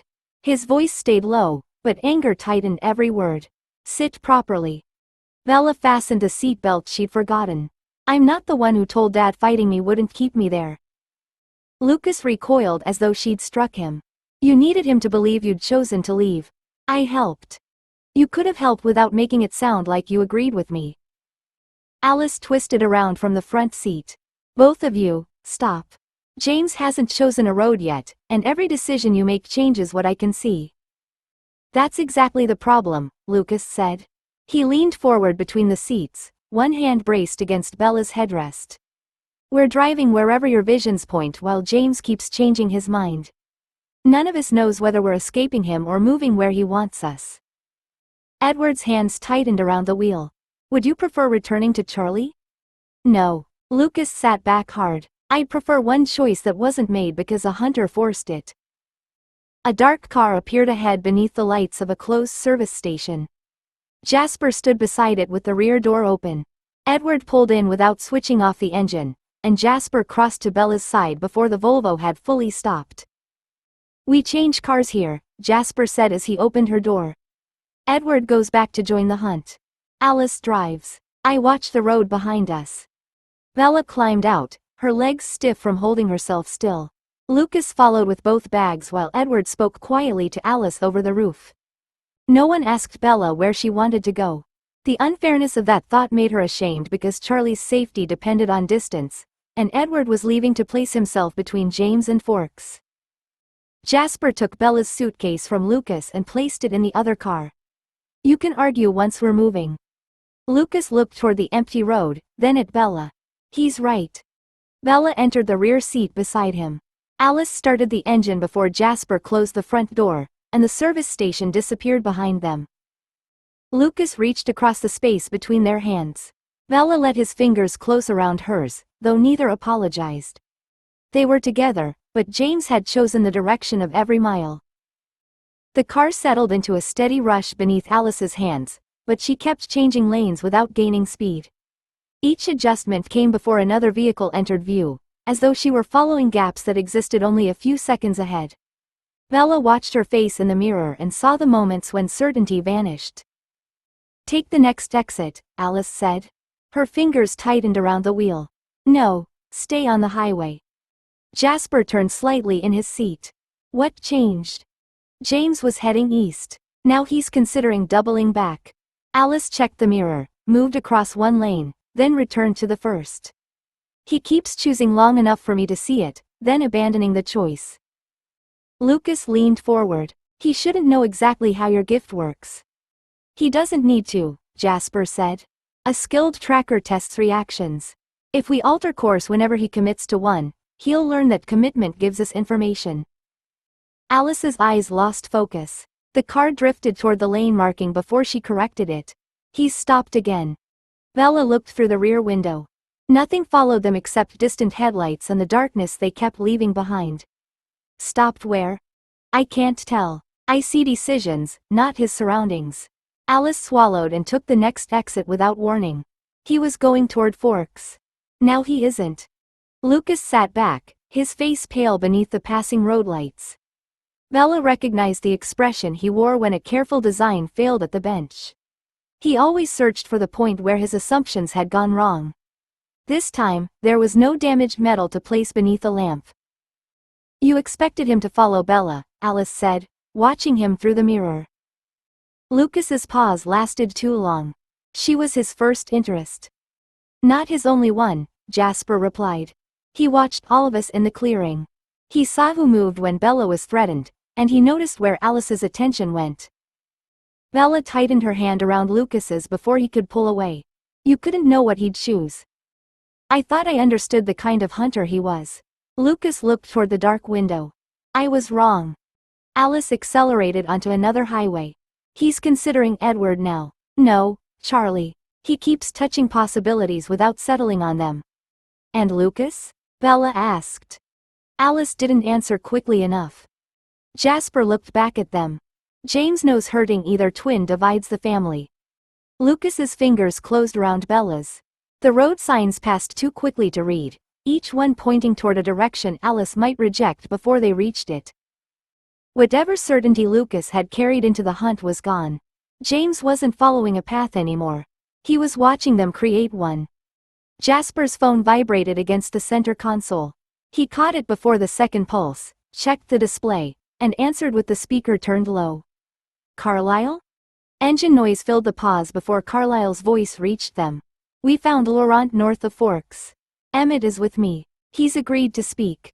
Alice eased into the slower lane but didn't pull over. Bella watched Jasper brace one hand against the dashboard, his attention fixed on the small phone as though he could force clearer answers through it. Laurent's voice came next, smooth but stripped of the confidence he'd carried into the baseball clearing. "James separated from Victoria shortly after leaving your territory. I warned him that pursuing your humans would bring your entire family against him." "What did he say?" Jasper asked. "He laughed." Laurent paused, and Bella heard movement on the other end, perhaps Carlisle shifting closer. "James has tracked across continents. He's followed prey through wars, guarded estates, and territories claimed by stronger covens. Difficulty doesn't discourage him. It gives the hunt value." Lucas leaned between the front seats. "Does he usually change targets after choosing one?" Laurent's hesitation tightened Bella's grip on Lucas's hand. "He doesn't think of them as separate targets. He studies every attachment around the person he wants. Families, lovers, protectors.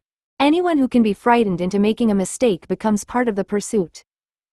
Bella looked at Alice. Her gaze remained on the road, but her hands had gone still around the wheel. So this is entertainment to him, Bella said. Laurent answered her without asking who had spoken. The moment Edward defended you, James stopped thinking only about feeding. Your protection made you difficult. Alice's reaction to your brother gave him another way to test the family. He'll keep changing the shape of the hunt because he wants you to understand that he can. Lucas sat back beside Bella. His fingers were cold despite the warmth inside the car. What does Victoria do? She watches what James misses, Laurent said. She won't challenge him while he's enjoying himself, but she'll preserve escape routes and learn your weaknesses. Carlyle's voice returned. Laurent believes James may approach people connected to either twin. Bella's thoughts went immediately to Charlie, alone in the house she'd fled, and then to Renee, moving through life without knowing anyone had begun measuring her value. Alice met Bella's eyes in the mirror. We need somewhere James expects us to choose, with enough familiar connections to expose what he reaches for. Jasper ended the call and looked back at the twins. That means Phoenix. Bella's stomach tightened. Home wasn't waiting there, her mother was. Her first impulse was to reject Phoenix before Jasper finished saying the name.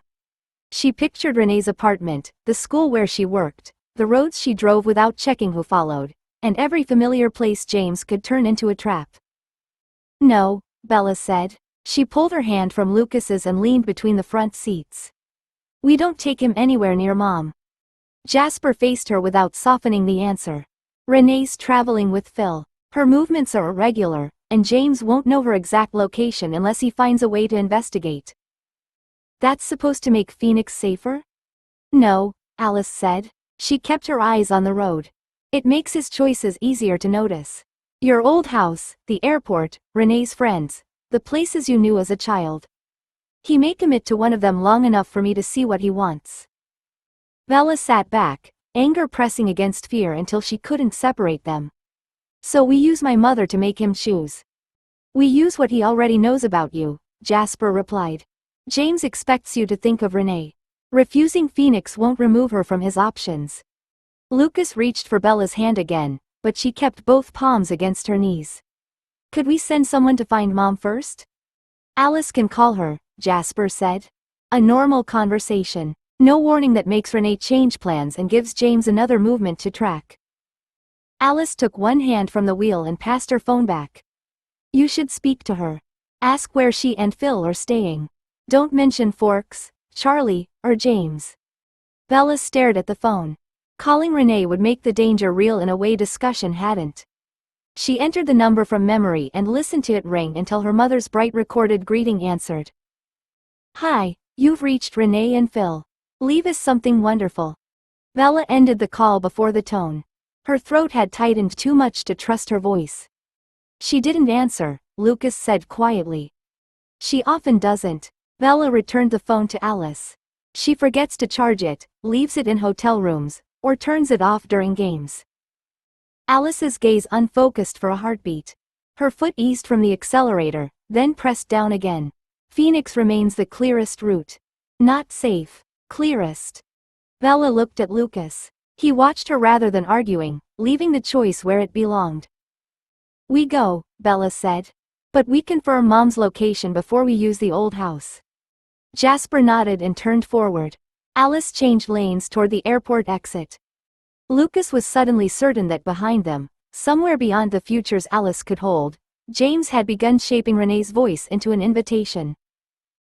41. The empty house. Heat pressed against Bella the moment the airport doors opened, dry and familiar after the wet cold of Forks. Alice led them through the pickup lane while Jasper carried both suitcases and Lucas stayed close enough that his shoulder brushed Bella's. The crowds should have made Phoenix feel ordinary. Instead, every man waiting beside a car looked as though he might be watching for her. Alice unlocked a rental sedan and passed the keys to Jasper. I'll watch the futures. You drive. Her gaze lost focus before Bella fastened her seatbelt. Nothing clear yet. James still hasn't committed to the house. Bella settled beside Lucas in the back. That doesn't mean he isn't already there. Jasper pulled into traffic and checked the mirror. No, it means we approach as though he could be. His calm didn't comfort her. It made every turn feel planned around an attack nobody could see. The city unfolded in pieces Bella knew too well. Wide roads shimmered beneath the afternoon sun. Shopping centers, pale walls, and dusty trees passed where rain-dark forest should have been. She recognized the corner where Renee had once missed a turning while singing with the radio, then the pharmacy where Bella had waited with a sprained wrist and Lucas had argued with a vending machine. James didn't need Renee's exact location to hurt her. He only needed to understand how much of their family remained stored in these streets. Lucas touched the silver ring on Bella's hand. Still no answer from Mom? Bella checked Alice's phone again, though she already knew the screen was empty. Nothing. Phil's team office confirmed they're traveling, but they wouldn't tell Alice where. She lowered the phone before she could call again. Mom could leave it switched off for a day and never notice. Jasper turned onto their old street. The house looked smaller than Bella remembered, its windows closed and the gravel drive empty. Alice was out before the car stopped.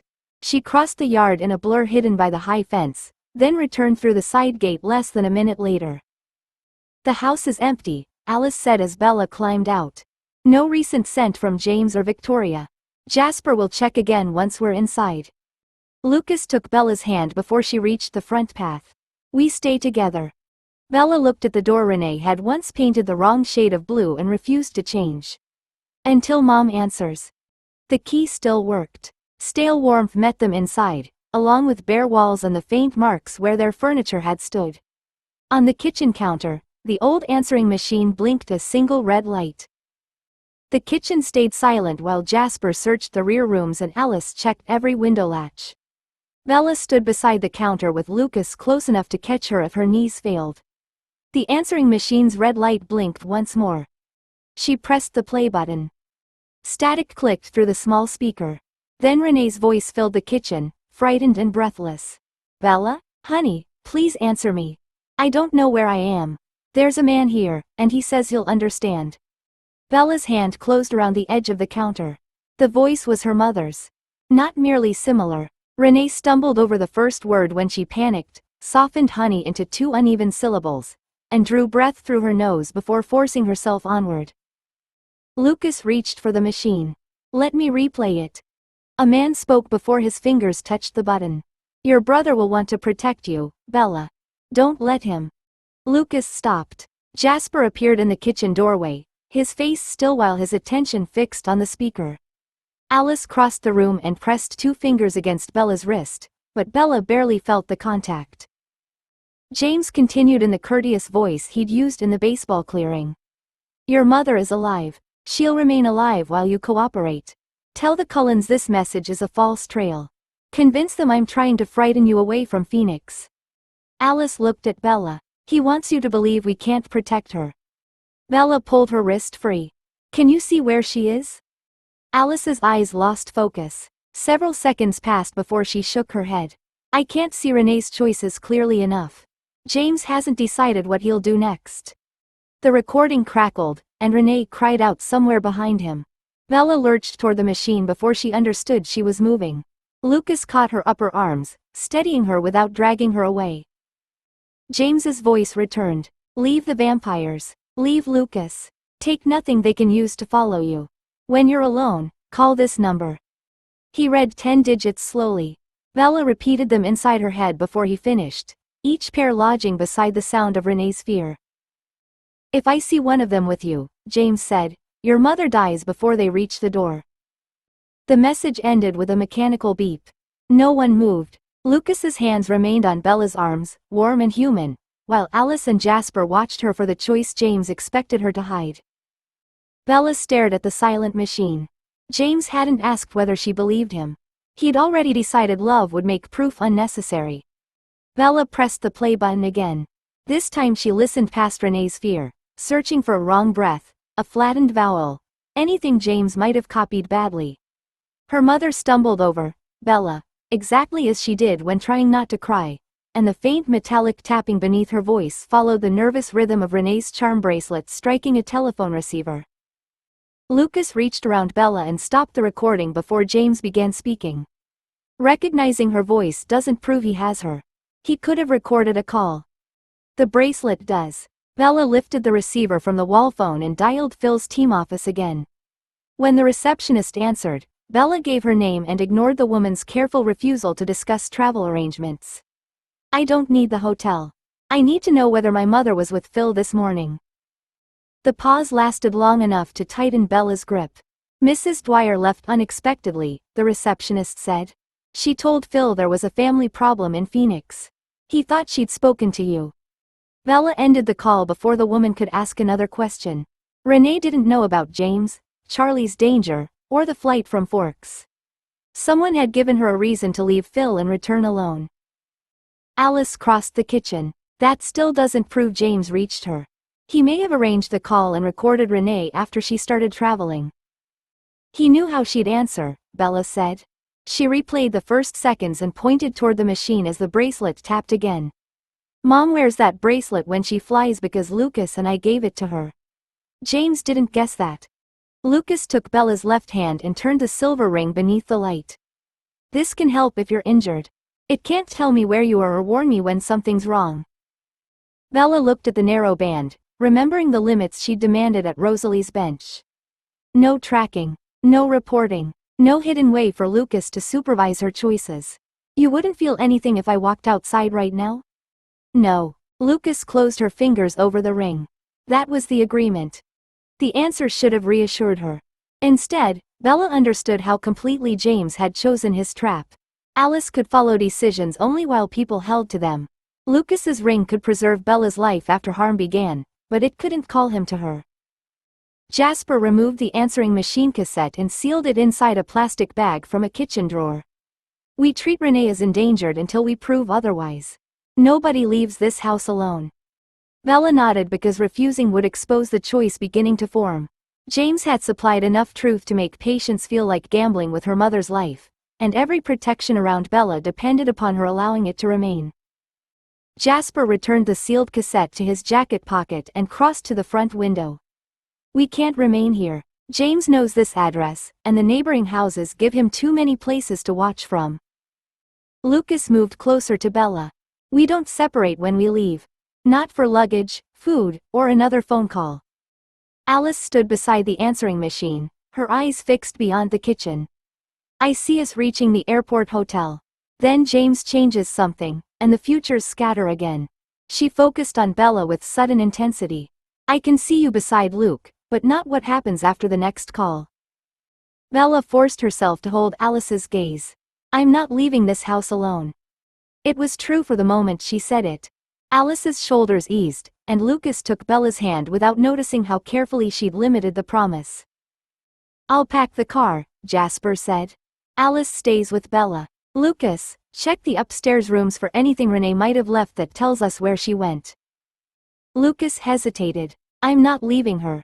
I'll be 10 feet away, Bella said, squeezing his fingers before releasing them. Go. We need something more useful than that recording. He studied her face, then followed Jasper into the hall. Alice moved to the window, watching the street while listening to movements no human ear could catch. Bella opened her purse on the kitchen table as though searching for a tissue. Her wallet held $43, an expired Phoenix bus pass, and the spare key Renee had never asked her to return. She slipped the cash and key into the front pocket of her jeans, then memorized the number James had given until she could repeat it backwards. The old telephone directory remained beneath the counter. Bella pulled it free and found the street map folded inside the rear cover. Bus routes crossed the city in faded colored lines. She traced the nearest stop, the shopping center with public phones, and 3 ways away from the house that didn't require the rental car. Alice turned from the window. What are you looking for? A way to tell the police where Mom might have gone without telling them why. Bella closed the directory and returned it beneath the counter. There isn't one. No, Alice said softly. Not yet. Footsteps sounded on the stairs. Bella closed her purse before Lucas entered carrying an old address book and one of Renee's forgotten jackets. She looked at her brother and almost told him. Then Renee's cry returned, followed by James's promise to kill her if Bella warned anyone. Bella reached for the address book with steady hands. She'd chosen to go. Now she needed Alice, Jasper, and Lucas to believe she'd chosen to stay. 42. Her mother's voice. The airport hotel room had 2 beds and a locked patio door facing the pool courtyard. Jasper checked the latch before drawing the curtains, while Lucas placed Renee's address book on the table and stayed close enough that Bella felt his attention whenever she moved. Alice's phone rang before anyone unpacked. Alice answered, listened, then went still. Phil found the flight reservation. Renee lands at Terminal 3 in 26 minutes. Her eyes lost focus, and one hand tightened around the phone. I can see her leaving the terminal. Then James enters the future, and everything breaks apart. Jasper took the rental keys from the dresser. We check it now. Lucas stays here with Bella. He looked directly at her. The door remains locked, and neither of you answers it unless I call first. Bella stepped toward Alice. Go. If that's Mom, she can't walk out there alone. The words were true, and Alice's vision held long enough for her to nod. Lucas objected until Jasper reminded him that 2 humans near the terminal would give James more targets. Then the door closed, the lock turned, and Lucas wedged a chair beneath the handle. I'm not moving from here, Lucas said. He picked up the address book but didn't open it. Don't ask me to. I won't. Bella lifted the hotel phone and requested clean towels, claiming one had been stained at the house. After hanging up, she carried her clothes into the bathroom. I need a shower. I can still smell that kitchen. Lucas's face tightened. Don't lock the door. Bella left it unlocked and turned the shower on full. Water struck the tub hard enough to cover careful movement. She set her shoes beside the toilet, opened the door, and crossed the carpet in her socks. Lucas sat facing the entrance, the address book open across his knees. Bella eased behind the curtains and found the patio latch by touch. The knock came less than a minute later. Towels, a woman called from the corridor. Lucas dragged the chair aside. Leave them outside, please. I need the old ones for housekeeping. As Lucas opened the door only as far as the security chain allowed, Bella lifted the patio latch and slid the glass aside. Hot air met her. She slipped into the courtyard, closed the door without letting it strike the frame, and hurried through the pool gate. A hotel shuttle waited at the curb with its engine running. Bella joined 2 travelers hauling suitcases and climbed aboard before the driver closed the doors. Airport? He asked. Yes. Bella gripped the seat as the hotel began to move away. Terminal 3. The hotel shuttle sighed to a stop outside the terminal, and Bella stepped onto sun-heated concrete in gray socks already darkening at the soles. She crossed behind a family wrestling suitcases from the luggage compartment and entered the building before the driver could notice she had no bag. Cool air struck her damp hair, but it did nothing for the fear pressing beneath her ribs. A row of public telephones stood beyond the airline counters. Bella had almost reached them when the shuttle driver called after her. Miss? Your brother's on the phone. He held up a mobile, his expression shifting from impatience to concern. He says you left the shower running, your shoes beside the tub, and the patio door unlocked. He thinks you took my shuttle. Bella stopped because every detail sounded like Lucas. He hadn't felt the ring call to him or followed some hidden enchantment. He'd looked at the room she'd left behind and understood what she'd done. Please tell him you didn't see me, she said, though shame tightened the words. The driver lowered the phone. I'm not lying to a kid who sounds that scared. He's on his way here. Bella turned and moved into the crowd before he could catch her arm. She reached the telephones, fed coins into the nearest one, and dialed the number James had given her. The connection clicked almost at once. You're alone, James said, sounding pleased. Now go to the ballet studio where you used to take lessons. Use the south entrance, and don't bring your brother. Bella pressed the receiver harder against her ear. Let me speak to Mom. Renee's voice came faintly through the line. Bella, honey, please hurry. A sharp sound cut her off before Bella could answer. James returned. 15 minutes. If Lucas reaches you first, she dies. The call ended, leaving Bella with the dead tone and the address she already knew. Outside, taxis waited beneath the covered lane. Bella climbed into the first one and gripped the seat while the driver adjusted his mirror. Where to? The Old Sun Valley Dance Studio, Bella said. Please hurry. As the taxi pulled away, another cab stopped behind the hotel shuttle. Lucas jumped out before it fully settled and ran toward the driver, his face white beneath the Phoenix sun. Bella ducked lower, but not before she saw him point toward the terminal and demand an answer. He had found the route through ordinary things she'd forgotten. He was simply too late to stop her from taking the next one.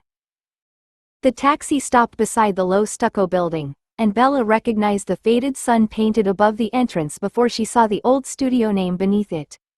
She pushed folded bills through the gap in the partition, leaving herself only a few dollars, then reached for the door. The driver looked at her bare feet and damp clothes in the mirror. You sure someone's meeting you here? Bella forced her hand to remain on the handle. My mother's inside. He glanced toward the empty car park. I can wait. No, thank you. Bella opened the door before concern became questions. She'll take me home. Heat rose through her socks as the taxi pulled away. The main entrance was dark, exactly as James had promised, but the south door stood slightly open beneath a narrow awning. Bella crossed the concrete, gripped the warm metal handle, and slipped inside. The corridor smelled of dust, old carpet, and the lemon cleaner the studio had used when she was a child. Framed photographs still covered one wall, though sunlight had faded the costumes and smiling faces. Bella passed the changing room where Renee had once repaired a torn ribbon with safety pins, then reached the doorway leading into the main studio. Mom? Bella called. Her voice carried across the polished floor and returned from the mirrored walls. Bella, honey, please hurry. Renee's frightened answer came from somewhere beyond the rows of stacked chairs. Bella ran toward it, nearly slipping as her socks crossed the smooth floor. Mom, I'm here. Where are you? Bella, honey, please hurry. The words repeated with the same breath, the same break in Renee's voice, and the same faint tapping of her bracelet. Bella slowed. Behind the chairs, a small television sat on a wheeled stand with a video player beneath it. A cable ran across the floor to the wall. Renee appeared on the screen, younger by several years, sitting beside the studio floor while a child in a pink leotard cried beyond the camera. Bella, honey, please hurry. We're going to miss your turn. The recording jumped, then played the line again. James had cut away everything except her mother's anxious voice and the bracelet striking the arm of the chair. Bella approached the television and pressed her fingers against the glass. Renee wasn't here. She might never have returned to Phoenix at all. Every choice Bella had made since hearing the message had carried her farther from the people trying to protect her. The south door closed somewhere behind her.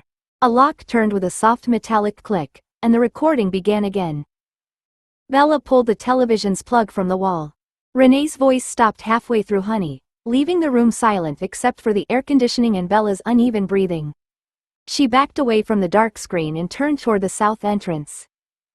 The door refused to move. Bella twisted the lock, shoved her shoulder against the metal, then crouched to examine the narrow gap beneath it. No shadow crossed the threshold.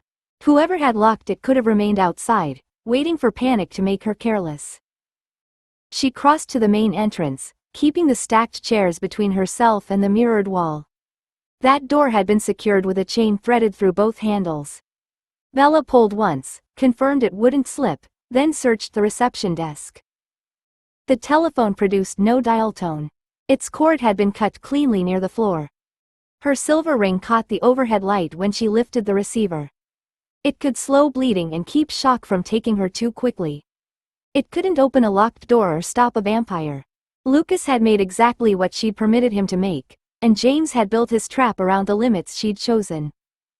Bella set the receiver down and took the fire extinguisher from beneath the desk.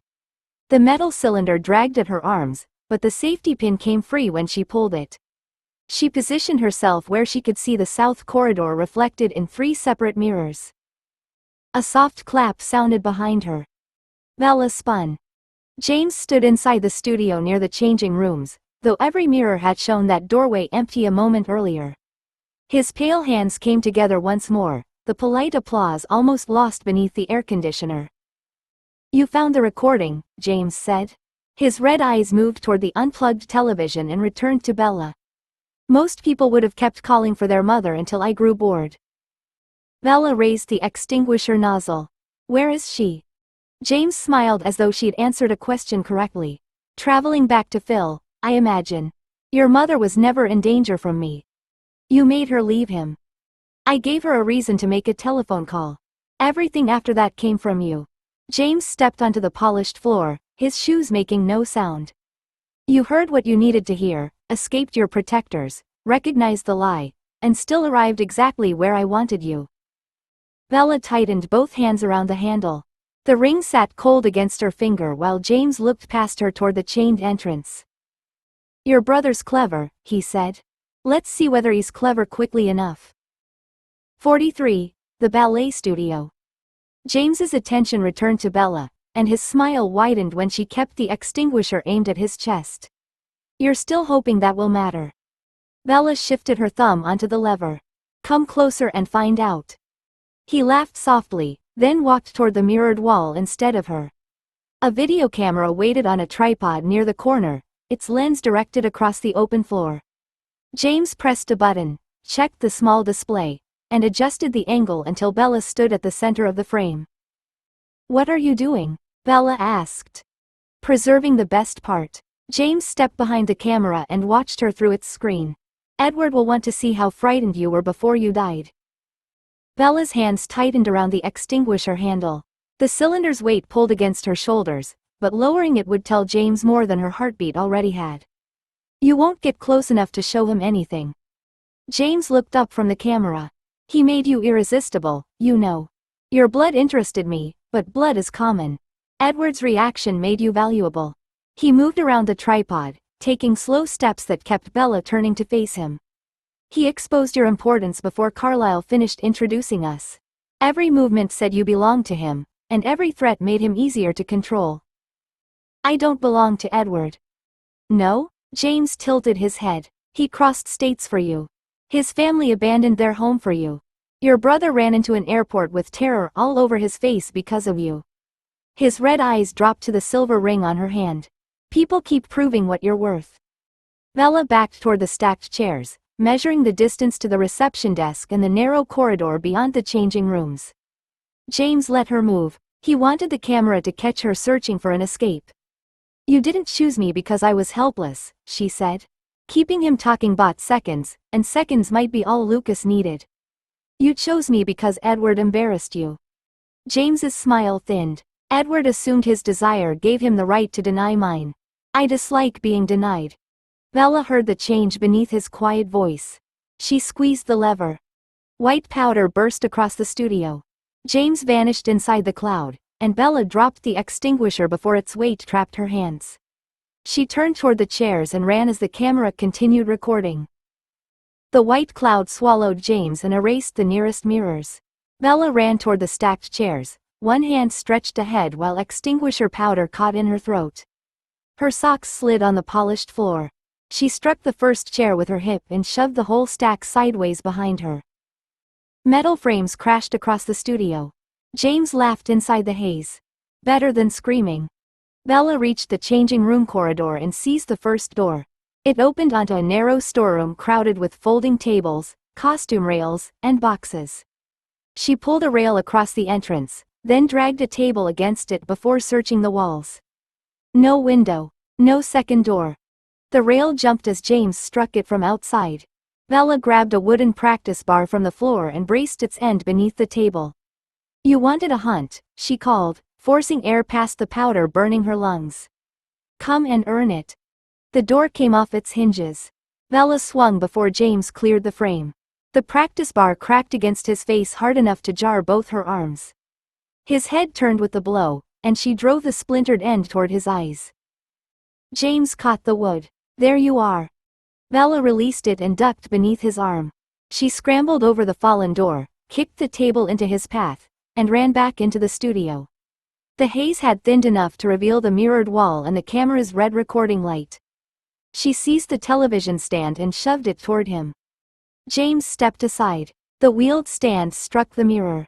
Glass broke across the floor, and Bella turned toward the south corridor before the last pieces fell. Cold fingers closed around the back of her shirt. James lifted and threw her. Bella struck the mirrored wall shoulder first. The impact burst through glass and dropped her among the broken pieces. Pain tore across her scalp and forearm, but she rolled as James approached and drove both feet toward his knee. He barely moved. "You're making excellent footage," he said. Bella clawed for a long shard beside her hand. She slashed upward, opening his shirt without marking the skin beneath it. James caught her ankle. He twisted. The break sounded small inside the ruined studio. Pain ripped from Bella's leg into her stomach, and her scream escaped before she could stop it. James released her, leaving the injured leg bent beneath her while blood spread from cuts along her arm and temple. Bella tightened her fingers around the glass shard and tried to pull herself backward. James watched her crawl, smiling as the camera continued to record.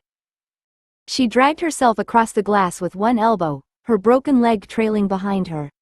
Pain blurred the mirrors, but darkness never closed over her. The silver ring burned warm around her finger.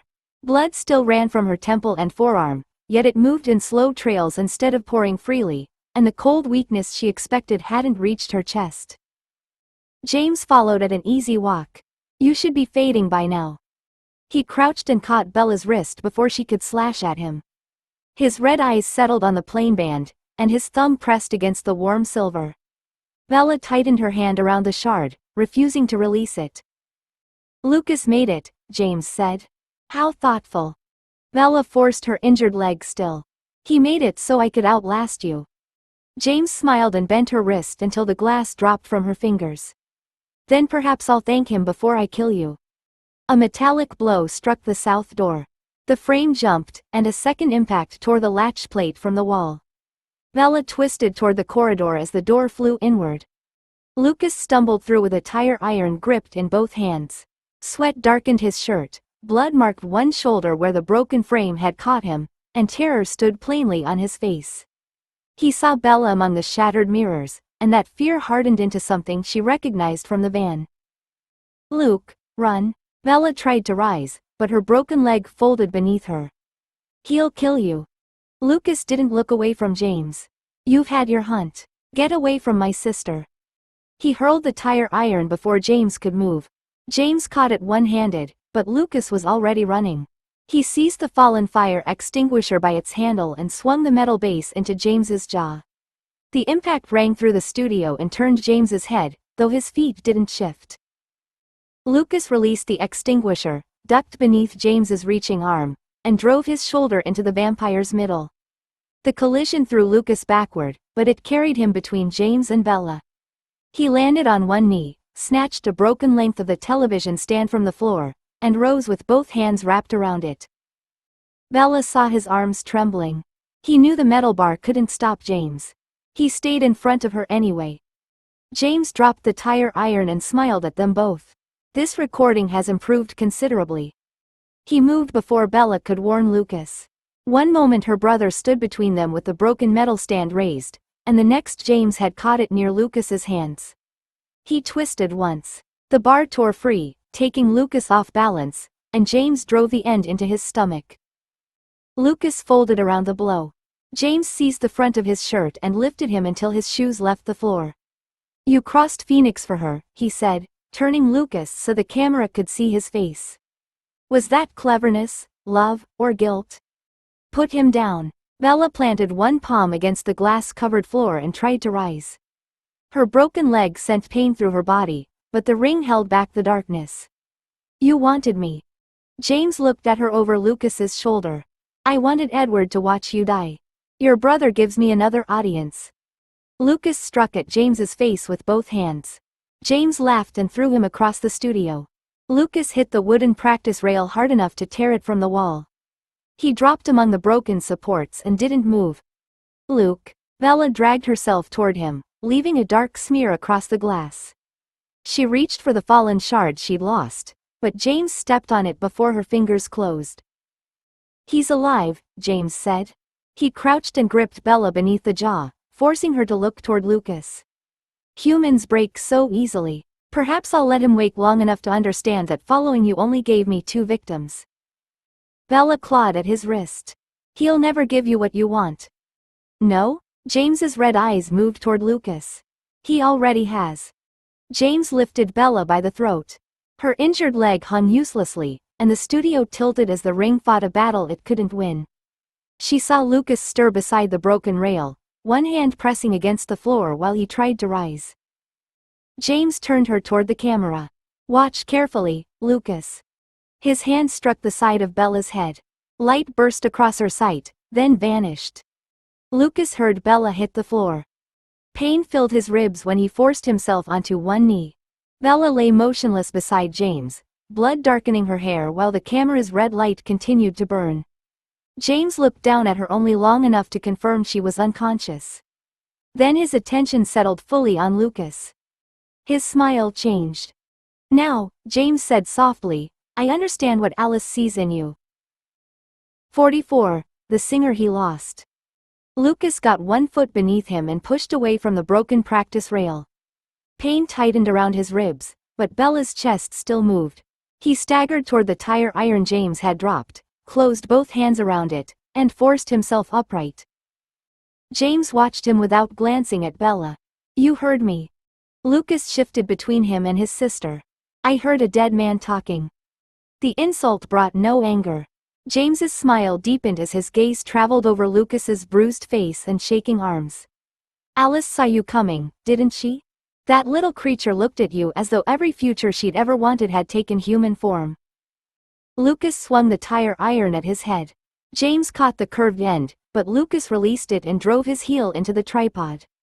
The camera toppled sideways. James abandoned the weapon to seize it before it struck the floor, and Lucas used the opening to drop beside Bella. Bells. Lucas pressed 2 fingers beneath her jaw. Her pulse beat too quickly, but it was there. He touched the warm silver ring, then slid his arm beneath her shoulders. Come on, wake up. Cold fingers closed around the back of his neck and lifted him away. James carried him 3 steps before throwing him toward the center of the studio. Lucas struck the floor, rolled through broken glass, and came up beside the fallen extinguisher. He grabbed it by the hose and swung low, aiming for James's legs. James stepped over the cylinder and kicked it into the mirrors. You keep choosing her. She's my sister. Lucas backed away from Bella, drawing James with him 1 step at a time. The south door stood open behind the vampire, but Lucas couldn't carry Bella through it before James caught them. Keeping his attention was the only useful thing left. You wanted an audience. Look at me. James followed, leaving Bella behind. Edward's devotion made her valuable. Yours is ordinary, almost disappointingly human. His expression sharpened as he stopped within arm's reach. But Alice doesn't love ordinarily. Lucas raised a broken support from the practice rail, though his hands could barely keep it level. James looked at the wood, then at the blood running from Lucas's shoulder. I thought Bella was the finest wound I could leave this family, James said. Now I see I was aiming at the wrong heart. Lucas tightened his grip. Stay away from her. James leaned closer, and recognition settled into his red eyes. I knew Alice before you did. The claim should have sounded impossible. Instead, it struck too close to the history Alice couldn't remember. Lucas kept the broken support raised, though the wood shook between his hands, and moved sideways until Bella remained behind his left shoulder. She doesn't know you, Lucas said. James's smile sharpened. No, she doesn't even know the name she was born with. He stepped over the fallen camera and nudged it upright with 1 foot. The red recording light still burned beside the lens, unnoticed or perhaps deliberately preserved. James faced it as he spoke. Mary Alice Brandon, he said. Biloxi, Mississippi. 19 years old when her family shut her inside an asylum and told the town she was dead. Lucas tightened his grip until splinters pressed into his palms. Alice had lived for decades without even that much. A name, a town, something that belonged to her before cold skin and golden eyes. You're lying, Lucas said. I never needed to lie about a hunt. James moved nearer, forcing Lucas to retreat across broken glass. Her scent reached me before I entered the building. Better than your sister's, if you can imagine that. The attendants called her Mary Alice, though most preferred patient numbers when they thought she couldn't hear. Bella remained motionless behind Lucas, but the warm silver around her finger caught the studio lights. He shifted again, keeping James's path angled away from her. She knew I was coming, James continued. Not who I was, perhaps, but she saw enough to become afraid. An old vampire worked inside the asylum. He watched over her and understood what her visions meant. Lucas raised the support higher. So he saved her. He stole her. James crossed the space between them and closed one hand around the wood. Lucas pulled, but the vampire held it without effort. He carried her away and changed her before I could reach them. By the time I found Alice, her blood was gone. Venom had ruined the finest scent I'd ever followed. So you lost, Lucas said. James tore the support from his hands and dropped it. I killed him slowly enough that he understood what his kindness had purchased. Alice woke later with no human memories, no protector, and no idea that another hunter had already shaped her future. Lucas backed toward Bella and planted himself between them again. The camera's small red light remained at the edge of his vision, steady amid the broken glass and ruined mirrors. Why tell me? Lucas asked. James glanced toward the lens before his red eyes returned to Lucas. Because Alice escaped me once without knowing my name. His gaze settled on Lucas's throat. This time, she'll know exactly who took something from her. James's words settled into the ruined studio, and Lucas let his fear show. Anything calmer would invite questions he couldn't answer. He backed toward Bella until his heel touched the edge of her coat, then bent as though reaching for another piece of broken wood. She'll know you failed twice, Lucas said. You lost Mary Alice, and you're going to lose us. James moved before Lucas's fingers reached the floor. One hand closed around his wrist and hauled him upright, twisting until pain ran through his shoulder. Lucas struck James's throat with his free hand, then drove his knee upward, but the vampire absorbed both blows without shifting. You're remarkably unsurprised, James said. His face remained close enough for Lucas to see the dark red around his pupils. Most humans would still be asking whether the story was true. Lucas forced a breath through his clenched teeth. Fragments he'd carried into this life pressed against the back of his mind, but none of them could be allowed into his voice. You're standing in front of me after breaking my sister's leg. I don't need proof that you're a monster.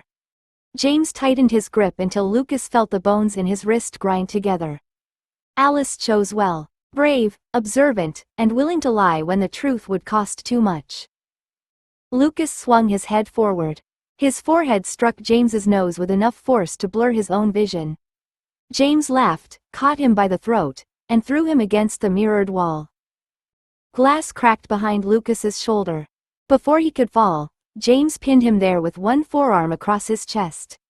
Lucas kicked at the vampire's knee and clawed for his eyes, keeping every movement loud and desperate enough to hold James's attention away from Bella. Leave her alone, Lucas said. This is between you and Alice now. That's exactly what I wanted to hear. James turned Lucas's head aside and studied the exposed line of his neck.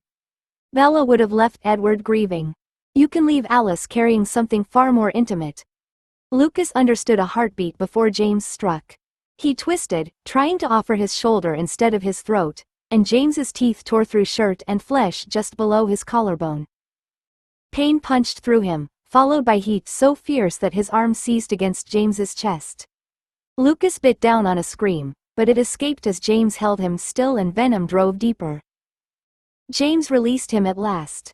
Lucas slid down the broken mirror, one hand clamped over the wound while fire spread beneath his skin. James crouched beside him and smiled. When Alice finds you, she'll smell me in every breath you take. James's smile remained above Lucas while the fire spread from the bite. It traveled beneath his collarbone, climbed his neck, and drove down his arm until his fingers curled uselessly against the floor. Lucas tried to rise, but his shoulder struck the broken mirror behind him. James turned toward Bella. Now she can watch you change after she finishes grieving your sister. Lucas caught his ankle with both hands.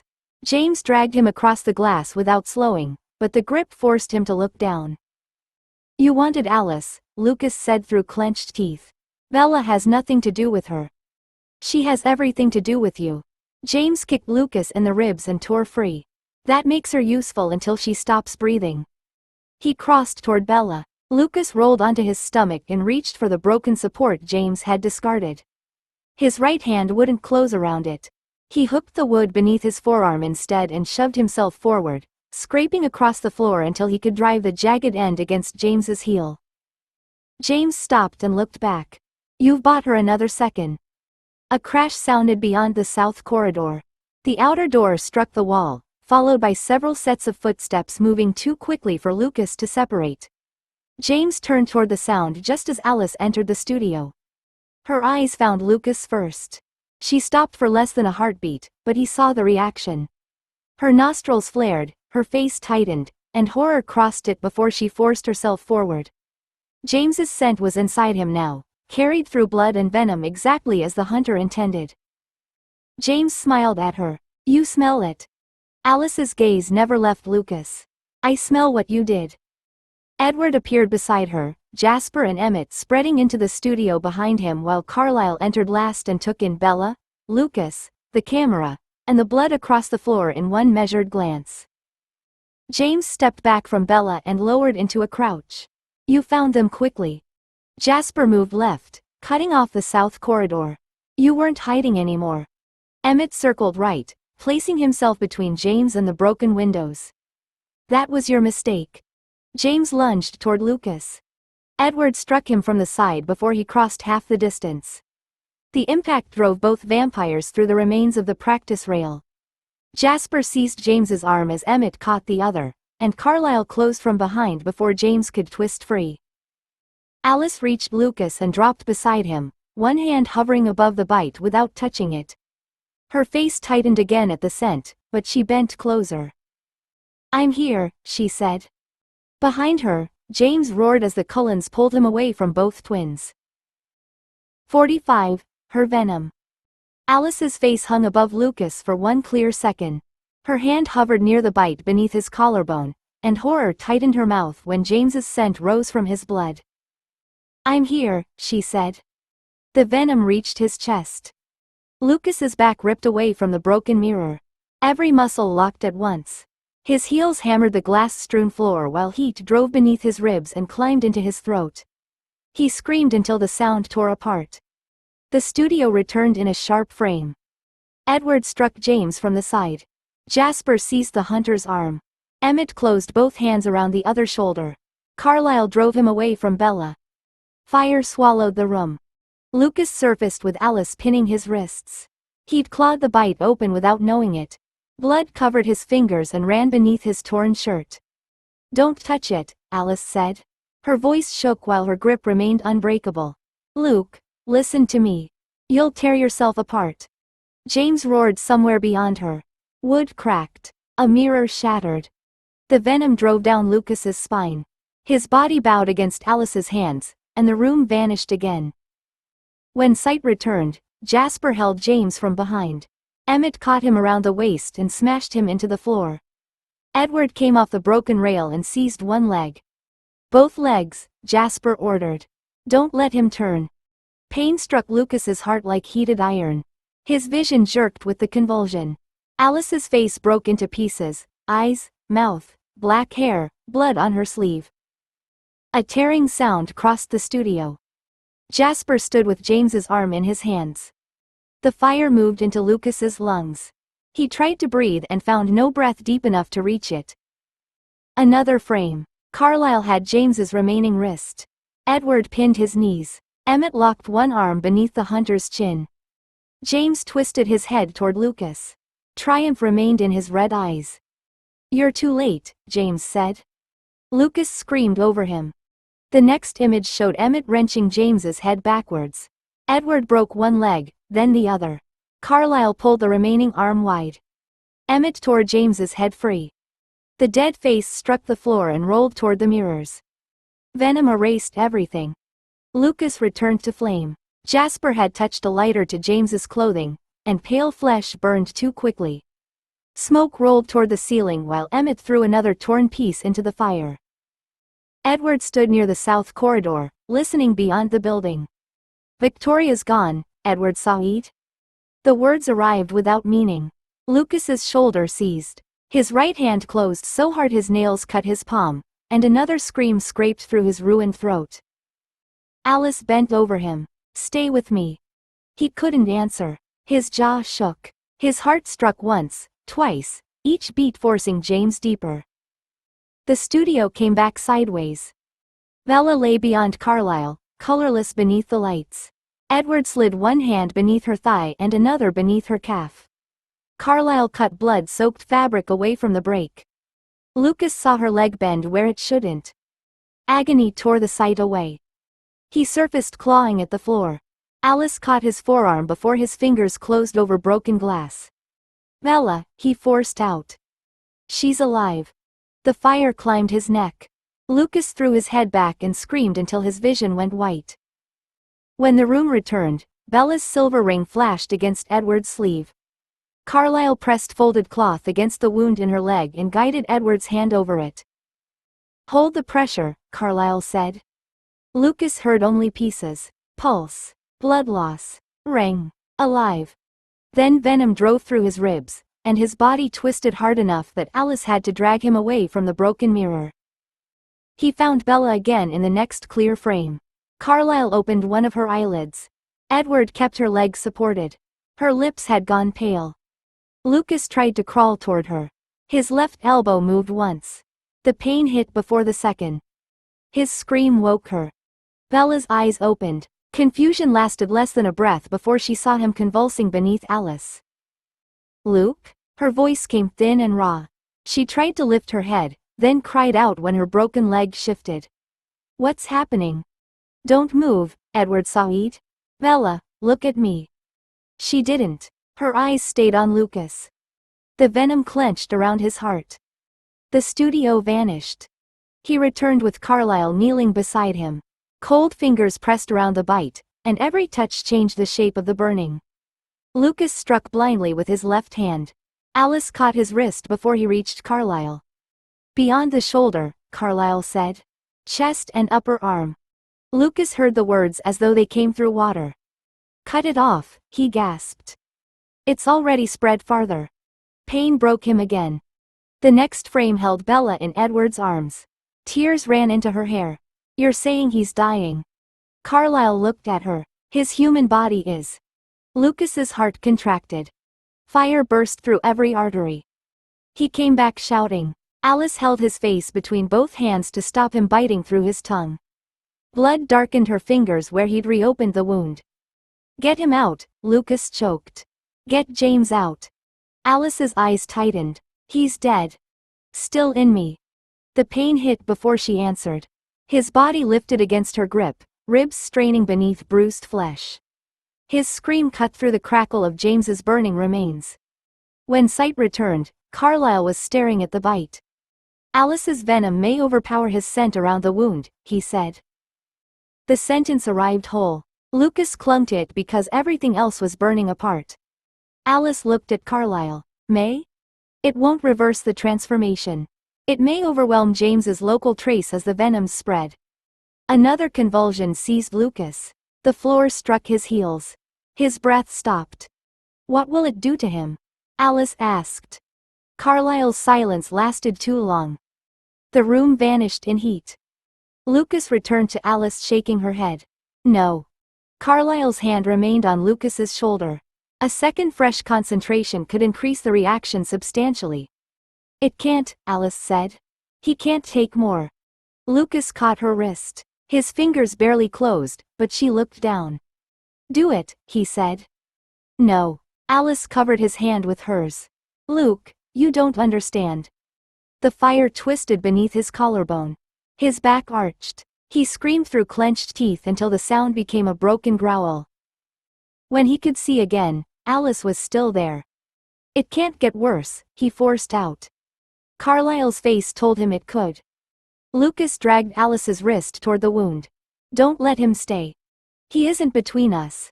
Alice bent until her forehead touched his. "James doesn't get to choose what I feel." Lucas saw the instant she'd found him. Her nostrils flaring. Her face tightening. The recoil she'd crushed before she touched him. "He wanted you to smell him," Lucas said. Each word broke against another surge. "I don't want to wake up carrying him." Alice closed her eyes. Bella shifted weakly in Edward's arms. "Will it save him?" "He's already changing," Carlisle said. "This decides nothing about whether he lives." It may decide what remains strongest near the bite. Pain wiped the room away. Lucas came back to Alice's face above his. Decision had replaced fear. You're mine to choose, she said. Not his to mark. Her teeth entered beside James's bite. For one heartbeat, cold spread beneath Lucas's skin. Then Alice's venom met James's. The pain became everything. Lucas's body tore upward from the floor. His scream came without breath, without shape, without control. Every vein seemed to split open. James's venom had been fire. Alice's became molten metal poured into it. His awareness shattered into hard, separate images. Bella screaming his name. Alice holding him while blood darkened her mouth. Carlisle forcing Lucas's shoulder down. Edward carrying Bella, her splinted leg rigid across his arms.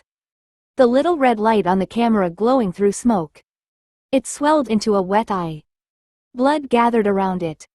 James watching. A demon watching. Agony. Emmett crossed the studio and lifted the camera by its strap. The red eye swung toward Lucas. Agony. Emmett snapped the case closed, and the eye disappeared. I've got the recording, he said. Agony. Jasper stamped out a trail of burning venom near the mirrors. James's remains collapsed inward as flame consumed them. Agony. Bella reached toward Lucas from Edward's arms. Please make it stop. Alice gathered him against her chest. I'm sorry. The fire struck deeper. Lucas couldn't tell her she'd done what he asked. His jaw wouldn't obey. His fingers clawed at her coat, then locked there as another convulsion tore through him. Carlisle slid one arm beneath Lucas's knees. Alice supported his shoulders. Now, Carlisle said, we move them both. The floor dropped away. Lucas rose between them, and the change in position sent both venoms rushing through his abdomen and legs. He screamed into Alice's shoulder. The corridor flashed into sight, then vanished. Bella's face returned. She was awake in Edward's arms, pain whitening her mouth. She watched Lucas shake, watched Alice hold him, watched Carlisle fail to stop the burning. Her silver ring shone against Edward's sleeve. Agony. The ruined studio appeared behind them. Broken mirrors reflected the flames. James burned in pieces. The tripod stood empty. The camera was gone. Agony. Alice carried Lucas through the south corridor. Jasper moved ahead. Carlisle kept one hand against Lucas's chest, counting heartbeats that came too fast and too hard. Stay with me, Alice said. Lucas tried. His heart struck again. James's venom burned. Alice's venom burned hotter. Bella called his name somewhere behind them.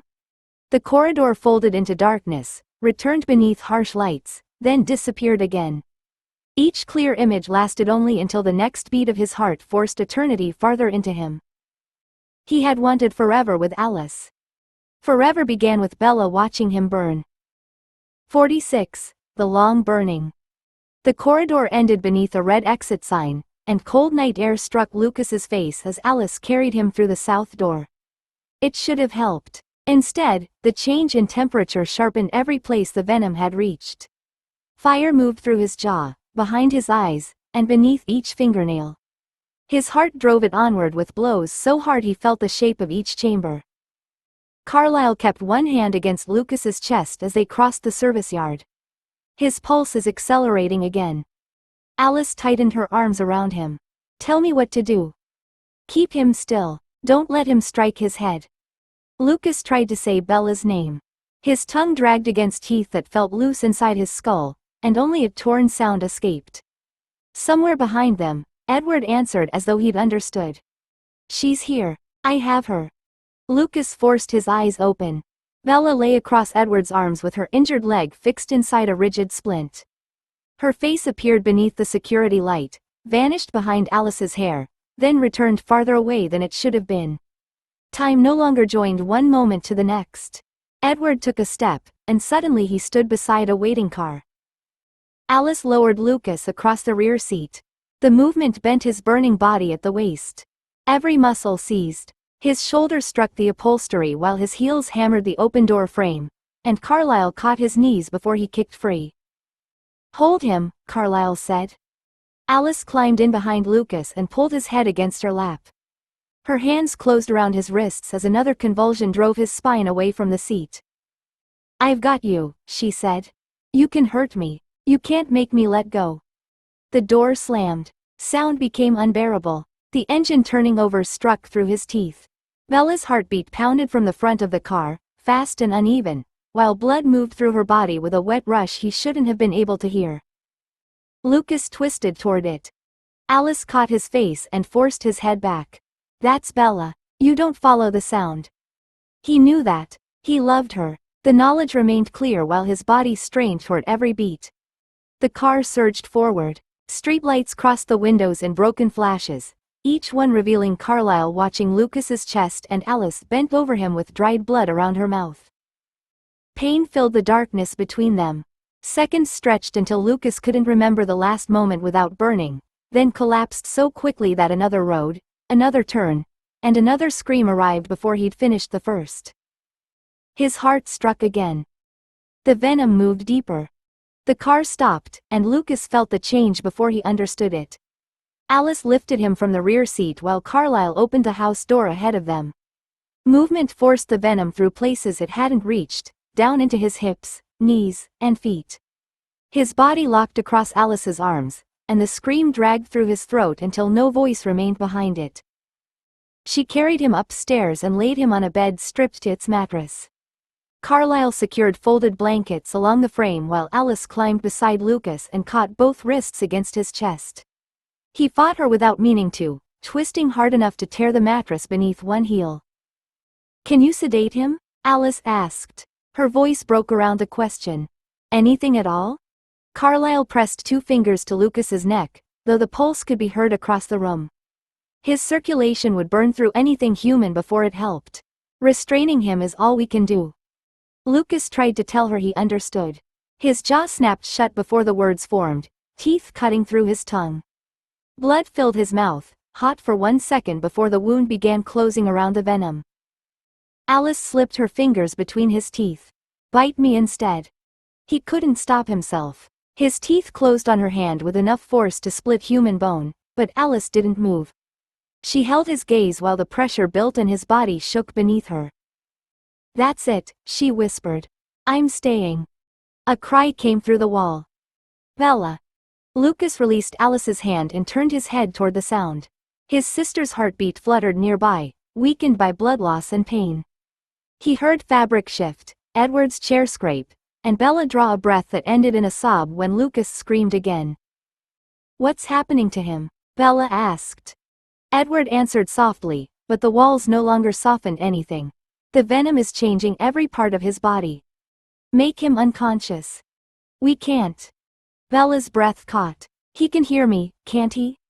Lucas struck the mattress with his heel, desperate to answer without opening his mouth to another scream. Alice bent close enough that her hair covered his face. "Yes. He hears you." Through the wall, Bella began to cry. "Luke, I'm here. I'm not leaving." The words reached him through the fire. He clung to them until another surge drove beneath his ribs and tore his grip away. Alice wrapped both arms around him as his body arched. "You chose forever," she said against his ear. "But you don't have to pretend this part is beautiful."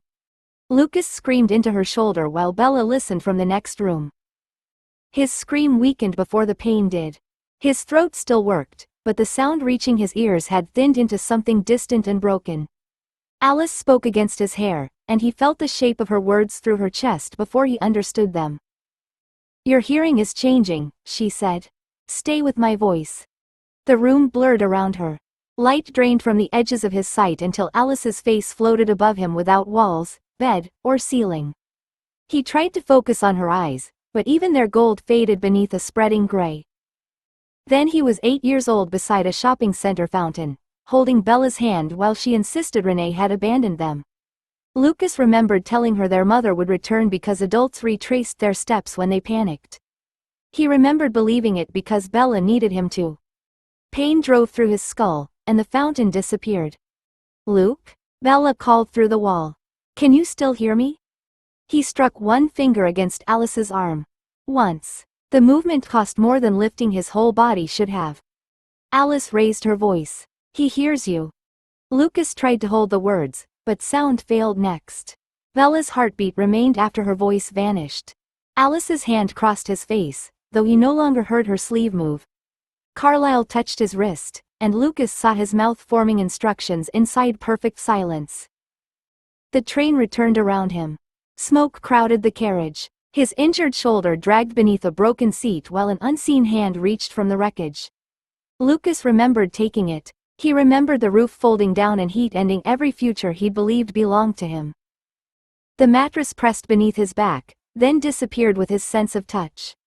Alice still held him. He knew because he could see her arms around him, though his body no longer felt where hers ended and his began.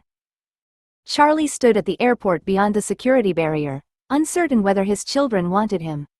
Lucas crossed the distance and called him Dad. Renee cried in the Phoenix kitchen while pretending she wasn't. Bella stole his chips at lunch. Rosalie pushed a broom toward him. Alice held out her hand across the cafeteria table. The memories arrived without order, each one complete and already lost. Lucas's sight narrowed to Alice's face. Her lips moved close to his. "I'm here," she said, though he heard nothing. He remembered God warning that the people waiting in this world wouldn't be characters. Their love, habits, and expectations would belong to him, and his choices could hurt them. Lucas had accepted. Darkness closed over Alice's eyes. His body vanished from his awareness while the fire remained, consuming a man who could no longer see, hear, or feel the life dying around him. The fire contracted. Lucas had no body to contain it, yet the agony drew inward from his hands and feet, retreating through his limbs toward his chest. Each narrowing circle burned hotter than the last. His heart struck against it, fast enough that separate beats became one continuous pressure. Then the rhythm broke. One beat landed too hard. The next dragged behind it. A third forced the remaining venom through the center of his chest, and Lucas understood that he was dying again. His heart stopped. The fire vanished. Sound crashed into him. Rain struck thousands of leaves beyond the house. Pipes carried water through the walls. Fabric moved beneath Alice's fingers. Carlyle stood near the bed, his hand lowering from Lucas's silent chest. "He's through," Carlyle said. Lucas opened his eyes. The room returned in impossible detail. He saw threads rising from the mattress, dust along the window frame, pale scratches in the paint, and the fine dried line of his blood beneath Alice's thumbnail. Her face hung above him, every perfect feature sharpened beyond anything his human sight had known. Alice loosened her hold without releasing him. "Luke?" He felt the mattress beneath every point of contact. He felt Alice's arms, Carlyle's hand near his shoulder, and the absolute stillness inside his own chest. "I can hear you," Lucas said. His voice stopped him. It carried no damage from the screams, only a smooth depth that didn't belong to the boy who had entered the studio. Alice's relief changed her whole face. She touched his cheek. "You're here." Lucas lifted one hand. The movement happened too quickly. His fingers reached her face before he decided how much strength to use, and he stopped with his palm hovering beside her jaw. "I can't feel my heartbeat," he said. "You won't," Carlyle replied. "Don't move again until you've adjusted. Your strength and speed will answer before your judgment does." A heartbeat sounded through the wall. Lucas's attention snapped toward it. "Bella." The beat was slower than before but unmistakable. Blood moved through her injured body with each contraction, warm and living. Its scent reached him a moment later, thin beneath antiseptic, cloth, and the Cullen's clean, cold presence. His throat tore open with thirst. Lucas's hands closed around the mattress. The fabric split beneath his fingers. Alice moved between him and the wall. "Look at me."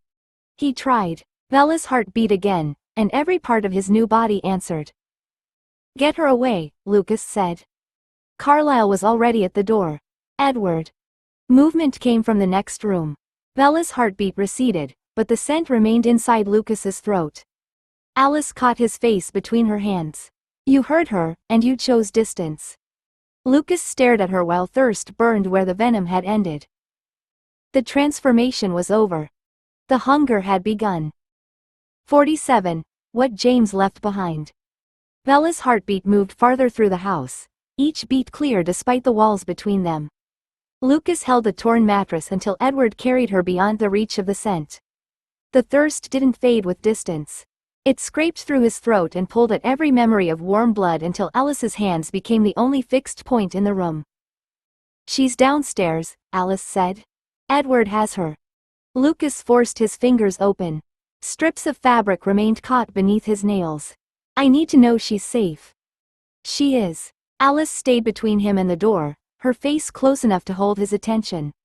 "Carlisle repaired the worst of the damage.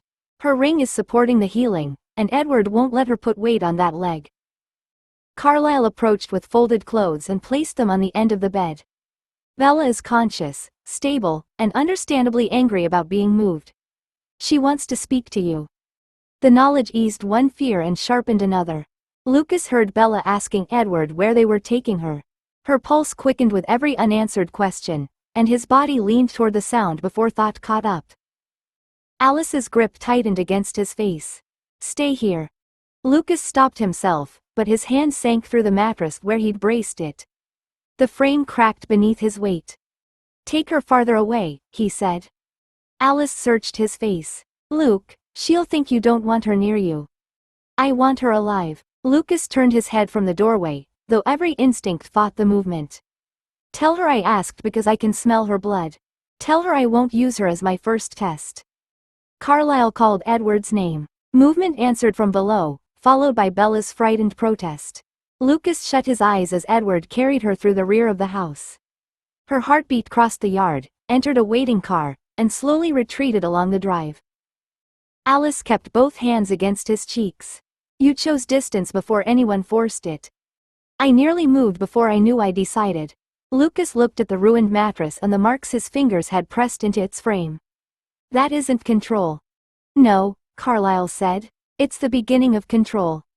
He gestured toward the open window. The forest beyond it carried rain, wet earth, fur, and the living heat of animals moving beneath the trees. Emmett waited outside, still enough that Lucas heard only the faint shift of soil beneath his boots. Alice helped Lucas rise, guiding each movement before his newborn speed could turn intention into damage. "Emmett will lead. Carlisle and I will stay beside you." Lucas stared into the forest while hunger tightened through him. "Take me hunting," he said. "Before Bella comes back." Lucas reached the ground before he understood Alice had released him. His shoes struck wet soil, sank, and drove him forward with enough force to split the earth behind his heels.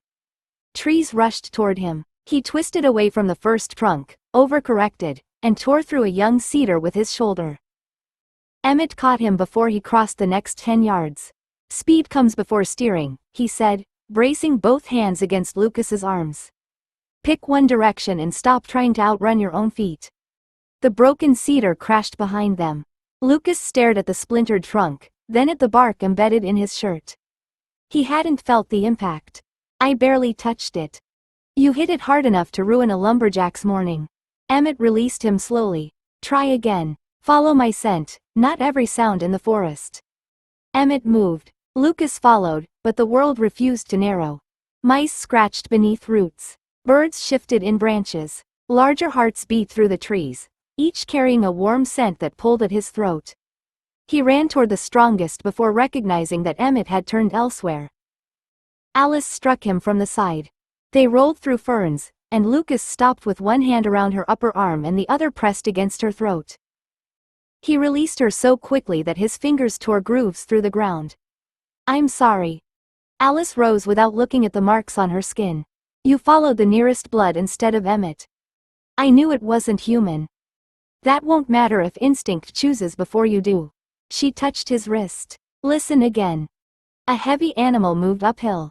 Hooves pressed into soft ground, followed by a deep heartbeat and the scrape of antlers against brush. Lucas turned toward it. "Elk." Carlisle stopped beside him. "Take it from behind. Control the head before you bite." Lucas ran. The elk lifted its head, but he reached it before its muscles completed the decision to flee. His hands closed around neck and antler. Bone cracked beneath his grip. The animal screamed. Lucas froze. Its legs kicked against the earth while hot blood surged beneath his fingers. "Finish it," Carlisle called. "Don't leave it suffering." Lucas bent and bit through hide. Blood flooded his mouth, hot and thick, and hunger erased everything except the need to take more. The elk's struggles weakened beneath him. He held on until its heart stopped and the last warmth left the torn artery. When Lucas raised his head, blood covered his hands and shirt. The thirst had eased, but the dead animal lay twisted beneath him with one antler broken and its neck crushed.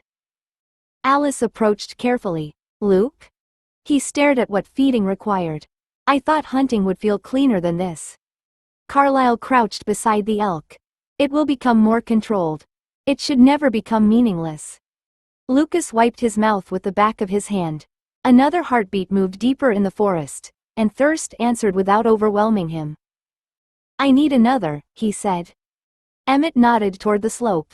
"Then this time, you steer." The second animal died without a broken neck. Lucas held the doe firmly, ended the struggle quickly, and released it when the final heartbeat stopped. Hunger remained as a dry pressure in his throat, but it no longer controlled where he looked or how tightly his hands closed. Alice watched him wipe his mouth with the torn edge of his shirt. "Can you come back to the house?" "I can speak without thinking about blood between every word." Lucas looked toward the distant road where Bella had been taken. "That's as close to ready as I am." Carlyle led them to a shallow stream before they returned. Lucas washed the blood from his hands and face, then followed Alice through the trees at a pace he could control. She stayed beside him rather than ahead, close enough to catch him if another scent broke through his judgment. Near the house, Lucas stopped. The memory had waited beneath the hunger, untouched by the transformation. "James told me something about you." Alice turned fully toward him. "At the studio?" Lucas nodded. "The camera recorded it. His name for you, the place, and everything he claimed happened. I'll repeat what I remember, but we should watch the recording before we trust any detail." Her face became still. "Tell me." "He called you Mary Alice Brandon. He said you'd been committed to an asylum in Biloxi, Mississippi." Lucas kept his voice even, though James's pleasure returned with every word. "He said you were his singer. He hunted you there, but another vampire changed you before he could reach you." Alice's fingers closed around the promise ring on her right hand. "Did he know who changed me?" "No, he said he never learned the vampire's name." Lucas forced himself to continue without reaching for her. "He said the vampire died protecting you. James killed him." The forest remained loud around them, but Alice made no sound. Her eyes lost focus, searching futures that couldn't show a past already stolen from her. "So someone knew me," she said. "Someone chose to save me." "Yes. And James murdered him because he couldn't have me." "That's what James wanted me to understand." Lucas stepped closer only when Alice looked at him again. "He used it to hurt you through me. That doesn't make the account false, but it means every word came from someone who enjoyed the pain it caused." Alice lowered her hand from the ring. "The camera will still be there?" "Edward took the tape before we left. Carlyle can play it when we're ready." Lucas watched hope and dread tighten together in her face. "You won't have to depend on my memory for the names." Alice took his hand and held it carefully between both of hers. "Then we watch it together." Lucas closed his fingers around hers. "Together." Edward stopped the tape after James named Biloxi. The television filled the sitting room with soft static while Alice remained on the floor beside Lucas, one hand closed around her promise ring. James's recorded voice had supplied no proof beyond his own pleasure, but the names remained after the screen went blank. "Mary Alice Brandon," Alice said. She tested each word without claiming it. "An asylum in Biloxi." Carlyle set the remote on the table. "Hospitals, courts, and newspapers may have records. Committal documents sometimes survive even when the institutions didn't." Alice looked toward him. Grief tightened her face, but it no longer emptied it. "I'm going to search. Not tonight, and not because James deserves the last word. I want to know whether Mary Alice Brandon existed beyond what he remembered." Lucas took her hand. "We'll begin with records. We won't force an answer where there isn't one." Alice leaned against his shoulder for a moment, then straightened when a car entered the drive. Bella's heartbeat reached Lucas before the tires stopped. His throat tightened, but the hunger stayed beneath thought rather than replacing it. Edward opened the front door and carried Bella inside. Her splinted leg rested across his arms, and Carlyle directed him to the far end of the hallway. Lucas remained inside the sitting room with Alice between him and the open doorway. The distance felt cruel until Bella looked at him. Her breath caught. Your eyes are red. Lucas gripped the edge of the sofa without breaking it. I fed. It'll change. Bella studied his blood-stained shirt, the unnatural stillness of his body, and the space everyone had preserved between them. Can you come closer? Not yet. The answer hurt more than the thirst. I can hear your heart from here, and I can smell the blood under your bandages. Edward tightened his hold when Bella shifted toward the doorway. She looked down at her injured leg, then back at Lucas. I heard you scream until you couldn't anymore. I asked them to make you unconscious, and nobody could. Lucas didn't soften what she had witnessed. I remember hearing you. Bella's eyes filled, but her voice remained steady. I still want this life with Edward.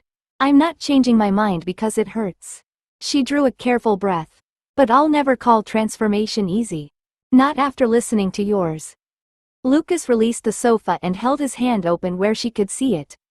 Then we don't pretend. Not with each other. Bella lifted her hand from across the hall, matching the gesture without closing the distance. Not ever. 48. The Road Beyond Forks. Rosalie placed Carlyle's unfinished white gold ring beneath the task lamp and slid a steel ruler across the bench. Show me where you stopped being a craftsman and started trusting your new eyes. Lucas leaned over the ring without touching it.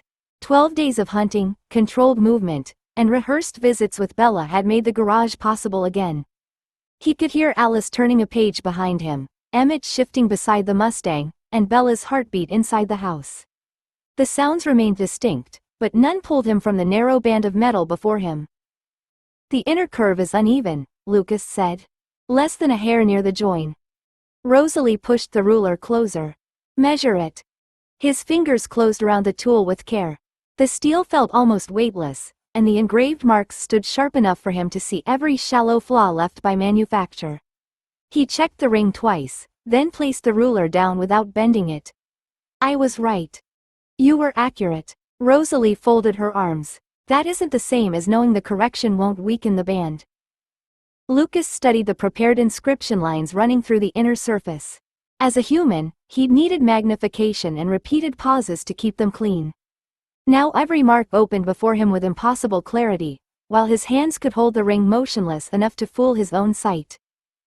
He reached for the graver. Rosalie caught his wrist. How much pressure? Barely any. That answer breaks tools. She released him and tapped the scrap strip beside the ring. Prove it there. Lucas set the point against the scrap and began the same shallow cut. The first line formed cleanly until confidence added a fraction too much force. The tool sank deeper, crossing the marked boundary before he stopped. Alice lowered her book. You didn't feel it change. I saw it, Lucas said. After it happened, Rosalie replied. She picked up the damaged strip and turned it beneath the lamp. Strength makes mistakes faster. Better sight only lets you admire them sooner. Lucas looked at Carlyle's ring waiting beyond the scrap. His new body could work without fatigue, but that didn't make every decision sound. He selected another strip and reset his grip. Again. Rosalie placed the first failure beside his hand instead of discarding it. Until you can stop before the line deepens. Lucas drew the graver forward. This time he watched the metal rise beside the point, felt the resistance through his fingers, and lifted before power replaced judgment. Rosalie examined the cut, then pushed Carlyle's ring toward him. Now you may touch the real work. Carlyle's ring took the inscription without another cut straying beyond Lucas's guide marks. Rosalie inspected the finished inner curve, then placed 7 labeled cases across the bench.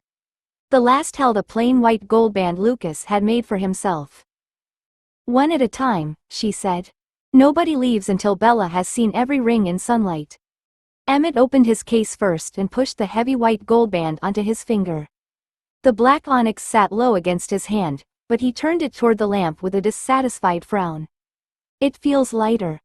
You're stronger than when we designed it. Lucas checked the fit, then tried to rotate the ring. It shifted too freely over Emmett's knuckle. The band hasn't changed. Your judgment of weight has. Emmett held out his hand. Then make it tighter. Lucas removed the ring, adjusted the inner fit at the bench, and returned it only after Rosalie checked the correction. Jasper's brushed platinum needed no sizing change, though he asked Lucas to soften one edge that caught against his neighboring finger. Esme's rose gold band sat perfectly until she closed her hand, revealing pressure beneath the shared inner curve she'd chosen with Carlisle. Alice watched Lucas mark the correction. "You measured them before the transformation." "I measured human habits," Lucas said. "None of you hold your hands the same way when you stop pretending." Edward turned his restrained platinum ring once around his finger. "That may become relevant outside this room." They carried the finished set beyond the trees shortly after noon. Bella waited in a sunlit clearing with dark glasses pushed onto her head and her injured leg supported on a folding chair. Each Cullen stepped from the shade separately while Lucas watched her face. Carlisle entered first. Sunlight crossed his hands and face without breaking into crystalline fire. Esme followed, then Rosalie, Emmett, Jasper, Edward, and Alice. Bella leaned forward. No sparkle. Lucas slid his own ring onto his right hand and stepped into the clearing. Sunlight touched his skin without scattering. Bella studied him from his fuller hair to the shoes Alice had chosen to soften the change in his height. She tilted her head. "God, Luke, where did those extra 3 inches come from?" Lucas glanced down at himself and grinned. "Alice found a shop in Port Angeles. I'm rocking platforms." Bella laughed, but her attention soon sharpened again. "The ring works. You're still too pale, too still, and far too good-looking to pass for the same boy who left Forks." Lucas looked along the family line. 7 finished commissions and his own test ring had given them sunlight, not humanity. Carlisle closed his hand around Esme's. "Then the stated purpose is complete." Rosalie glanced toward Lucas. "Which means you may finally honor the other part of your recovery plan." 2 mornings later, Lucas stood outside Forks High beneath a doctor-approved absence explanation, prepared to finish the human life waiting beyond its doors. The graduation gown hid most of Lucas's altered frame, but it couldn't shorten him or return the softer face Charlie remembered. Alice had darkened the skin beneath his eyes, added faint color to his cheeks, and arranged his hair close to its old shape. Tinted contacts covered the red in his irises. He still looked too polished beneath the gymnasium lights. Mike stared as Lucas joined the line beside him. "Hospital food made you taller?"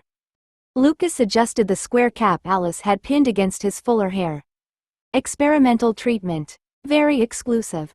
You also look like you've been working out." "Mostly lying down and complaining." Mike laughed, accepting the explanation because the principal had begun ordering them into place. Lucas listened past the curtain to hundreds of heartbeats filling the gym. Charlie's steady pulse sat beside Renee's quicker one.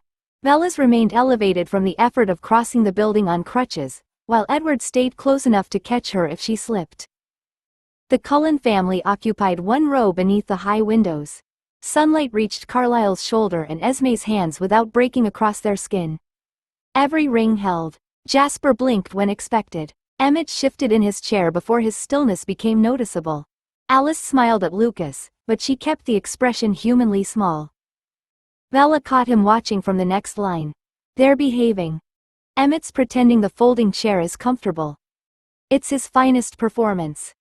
The procession began. Lucas shortened his stride to match the students ahead of him and remembered to breathe as he crossed beneath the school banner. His hearing caught Renee whispering his name, followed by Charlie clearing his throat. He didn't look toward them until he reached the stage. "Lucas Swan," the principal announced. Lucas stepped forward, accepted the diploma with measured pressure, and shook the man's hand without letting his cold fingers remain in contact. Applause rose from the gym. Charlie stood first. Renee joined him, one hand pressed to her mouth, while Alice remained seated only because standing too quickly would draw attention. Bella crossed the stage several names later, moving carefully with one crutch and refusing the principal's offered arm. Lucas waited at the foot of the steps despite the usher directing graduates toward their seats. Bella handed him her diploma, then accepted his steadying hand for the final step. "We made it," she murmured. Lucas looked at their parents, their friends, and the pale family wearing his work beneath ordinary clothes. The life he'd completed was still around him, but he could no longer belong to it in the same way. He returned Bella's diploma. "Yeah," he said. We did. The graduation crowd thinned slowly beneath the afternoon sun. Lucas kept enough distance from Charlie and Renee to avoid accidental contact, but every step away from them felt deliberate. Renee filled the space with photographs, instructions, and worried questions about the injuries Phoenix had supposedly left behind. "You're certain you're well enough to travel?"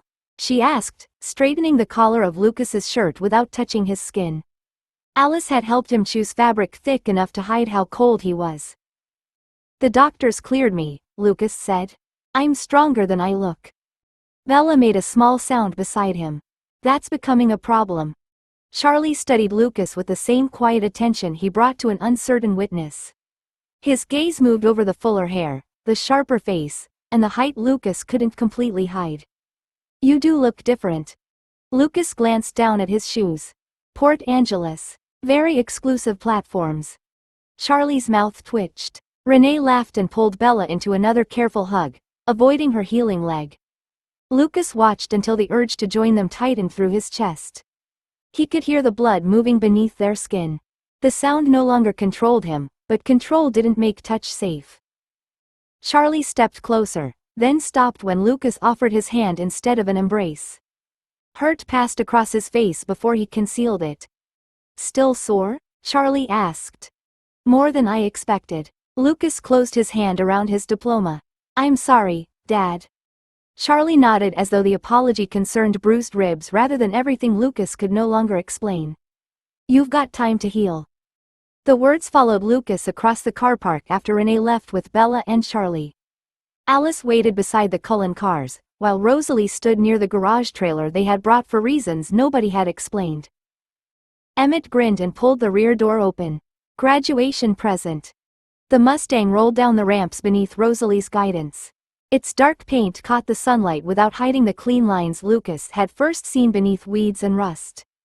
The Boss 429 settled into a low, steady idle when Rosalie turned the key, every vibration controlled rather than silenced.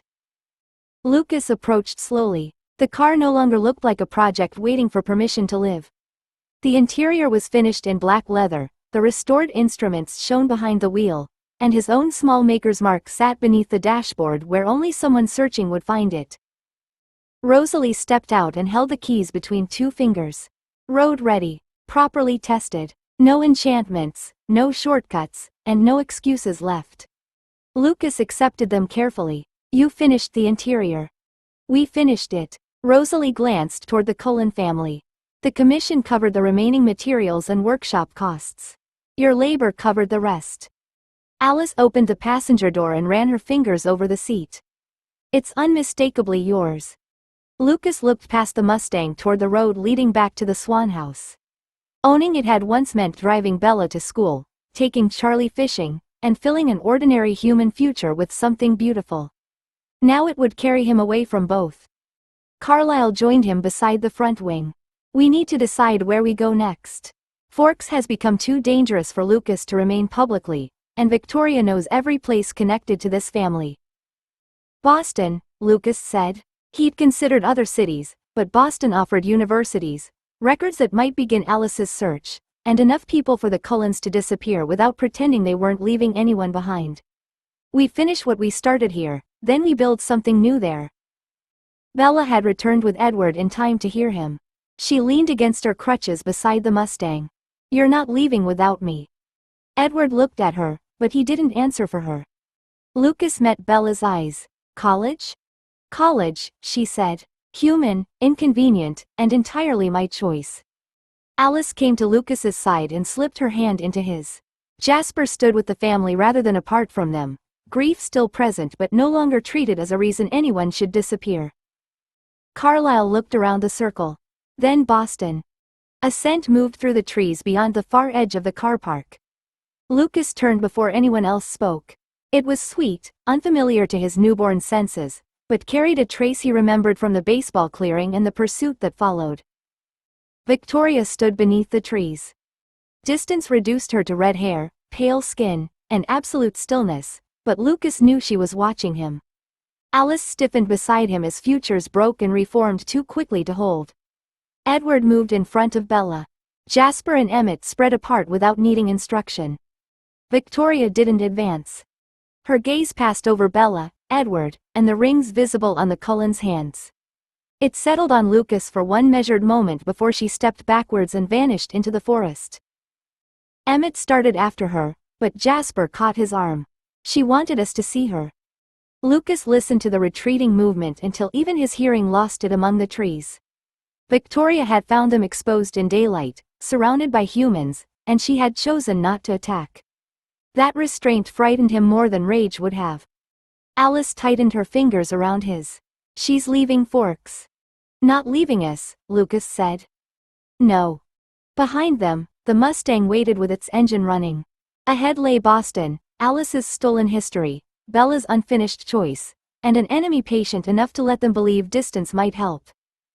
Lucas opened the driver's door, then looked once toward the road Charlie had taken home. He couldn't preserve the life he'd lost by refusing to leave it. He could only carry what mattered into the next one and accept that every beautiful thing he made would create choices he couldn't control. Alice settled into the passenger seat. Bella rested one hand against the roof before stepping back beside Edward.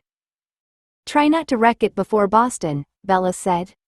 Lucas turned the key and felt the engine answer through the wheel. "You've seen how well I handle sudden changes."